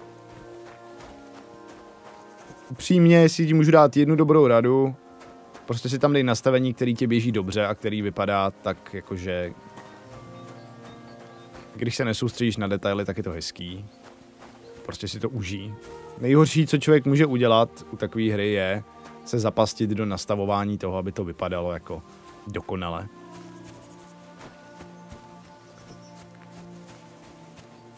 Jakože to, jestli je něco v dálce mázlí, dokud to vyloženě jako mě neruší a nesere mě to. Jakože realita je taková, že všichni řešíme to, aby hry vypadaly co nejlíp, ale když už je jako potom hrajeme, tak když je ta hra dobrá, tak ty věci, ale puštěný tábor, tak ty věci prostě přehlížíš, jakože vlastně si ani nevšimneš, že někde je nějaká, já jsem si doslova včera nevšimnul 2 sekundy toho, že tam vypadá ptáček, vole, jak z PS1 edice. Jabko, šnaps, hrací kostka obyčejná, joink.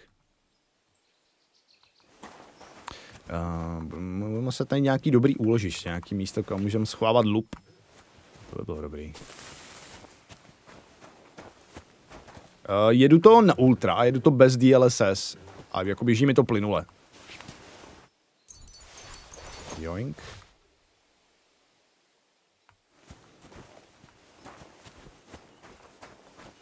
Hej, ten tam morálka padá lepší, když má člověk co poslouchat. Jej!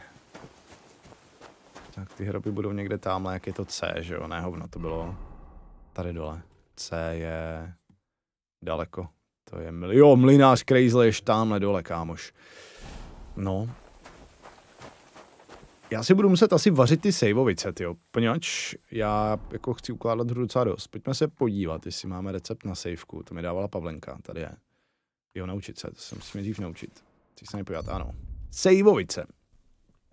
Kopřivy, rulík. Takže potřebuješ kopřivy a rulík. Takže musíme najít nějaký rulíky. 50 hodin, let's go. Už to frčí, no. Už to frčí. Čau, Jirko, dobrý ráno, jaký jsou první pocity? Famózní. Doslova jako... Jsou některé věci, které se mi nelíbí. Už jsem je říkal. Ale nic strašného. Nic hroznýho.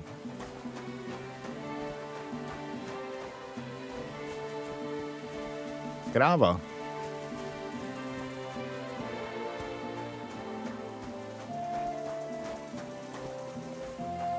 Máme správně k těm hrobům? Jo.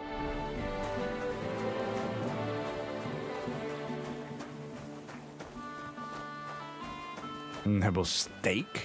I fucking love steak. Co já si dám dneska k obědu, ty vole, milionář? Měsíček. Ten berem taky.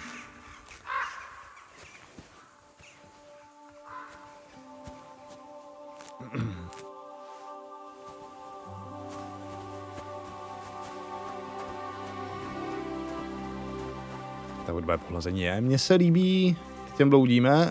Ne, já chci jít zkontrolovat ty hroby, o kterých mi říkal rychtář. A celkově se snažíme být co nejvíc... Něco slyším. Co je, vole? Co jsi říkal? Co to? Doufám, že mě nesleduješ. Co se ti stalo? Jsem v pěkný kaši. Proč? Ztratil jsem dopis. Hrozně důležitý dopis. Měl jsem ho doručit svýmu pánovi do dnešního večera. Aha. Co v tom dopise stálo? Nevím, co v něm bylo. Jednak je to tajemství a jednak neumím písmena, ale poslala ho pánova milá. Ale... Proto byl tak důležitý. Takže to klidně mohla být jen nějaká sprostá básnička. Mně je jedno, co tam bylo. Důležitý je, že ho nemám. Prostá básnička. Chceš pomoct s hledáním? To stejně nemá cenu. Jsem na cestě už 2 dny. To nemůžeme stihnout do večera. Imagine, že doslova týpek je živý DMko z Instagramu a 2 dny je na cestách, aby doručil, vole, nějaký dick pic. Víš, kde jsi ho asi ztratil? Nemám vůbec tušení. Musel mi vypadnout někde po cestě. Měl jsi na něj dávat větší pozor, když máš donést jedinou věc a ty ji ztratíš. Já vím. Tak jsem se dneska ráno zapomněl podívat do torny, no. Jenže teď je pryč a já jsem v háji. Už musím jít. Snad ten dopis najdeš. To já taky. Protože jestli ne, tak dostanu nařezáno karabáčem. To mě mrzí. Počkej, mám nápad. Tak máš nebo nemáš? Dej mi pěstí. Co? Dej mi potlamě. Řeknu, že mě na cestě přepadli a dopis mi sebrali. Byl rád. Jak myslíš? Braň se. Nebraň se. To je fuk. Připravený. Počkej, tamhle jde zrovna stráž, ty vole. Počkej, bráško, tady je zrovna stráž, ty vole, to je blbej nápad, já mám u sebe tak trošku kradený věci, víš? Ty vole, já ti nemůžu mlátit, když jde tamhle strážnej, vydrž. Proti mně nemáš šanci! Drž hubu! Neser se do nás, chcípáků!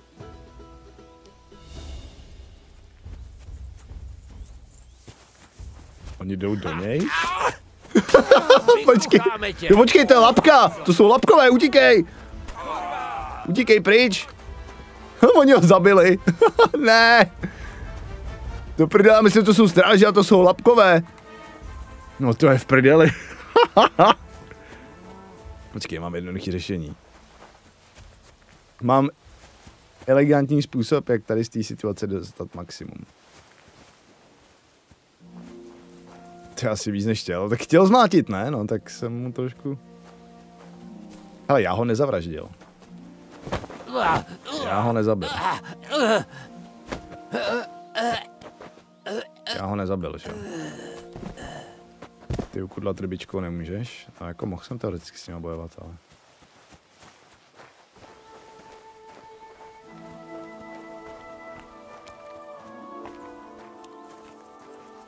Co je ti, horko, panečku? Kurva, co? Do prdele. Se ubránil. GG.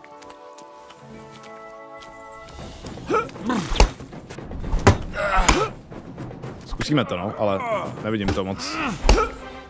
Nejhorší, že já nemám loženou hru, jako a budu se utíct. Kurva, koupil jsem to! Ty vole, ten kombat jako... Je to lepší než v jedničce asi. Je to zjednodušený, ale není to špatný, fakt že ne. Ty nerad červenou?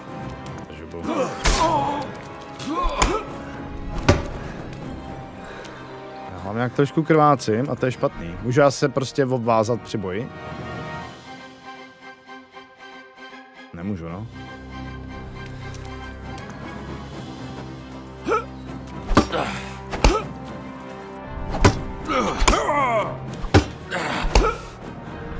Jsem asi v píči. Já měl jsem být greedy, no. Měl jsem zabít jenom toho jednoho. Čeho on mi schodil zbraň?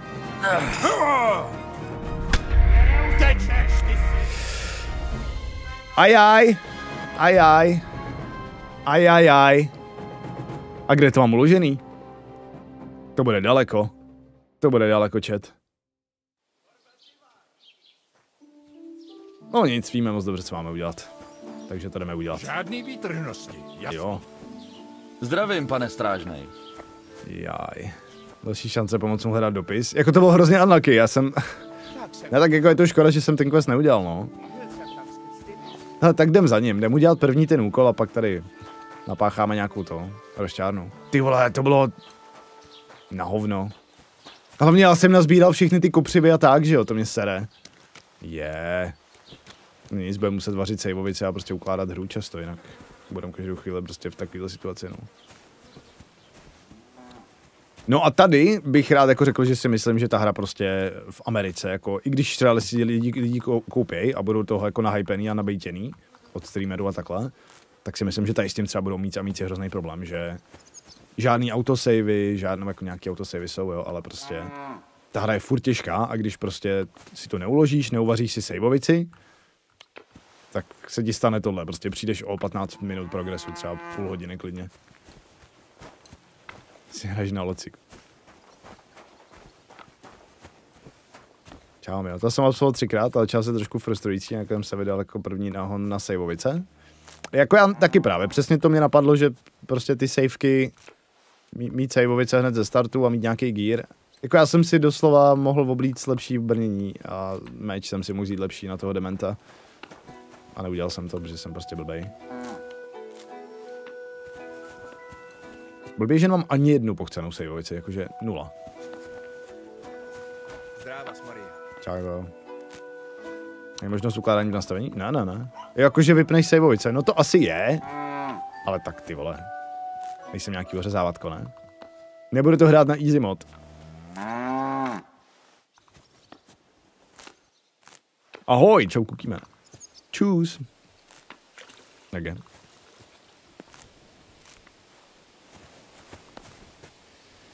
No, blbý je, že kopřivy se válejí všude, problém je spíš rulík, který jako úplně už všude není, musíš vědět trošku kde ho hledat.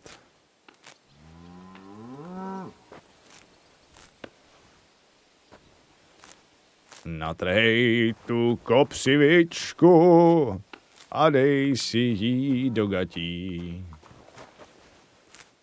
Prdel, spal si jen trošičku. Čum. Stražnej nebo babka? Stražnej. Vypadával ten rulík někdo? Jo, čo sraku pět. Udržuj pořádek a nebudeme mít problémy. Bůh s tebou. Na stráži všecko dobrý? Jo, zatím. No nic. Jdem se podívat za tím milým gentlemanem. Hej, já furt mám v chatu slajšu, ale. Já nekecám. Ale dobrý ráno, před. Dobrý ráno, děvečku. Je drahý a ze začátku si socka. Ty sej ze začátku socka, můj Jindřich není žádná socka. Můj Jindřich, těch kopřiv. Paj se na ty kopřivy všude kopřivy. No, na ty stráže k těm lapků nejde. Jako doslova můžu někde šlohnout nějaký saveovice, to není problém. Nechybí, vždyť je mrtvá. Slajša je mrtvá. Vyspinkala ses? Protože já ne.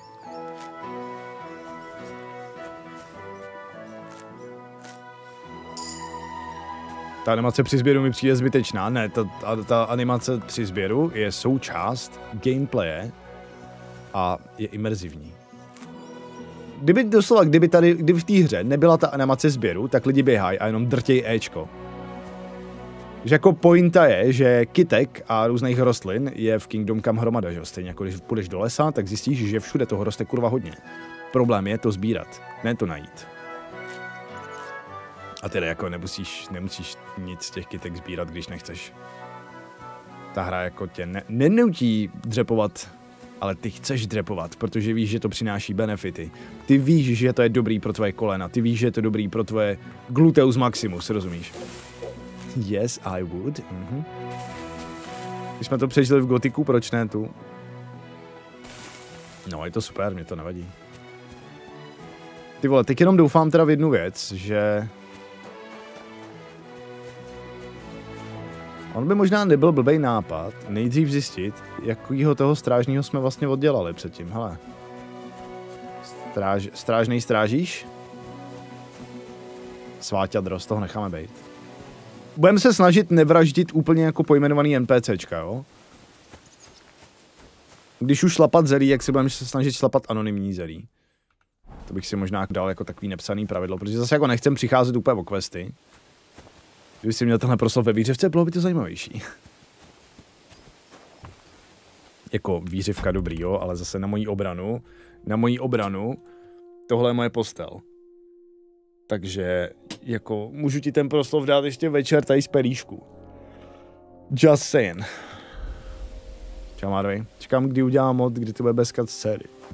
A proč bys něco takového modoval? To je proslabka. Tržnosti, jasný? Buď zdrav. Jasně. Neboj se.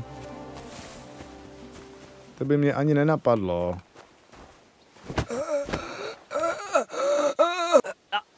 To prdele, aha. Tak, to je problém. Tak jsem asi byl jenom lucky, no, předtím. Takovou ti...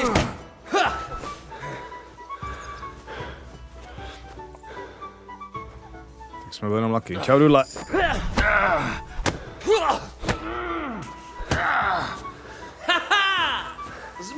To musím načíst. Too bad. Radši budu mít pomalej sběr hromadu zdrojů, než když jsou 4 kytky na mapě, tak mi to předplatný, že sběr bez animace. Dobrý point. Sakra mě tak štve, že se mi to že jsem chcípnul, tak pitomně. Jako, jestli mi něco vadí... Omlouvám se. Jsem pryč. Jako jestli je něco na hovno, tak to, že strávíš třeba 10 minut sbíráním... na cestu! Minus 50 ho přifnul. Ty vole, fakt, že nejde. Hajzel. Tak to, já jsem ho na první pokus poškrtil, ty vole, a teď to nejde.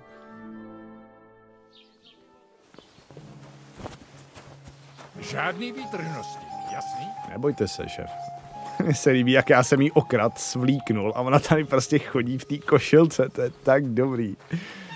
Pan Vávra to opravdu. Slyšel jsem mňoukat kočičku, moment? Do I hear a pussycat? Jseš snad slepej? Dávej pozor. Ježíš, se neposerte. Já jsem slyšel něco zamňoukat.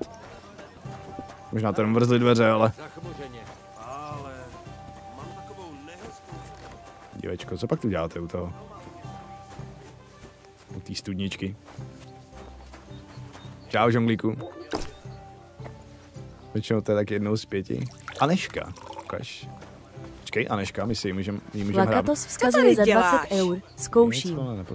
Aneška, jaký má krásný věneček, podělí si o věneček. Laka, děkuju za 20 éček.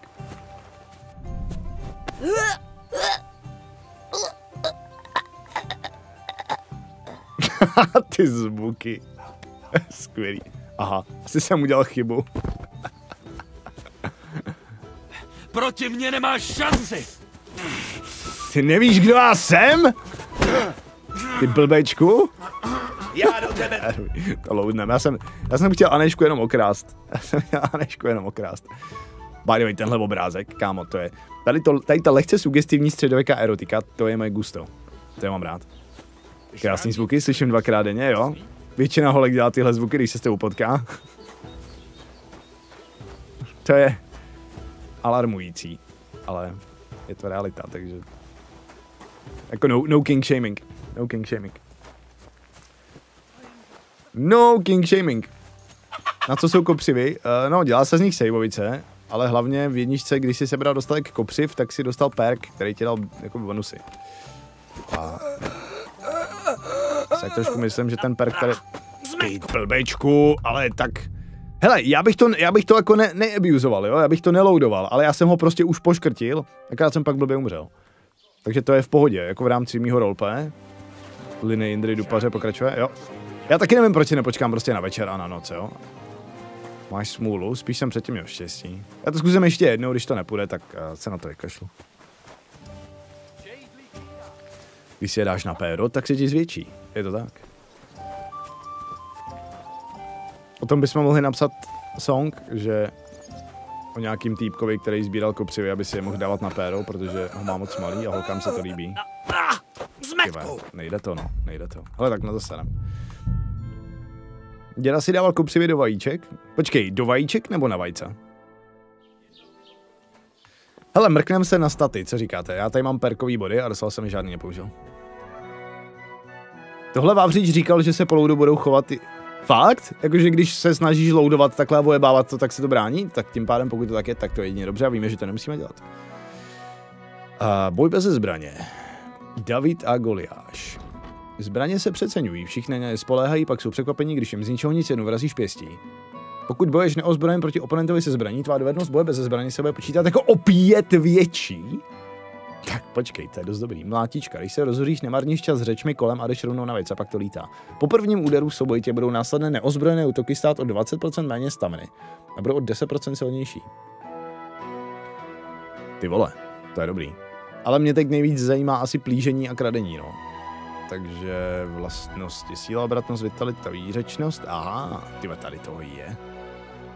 Když si ho dáš do včelína, dvakrát zaboucháš, bude ještě větší.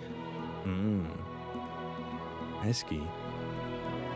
Pracant. Vyrostl si v kovárně, kde o těžkou práci nikdy nebyla nouze a ty v ní navíc nacházíš jistou míru uspokojení. Pokud neseš pytel či bezvládné nebo dokonce mrtvé tělo, jejich váha se počítá jen poloviční. Proto tě spíše nepřetíží a jejich nošení tě odteď nebude stát žádnou staminu navíc. Navíc se tvá. Hele, řekněme si na rovinu, že tohle je asi něco, co potřebujeme. Těžko na cvičišti, když tě Ratek vzal do svých služeb, jako první tě poslal do učení za mistrem Bernardem. Dodnes si pamatuješ, jaký těla výprask. Požadovaná síla pro všechny zbraně bude pro tebe o 2 nižší. Obecně platí, že když máš nižší sílu, než zbraň požaduje, budeš s ní působit menší pokřivení. OK, hele, berem pracanta. Určitě potřebujeme tahat mrtvoly, takže berem pracanta. Roleplayujeme to, potřebujeme tahat těla. Hlavní úroveň. Sympatiák. Máma vždycky říkávala, že člověk by měl vykonat každý den jeden dobrý skutek. Tuhle moudrost nosíš v srdci a proto ho máš často na dlani. Pokud někde získáš reputaci, bude jí přírůstek o 10% větší.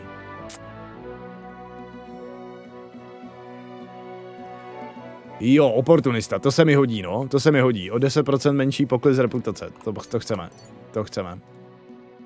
Obratnost. Jako pírko. Umět dobře spadnout se hodí komukoliv. S tebou život zametá dost často, takže jsi toto umění v celku rychle osvojil. Čau, žonglik, měj se. Při pádu se zraníš o 30% méně, ale šikovné ruce. Jo, to je, že máš menší požadavky. OK, hele, bereme jako pírko. Myslím, že to se hodí. Vitalita, asketa. Tvá nasycenost bude klesat o 30% pomaleji. To není problém. Jídla budeme mít vždycky dost. Bez dohledu ptáčka nám rosteš pro šibenic. Aj, pokoj. Krváci a zranění tě budou zraňovat znatelně pomaleji. Stále platí, že se... OK, to se hodí, no. Prostě pomalejší krvácení je vždycky dobrý. Ale výřečnost. Halo. Zbraně, oděvy prodáváš a nakupuješ o 10% výhodněji. Lektory, bylinky, recepty, OK, stříbro hustý. Při smlouvání získáš bonus k výřečnosti plus 4. Snáze usmlouváš lepší ceny. Tak, jo, počkej, když při prodeji zbrojí nebo oděvu, které jsou ve stavu 90 až 100%, získáš o 10 lepší cenu. To vypadá docela dobře na prodávání kradených věcí, teda jako. Just saying. Ale asi výřečnost zatím necháme plavat. To nevím, co by se mi mohlo hodit. Dovednosti. Plížení, obráčení, zabití ze zálohy. To máme. Ale potřebujeme díku. Bob má bonus k výřečnosti plus 10. Je to sympatiák. Ale otázka je, jestli Bob používá spíš to, jak to je tady ty... Jestli Bob používá přemlouvání, nátlak, ohromení, podmanění, rytířskost anebo děsivost. Já bych reálně měl podle mě úplně svoji vlastní kategorii. Byliny, zvěřinu, kožešiny dokážeš prodávat za 2násobek. Tyjo, to je dobrý. Tulák. Kvalita postelí se pro tebe zvyšuje, čím vyšší máš dovednost zálesáctví. Nevíš, ale tímto parkem zlepšíš kvalitu postele na 50. To nechcem. Berem tohle, budeme prodávat líp byliny a tak. Rytíř 100%. Klasik Bob. Klasický Bob. Tak, plížení. Při pohybu v keřích budeš působit o 50% méně hluku. Pokud se protivník ubrání tvému pokusu o omráčení nebo zabití ze zálohy, dostane postih ke svým vlastnostem. Pro tebe bude snazší ho rychle porazit klasickým způsobem. To berem, no. To berem. To je must have pro mě. Prodejce kožek prodává kůžičky. Učenost, cedínka. S tímto parkem bude pozitivní studijní efekt sezení ještě o polovinu větší. Čau. Doplnil ti ten psí pelech nějaký zdraví a odpočatost? No, asi 50. Hele, mezi učenci se říká, že na něco je třeba mít hlavu, na něco zadek a na něco oboje. Na co má... Jak jste na tom vyčet? Váš názor? Máte spíš hlavu anebo zadek? Někdy je moudrost zkrátka třeba vysedět a skutečně v sedě se každému studuje lépe. Já mám pohodlný zadek. Jezdectví, rytířský výcvik. Útoky ze sedla zbraní na blízko o 15% méně staminy. Sedlář, nevím. Ale zatím nemáme koně, tak jezdectví sedem. Mám péro. No ale zadek máš taky, ne? Na to jsem se neptal. Lehká hlava, tvrdá záda. Jakmile použiju hlavu, tak se hned aktivuje zadek, takže jo. Můj zadek stimuluje moji hlavu. Polochtej mě tam dole vzezadu a mě to začne pálit. Teda, jakože mi to začne myslet v hlavě, jsem chtěl říct. Pokud bys měl během... Já se omlouvám, já jsem ještě Robert se neprobudil. bych se potřeboval udělat toustíček a kafíčko. Možná zajdu, ty vole, povím si, jestli kavárnička má dneska otevří, no. Co je dneska, středa, ne? To by měli mít. Tak, v opilosti jsou ti postele o 10% pohodlnější. A nedostáváš kocovinu. To je nuda, ale kocovina je dobrá. A to mám naopak, když začnu přemýšlet, tak se mi začne chtít srát. Pokud si pod vlivem alkoholu pádem z výšky se zraníš méně, protože nad tebou svatá patronka pijanů drží ochrannou ruku. Hele, schováme si to, až se ožerem. Na to dole se nesahá. Ale jediný, co já vím jistě, a co mě naučila jedna kapela, je, že to bílý musí ven. To je jediný, co si pamatuju. Řemeslo jako břitva. Broušení, 7milový boty. Tohle je dobrý, no. To, že sprintuješ a nežere ti to staminu, ale musíš mít vlastnoručně opravený boty. Ale to není takový problém. Tichý opravář. Zbroj, které si sám opraví zbrojířskou sadou, budou při nošení vydávat něco méně hluku. Hele, berem ty 7milový boty, to je dobrý. To je takový jako all-around bonus. Alchymie. Driáčník. Lektvary, které uvaříš, mají o 30% vyšší cenu.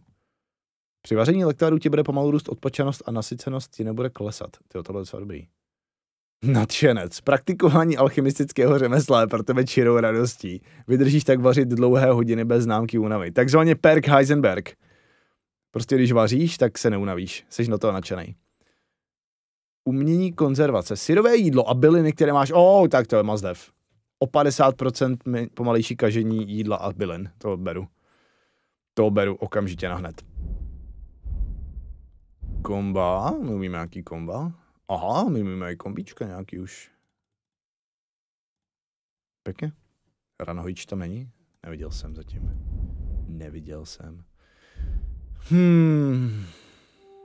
To není nadšení, to je umění. No dobrý, tak teď doufám, že zase nějak debilně umřu, abych ztratil to, co jsem právě investoval.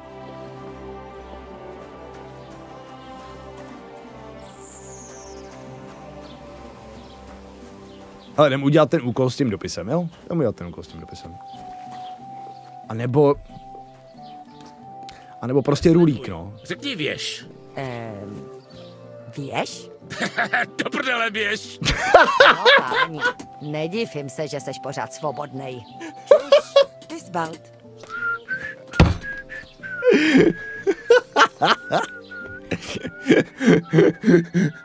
Prostě upřímný reakce NPC, ty vole, a uvěřitelný majitel humoru, násičem Morišáku. Uvěřitelný interakci mezi NPCčkama, ty vole. Řekni věž. prostě strážnej vytrolo děvečku, ty vole. Co je, bábo? Ti to nadal, co? Skull emoji. Hele, já víš co, já si jdu sehnat rulíky a opravdu, hele, zařídíme si sejvovice. Jako, hele, ty sejvovice prostě musíme udělat. Takže já bych asi šel klidně jakože směrem k Božině. Rovnou tam přefiknem Pavlenku.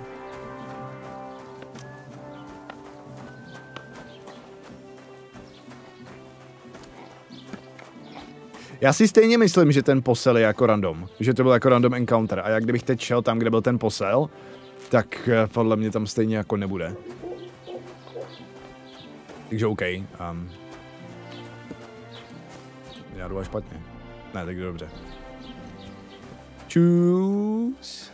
Tak co, Morišáku? Jsi rád, že tu hru nechceš hrát a můžeš se na ní jenom dívat? Dávej. Recepty zůstaly po loadu. Jo, ten recept mám, akorát to nemám naučený. Ale tady je taky alchemistický stůl, teď na to koukám. A ten recept jsem dostal, jakoby, ten je můj, ale potřebuji rulíky, no. Na druhou stranu, kdybych tady jako jeden rulík si koupil, nebo 2 rulíky teda, tak můžeme prostě uvařit a nesrat se s tím, viď? O co jde? Tenhle týpek má nejhorší německý přízvuk, jaký jsem kdy slyšel. Ukaž mi zboží. Ukaž, bráško. Jsem, protože vůbec nemám čas jí hrát, koukání je fajn. Včera jsem koukal na Asmona a co na to říkala komunita lidí u Asmona?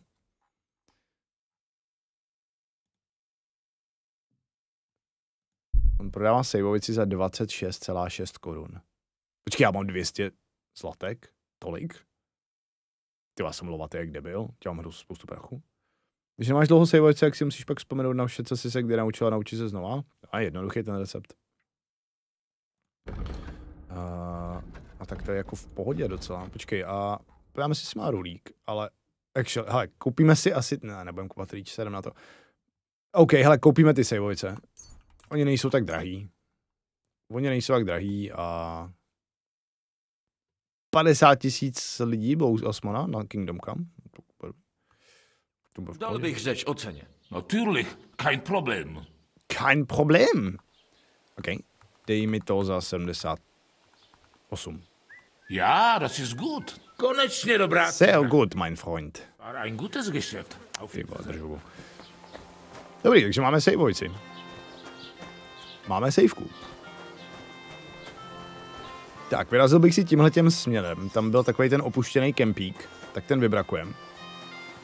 To je škoda nevylútit, když už víme, že tam něco je. Dobrý ráno, Totislav, jak se vede? Totislav.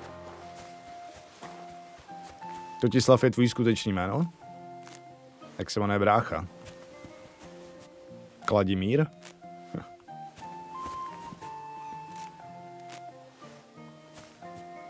Ej, já si musím přestat s tímhle. Já nepotřebuji sbírat měsíčkový odvary, ale prostě já vidím něco, co jde lootnout a nemůžu se zastavit prostě.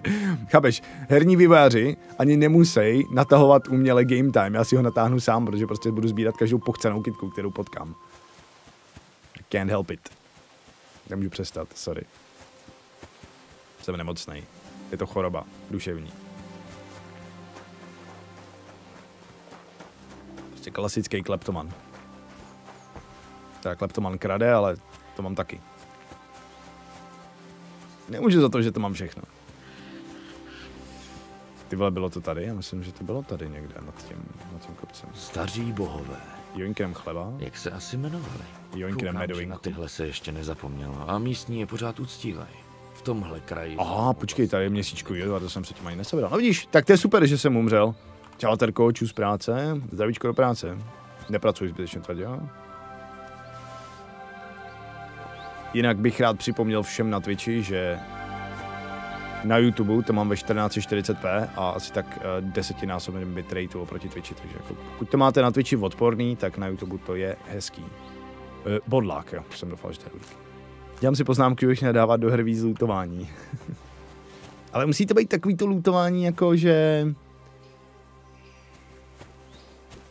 Jako je to zvláštní, v některých hrách, když se dá lootovat všechno, třeba v Cyberpunku.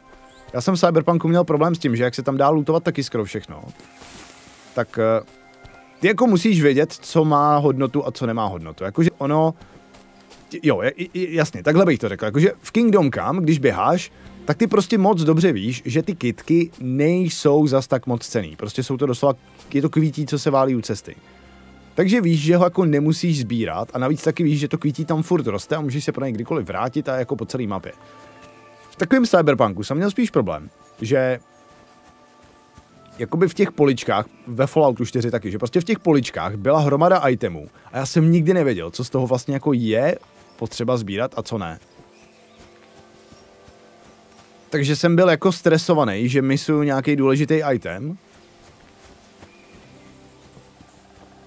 Jo, jestli jako to dává smysl, to, co říkám, že prostě... Když můžeš lootovat všechno, tak se to podle mě dá udělat dobře i špatně. Ve Falloutu 4 prostě sbíráš všechno. No, ve Falloutu 4 hlavně všechno nějak jako využiješ, že jo? Tím, jak tam recykluješ materiály, tím, jak ve Falloutu 4 recykluješ matroše, tak jako vždycky, jako vlastně jakýkoliv loot jako to, no. Využiješ. Vyzviče. Ale Geralt má nekoneční kalhoty, nemyslím. Mnohem lepší než Twitch. Je to mnohem lepší než Twitch. Ale já nemůžu najít ten tábor? Kde to bylo? To bylo tady, ne? Já nevím, kde to bylo. Hry milují FOMO. No, Bethesda hodrá dělá zbyteční itemy, pouze pro interakci. Ale je zvláštní, že v Bethesda hrách třeba jako v Oblivionu a ve Skyrimu mě to tak nevadilo. Ale možná je to tím, že prostě tam zase jako na první pohled poznáš, že aha, tohle to je nějaký magický krystal, to je důležitý. A tohle to je lžička, to je mi k hovnu, víš, jakože... Jako ta hra to musí umět komunikovat, no, jakoby co to je za itemy.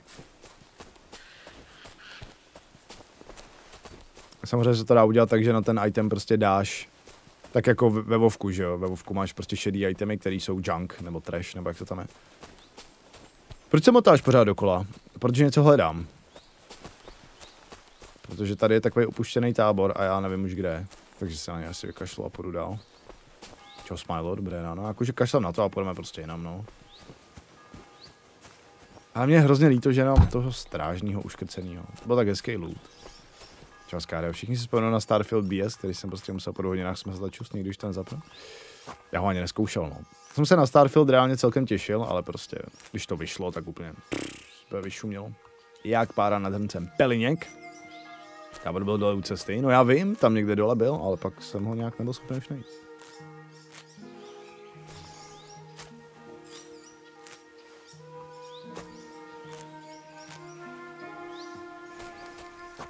Kopřivička. Nepohla by tím mapa k nalezení toho tábora? Myslím si, že ne, protože ji nemám označenou, nebo jako nemám ten tábor označený. Možná, ale možná se podívám hned, jak se zvednu tady od těch... Počkejte, tady kozlík, pampeliška. Já si potřebuji naučit, jak vypadá rulík. To vždycky zapomenu, vidíš, co jsem to zapomínal. Bylinkový stream, jo. Ta hra má tak totálně nudný svět, absurdně hnusný UI, debilní příběh, ukázka, jak nedělat hry, jo. Mě zajímalo, jestli by si vydali ti jaký tak intenzivně teda kopřivu. No jasně. Jak dlouho hraješ, od rána hraješ? No. Hraju hodně.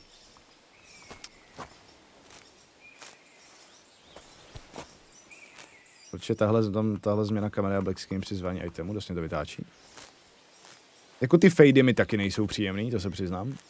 Jakože tady ten fade out, ten je úplně zbytečný. To je jako jsem schopný uznat. No. Jakože ta animace mi nevadí, ta změna kamery taky ne. Ale ty fady jsou takový, jakože... Mně se líbí ten zvuk toho trhání, že jo, ten je satisfying. Tak jak když hrstí takhle hrábneš do trávy a utrhneš jí. Já jsem jako malej musel holejma rukama trhat trávu pro králíky. A přesně nějaký zvuk to dělá. Jako mě ta animace nějak asi nesere, ale tak, protože jsem zvyklý z jedničky, jo, prostě. Ty to nemusíš grindit, já to chci grindit. Už mám zas hlad. Taky nemůže prostě natáhnout ruku, kytka zmizí a dan. To by nebylo ono. Neměli jste srp? Měli, ale já byl malej a vlastně se báli mi ho dát do ruky. Trhání ranní trávy oseté rosou za teplého jarního sluníčka. Jo, plný pavouků, klíšťat a podobných breberek. I love it. Jdem dál. Co je tohle? Vlčí mák? Joink? Myslíš, že to má nějaký technický důvod, že si ti dal inventář? Nevím. U roba měli serpa kladiva. To říkáš špatně, na roba měli serpa kladivo právě. Počkej, nové místo, hnízdo, tak ho asi vyrutíme, Jindro. Prohledat hnízdo. Jo, tamhle. Paklíč, OK. Dobrá. Hej, newsflash. V hnízdech můžeš najít paklíč. Čau, Alessandra, dobrý ráno. Čau, Šulusi, dobrý ráno, Honku. Dostane z toho encefalitidu a Indra zemře. To ještě byl svět v pořádku. To se na klíšťata neumíralo. To ještě nebyli tak nakažený. Přijde mi, že se u dvojky dost inspirovali Red Dead stylem hry. No, když jsi hrál jedničku, tak musíš vidět, že asi ani úplně moc ne, podle mě, protože jednička byla úplně stejná zatím. Čau, Milutku. Jsem bábě musel sbírat kopřivy, to pak drtila, sušila, házela zvířatům. Šíleně popálený jsem byl. Nice.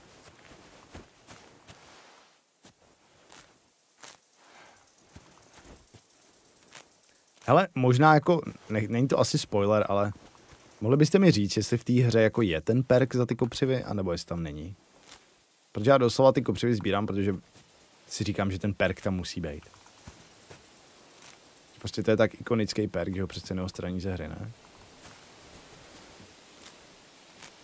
Jsem u babky o prázdninách dělal taky. Jo. Teď ti neřeknu, nehrál jsem. No, fajn. Nech si svá tajemství.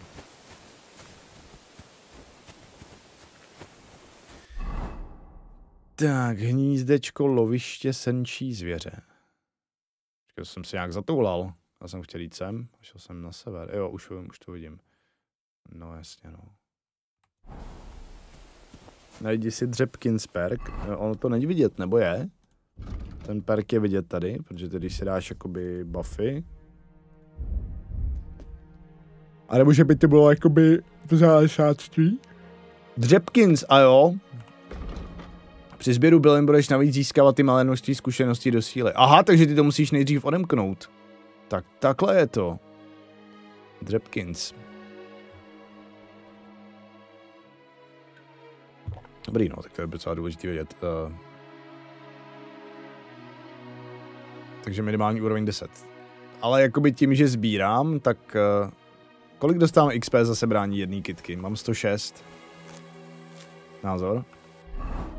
Stojí to za to?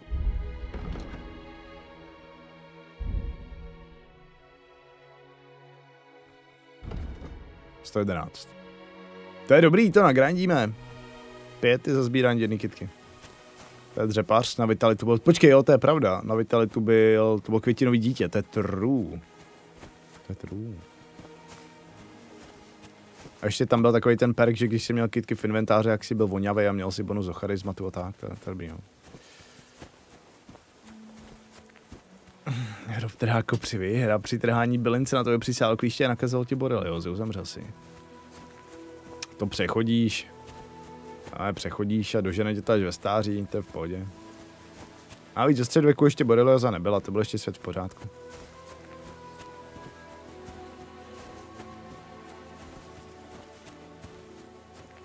Vole, tak jako tahleta louka je scénická jak svině. Počkej, tam jsou nějaký skály, není to tam, kde jsme začínali? To se nevidím tak daleko, ne? No, možný to je. Můžu si opravit boty?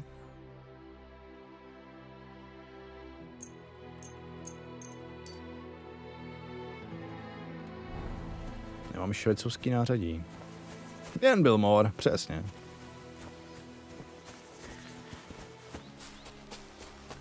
To není mor, to je jen propaganda, jen to řekněte. Tady někde byl prostě tábor s lootem a já nevím, kde to bylo. Však už by si přál aspoň jaro, když to vidí. Mně se líbí, že aspoň ta hra ti dá takový soft jaro. Zatáhneš závěsy a děláš že venku tak hezky. Na boreliozu jsem skončil 14 dní v nemocnici. GG. Máš to dobře vyléčený? Prolili tě těma antibiotikama poctivě? Mor byl z toho, že se lidi málo modlí. Jo. Přesně. Jenom aby nám nesněžilo ještě na Velikonoce. Jenom aby nám jako obecně vůbec třeba nesněžilo už. Stromy a tráva, je to krásný. Tak ta vegetace a všechno, to je prostě pécka. Co jsem to tu našel? Co pak je to tu za zajímavou cestičku? Přece by tu někdo nedával ten plůtek jen tak. Jelen v říji.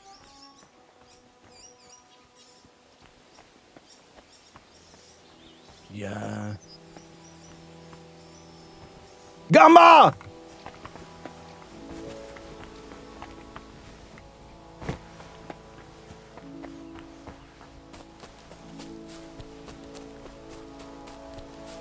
Už běžím!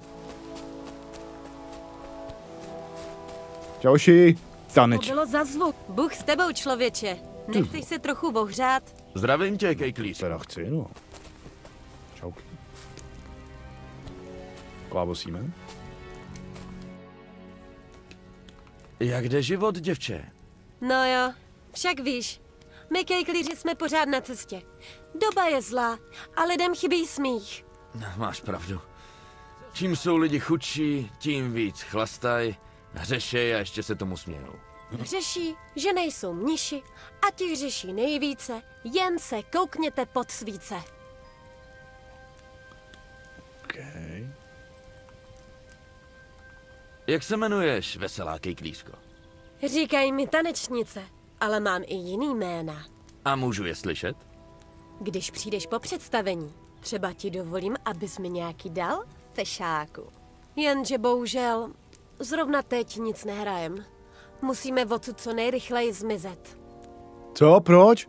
Proč musíte zmizet? Bohužel jsme tím naším kejklováním nakopli zadnice nějakým ctihodným páprdům z radnice. Náš kocour dělal společnost ženě rychtáře na seně. No a on je u toho načapal. Ten se asi moc nesmál, co? Cítím tam hřích, taky v ní cítím hřích. Že už se ani nehřeší. Pravda, ale to náš kocour taky nemá. Tak blízko pichu, přesto tak daleko.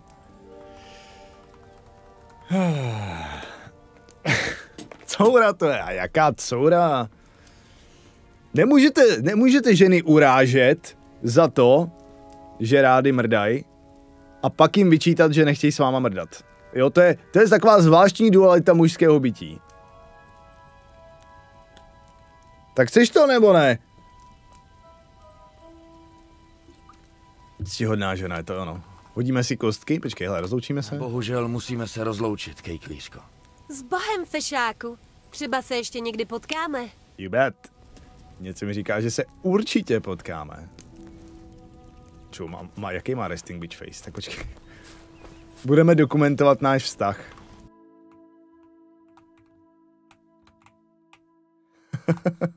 Do rodinného alba.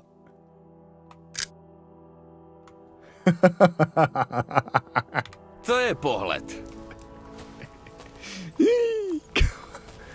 Hezký. Co ti to ve druhé větě nabídla? Ona to nenabídla, ona to jenom naznačila. Jaký má uška? Muzikant. No nic, jako gambička bude. Tak si to uložíme a jdem to roztočit. To je pohled. Vítám tě. O co jde? Co takhle zkusit štěstí v kostkách? Jakou hru si zahrajeme? Jako když Indra vyfotí nějakou hroznou jakoby humusárnu a pak řekne, to je pohled. Jakou hru si zahrajeme bez odznaku, co? Žebráckou? Dejme žebráckou. Pojďme na to. Jo, takhle. Ty mi chceš říct, že jakoby na tu gambu je nějaký jako Doufám, že ranked systém? Bude stát při mně. Zapomeň, vole.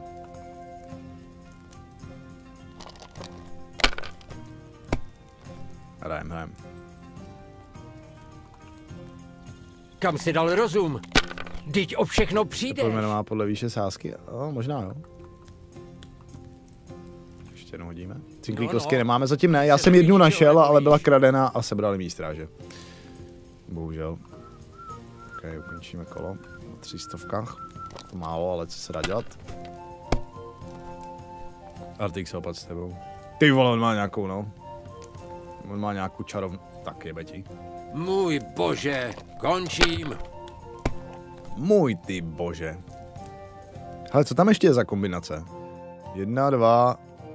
Jaká je nejlepší? 1, 1, 1, 5, 5, 5, jasně, prostě vždycky, když máš 3 stejný, tak to je dobrý. 1 až 5 je 500 a 2 až 6 je 750 a 1 až 6 je 1500. Další kostka po trojici zdvojnásobní jejich hodnotu. Jo, takhle, takže ještě padne. Jo. Tohle hodně dobrý, no. Tohle hodně dobrý, ale hodíme ještě raz, protože on má 700 padat, ty vole. Tak tam něco tam padne určitě, 1 a 5. No, dobrý. Prodejná láska a hazard. Ty vole, jsou to kejklíři, doslova jsou to středověký rokový hvězdy.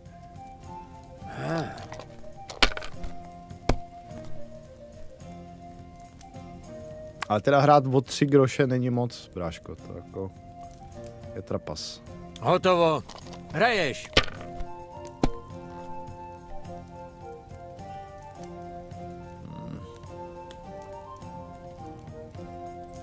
1, 2, 3 nic není, ne? To je až 5 prostě, musíš mít 1 až 5.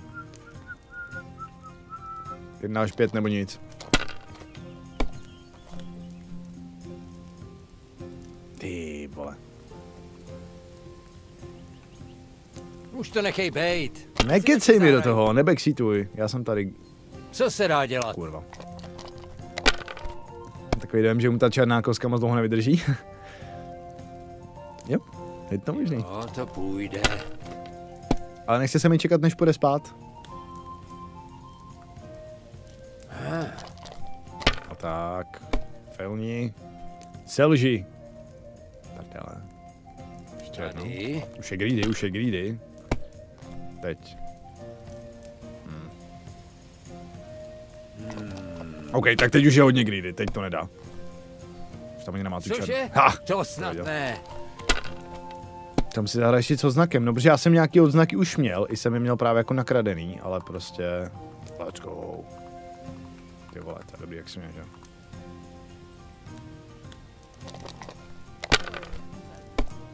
Ať já jsem vyhrál, už nemusím nic dělat.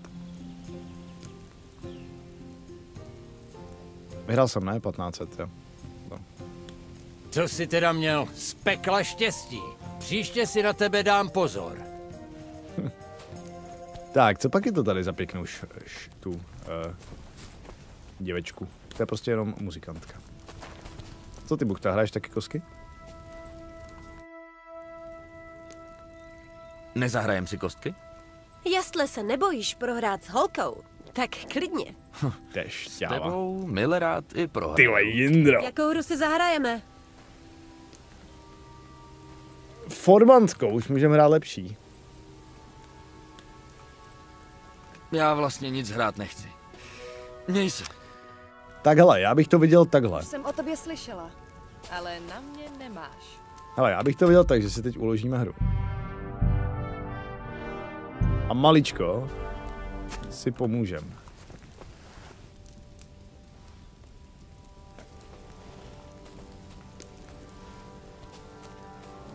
Kdo prohraje, bude nahoře a celý to odmaká. Jo. Co tady děláš?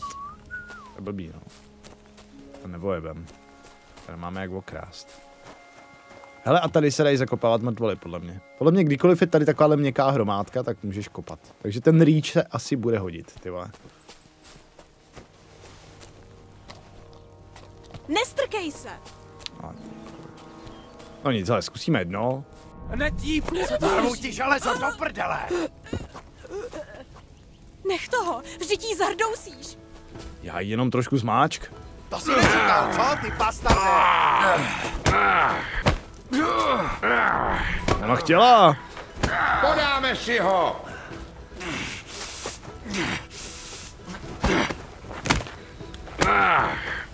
Ty vole, Ježiši, dostal se mi!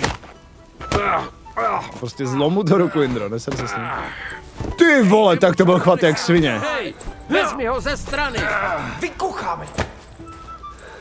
Ty vole, musím říct, že jedna věc mě jako mrzí, že to jakoby když bojuješ proti více postavám, tak to jakoby přehazování té kamery z jednoho na druhýho je pořád úplně stejně špatný jako v jedničce. Jakože, prostě OK, ale je to opus.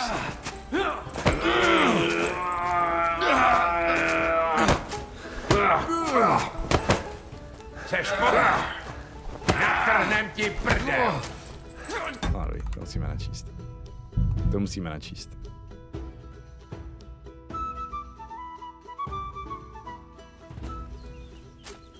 Ano, Vávrovi pomáhal procházku. No, než tak jdem zahrát kostky asi legálně, no. Tak pojď. Nezahrála by si z kostky? Jakou si zahrajeme? Tak pojď, zadej se k rošíku. Pojďme na to. Dáme slíkací kostky, pojď.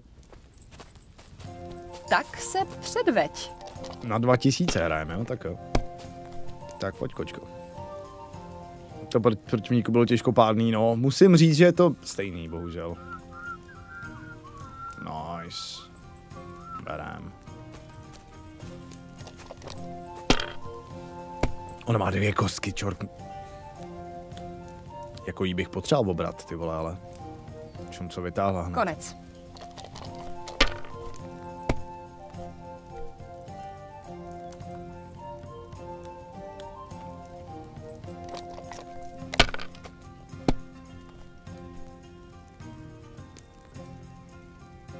No, tak teď, ty se taky ničeho nebojíš. Nebojím. Ale o nic nejde. Stejně jsi měl málo. To je čůza, kámo. Jen takhle. Asi 2 až 6. Fakt? To nikdy nevidím, tady ty kombinace.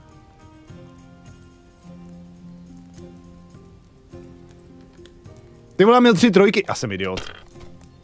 Dobrý, no tak teď jsem to tam viděl a prostě jsem to Co se dá dělat? Dobrý, zasloužím si prohrát, zasloužím si. Ona už tu hru hrála. Ona má hlavně ty cinklý kostky. Snad se mi to podaří znova. Já jsem si to fakt prohrál úplně sám, Teď no. ti ukážu, jak se to dělá. Ne, ty tam nebudeš nic mít. Na ženských modelech si Warhorse dali záležet. Hele, jako jo, no. Já je miluju všechny už teď.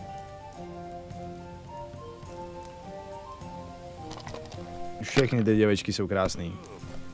Mě by zajímalo, už jste někdo našel nějakou jako real life face modelku? Jo, 2 šestky nic nejsou. Jo, to je 300, kámo, to je docela málo, jako. Asi musíme dát. Děj nebo Indra? Já Indra. Pořádný selky ve hrách chybí. Jo. Ale mně se líbí, že mají jako charakter. Každá z nich je fakt jako, tím jak tam jsou jako ty dobrý daberky a herečky, tak jsou fakt super. Když bojíš s více lidma, najednou prý dost pomáhá zvětšit fovko. Jo, když to já nemám rád velký fovko, ale... To se mi docela povedlo. Že když já budeš to 5, když tam máš zkoušela. 1. Protože mi odvádí pozornost a vy mi do toho mluvíte. Nice. Tam 200 pade, ty vole, tak ještě jednou. No, když Gamba byla v New Vegas, to nepamatuju. Nemyslím, že to vyhrajeme.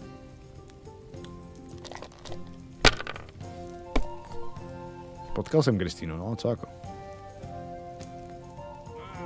Tak co to bylo? Vole. Ona mě vysměje ještě. Pojď za mnou. Pojď za mnou, kousek, pojď sem. Tak to ne. Tak to nemá za to. Tak to ne. Jak se vysmál. Já potřebuji někoho obrat prostě, no. Ale proč já ji nemůžu třeba jako okrást? Že tady mám jako sice, že... Co se tady krčíš ničemu? Co to děláš? Ruce! Jo, můžu. Mně je zvláštní, jako mně přijde, že někdy tam prostě nevidíš tu možnost, kterou bys čekal. Jakože kradení, třeba jako vybírání kapes. Jsem ho tam nějak jako neviděl. Souhlasila. Zase přijdu o prachy. Jo, že teď tam není třeba. Prostě teď tam doslova není. Oni tě vidí, no jako to je v pořádku, že mě vidí, ale tak měl bych tam mít možnost okrást. Proč tam teď není? Teď tam není, teď tam není, teď tam není. Jo, jakože teď tam chápeš, prostě vůbec teď tam je třeba. Aha, ty se musíš asi zastavit na chvilku. Čemu, co se děje? Musíš mířit na ta Švici. Co?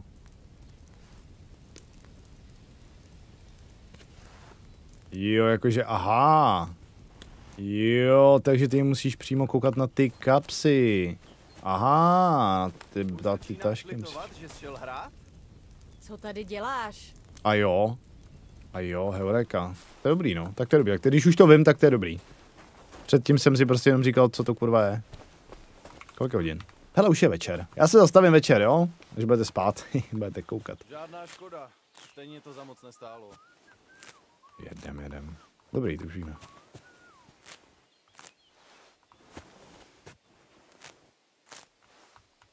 Receptore, proč nehrají? Záleží, odkud bereš, jo, to je jasný, no, to je dobrý.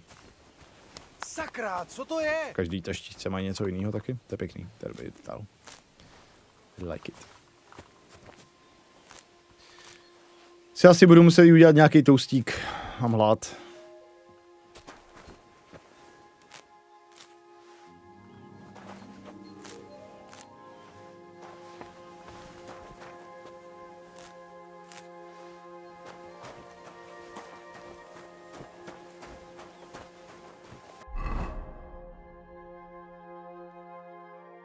táboru cesty. Jo, a tady můžeme teda jít za Božanou.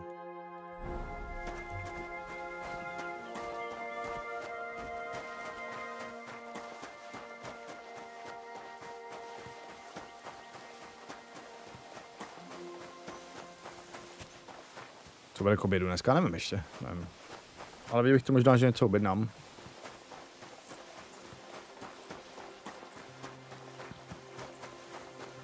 Když na ten toast nedá se pracovat do takové hry. Ne, no. Proč při boji nemůžeš použít ten meč, co máš? Můžeš ho použít? Proč bys ho nemohl použít? Želejov! Dobrý! To je snad mě nebudete vyhánět. Že nevím, kdo ty seš. Ty vole, tam mě bere! Tam je nějaká povědomá, tahle paní. Ale už jsme zase u toho, to je stejně jak v Kingdom of Come jedničce. Když jsem měl pocit, že některý ty ženský znám. Pacholek.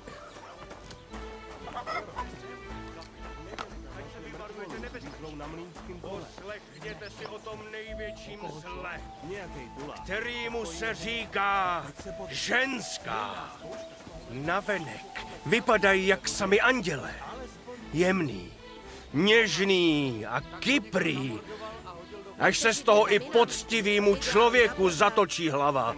Ale pod pěknou slupkou se ukrývá čert, který ho nezajímá nic jinýho než cetky a pentle, pro který se neštítí krást a kurvit. A nemyslete si, že je některá z nich jiná.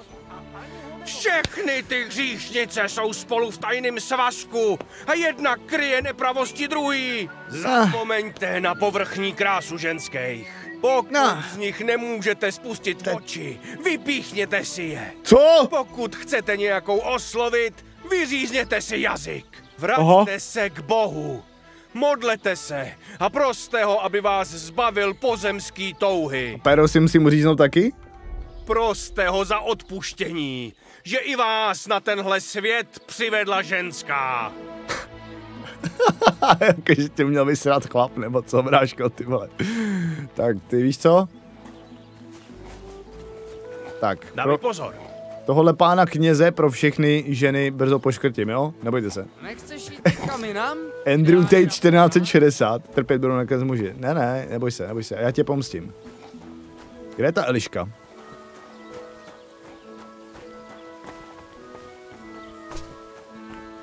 Tam něco je povala.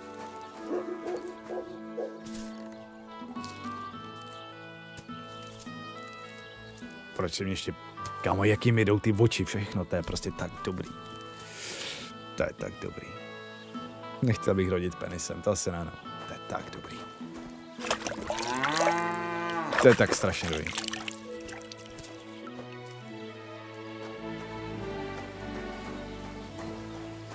Takže... hospodyně. Na tebe si dám pozor. Co dělá hospodinka?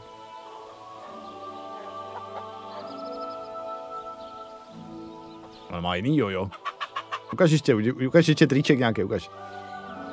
Čum, a bez koukání. Ty vole, wow. Jak flexí, ne? Je dobrá, no. Je dobrá. Eliška je taky pěkná. Ale hlavně já si ještě nevybavuju, že bych narazil na dvě stejně vypadající NPCčka teda. Ty seš jojo. Sám si to slovo. Sušírna, ale tu bychom mohli využít. Tak šli si půjčíme sušírnu a posušíme všechno, co jsme našli. Ať se mi to stejně zkazí v tom minulu.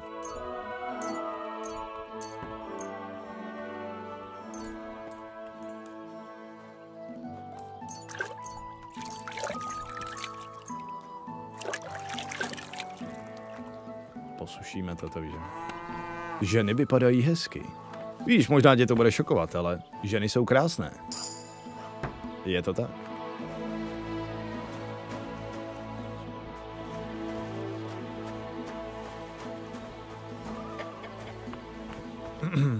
Víš, že ta rozmanitost obličejů tu je? Jako je, no, je. Vidím divočákos. Přímo za barákos. Já sedu na to akorátně. Hej, proč? Jak to, že jsem ožralej? Jak to možný, že jsem ožralej? Kde jsem se ožral? Opilost, kdy? To jsi něco pil? Ahoj, krásná hra. To je pravda. Ale staveníčko. Sejvovice, jo a jo, já jsem měl sejvku, sejvovice tě ožene. No. Co pak tu děláš, panáčku?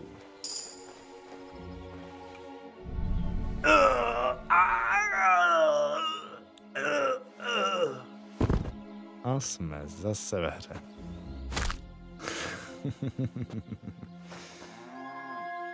A už jsme zase v tom.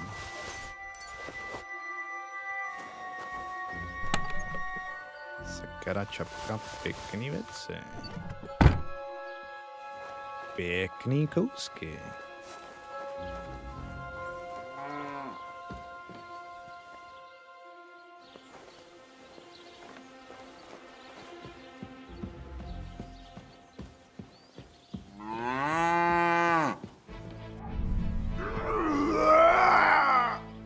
To jen uspíš, jo. On jenom spí, neboj. Oni jenom spinkají. Ale já potřebuji vyzkoušet jednu věc. Co je, proč je nahoře ten králíček? Proč mám králíčka? Hele. Takže mám králíčka. Co si je? Ty vole, no a jak funguje lockpicking?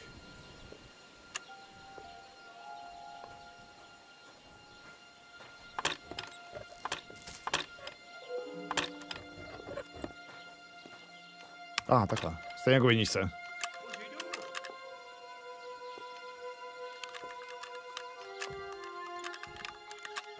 Sakra!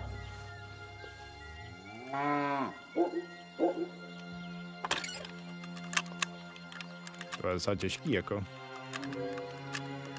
Možná jenom nemám level, ale nevím. Podstatně těžší, ty vole, jak viničce.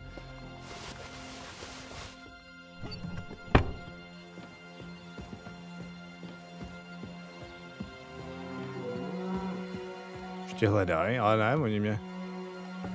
Já jsem měl králíčka ještě předtím, než jsem to... Já nic, Jo, počkej, oni jdou po mně. Jo, oni našli tu mrtvolu. Oni ho našli. Proč mi tě náš pán vzal? Čím jsem se To Tady jsi ty vrahu! Počkej, a kdo ho našel, ale já chci jenom vědět, jestli ta hra si ze mě dělá prdel? A nebo jestli to bylo legit. Jo, počkej, tady jsem nebyl.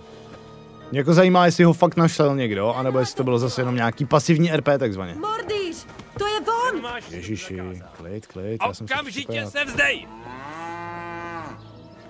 Ček si se nepodepsal? Nepodepsal, no.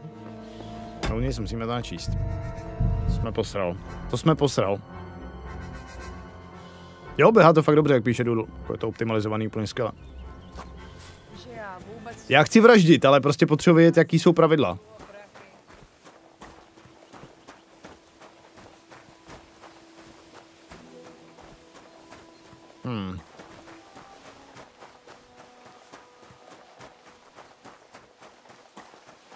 Jako já nevím, jestli tam někdo nepřišel a neviděl tu mrtvolu, jo, ale je prostě zvláštní, že mě hned začali hledat, když jako doslova... Tak mohli si dovtíbit, že jsem to byl jako já, že jsem tam šel a takhle. Oni tě můžou vidět tím, že najdou mrtvolu, jestli tam cizák. No já vím, proto se ptám, jako jestli našli tu mrtvolu, že jo. Co tu pohledáváš? Už dozej. Chci někde zjistit, co mají za PC. Možná to mám na Twitchi někde připnutý, nevím. Nemám to nikde asi.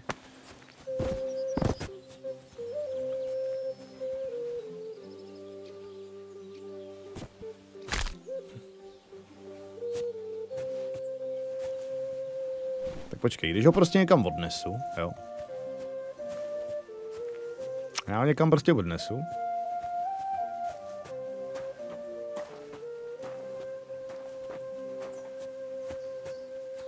Pan Vávra nám sliboval, že hrát za zločince je mnohem zajímavější než v jedničce. Já potřebuju zjistit, jestli nám lhal, nebo jestli to pravda. Proč mi sakra na televizi nejde zapnout chat? No, to je YouTube, no.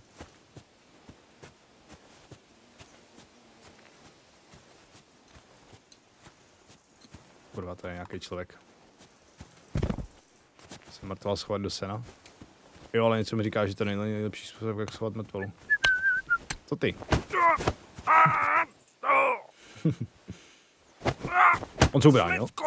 Ty do prdele. Kam jdeš? Co blbneš? Milost, nech mě! Chceš mě zabít? Ty hajzlus! Ne, ty vole, chtěl jsem tě obejmout, debílku. Blbeček.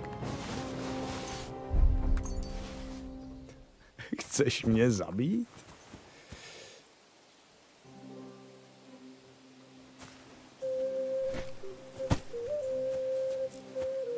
Jo, to, co píše Redislav, platí. To mám.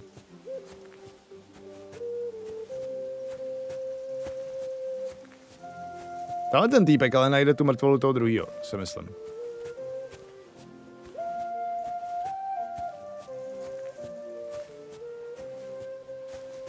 Může někdo říct, ach jo, 11, jak fungují dropy na Twitchi? Já nevím, protože nemám ani otevřený Twitch. Ty máš jen 16 GB RAM? Jo, a nemám s tím problém upřímně.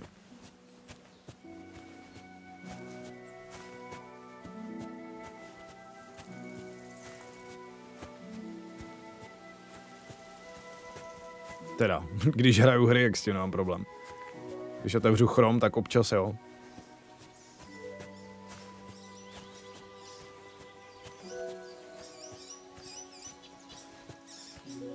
Já to mám úplně na max, mám to na ultra.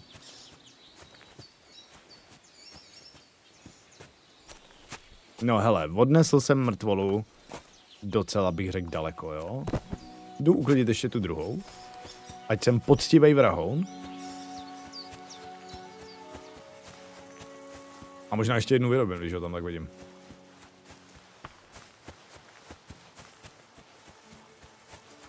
Dá se vyražit celá mapa, ale můžeme to zkusit zjistit.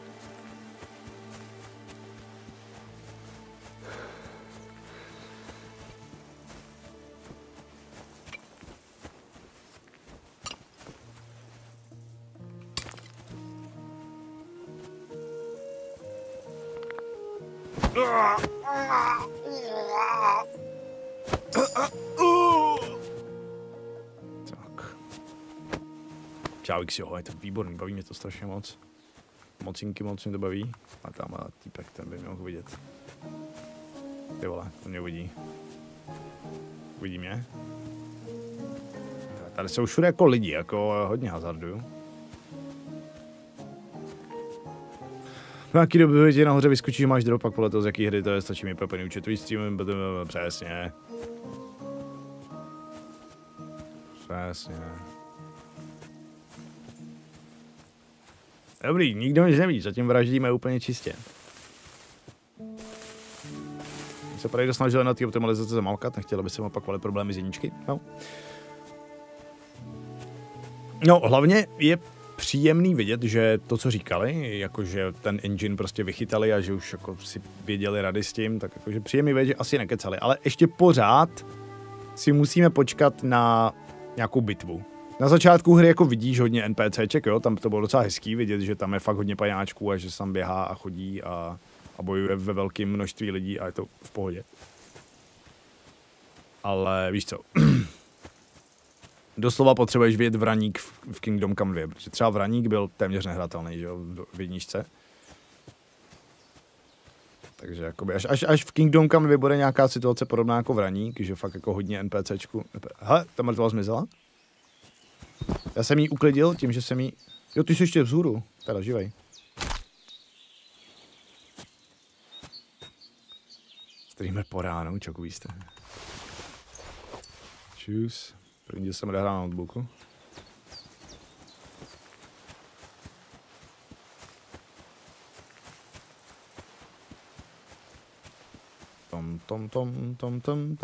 No, škrtit pacholky nebude úplně potřeba. Mě nemá ze startu.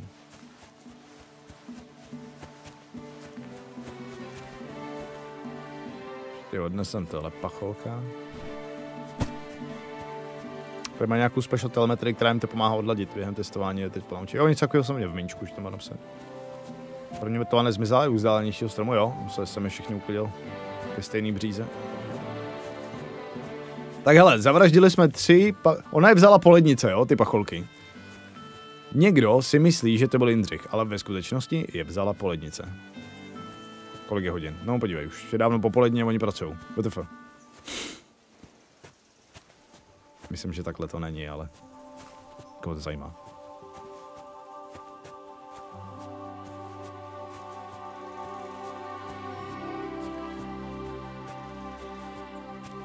I při vraždění je ta hra scénická, pojď se na to.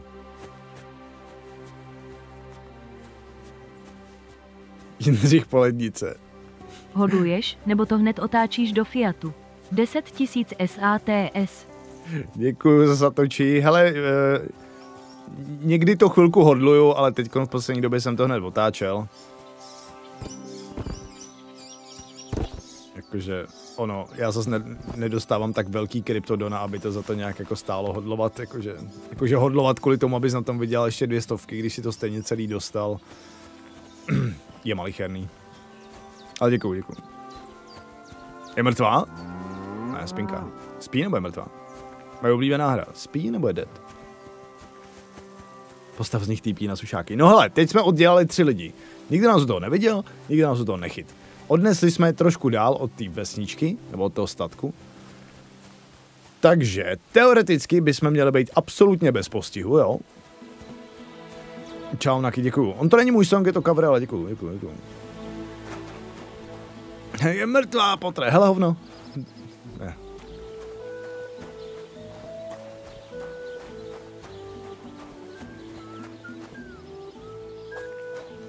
Čau šéfe, máte tu někde rage? Sedlák zvěst. Sekirka tady je.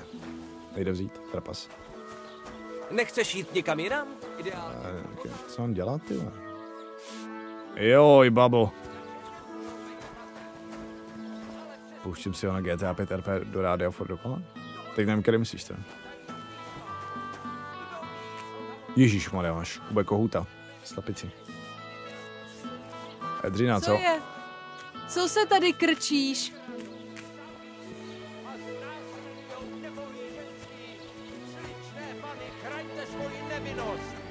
Běžte do kláštera a odevzdejte se Bohu. A vy, pro který už je pozdě, jděte klidně domů. Stačí trocha rulíku v jídle pro manžela a můžete být zase v bezpečí. Bůh to pochopí. Mně se líbí, jak má pořád. Všimli jste si, bojte se chlapů.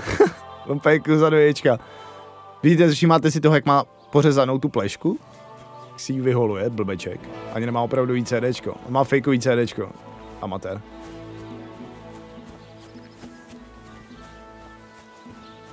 No, takže ty vlastně chlastací perky potřebuješ kvůli sejvce. No, nazdar. Klekánice a klekáníček si je vzal, plodnice to vidíš, no. Tak klekánice to byla. True. Čau holky.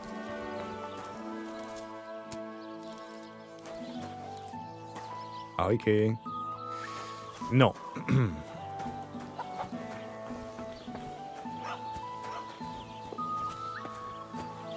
Jako toho baráku takhle ve dne asi úplně nemůžem, no.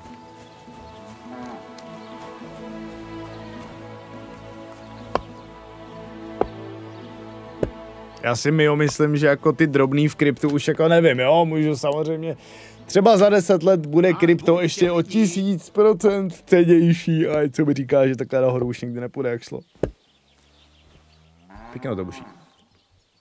Rob nemá CD, rovnou gramofonovou desku, mám celou diskografii, kamo. No ale z nějakého důvodu mám v Želejově blbou reputaci. Jak moc je špatná? V Želejově máme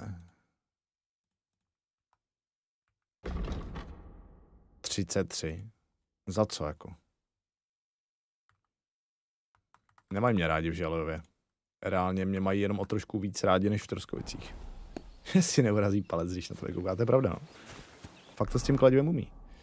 No, půjdeme po této cestičce asi.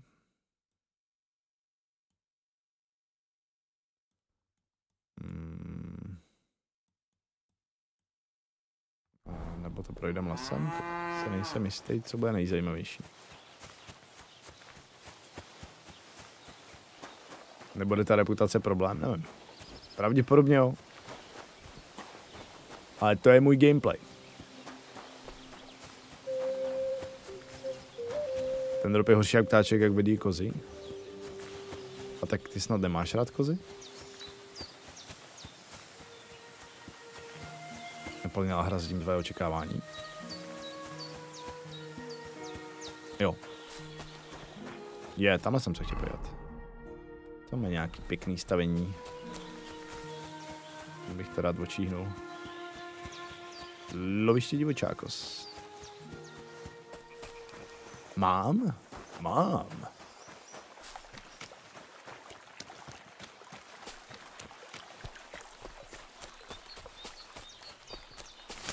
Tak jako vylepšení studia úplně nemám. Potřebuji úplně dát peníze do studia už, ale vždycky se objeví něco. Počkejte, furt ten samý statek? Ne, není. Typ na úkol. Tady ten nový.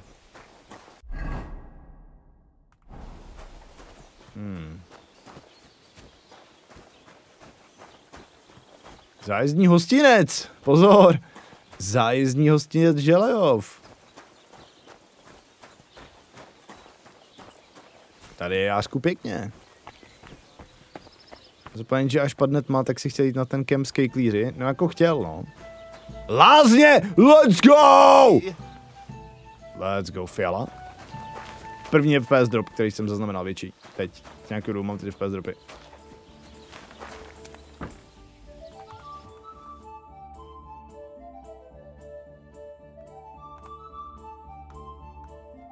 Kámo, tak do prdele, tuhle holku já doslova znám.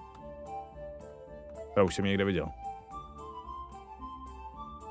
Ale z nějakého důvodu mi fakt teď jako spadly FPS teda. Proč jsem od krve? Dost dobrý. Pochválen buď Ježíš Kristus. Pozdrav, pánu. Hra vypadá na YouTube mnohem lépe, je to tak. Majitelka lázní Dorota. Prodává sejvovice? Prodává. Prodává, no, v skutku. Ty seš teda nějakej vybíravej. Co si přeješ? Rád bych využil tvý služby. Řekni, co chceš, než si to rozmyslím. Rád bych se seznámil s nějakou hezkou lazebnicí. Neměj obavy, až si tě vemou moje holky do péče, zapomeneš na všecky strasti. Alespoň na chvíli. Nemůžu se dočkat. Jak už je naučený. Zaplať a můžeme jít na to. Jak už je... Počkej, jak můžeme jít na to? Ty vole, ono to docela zdražilo, ale. Ty vole. No, to je problém. Píchání zdražilo, dámy a pánové. Udrování kroce na incoming, jako...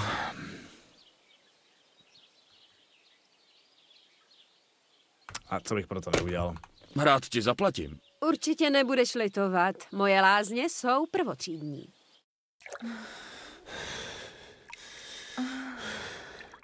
Prostě mi to... Hned je na světě veselý, ne? Jo, jo. Zas příště. Opatrně. Kam jdeš, kam jdeš?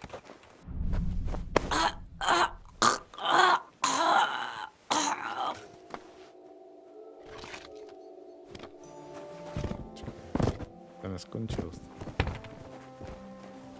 Co je? Co se tady krčíš? Co to? Do prdele. Viděla mě. Viděla mě. To jsi mě chtěl vystrašit.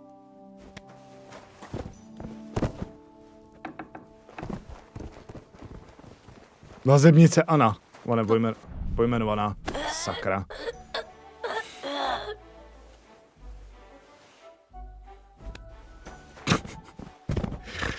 Ach jo. Oni nejdou zabíjet! Oni nejdou dodělat! Co to je za finty? Proč mají všechny 4 kozy?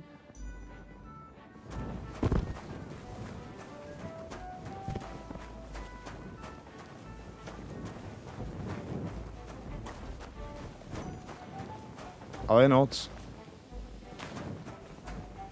Snad bys je nezabíjel za to potěšení. No ne, tak tady jde o to, že ty jako když někoho poškrtíš, tak ho už musíš jako dodělat, že jo, aby ses prostě zbavil toho svědka. Hele, počkáme, nemají nastavený respawn, abyste mohl pořád využívat. Počkáme, jestli se holky proberou. A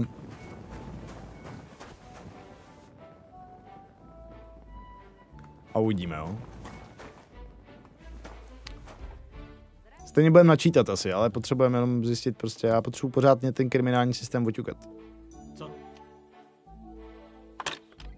Zbuď se. No tak. Je on jí našel, OK. Co to? Ten bastard. Počkej, Omračil mě. To jsem blázen. Ani mi nic nechybí.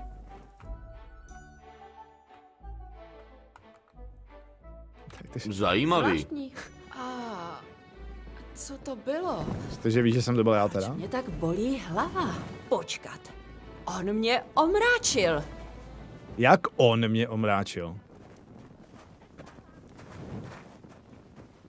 Čau. Snad mě taky Svatá pano, to ty seš ten zločinec. Dobře. Já nejsem žádný zločinec, já jsem v pohodě. Hele, ona leží ještě. Když ji pojď probudit. Hele, podívej, koukej. Tady leží. Pověsit ho! Jo, jste jako bojej? To ty seš ten hrozný chlap. No zase tak hrozný nejsem. No a mě by teď zajímalo, jestli, kdyby mě neviděli u toho, tak jestli by jako taky věděli, že jsem to já. Je to jako důležitý vědět pro mě teď. Dobře interaguje, ty interakce, zatím to vypadá fakt dobře v tomhle hodu. Jdem potrénovat ten lockpicking, jako nemá smysl okrádat lidi, dokud nemůžeš jim ty pořádně vybrat toho, že jo.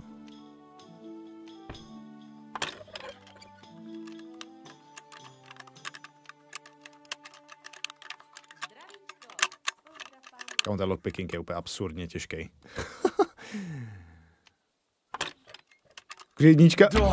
Jednička měla stejný problém. Že při releaseu se prostě nedalo pak klíčovat, že to bylo hrozně těžký. A teda musím říct, že zatím to je dost podobný.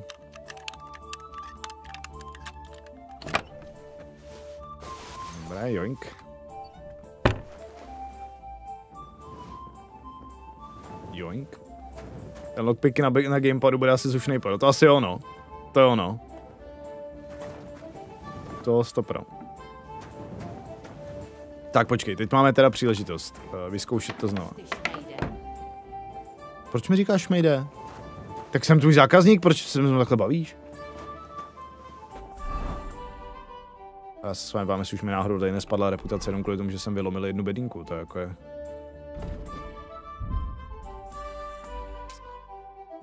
Želejov, to si možná to počítá do Želejova. 33. Statky.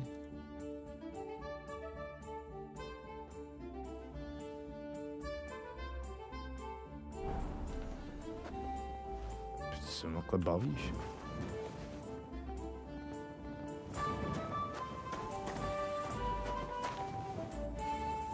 No. Každopádně jdeme se podívat. Nějaká zima. Jdem se poját za kejklířema. Pojď se si zjistíme, jestli... Třeba zítra... Pojď se si zjistíme, jestli v Želejově mě hledají za ty vraždy, nebo jestli se to vsáklo. A když Kláru dobrousili za Ančou se zastaví. Ale chlapci, dobrý den. Zdravíčko. Tak, o čem si povídáte? To by křupan jako ty nikdy nepochopil. Bacha na hubu, ty drzoune. Nebo co? Zamažeš mi ji? Těmi exkrementy, co máš za nechty? Ale dost sváru, cizinče. Třeba nás dokážeš rozsoudit. Jak ti říkají? Jmenuji se Jindřich. Tak přisedni, vznešený Henry, a můžeš nás rozsoudit. Jasně, tak se sedej. Jindřich. J-I-N... To je fuk. Jindra může být každý koželuch nebo lazebník. Henry zní víc noblesně. Boha jo. Řeknete mi už konečně, o čem jste tu mluvili? O nic nejde, jen tady bratříček David je sprostá hnida, která rozumí básnickému umění jako koza Petrželi. Abych pravdu řekl, moje poslední setkání s básněma moc slavně nedopadlo. Vážně? Pojď, proberem to u piva. Muž s muži, básník s básníky. No, ale já nejsem... Sedej. Tak, už mi řeknete, o čem tu mluvíte? O ničem menším, než podstatě básnického umění. A taky o tom, že tady Michal si už pěkně dlouho nezašukal, takže mu to začíná líst na mozek. Tady přítele Davida si prosím nevšímej. Jako malý spadl na hlavičku a od té doby je ducha prostého. Nesnáším loučení. A taky vím, že poezie se neskrývá v můzách. Celá pravda světa je v pivě, pečených prasatech a píchání. Až pro samé smilnění a chlastání na básnění nezbyl čas. Lepší si odříci potěchu těla. Michal a David. Weird. Umění. Honorate l'altissimo poeta. No jo, klídeček, chlapé. Jak jsem řekl, Michal je tak trochu idiot. Jednou potkal nějakýho Itala a od té doby si myslí, že je Dante Alligátory. Alighieri. Aligátory. A co myslíš ty, Henry? Kde má básník hledat inspiraci? Požitkář David má pravdu.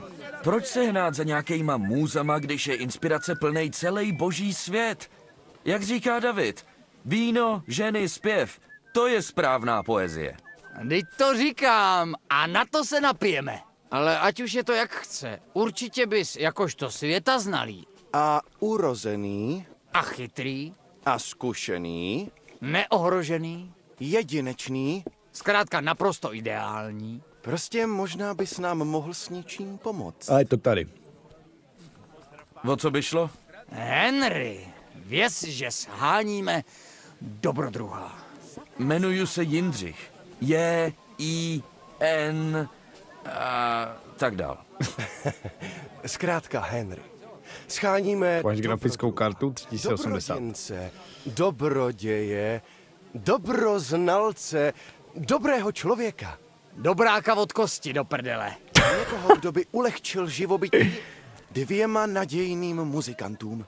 Kdybys jen věděl, chlape, jaký talenty dřímají v našich hrdlech, ty písně, co jen čekají, až jejich hlas pozvedne tvou slávu ke hvězdám. Tam celou dobu stojí chudák holka, vole, a my si furt neobjednáváme. Píseň na hrdiného, hrdého, hanby prostého Henryho, halasně hubícího hordy. Hordy? Humánu? To je ono. Věz, Henříčku náš statečný, ke světové slávě chybí tobě i nám jen jedna jediná věc. Loutna, potřebujem loutnu. Aha. A kde mám takovou věc vůbec vzít? Slovy básníka. Una volta corre cane e una volta la lepra. Kdo hledá, najde. Nebo tak něco. A hledání to nebude složitý. Už jsme po ní tak trochu pátrali a v celém širým okolí je jen jedna. Visí smutně na zdi u truhláře. To je ten barák přímo naproti Richtě. On ji k ničemu nepotřebuje, ale prodat ty nechce. A tak to já vám pomůžu rád, chlapci. V našich rukách. To já vám rád V našich rukách promění se v nástroj olympských bohů. To by šlo. Se loučí, jež osvětlí naši cestu z tohohle venkovského očistce k branám Kutné hory. Jakou loučí do prdele ty chci zapálit? To je metafora, ty nechápavé hovado. Dobře, uvidím, co se dá dělat. Hlavně už buďte chvíli sticha. Pozdrav, pánbu. Zdravíčko.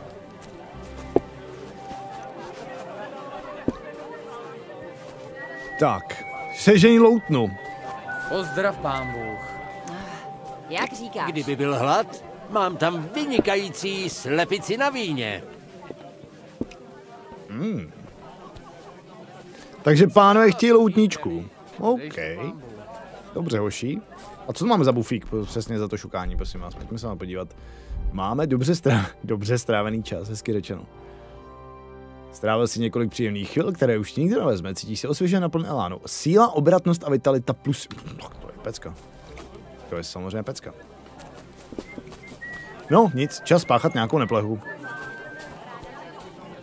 Kostkař Kostya? Zbabělec. Později. Já nebudu hrát kostky, dokud nemám nějaký cinklí, tak to je volně. Jdeme zpátky, odkud jsme přišli, za kejklířema, tam nějaký kostky obstaráme. Co říkáte?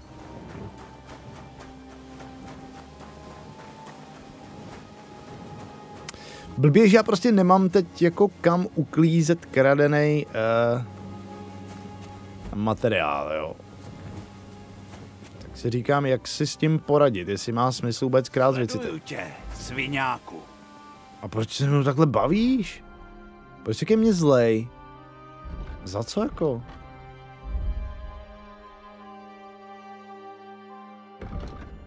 Vole.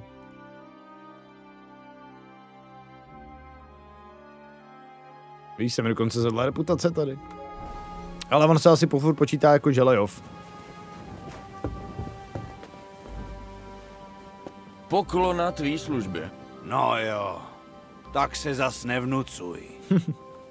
Reputace získána, aha. Jo, takhle, že ty to repku můžeš takhle nazbírat tím, že seš milej. Takže já je budu škrtit a budu na ně milej, to je v pohodě. Máš tam, Robe, taky nějaký krátký štěk? Nemyslím si.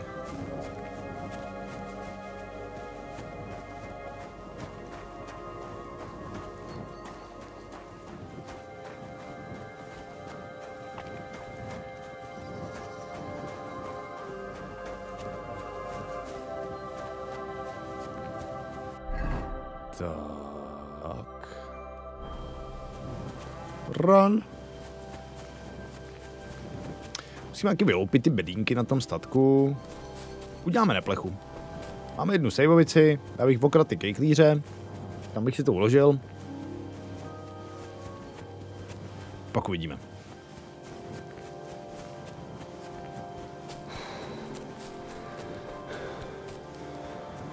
Ale s tím ukládáním zatím docela problém, no. Je to fakt jako těžký vlastně docela. Protože to nehraju na hardcore.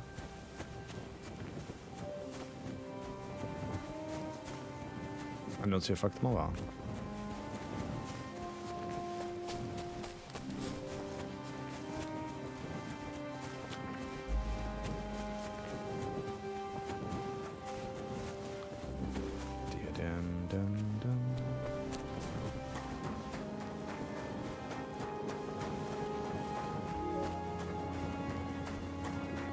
Tady to bylo?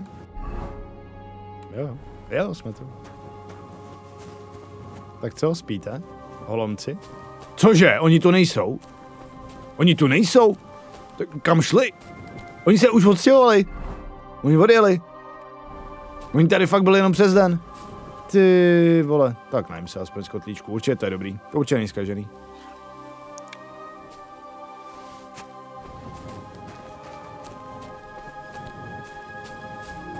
No jo, Jiří, ale tak přece nebudeš to, ne?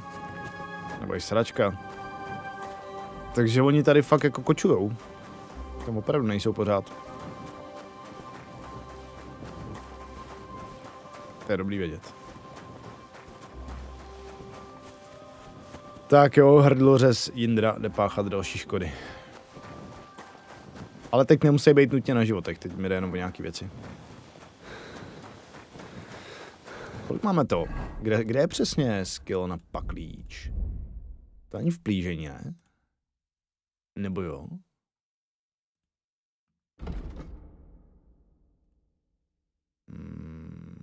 Reputaci máš jakou? Špatnou. A uvidíme, jestli půjde ještě jako níž.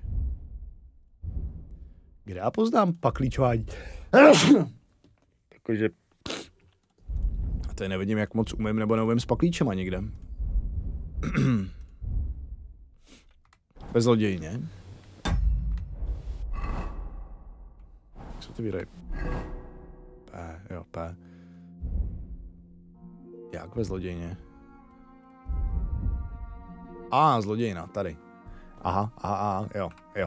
Jemný dotek, tichý šťoural, nástrojář. Jo. Takže musíme jít loupat nějaký zámky, ať trošku potrénujeme. Na druhou stranu, já to teď budu dělat zbytečně těžkou cestou. Prostě můžeme jít k tomu mlynáři a natrénovat to u něj.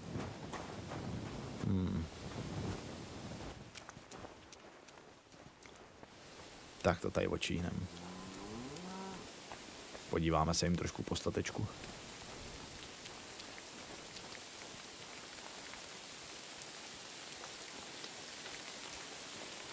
Ještě máš utracený body? No, protože některý nevím ještě, jak mám utratit. Tamhle se svítí. Ale my už jdeme na jistotu, my víme, kam chceme jít.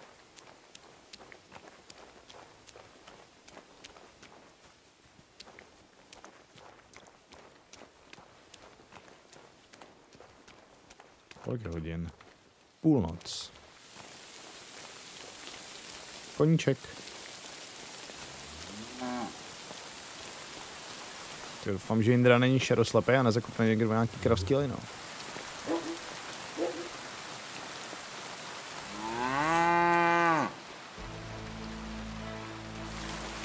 To tady omrknem.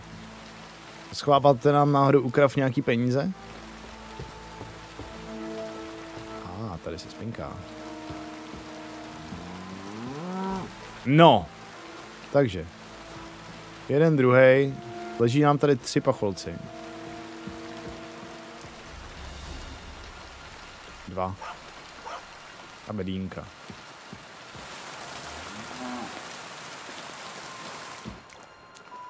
Tady žádný pacholek není. Takže tady by možná byla dobrá příležitost zkusit odemknout zámeček. Tak jo, potrénujeme to tady. Potrénujeme tu bedínku.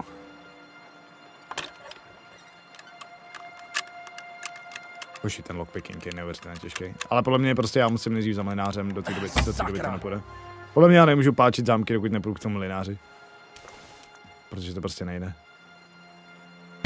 Nemáš pak klíč. GG. To si budeme stejně muset načíst, ale...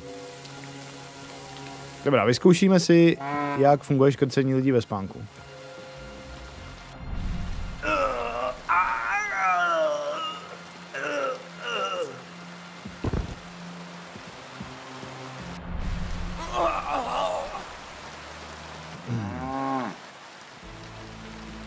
Dobře. Poškrtili jsme 2 pacholky. Nebudeme zabíjet, jo? Prostě jenom okradem.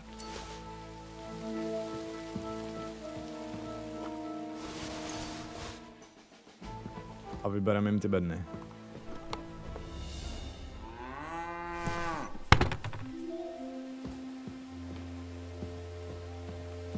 No, tak teoreticky, až se sem vrátím později,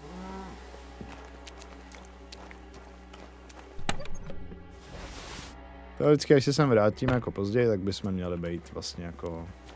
Myslím si, že za tohle by nás neměli nějak jako... prostě najít, nebo... Neměli by vědět, že jsem to já. Můžeme dát bodík to. Tady funguje Simo, co tady nějaký... na YouTube to funguje na hovno Simo, tam já to tam vůbec nějak neřeším. Já používám vykřičník Truffle, ale není moc spolehlivý, takže ho už úplně nedoporučuji. Ať vyvíjíme... Je ve vývoji jeden takový plugin nebo takový řešení na emoty na YouTube, a zatím to není úplně jako ještě ready. Zálesáctví. Květinové dítě, halo. Pokud máš u sebe v květináři více než 30 čerstvých nebo sušených bylin, tvoje charisma bude počítat jako o 2 vyšší. Ano, šéfe. Pokud uvaříš, usušíš, vyudíš neskaženou surovinu nebo potravinu, po zpracování získá 100% stav. Aha, takže když uvaříš zkažený maso, tak ho uděláš jako kvalitní zase. A? Co máme v plížení? Křovák, prchavý stín. Pokud si hledám pro zločiny, získáš bonus plus 3 k plížení plus 2 k obratnosti a vitalitě. Takže snáze unikneš. Efekt potrvá 120 sekund. Aha. Přírodní maskování. Čím jsi špinavější, tím bude pro ostatní obtížnější tě spozorovat. Ale pozor, pořád tě mohou ucítit, pokud bude kromě špíny doprovázet i patřičný odér. OK, ránčo. Čau, díky. Dobré ráno. Dobré ráno. Teda ono už je 10:30, ale dobré ráno. Ještě jedno.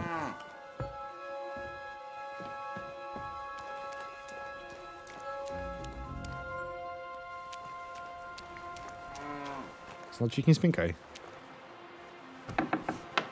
Honzíku. Tady nikdo nespí?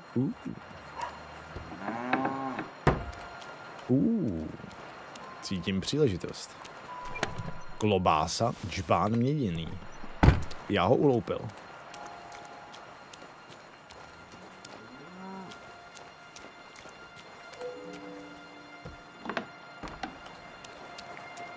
Dobře, tak nebudeme to úplně... Ještě se najíme tady. Zadarmo. Ukradneme dobrou polévku.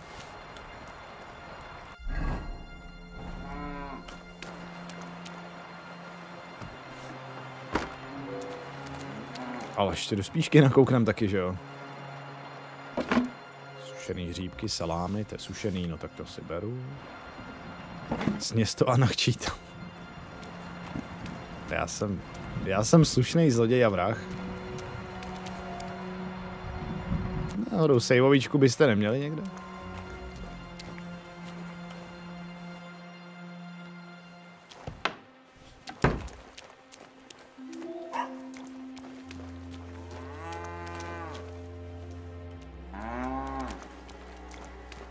Někdo tu ťapká.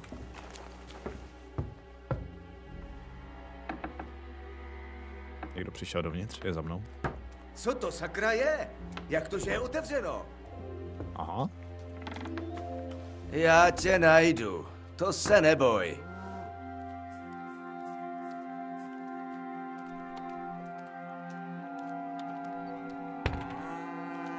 Čak já tě najdu, času mám dost.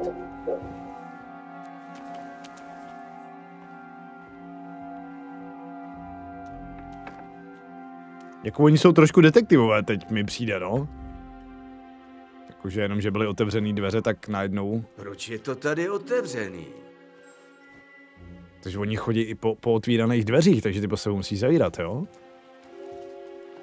Ale zatím to vypadá, že zločin bude fakt výborná minihra, takže I like it, I like it.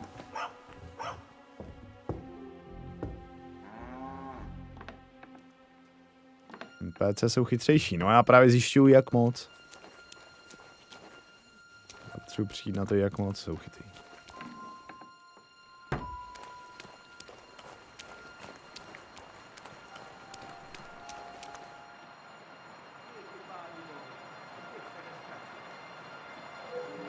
Takže oni, když vidějí pootvíraný dveře, když prostě vidějí, že tam jako něco je jinak, než když oni odešli, tak prostě zjišťujou, co se stalo a jestli prostě něco si ukradla takhle.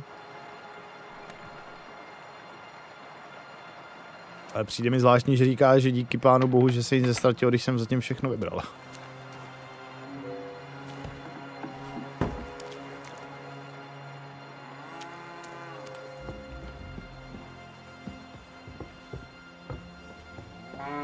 Tady je. Podle mě to byl on.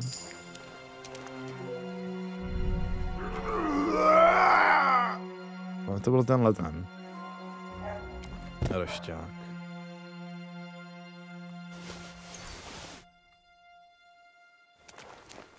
Chtěl bych se ze zvědavosti mrknout, co tady ty ostatní pochody. Okradli mě, omráč. Půjde na hlas. Aby se kurva chytil. Ale nikam s tebou nejdu. Však co bych tam asi tak našel. Aha, slyšeli jste to? Ten PCčko šlo to nahlásit strážnímu. Wow. Takže ten jeden pacholek, co jsem ho přiškrtil a okrad, tak šel za strážním, aby mu to řekl. Ale jako nevěděl, kdo to byl. Nevypadá to, že by jako viděl, že má hledat mě, nebo takhle.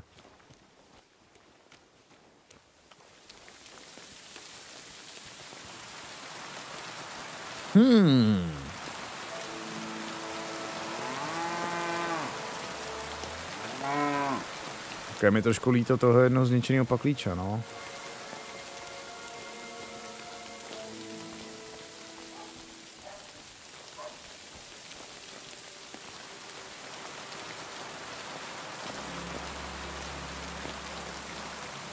Jste dovnitř?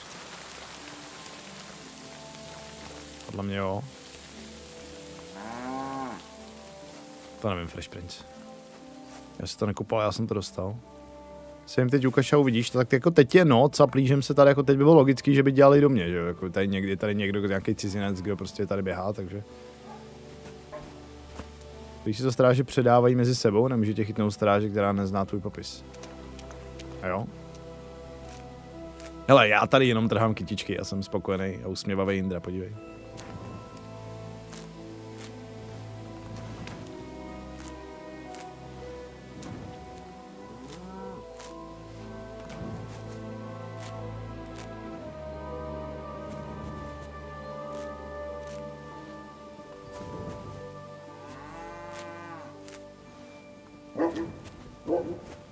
Další kopřivý, let's go. A získal si nový perk, odolnost, je to tam, dámy a páni, je to tam, takže pokud chcete vědět nějaký inside info, tak když sbíráte kytičky, tak dostanete perk, teda za kopřivy. Kde to je? To nemůžu najít. Jo, je to v zálesáctví, odolnost. Bylinkařením trávíš spoustu času, plazil se už kdejakým trním a rukama ti prošlo nespočítaně kopřiv a všelijakých jedovatých bylin. Tvá vitalita se permanentně zvyšuje o 2. No jo. Jo. Takže free vitalitka. Free vitalitka.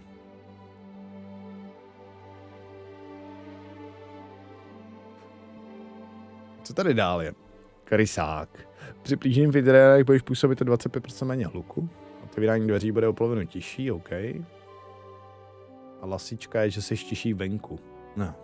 Za kopřivy. Ale já si myslím, že to bude za všechny kytky. Myslím, že to bude za všechny kytky. Dobře strávený čas, I see. To je reference na mafii. Lidé dříve zapomenou na zločiny, které si napáchal. Také se sníží šance, že tě stráž bude chtít prohledat. Aha. Úroveň 10. Tak to chceme co nejdřív. Je to past. Pokud trefíš střelnou zbraní někoho, kdo o tobě nemá nejmenší tušení, zašažený bude mít postih výbojím dovednostech. Jasně, klamavý postoj. Pokud na sobě nemáš příliš těžkou zbroj, dokážeš klamat tělem, udržovat protivníka v nejsadě. Mistr útěků. Pokud po tobě ostatní neúspěšně pátrají, vzdají to o něco dříve. Dobře. Prchavý stín 2, jasný. Taky budeme chtít rychlé prsty. Při vylamování zámku nebo okrádání může být nenápadný. Z větší dálky si nikdo ničeho nevšimne. Netušený zásah. Pokud zasáhneš střelou někoho, kdo o tobě nemá nejmenší tušení, způsobíš mu o 20% větší poškození. Takže to vypadá, že střílení z kuše a plížení nebo jako střílení obecně bude dost jako hrát k sobě, no. To se asi bude dobře kombinovat, tyhle věci.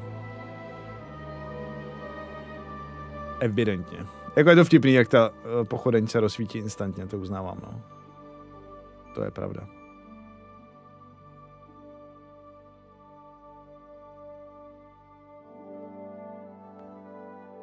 Půjdu si udělat tu snídaní nějakou. Ještě. Mám fakt hlad. Jsem zpět. Čau, pane Paci. Šusák. Čauky mňauky.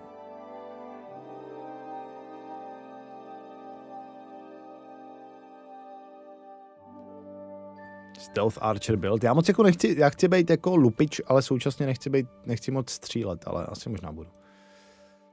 Pjáctví. To jsme říkali, že tím nebudeme dávat. Čtvrtíř Petr. Dobré. Takže jsme za ty kopřivy teda získali bonus. 2 do vitality. Worth it.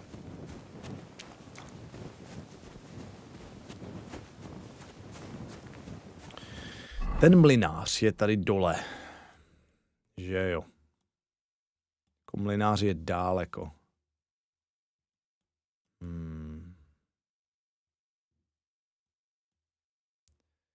Želejov.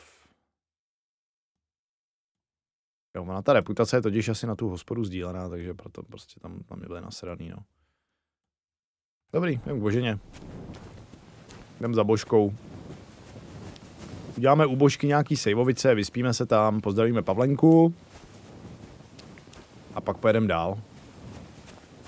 Máme u sebe nějaký nakradený věci, máme, takže můžeme vyzkoušet, jak to funguje. Tady vidíme, že to je nakradený teda v Želejově. Takže jaký můžeme vyzkoušet, jak fungují ty čorky.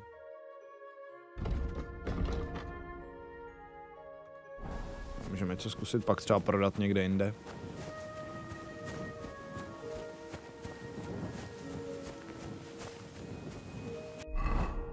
To přelezu, to tam je řeka, ty vole. Já musím na ten most minimálně. Půjdem po cestě pěkně.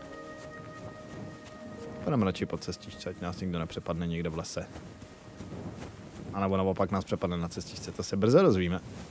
Mlha. To je hodně svítící mlha. Svítí mlha, když zapneš dálkovky na cestě.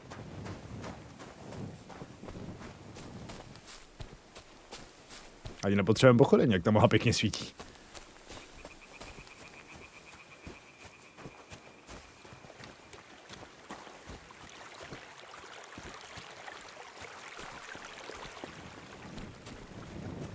Bíkych vzkazuje za 2 eura. Robi Štroun, psal jsem Robovi z Bezkomprese o tom autě, tak říkal, že klidně se můžete dohodnout na spolupráci. Máš mu napsat na IG. Děkuji za 2 ječka, Bíkyči, plus 10 minutek. Jo. No. Tak můžu to zkusit se mu ozvat, no. Jirka Dostálek vzkazuje za 10 eur. No, klobouk dolů takhle dlouho to vydržet. To se mi naposledy povedlo u Baldur's Gate 3. Děkuju za 10 eček, Jirko, děkuju. Já jsem takhle dlouho u žádný hry asi jako nestrávil, nebo jako já plánuju v tom fakt nechat klidně 200 hodin, takže se uvidí, no. Jsme u Božky? Jo, no jasně. Božena! Přišel jsem na návštěvu. Baldurovy brány hraju stále rokola. Já jsem ještě ani Baldur's Gate nehrál. Holky, můžu přespat? Nevadí.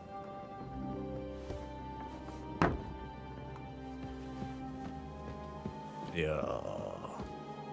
Pojďte jak spinka. Je roztomilá, když spí.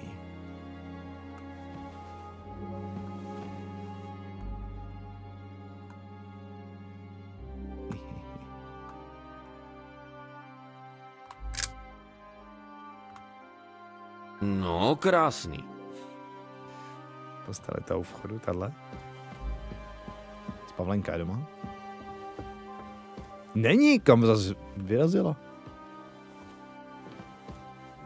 Pavlena není home, jo? No počkej, ona má možná ten pokoj tady. Takže tu není? Pavlena není doma, ty vole, já přišel kvůli ní. Zítra jdem na wellness, budeš streamovat ještě až přijem v neděli, ty vole, no. To je možný. Plížení 9. Tohle je asi docela dobrý způsob, jak nagrandit plížení, co? Prostě se plížit kolem spících lidí. To prostě naskakuje. Ukaž to. Plížení, přírodní maskování, furt nic nového. Potřebujeme obyčejný člověk, potřebujeme dostat ty perky, aby jsme mohli prostě zlodějit pořádně. Potřebujeme si tu zlodějinu vydřít. No nic, tak se vyspíme a uložíme hru. Vyspíme, uložíme hru a ráno to probereme.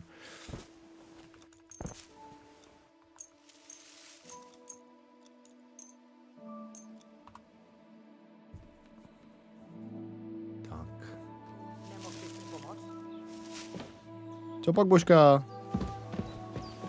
Co potřebujete, matko?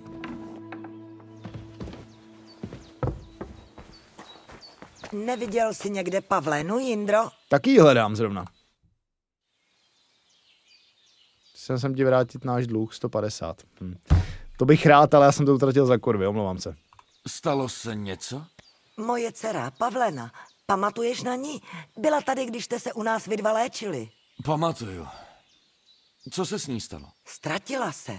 Vůbec jí to není podobný, že by se někde takhle toulala. Chodí sice do Troskovic prodávat košíky, ale ví, že už sama na nic nestačím, takže se nikdy takhle dlouho nezdržuje.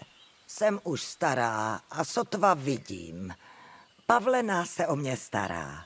Je moc hodná, holka moje. Yeah. Mám o ní velký strach. Chápeš? Co když se jí něco stalo? Bože chraň. Sama ji hledat nemůžu, ale ty bys mohl. Vím, že po tobě žádám velkou věc, ale nikoho jiného nemám. To víš, že jo. Myslíš, že by Pavleně mohl někdo chtít ublížit? Časy jsou zlý, Jindřichu. Čau, Miško. Bojím Dobrý se, ráno, co se dobrý samotný ráno. mladý holce na cestě mohlo přihodit. A navíc, oni nás v Troskovicích nemají rádi. Let's go. Čus, Gorenoj. Tak proč vás v Troskovicích nemají rádi? To mě zajímá. To s námi ještě neřekla, bábo. Proč vás v Troskovicích nemají rádi? Co se stalo? Nerada bych o tom mluvila. No tak. Ještě by si o nás Čau, Detko. špatnej obrázek. Hello. Žijete uprostřed lesa úplně sami. Co horšího bych si o vás mohl myslet, ha? A kde máme žít, ty chytrolíne, když nás nikde nechtěj? Nevykopávej starý křivdy, Jindřichu. A Počkej, nech si ty... počkej, já chci něco zkusit, moment. Ale... Já potřebuji něco zkusit, jo, já si to jenom načtu. Ty hodiny ti běžely během spánku, jo, jasně. Když spím, tak se to odpočítává taky. Tak počkej, já chci zkusit, já si vezmu teda perk na... já si vezmu perk k větinové dítě, jo, ten ti dává, že jo, o 2 charisma víc, když máš kytky v inventáři. Takže mám teď charisma 4, což je jako málo. Takže, bum, teď máme 6. Nice. Ten čas se po donatu posouvá automaticky, já na to nešám. A teď teda jako teoreticky ještě výřečnost. Co tady máme? Řemeslník, tady to nepotřebujeme na nic. Ale... Síla, obratnost, vitalita, výřečnost 8, charisma 6. Charisma jsou teda, to je v oblečení, že jo? To máš tak nohovnou repku tam, si tě spojí s nima? Ne, to není kvůli tomu. No a teď zkusíme, jestli nám to Božena řekne, jo? Jestli budeme mít teda... Se mi nelíbí. Jestli to půjde. Moje tady to poskypujem. Chodí se, mám, co když vím. Tak, teď mi řekni... Myslíš, že by... Časy Ana? Tak, máme plus 2 výřečnost, nebo jako máme větší ten skill check, tak jo? Proč vás v Troskovicích nemají rádi? Co se stalo? Nerada bych o tom mluvil. Žijete... A kde má nevykopal? Ty vole, neřekne mi to ani tak. No, tak teď to načtu. Hele, guys, já mám hrozný hlad. Já jsem strašně hungry, takže pustím na chvilku hudbičku a jdu si udělat nějaký toustíky, jo? Pozdravím taky malou, ať ví, že tatínek je živej. Takže se vrátím za 10 minut, max. Brb.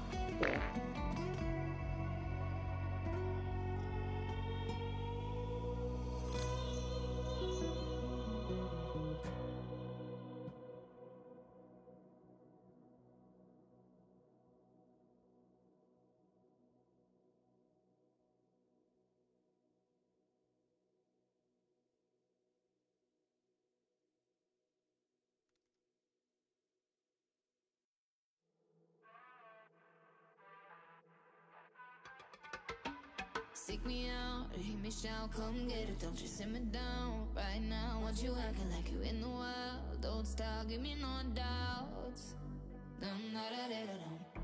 me know what you want. Your dark desires and your thoughts. Yeah, you can hunt me like a sport now. I got a cold heart, but I'm running hot. I let you cut in that line if you want the spot. When you're ready, baby, come get it. You better work hard, what you waiting for? I'm not a domino boy, but I'll take the floor. When you're ready, oh baby, come get it.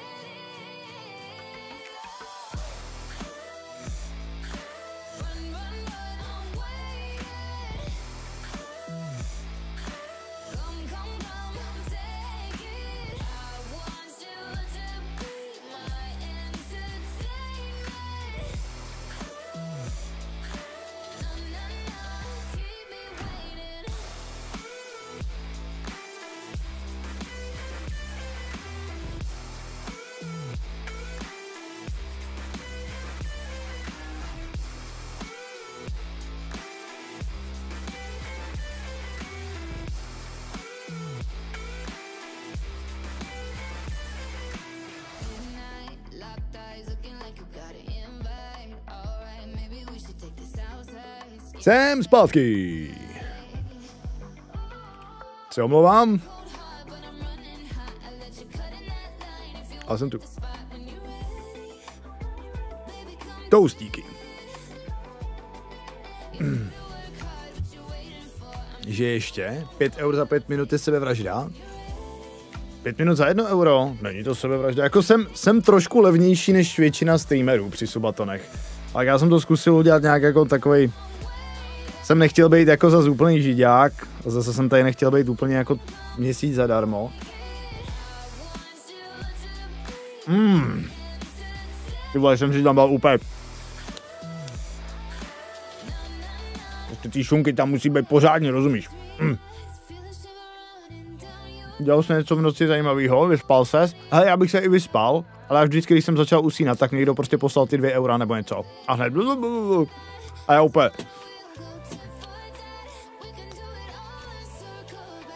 Já bych třeba i spal do 9, ale prostě v 7 přišlo dono a já už jsem neusnul. Tady si vlastníkem AMD Threadripple, ale to je na streamovací počítač, na tom nehraju. Vůbec. Prakticky. Čau, dějku. Ale ty creepypasty mi jako nevadily. Ty creepypasty mi přišly docela v pohodě. My jsme celou noc jsme nechali hrát nějaký 24/7 rádio, kde týpek čte nějaký creepypasty. Já jsem teda měl hrozný sny, já jsem měl úplně, vole, furt se mi zdály nějaký blbosti. Jakoby mám pocit, že jsem se moc nevyspal, jo, to nebudu lhát.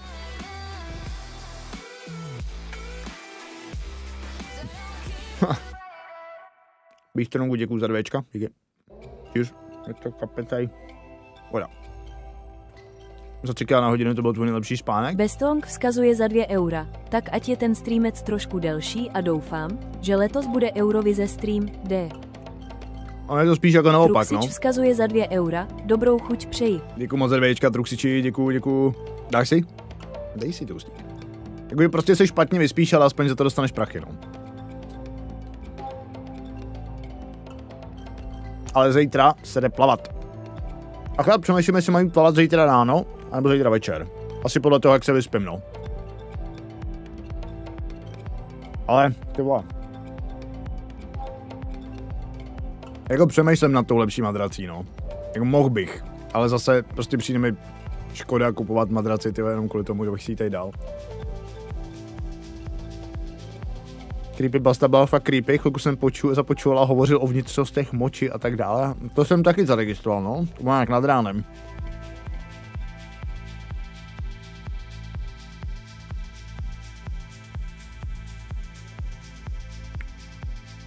Je něco, na co se můžu podívat s těma toustama?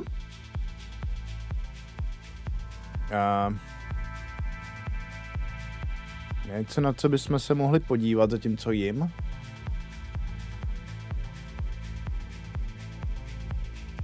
Nevím.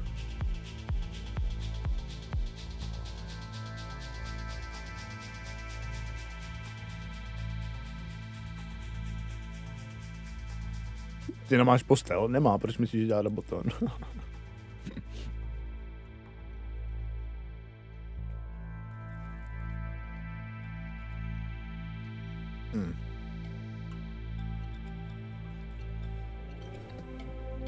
Jako nejjednodušší by bylo mít prostě kameru u postele, no.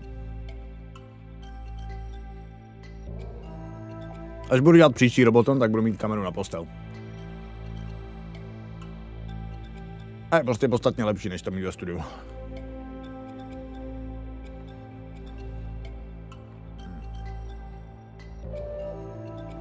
Tak já jdu hrát.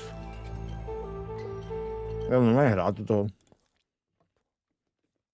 Ty toasty jsou jednoručák, to je v pohodě. No, takže nechce mi říct, proč je nemají rádi v Troskovicích, jo?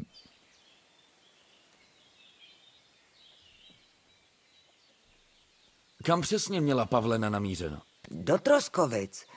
Nesla sebou košíky, který upletla. Vždycky je tam prodá a pak nakoupí, co zrovna potřebujeme. Občas jí to nějakou dobu trvá, ale teď říkala, že půjde hned zpátky. Mám z toho špatný pocit. Neboj se, já ji zachráním. Pavlena je hodně mladá a ty...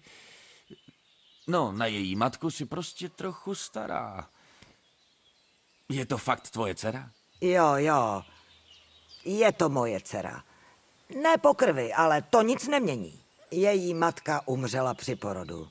A já se potom Pavleny ujala. Kdo teda byla Pavleny matka? Holka od uhlířů. Už z kraje odešli, myslím, že nikoho neměla. Pohřbila jsem jí sama.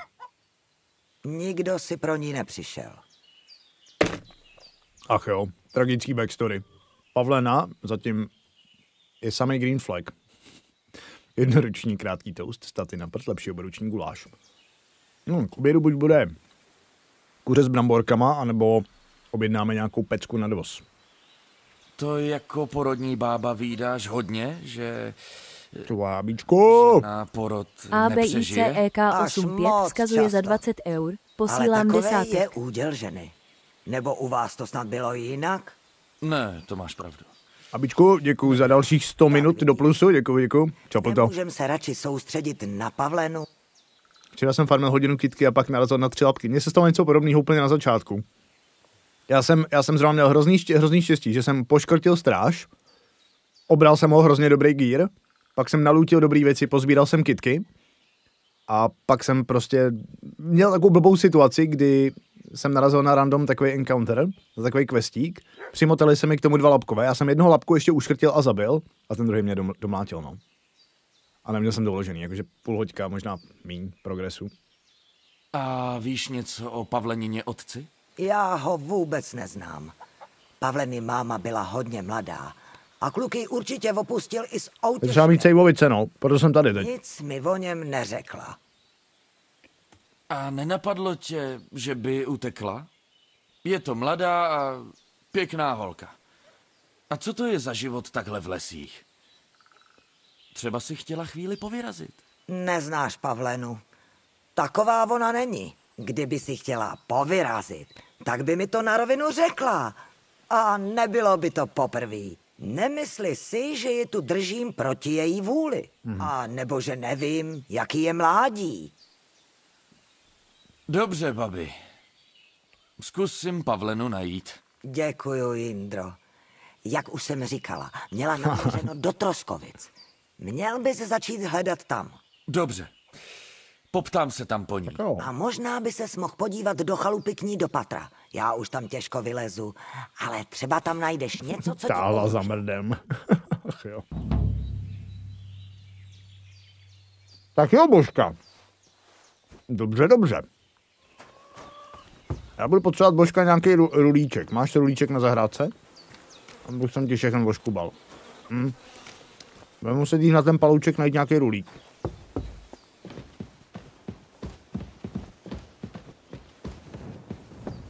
Tak, Pavleno. Co jsi tady nechala? Bednu. Jako kdyby se zrovna vzbudila a odešla. Proč prostě nezapne svůj zaklínačský smysl, uvidí ty červený stopy jadem? Pořád tu má rozdělanou práci. To holka neutekla, to já poznám. Počkat. Ale... Chlapská čepice. To Pavlena nosí? Nebo ji tu někdo nechal? Ne, ona má kluka, hoši. Já to věděl.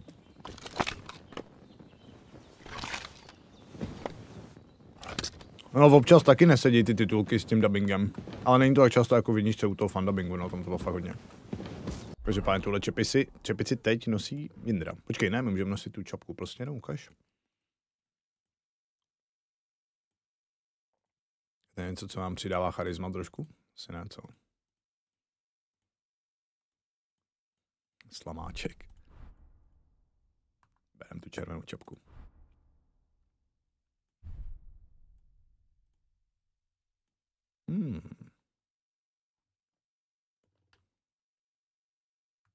Jo, můžeme nosit lepší nohavičky. Ne, ty žebrácký.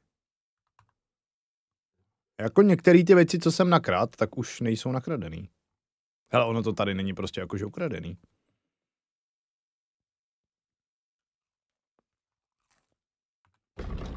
Oni z toho už zmizeli, ty ukradený ty staty. Tak nevím, jestli je to jenom tím, že jsem tady ubožený.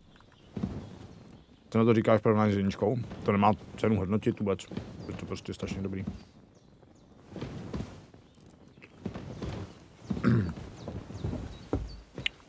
Já nejsem herní kritik a recenzent, upřímně. To neznamená, že jako nemám kritiku anebo názor, ale mně přijde recenzování her vlastně zbytečný.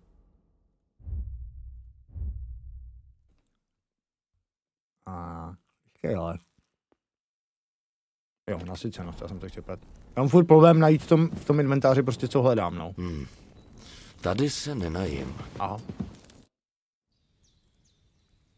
Byl jsem se podívat nahoře u Pavleny. Aha, našel jsi něco? Ono to vidíš, taky mizelo to označení, ale trvalo to hrozně dlouho. Tady to ukradené označení teda jako mě zmizelo doslova přes noc. Našel jsem tam čepici. Chlapskou čepici. Pochybuju, že by Pavlena něco takového nosila. Chceš říct, že si sem Pavlena vodí mládence? Toho bych si snad všimla. No, říkáš, že blbě vidíš. Nevím, babi. Říkám jen, co jsem našel. Že by si v Troskovicích někoho našla? Má tam rozdělanou práci. Plete košíky? Jo, mívá jich několik najednou. Ale šla s nima do Troskovic na trh. Co si sami nevyrobíme nebo nenajdeme v lese, to nemáme. Ale Pavlena dělá košíky moc šikovně. Lidi je od ní kupujou. Jo, mi to vidíš, vždycky trvalo hrozně dlouho. To se jako nevyplatilo, že prostě ty si musel nosit někde nebo schovávat v bedně ukradený věci týden in-game času a pak jsi to mohl prodat. Buď zdrav. Takže. Dáme teda zkusit najít nějaký rulík, ať si můžeme uvařit sejvovice, jo? Poněvadž máme trošku problém s ukládáním hry. Prostě na to, abych mohl tropit ty své trampoty, tak musíme tu hru občas uložit.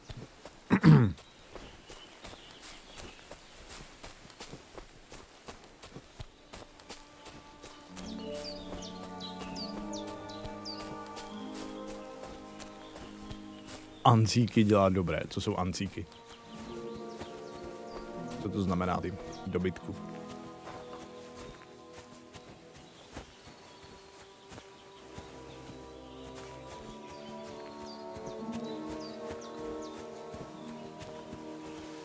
Šalvěj? Heřmánek.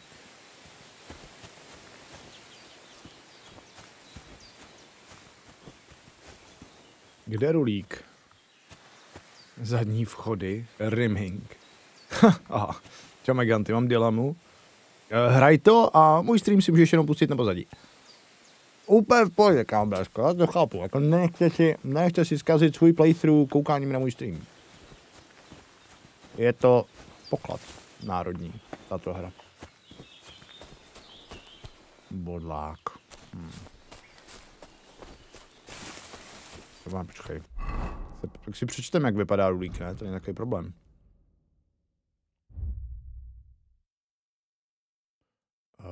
Výroba. Byliny. Rulík. Čárej, si nic moc, no.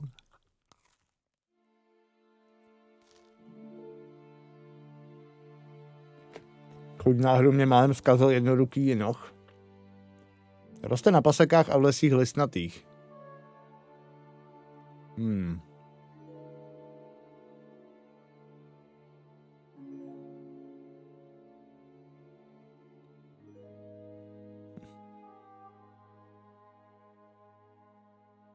Koukal, byl skoro furt vzhůru.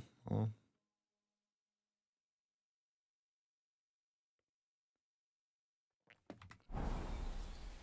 Takže, listnatý les.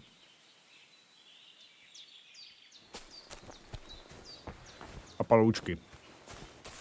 Tak musí být někde nějaký. Neříkej. To není možné, aby jsme tady nějakýho rulíku nepohledali. Jo, děkuji, Rejfi, jsi seš hodnej. Epo. Spánkový režim není tak důležitý, že jo? Třeba já jsem zrovna typ člověka, který si fakt jako drží dost zdravý, bych řekl, spánkový režim. Já prostě spím dobře a rád. Ale teď to bude trošku výzva, no. Nebude tak jednoduchý. No jako tohle není úplně listnatý les, no, asi.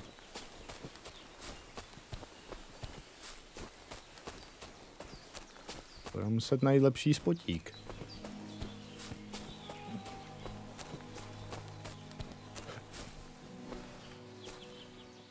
Poslední týden mi to nějak nejde. Mě taky nešlo minulý týden moc. Spíš jsem se zajebával s prácí nějakou. Muchomůrka. Joink.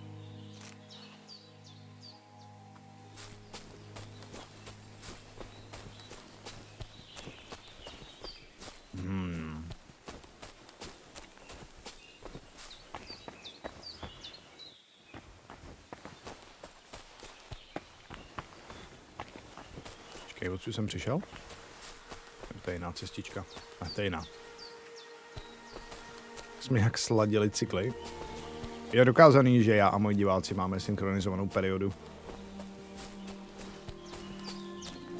Je tady někdo, kdo byl třeba ráno toho čurat? Že jste jo, tak já taky. Insane. Neuvěřitelný.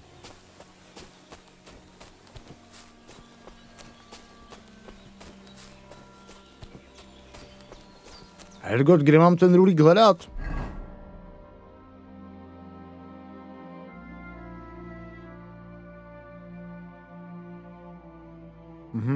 Celý ten kopeček přeběhl. Kafíčko jsi ještě neměl? Neměl, počkej, já se jdu podívat, jestli moje kavárnička má otevřeno.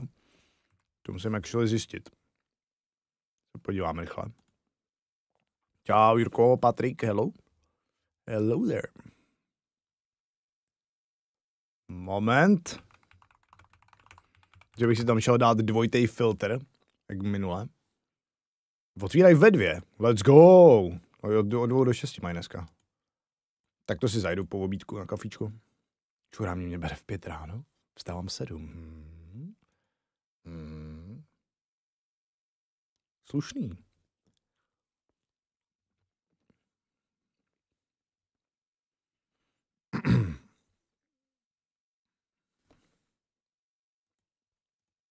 Tak jo, pokračujeme. Časově jde furt na stejném místě, no furt se natahuje spíš. Ale já ten lesík zkusím projít ještě a půjdem za tím kocourem. A nebo naopak, půjdu tudy. Moment, vidím listnáče sem.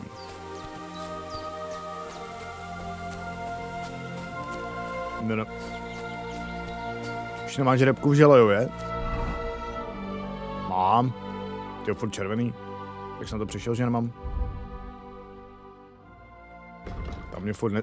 Já mám horší repku v Želejově. Takže... No, mě spadla reputace v Troskovicích i v Želejově. Takže evidentně si mysleli, že ty vraždy jsem tam udělal já, no. Pořád lepší, že by si ho chtěl srát v 5 a vstal asi v 7. Klasik.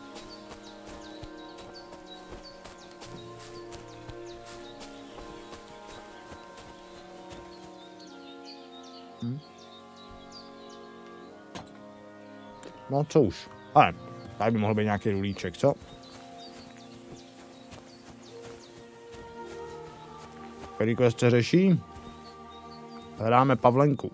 Není tohleto rulík? No. Božině se ztratila Pavlena.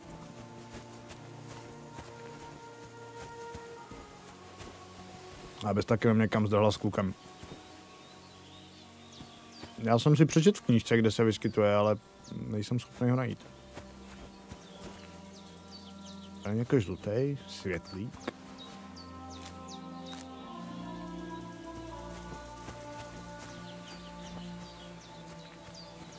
Má takový červený bobulky, ne? Se nepamatuju, jak vypadá. Ale ne, Pavlena, ne, no právě. Je to důležitý quest, ale hned tak najdu nějaký rulíky. Myslím, že tohle je rulík, ale... Černý bobule má, vyšší stonek, jo? To není tady ta červená sračka, OK.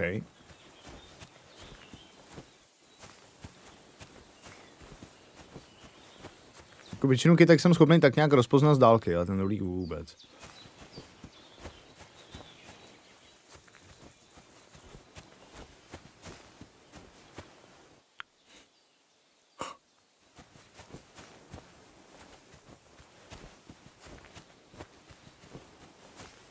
No a tady by úplně klidně růst mohl. Na kafíčko, děkuju. A ještě si můžu jako udělat GG booster, no. Vzkazuje za 6 eur na kafíčko. Děkuju si, děkuju. Děkuju za půl hoďky. Kozlík.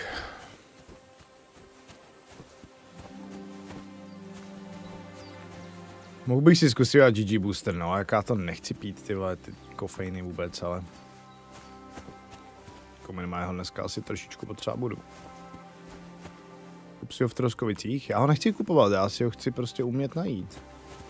Vlastně, že si ho prostě můžu koupit, no. A tak to si taky můžu rovnou koupit hotový sejvovice, ale... To stojí peníze. Já jsem alchymista, botanik, chápeš?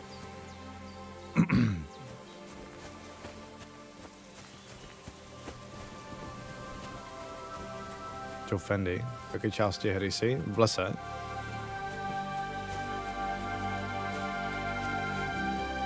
Sejvovice jsou přeceňovaný, jako můžeš prostě spát v postelích a ukládat tam, jo. Ale když chceš prostě dělat zlodějiny a zlotřilosti, tak ty sejvky potřebuješ častěji než normální hráč, no. Čo, Lubomíre? Vysoká škola botanicko-chemická, to jsem já. Chemik. Kam ale tak jako tady, prostě musí růst nějaký rulík, ne, to mi neříkej. Palouk jako kráva. Tip na zajímavé místo, tak tam aspoň jde. Problém je, že ta postava musí být, no zaplatíš si v hostinci, no. Nevím, kolik stojí hospody teda, vidíš, že byly mega levný.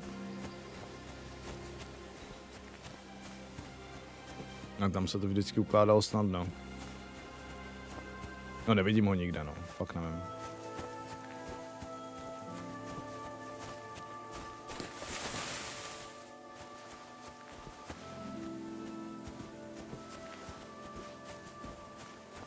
Jsem toho dozvěděl hodně XDD. No. Já nevím. Já nejdu jako po questech. XDD.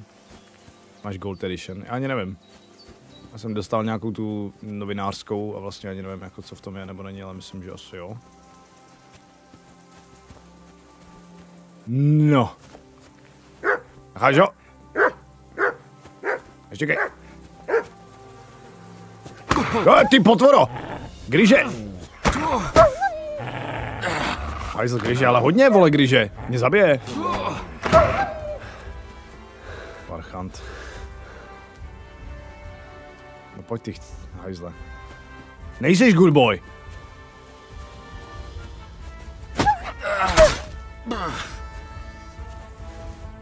Nejseš good boy.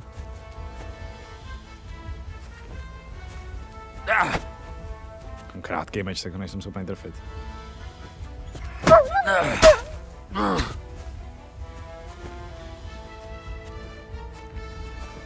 Zrovna toho psa by se nabízelo píchnout do němé tváře, vole, a on ho jenom seká zleva zprava, když tam nedošáhne.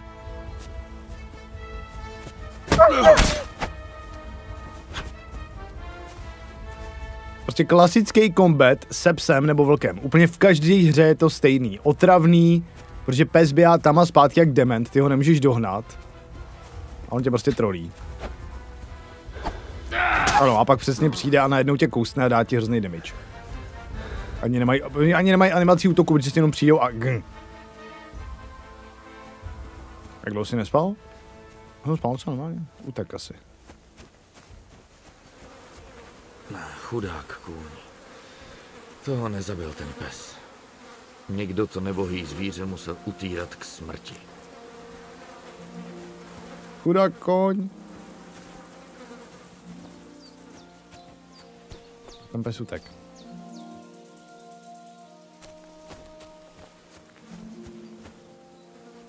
Chce to sudlici? To chce, ano.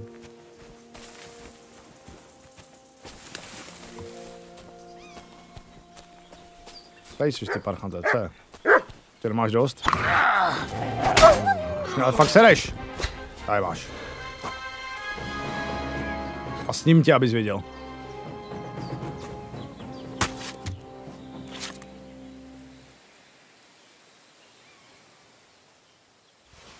Maso psí. Žeru psy. A taky koně. A taky lidi.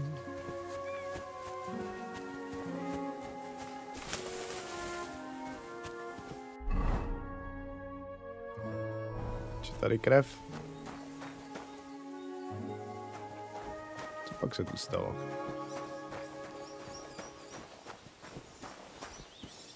Budeš žlát ořecha? No tak potom určitě. Psí maso, lužná u rakovníka vlá. Proč lužná? Všichni tak streamují jen tohle, protože to všichni hostě chtějí hrát. Když jsme na to čekali 7 let, chápete? 7 let!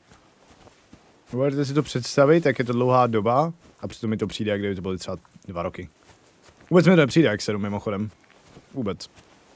Strašný. Tak celkově mi přijde, že posledních 10 let mýho života uteklo, ani nevím jak. Ale to určitě nebudu jedinej.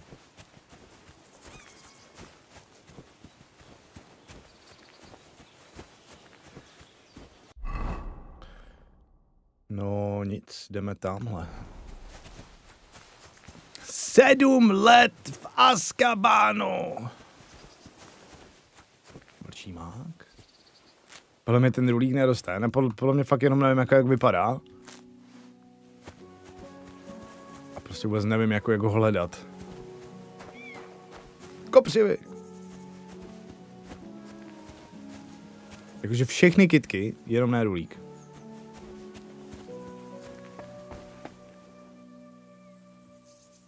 Zvláštní.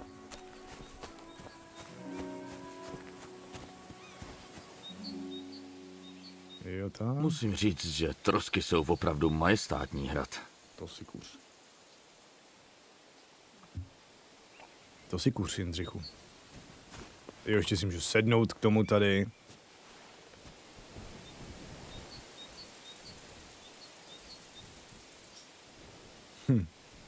Prostě v jaký jiný hře si sedneš a koukáš. Tvé dojmy, 10 out of 10.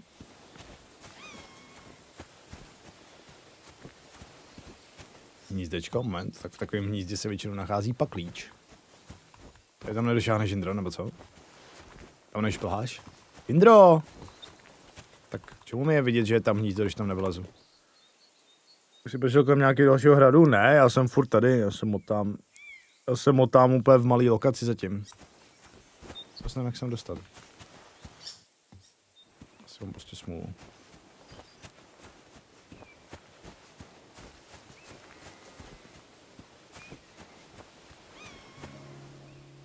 Se střelit, jo.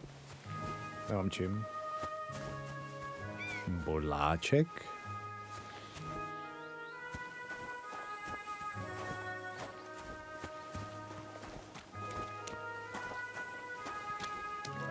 Další hnízdečko.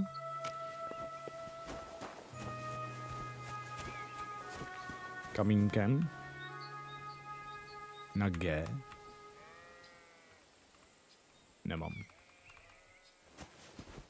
Jak mám vzít kamínek? Mě Gčko nic nedělá teda.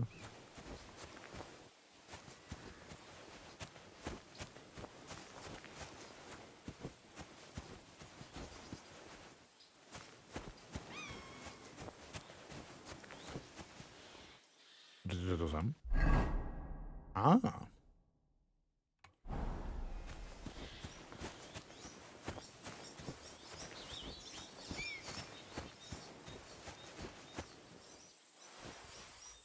Ty si musíš čupnout, abys mohl házet kamínek. Aha. Aha. Kde je hnízdo? Takhle vysoko. Tyba. Aha, to nejde házet nad sebe.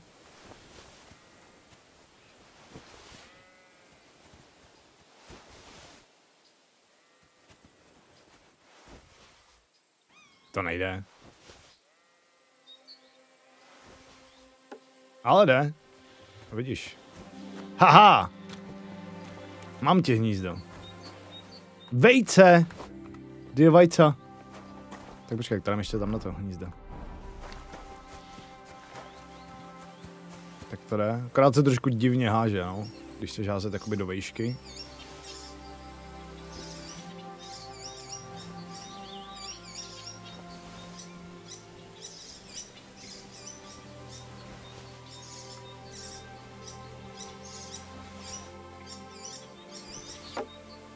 Háže asi jako já, Jindřich. Záštita rovná. Co? Jaká straka šlohla záštitu? Imagine, že prostě straka odnese záštitu na meč. Dobře. Pohoda. Je tady nějaký hnízdo? Jo.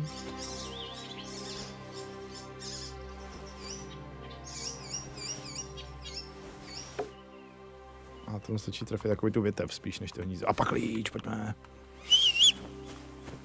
Pojďme.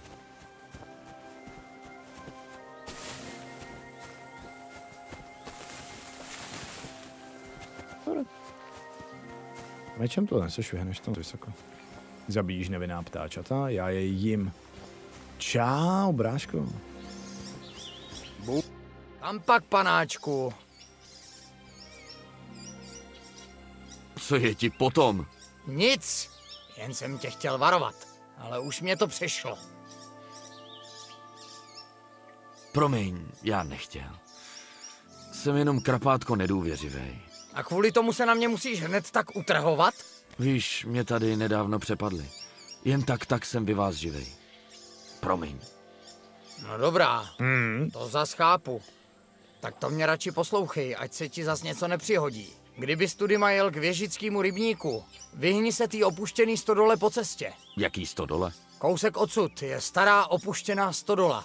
Utábořil se tam nějaký vandrák. Celý dny tam jenom nasává. Pěknej otrava, to ti povím. Zkoušel jsem mu domluvit, ale ten parchant na mě vytáhl sekeru. Proto kolem jdoucí radši varuju, aby se nestalo zas nějaký neštěstí. Čau, Davide. Bůh ví, čeho je ten člověk schopnej. Díky. Tak to vypadá, že ten vandrák nikomu nebude chybět, když ho v noci navštívíme.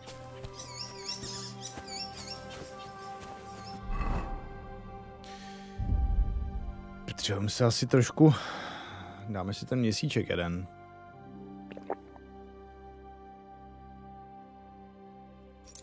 A možná zbaštit něco, co už je takový jetý. Dáme 2 bedly. Jo, jsem se přežral. Ten vandrák nebyl ptáček? Ha, to je možný. Dlouho jsme ho neviděli.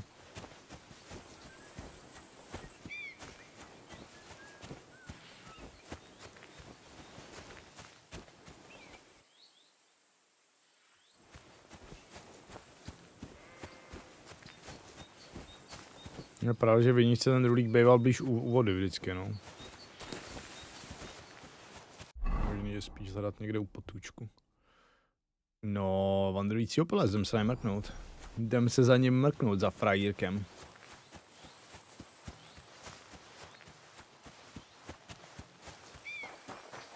Mega Ice 10K. Jo, já vím. Ale prostě nevím, jak vypadá, takže se mi blbě hledá. Ale až jeden najdu, tak už budu vidět vždycky.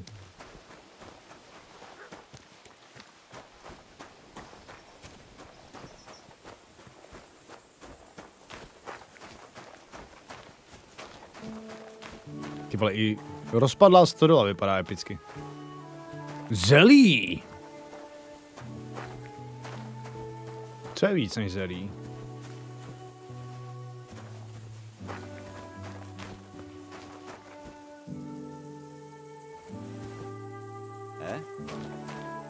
Co je ty blbísku?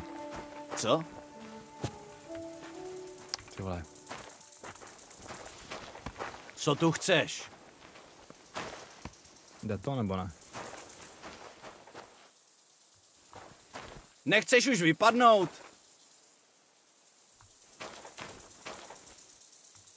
Co je, jaký máš problém? Sem nesmíš.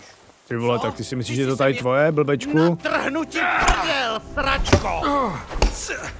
Jsem rytíst, ty blbečku. A mi vyskakuješ. Tak.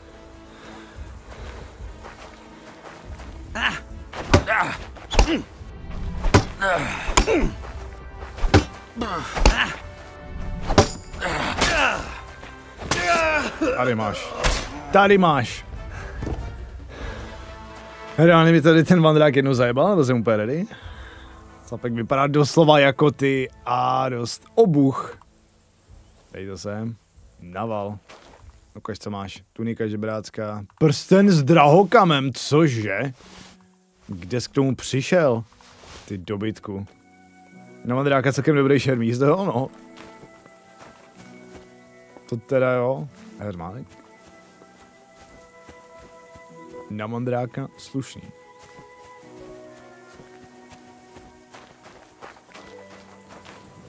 Nachází se na soukromém pozemku. No tak tohle to rozhodně nevypadá jako nějaký soukromý pozemek, kamarádi. Tohle je normální. Aha, pivo. To je normální ruina, nic jiného.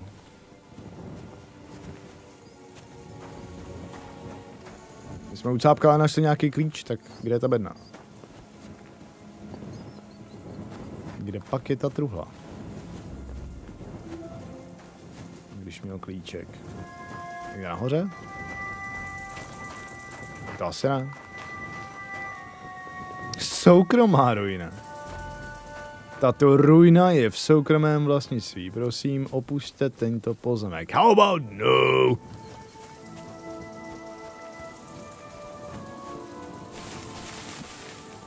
Třeba to jako nevidím úplně bednu. Že by tady byla někde schovaná truhla. Mi nevychází.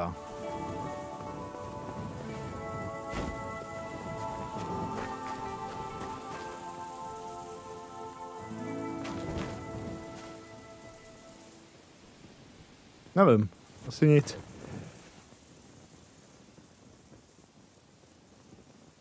Hergot. Mně ta hra při fast travelu furt padá. Ty používáš fast travel? Já teda ještě ani jednou, tak nevím. Ty vole myši tady pískají, ale fakt tady asi nic jako není dalšího. Si říkám, že by tady týpek mohl schvávat, ale... Až to jsme prsten s drákamem. Ty hodiny neubíhají, to jsou kouzelné hodiny, které běží naopak. Jo, ty si můžeš vlastně zapíchnout vlaječku. Tak si pojďme zapíchnout. Možná, že by mohl být nějaký rulík u těch rybníčků, zkusíme to tam. Aspoň to tu prozkoumáme.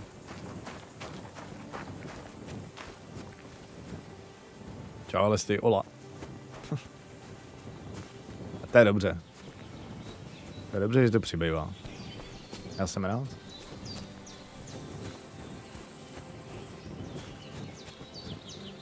Krás se rozhodně nezlobím, hoši. A dívky.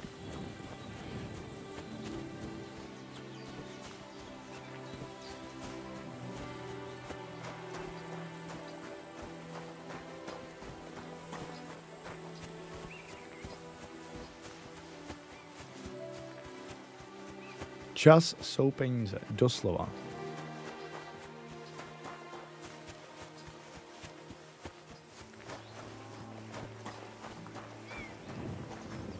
Takže nějaká to stodola nejde třeba zapálit. Uspávadlo. Rulík má malé fialové kvítky. Dík. Ale stejně nevím, jak vypadá. Takže má fialové kvítky, pěkný, to vím. Ale stejně nevím prostě, jak vypadá, takže se mi dost blbě hledá.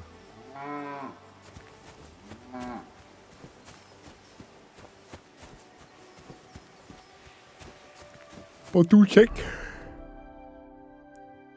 Přímo přede mnou. Co pak to máme za vesničku?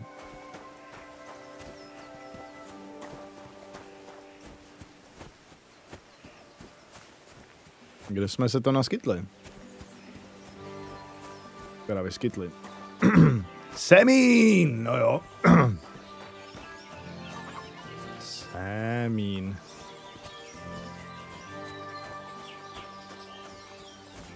Tu se ošplíchnem. Spousta domů, spousta autů zdarma. Čau paní, bohužel matka. Čau paň mámo. Pozdravit nemíte? Žádný výtržnosti, jasný? Jasně. Zdravím, pane strážnej.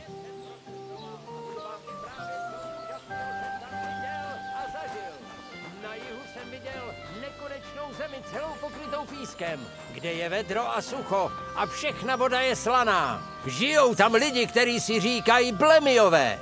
Nemají hlavu ani krk a obličeje mají uprostřed břicha. No a tihle Blemiové chovají koně s obrovskýma ušima a ptáky, co se rodí z bláta.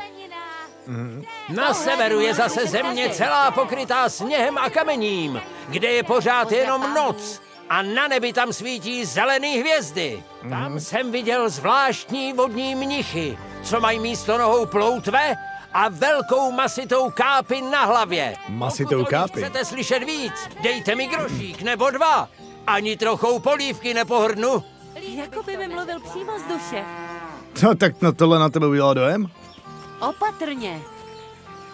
Herdin RP. Dobrý den. Čauky. Čau. Už se nemůžu. Čau, Roberte. Až ta sláva bude za náma. Co pak? Jo, vám tady má být ta svatba vlastně. Co máš pi? Ale Kingdom Come 2 určitě úžasně uvádí do příběhu, ale jako ty vole, nezahrát si jedničku je prostě hřích. A hrát jedničku po dvojce bude rozhodně těžší. Zatímco zahrát si nejdřív jedničku a až pak dvojku bude prostě příjemný. Jo, to je stejný prostě jako se Zaklínačem. Když začneš třetím dílem, tak je to těžší a těžší.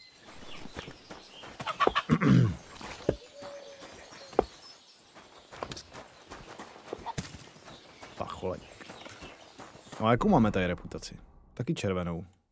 Tady mě nějaký nemají rádi. To jsem tady ještě nikomu nic neudělal. Ty vole. Proč mě všichni nesnáší? Je to snad kvůli tomu, že jsem zabil 9 civilistů. Co? 9 civilistů? To je blbost. Já jsem určitě nezabil 9 civilistů, ne? Nebo jo? Myslíte?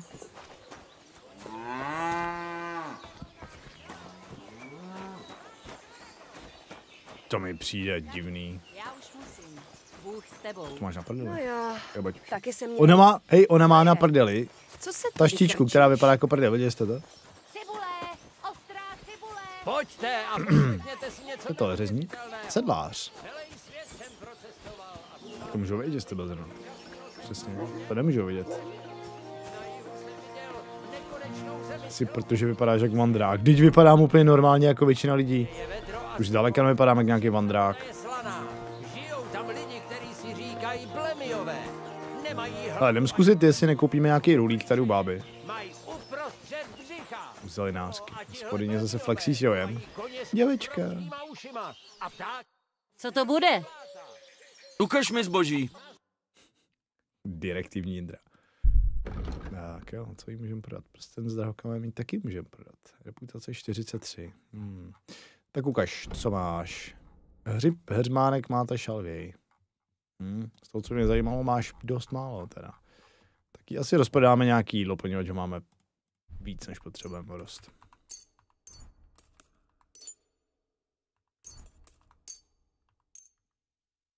Sušený hrušky, hřiby, to je všechno to prodáme. Fakt sílem problém není.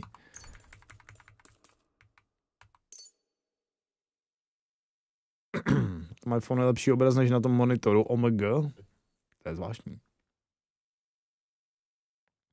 Ona má 57,2, prodáváme za 2, jenom zatím. Okay. 16 vlašských ořechů, kde jsem to vzal. Psí maso, jo, to je maso pro psy, ano. Je.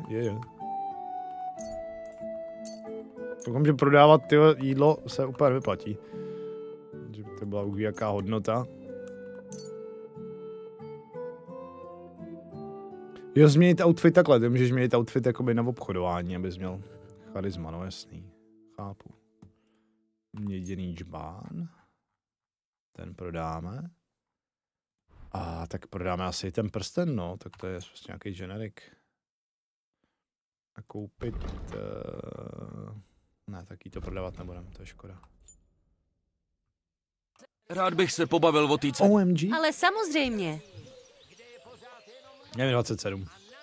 Spokojená? To zní opravdu zajímavě. Když ještě ubereš, tak budu spokojená. Tohle beru. Udělali jsme dobrý obchod, buď zdrav. Ty jo. Dejte mi grošík nebo 2. Melouny, švestky, ježiš, já mám chuť na to. Tak zelinářka teda rulíček nemá.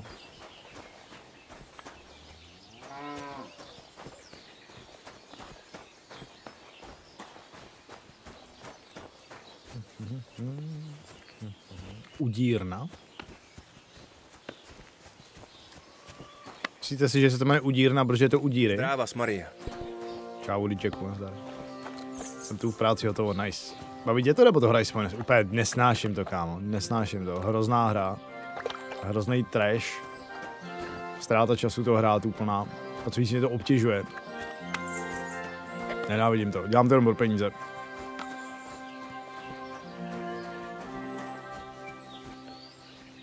Kde vzala melouny? Import ne. Dovezeš normálně.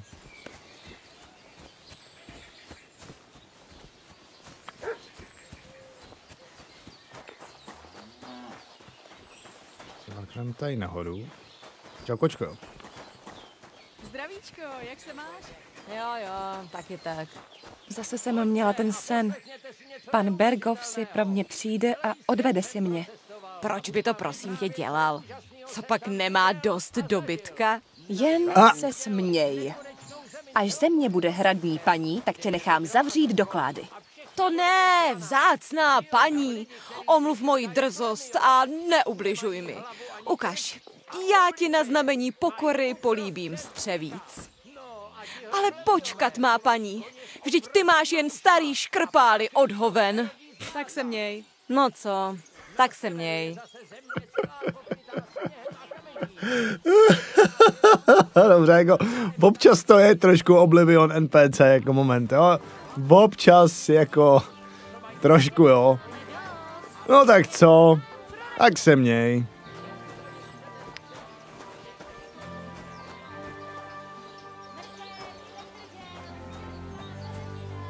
Já bych někomu vlez do baráku. Je to skvělý, je to dobrý.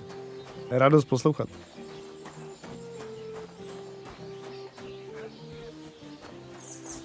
Tak, co to je, hospůdka? Jasný. Jsem tak tlučíš tím kladivem. Zatloukáš? A co zatloukáš? A jim děláš, že pracuješ, viď? Aby to vypadalo, že makáš, abys nemusel nic dělat. No jo, stojíš na sluníčku a boucháš kladivem, vole, na prázdno, blbečku. Za to ti platí?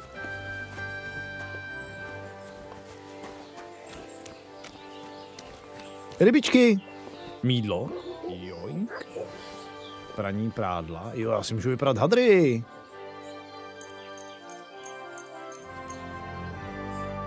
Čeká, můžu všechno... Aha. Já to můžu všechno vyprat. Střevíce měkké. Kde jsem k tomu přišel?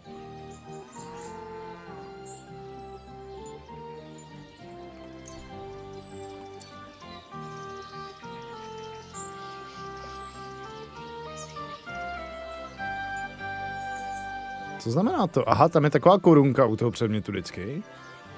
Bachaj, tě nespadne jídlo do kádě. Aha. Co to znamená tady ta mincíčka vedle toho? Kvalita nějaká, nebo něco takového? Kvalita. Jo, oni jsou kvalitnější a méně kvalitní hadry. Aha. Aha. No jo. Dobrý.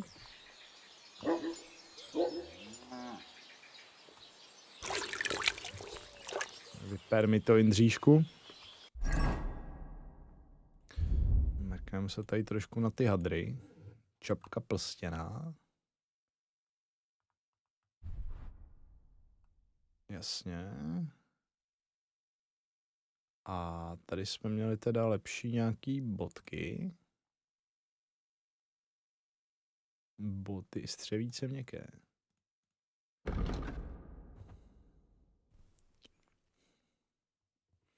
V 15. století už byly v Evropě známé melouny jako kantalupy. Cukrové melouny v Evropě už pěstovali v 5. století našeho letopočtu. Halo.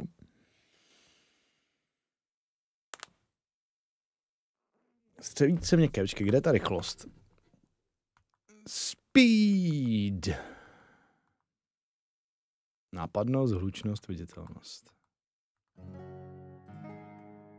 Takže který jsou na plížení dobrý? Střevíce měkké. Viditelnost plus 65. Počkej, kde je charisma? Plus 7. OK, takže tady ty střevíce jsou jakože dost dobrý. Proto charisma. A naplížení a čorky. Hlučnost plus 3, 22. 28. Střevíce měkké, hlučnost 19. 16 nohavice. Tak jako nic vyloženého hlučného asi teď nemám o sebe. Kde se by měly boty? No spíš na těch botách byla i nějaká jako rychlost, ale teď ji tady nevidím. Well. Vypadají na oblečení. Ale máme nářadí krejčovský a to je všechno. To je celý.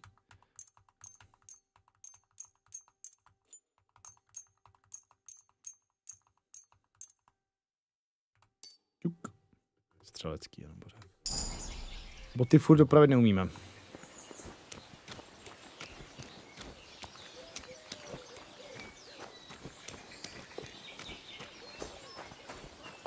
Pozdrav pámbu. Napodobně. Buď zdrav. Zkouška siren, by the way, 12 hodin, už to jede.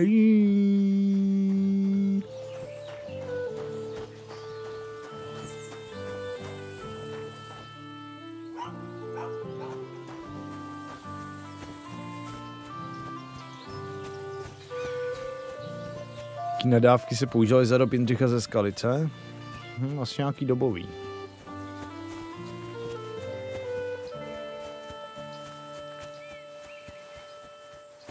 Očíhnout téhle sestavení.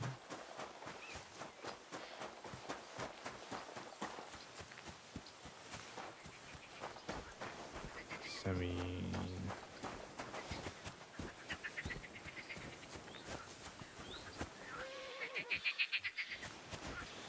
Žabinec. Co? Divný lidi. Ale už jsem viděl mluvícího ptáka. Dál nejdu. Je to hluboký. Co? To jsou labkové? Mám pocit, že to se radši uložíme.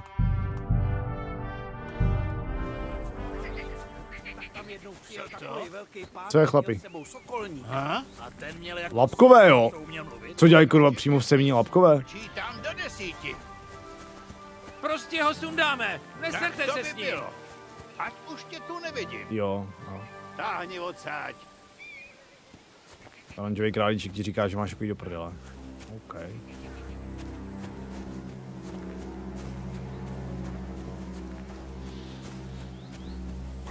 Co je? Žádný výtržnosti. Jasný? Buď zdrav. Ty vole, tak máte tamhle labky přímo utábořený.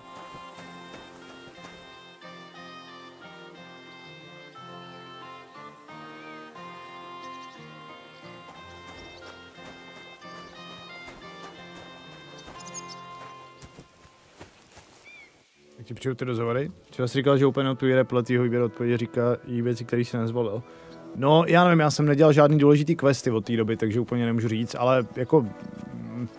Včera tam byl jeden moment, kdy mi to přišlo takový v tom prvním dialogu hned, ale asi ne, jako to není nějak hrozný.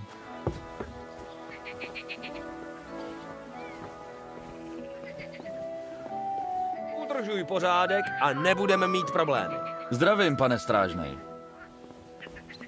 Ne, asi to je v pohodě. Není to jako tak hrozný.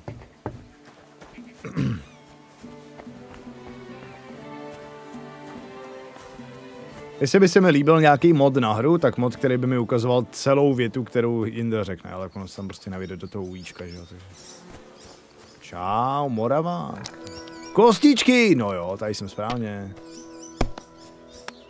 Jurko.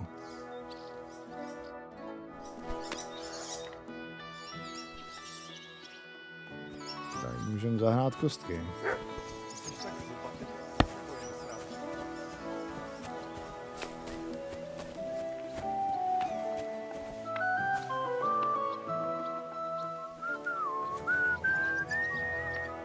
Kurvička bylo označení pro mladou hezkou holku už do 11. století, pak se to proměnilo v nadávku.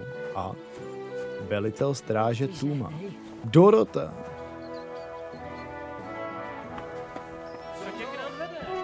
No co? Co je? Co je? Co dělám? Jakože nám chodí do nic, okej? Přijde, že se trochu posunuly ty dialogy, v se byl víc úslužnej, mi přijde postavit do soperskla. Jo, Indra má teď frňák už, no, je namyšlený debílek. Já, my jsme byli jakoby v tom baráku už. Já rozumím.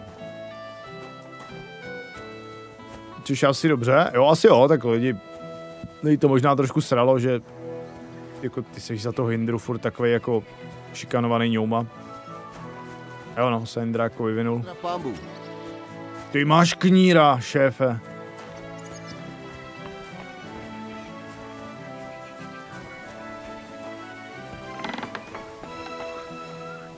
Co jsem ti provedl? Nic. Všechno dobrý. Ale když už tě tady takhle vidím stát, tak víš, co mi napadá?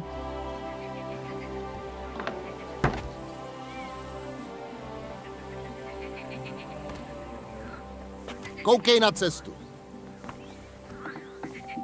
Mně se že některé postavy třeba nejdou škrtit prostě.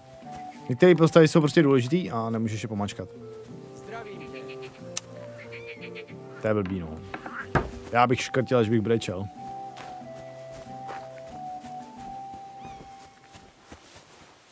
Furt to není taková píče jako ptáček, to není, no.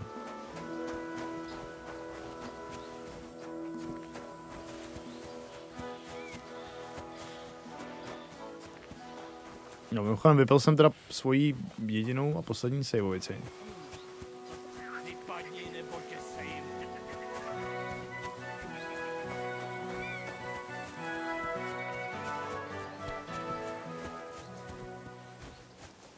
Takže tady to je jenom nějaký stateček, prostě lepší. Jo, oni tam asi chovají ty koně a tak. No, takže... Hele, jdem asi sem a jdem za tím mlynářem. Pojďme si to zařídit, ať můžeme krást a loupat zámky. Počkej do večera poškrt ty lapky, no rád bych, ale... Já jsem ještě fakt jako chcanka, no, slabá. Hlavně nemám ani žádný dobrý dír, nemám výbavičku. Nemám vercajk. Já musím podle mě vzít to řemeslo u toho mlynáře. A... Já třeba neumím prostě odemykat zámky. Já neodemknu skoro žádnou truhlu, no, to je hrozně těžký.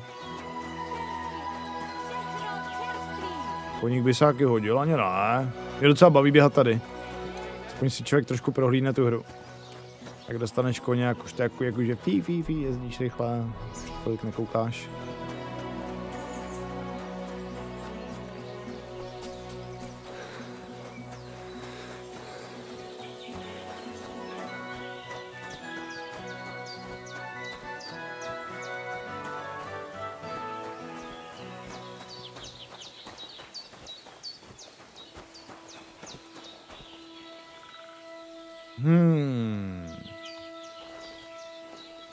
Asi bych to radši obešel.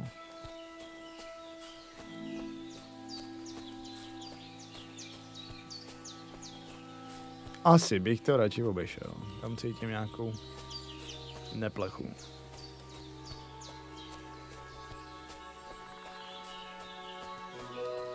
To jezdím pomalu jako důstojný rytíř. Jo, to jo. To jo. Kam bys taky spěchal?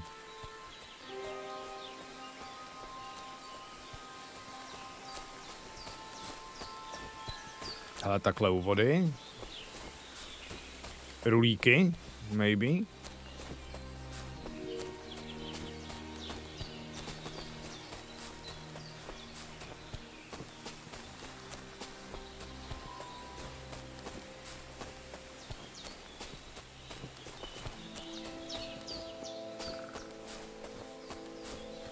Chtěl bývalý tým Streamers Clashy.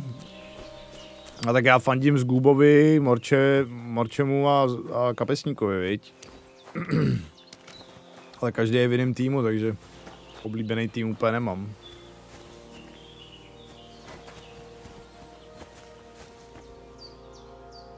Místo k rybaření. Ty vole, to co dělá, takhle tady nechat ležet? To už je sakra hluboký. Co je, tak na začátku hry si plaval? Si najednou plavat nechce? Roubo? Už jsme skoro ty vesničky.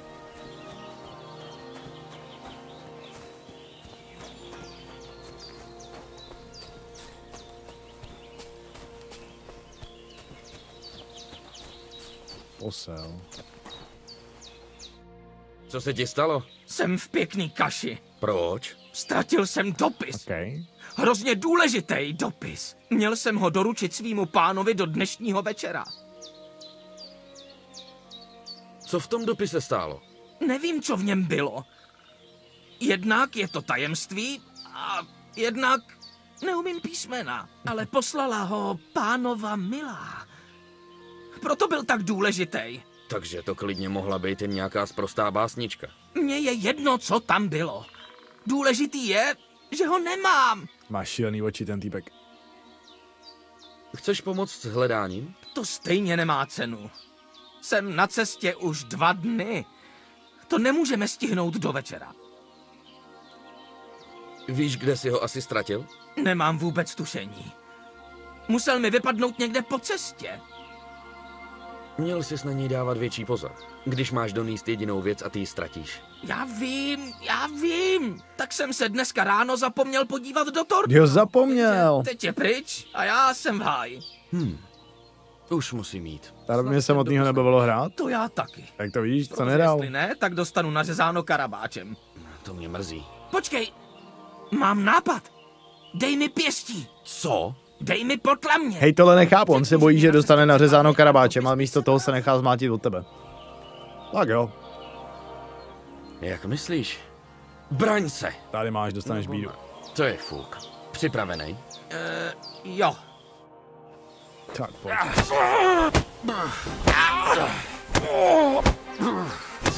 Free body do boje bez zbraně. Tak to si děláš kozy, ne? Zase lapka. Počkej, tak ona je to finta asi. Tak co? Kde jsem vzal ten lapka, když jsem byl přímo u vesnice? Tak je to past nebo ne? Ty ona je to asi past? Protože mi se stalo předtím to samý. Až na to, že ty lapkové prostě jenom šly okolo. Co to je, vole, za špinavou tady tu? Co to bylo? Ty vole. Tak ale pane Vávra. Já si tady, vole, vesele dělám na pohodu. Questík, čeho by šokané. Nebylo to strašné, bylo tam napsáno lapka. Není, u mě nebyla teda, jako tohle, jako já jsem to teď po druhý dělal, tenhle ten, jakoby side quest. A po druhý dopad dost podobně. Myslím, je v tom screenu, jak si s ním mluvil. Takže oni prostě šli zase okolo nějaký lapkové, jo. Hlavně do pástu Patrika prostě samý, tak jako možná je. Výtržnosti, jasný? Spíš mi jako přijde zvláštní, že ty lapkové jsou takhle u těch vesnic a všude, tyjo. Tady to je opravdu bezbožná krajina. Si dovolují tady ten neuvěřitelný.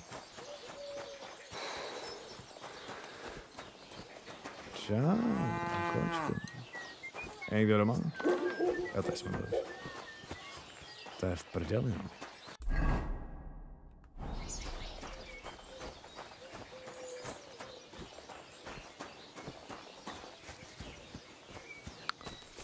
Předtím šli po pošťákovi, teďka po tobě. No, to je taky divný, že minule chtěli zabít toho pošťáka. Takže to není podle mě past, protože to je spíš taková divná náhoda, no. Zlatý raté. Jo, no, jsem tam kumán, ale lidi jinak slušný.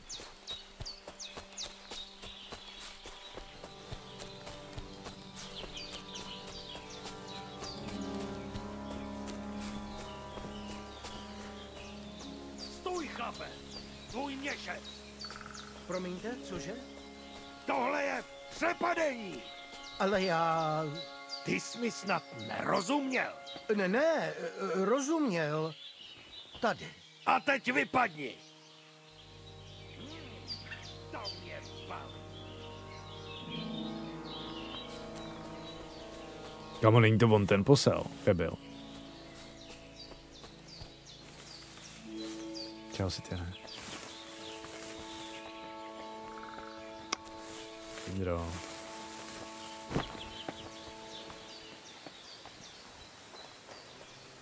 Tak budeme sledovat, co dělají lapkové. Budeme šmírovat a my na to přijdeme.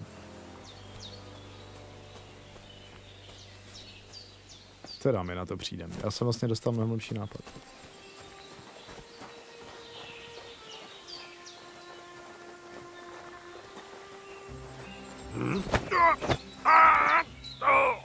Jaj, on mě slyšel ten druhý. Žádnej strach, jdu po něm! To jsem sprdeli asi. Jo.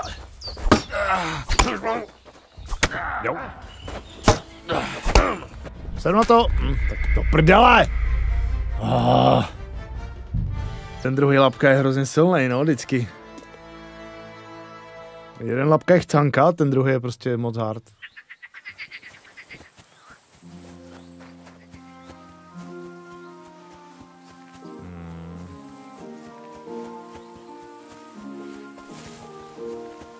Já bych teda mimochodem ani nechtěl jako asi ty Twitch dropy. Není to pak trošku jednoduchý? Co v těch Twitch dropech je? Není to trošku škoda je vůbec to brát?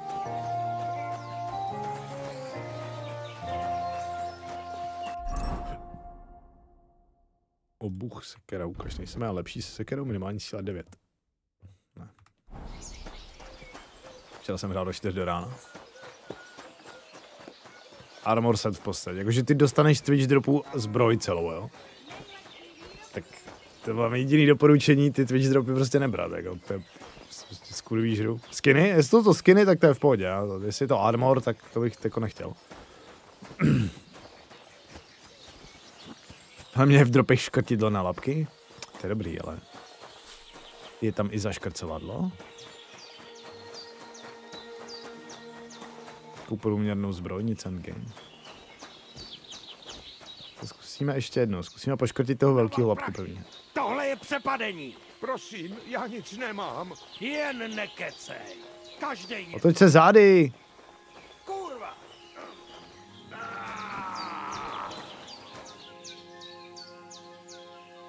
Proč je zabili?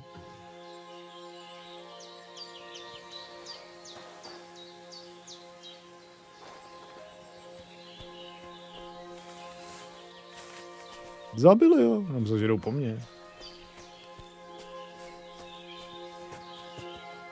Ha? Nejde omráčit prostě, stojím za něma, nejde omráčit. do pekla. To je bullshit tohle, to mě sere.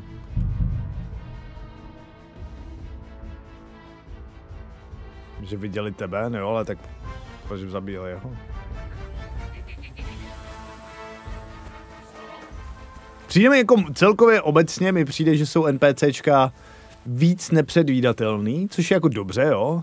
Je to asi realističtější, jenom nevím, jak to hrát občas. Ale tak jsem ještě slaboučky a zabije mě každá píčovina, no. Nevím, Davide. Ale hlavně doufám, že nebude KDK3. V té první lokaci je možnost někde přespat. Třeba nevím, podle mě si musíš koupit nějakou postýlku. Ať je to nabídko na omráčení, když míříš tečkou na krk. Musíš mířit na krk při omráčení? Fakt? Zkusíme to ještě jednou.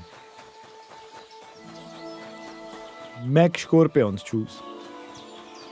Polož si to u nich, já nemám saveovice, já nevím. Si nemůžu úplně ukládat, jak chceš.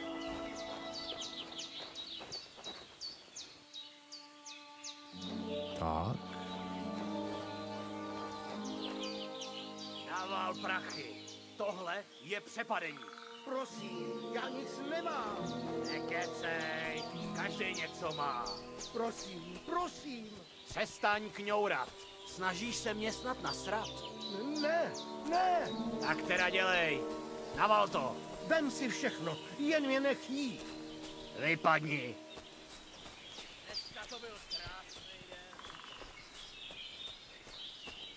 No.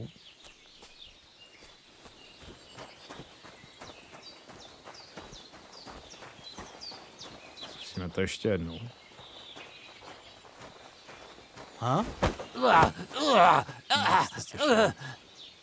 Co?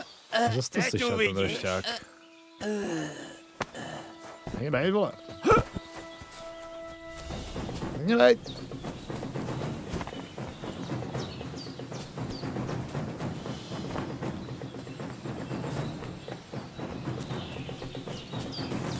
Honí mě!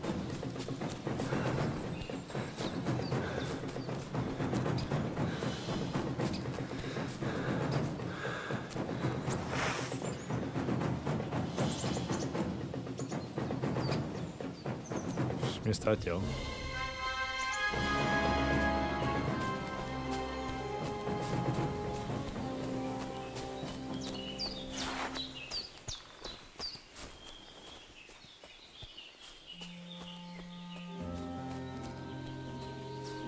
Mohl by se otočit, blbečku?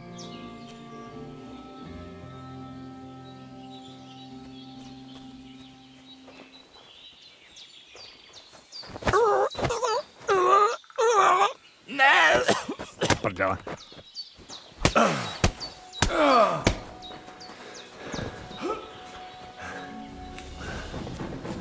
Blbý.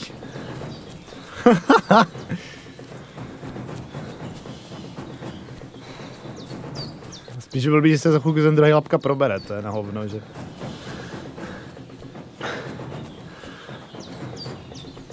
Bych potřeba doběhnout a tam toho rychle poškrtit. Dobrý, už mu utíkáme. Jdem dorazit tohle rošťáka, ať máme klid. Tak, doděláno. Je tady žádný lapka, vole, nebude si se mnou, vole, vydělat prdel. Já jsem Jindřich. Von Skalic. Pohodní. Hele, tam někdo běží další. Kdo to je? Ten někdo jede na koni. Šéfe! Šéfe, co s tím koněm moc prostě projel? Ale to je mimochodem super, že konečně vidíš i jiný NPCčka na koních. To si v NPC vidíčka já skoro neviděl. Mi přišlo, že kdybys byla jediná speciální sněžná vločka, co má koně, tyjo. To je dobrý.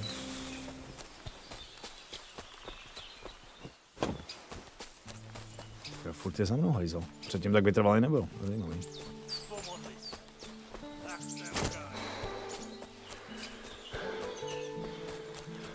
Mě nedoženeš, jsem Jindra rychlonohý.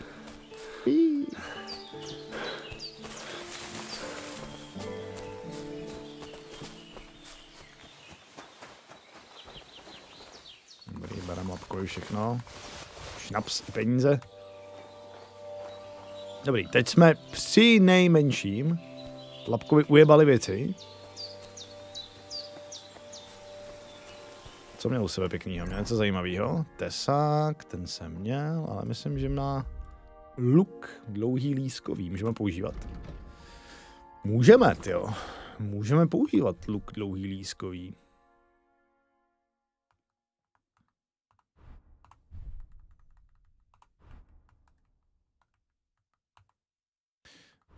A šípy? No. 30 kusů. Takže jsme ho zkusili oddělat ze zálohy. Když už ho nemůžu škrtit, takže bych si do něj teda zkusil střelit. Že bych si z něj střílel.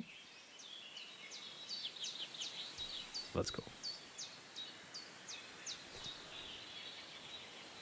Přešme, jestli ho mám zkusit znovu poškrtit, anebo si prostě mám zkusit střílet teda. Mě málem našel. Parchant. Nepříjemně, jak stojí na místě a rozlíží se, jo. Bych k němu zkusil přijít ze zadu ještě ho poškrtit, ale...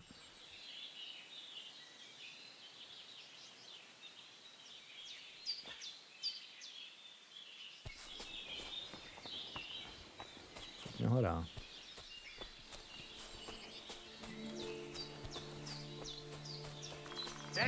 Mě našel.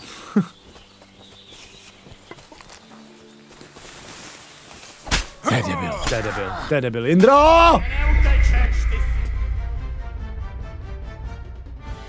Můj Indra se prostě zastavil okřoví a on mě doběh. Oh! Ty vole. Nemám u sebe díku, ale můžeš zapíchnout se nějak vědničce, no. Tak tohle bylo dost debilní teda. Tohle bylo dost debilní. To se mi moc nelíbilo. Prohrál jsem proti vegetaci, doslovně. Měl jsem být greedy, no, měl jsem utíct s lootem z toho jednoho lapky, tak to jako uděláme znovu. Nebudem se snažit zabít toho lepšího lapku, prostě se dát na to.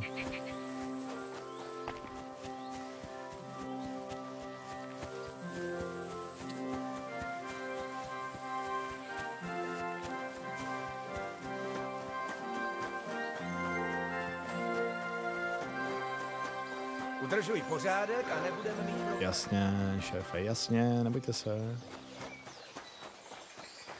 Nic se nebojte, šéfe.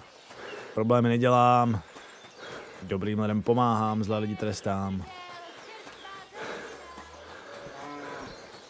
Dostal šípem dlouho, jak by si toho nikdy rozmyslel. Já jsem ho hned to, no, napálit. Ty jsi jako spal, ale ne moc dobře. Ale až bude obídek, tak jako přemýšlím, že se možná na chvilku natáhnu, no.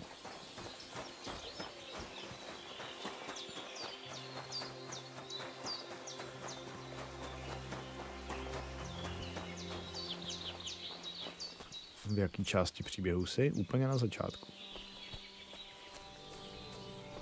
Stůj, chlape, můj měšec. Promiňte, cože? Tohle je přepadení. Ale já... Ty jsi mi snad nerozuměl. Ne, rozuměl. Tady. A teď vypadni.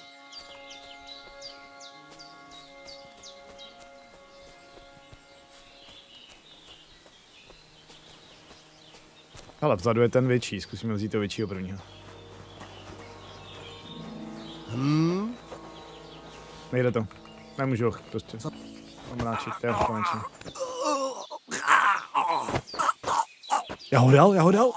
Já ho dal a ten druhý to neslyšel. Tak to je ono, o tom mluvím. Jen bude Indro. Budil ses hodně, já jsem spíš pořádně nespal.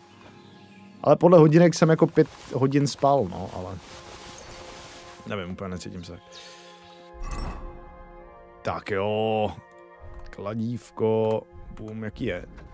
6 síla. Obratnost, bodný poškození, kolik má? 75, jako rozlepší, štít, pavé zamalovaná, ber to Indro. Kukla drátěná, klobouk, jasně. To je svrchník, proší má něco lepší, Auberg. Tak, Indro, to je ono. Ten Indra nic neunese? Jo, unese, to ví, že jo. Střevíce měkké, podběné nohy. Když se musíš nějaký prošívaný gatě mít. Co se počítá? Tyhle. Prošívané panské, podběné nohy. Nice. Které boty jsou nejlepší? Střevíce měkké. Nebo boty pracovní. Mají lepší staty? Nemají. Střevíce měkké top tier. No čum teda mě, jaký jsem pěkný, Jindra.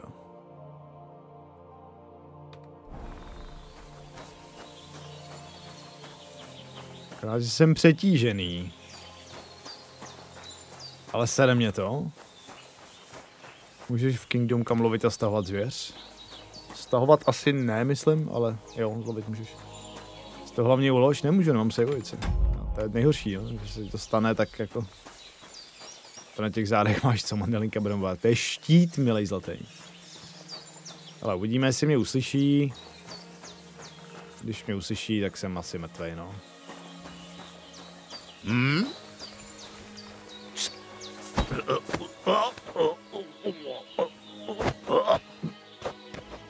Yes! Yes! Špaj s ním, tak si budeme myslet, jestli ho parťák. A je to. A je to. Jindra navařil. Jindra to navařil všechno. A je to. Pejte na něj, kluka ušetý. Je to borec. Je to borec. Slušný. Slušný. Teď akorát doběhneme dolů. Po cestě nám ještě naskáču nějaký perky. Kolik máme vitalitku? Jáctví, jezdectví, blížení. A potřebuji krysáka, obyčejný člověk. Musíme ještě naplížet na tu 10. Šup najít dolíkovi a cejvovici. Já dojdu dolů a tam si to uložím. Tam bude nějaká postel někde. A bude. Bojová zdatnost. Ukaž, nech na hlavě.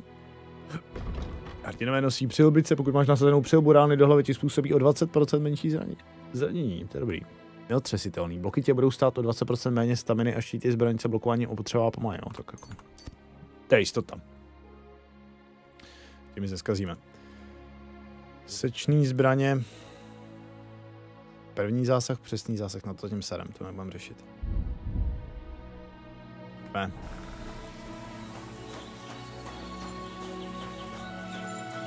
Čau Michale, děkuju. Ty uspáváš dceru, teď v půl jedný? Po obídku? Nechceš uspat i mě? Spadneš ze skály a celý znova. Ne. Car Models and Papercraft, je to určitě. Určitě dobrá investice, tahle hra. A přicházím odinut. Jsem mnou přišel tady z té strany.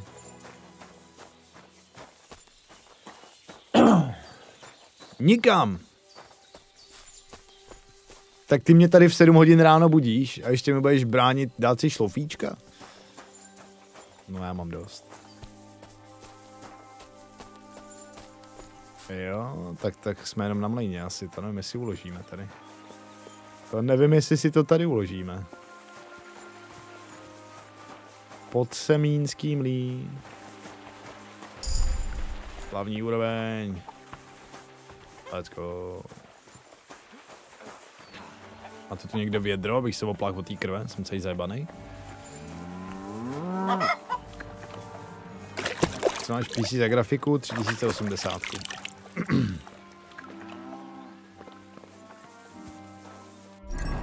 Podsemenský mlýn. No. Tak, hlavní úroveň a můžeme si vybrat neohrožený kavalír. Pokud bude tvoje charisma vyšší než 20, bude se tvá zbroj počítat jako o 15 vyšší. Co? Jakože když chceš nosit zbroj, tak ti to přidává charisma tady to. Pomstychtivec. Po zabití oponenta v boji na blízko získáš o 10% větší útok a rychlejší obnovování staminy. Efekt drží 30 sekund. Co tady máme? Martinův odkaz. Stejně až 10. úroveň.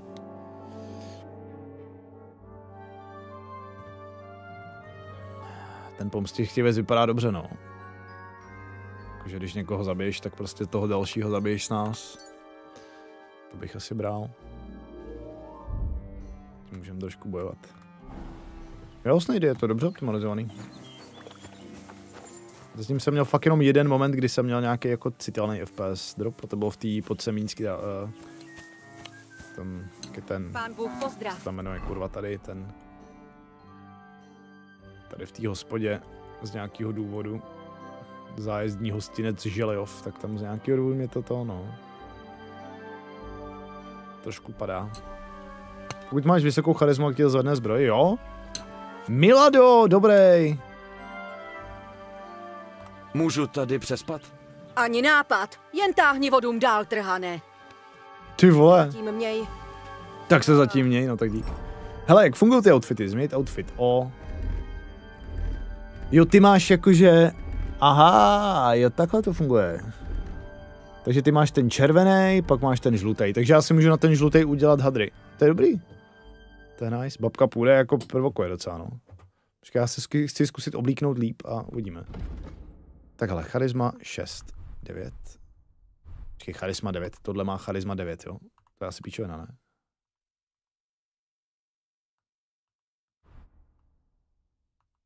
Co? Proč by ten kojf měl větší charisma než... Jo, to můžeš jít dohromady ještě dát. Co? Nechápu, hůčka. Charisma 6, 3, 0, 1, 1, 6. Tak asi dobrý, no. Ale charisma 4 máme. To beru. Charisma 5. Kvadrátěná charisma 7. Takže s tímhle je horší charisma. Ne, větší. Jo, počkej, to se totiž ale dává přes sebe, takže ty musíš mít kojf a čapku. A máš 3. Co? Kam to nechápu, to oblíkání. Proč tomu oblíkání nerozumím? Když to je stejný jak v jedničce, ne? Proč mi ukazuje charisma 6? Drátěná kukla 7 z 8. Jo, aha, ty když to máš totiž označený, tak mi to ukazuje, že mám 4. Takže ta drátěná kukla mi dává 4 charisma, jo? Dohromady s tím kojfem. Ne, ta kukla drátěná je místo kojfu. Jakoby já nejsem schopný poznat, kolik teď teda mám nebo nemám charisma. Mi to ukazuje charisma, jakoby... Chápeš, mi tady ukazuje charisma, když mám označený ten slamák a já chci vědět, kolik mám prostě teď charisma. Každýho itemu vpravo vidíš, na jaký místo to přijde. Jo.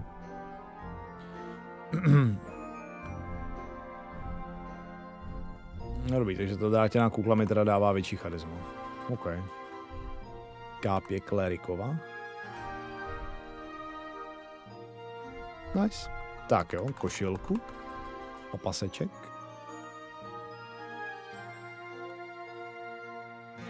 6. Kabát s knoflíky. 7. Myšky s terčíkem. Mně fakt přijdou ty staty méně srozumitelný než v jedničce, ale prostě jenom tím, že to asi jako jiný, no, a v jedničce to znám. Ale stejně. Charisma 7. Střevíce měkké. Co? Ty střevíce měkké tady, ty mají 8. 7, jasně. Nohavičky nějaký gatě. Ani bylo jako, že durabilita vpravo celkově. Já nevím. Tady jako 5 z 5, jakože asi to má jako maximální charisma, když je to poškozený, tak to má nižší, že?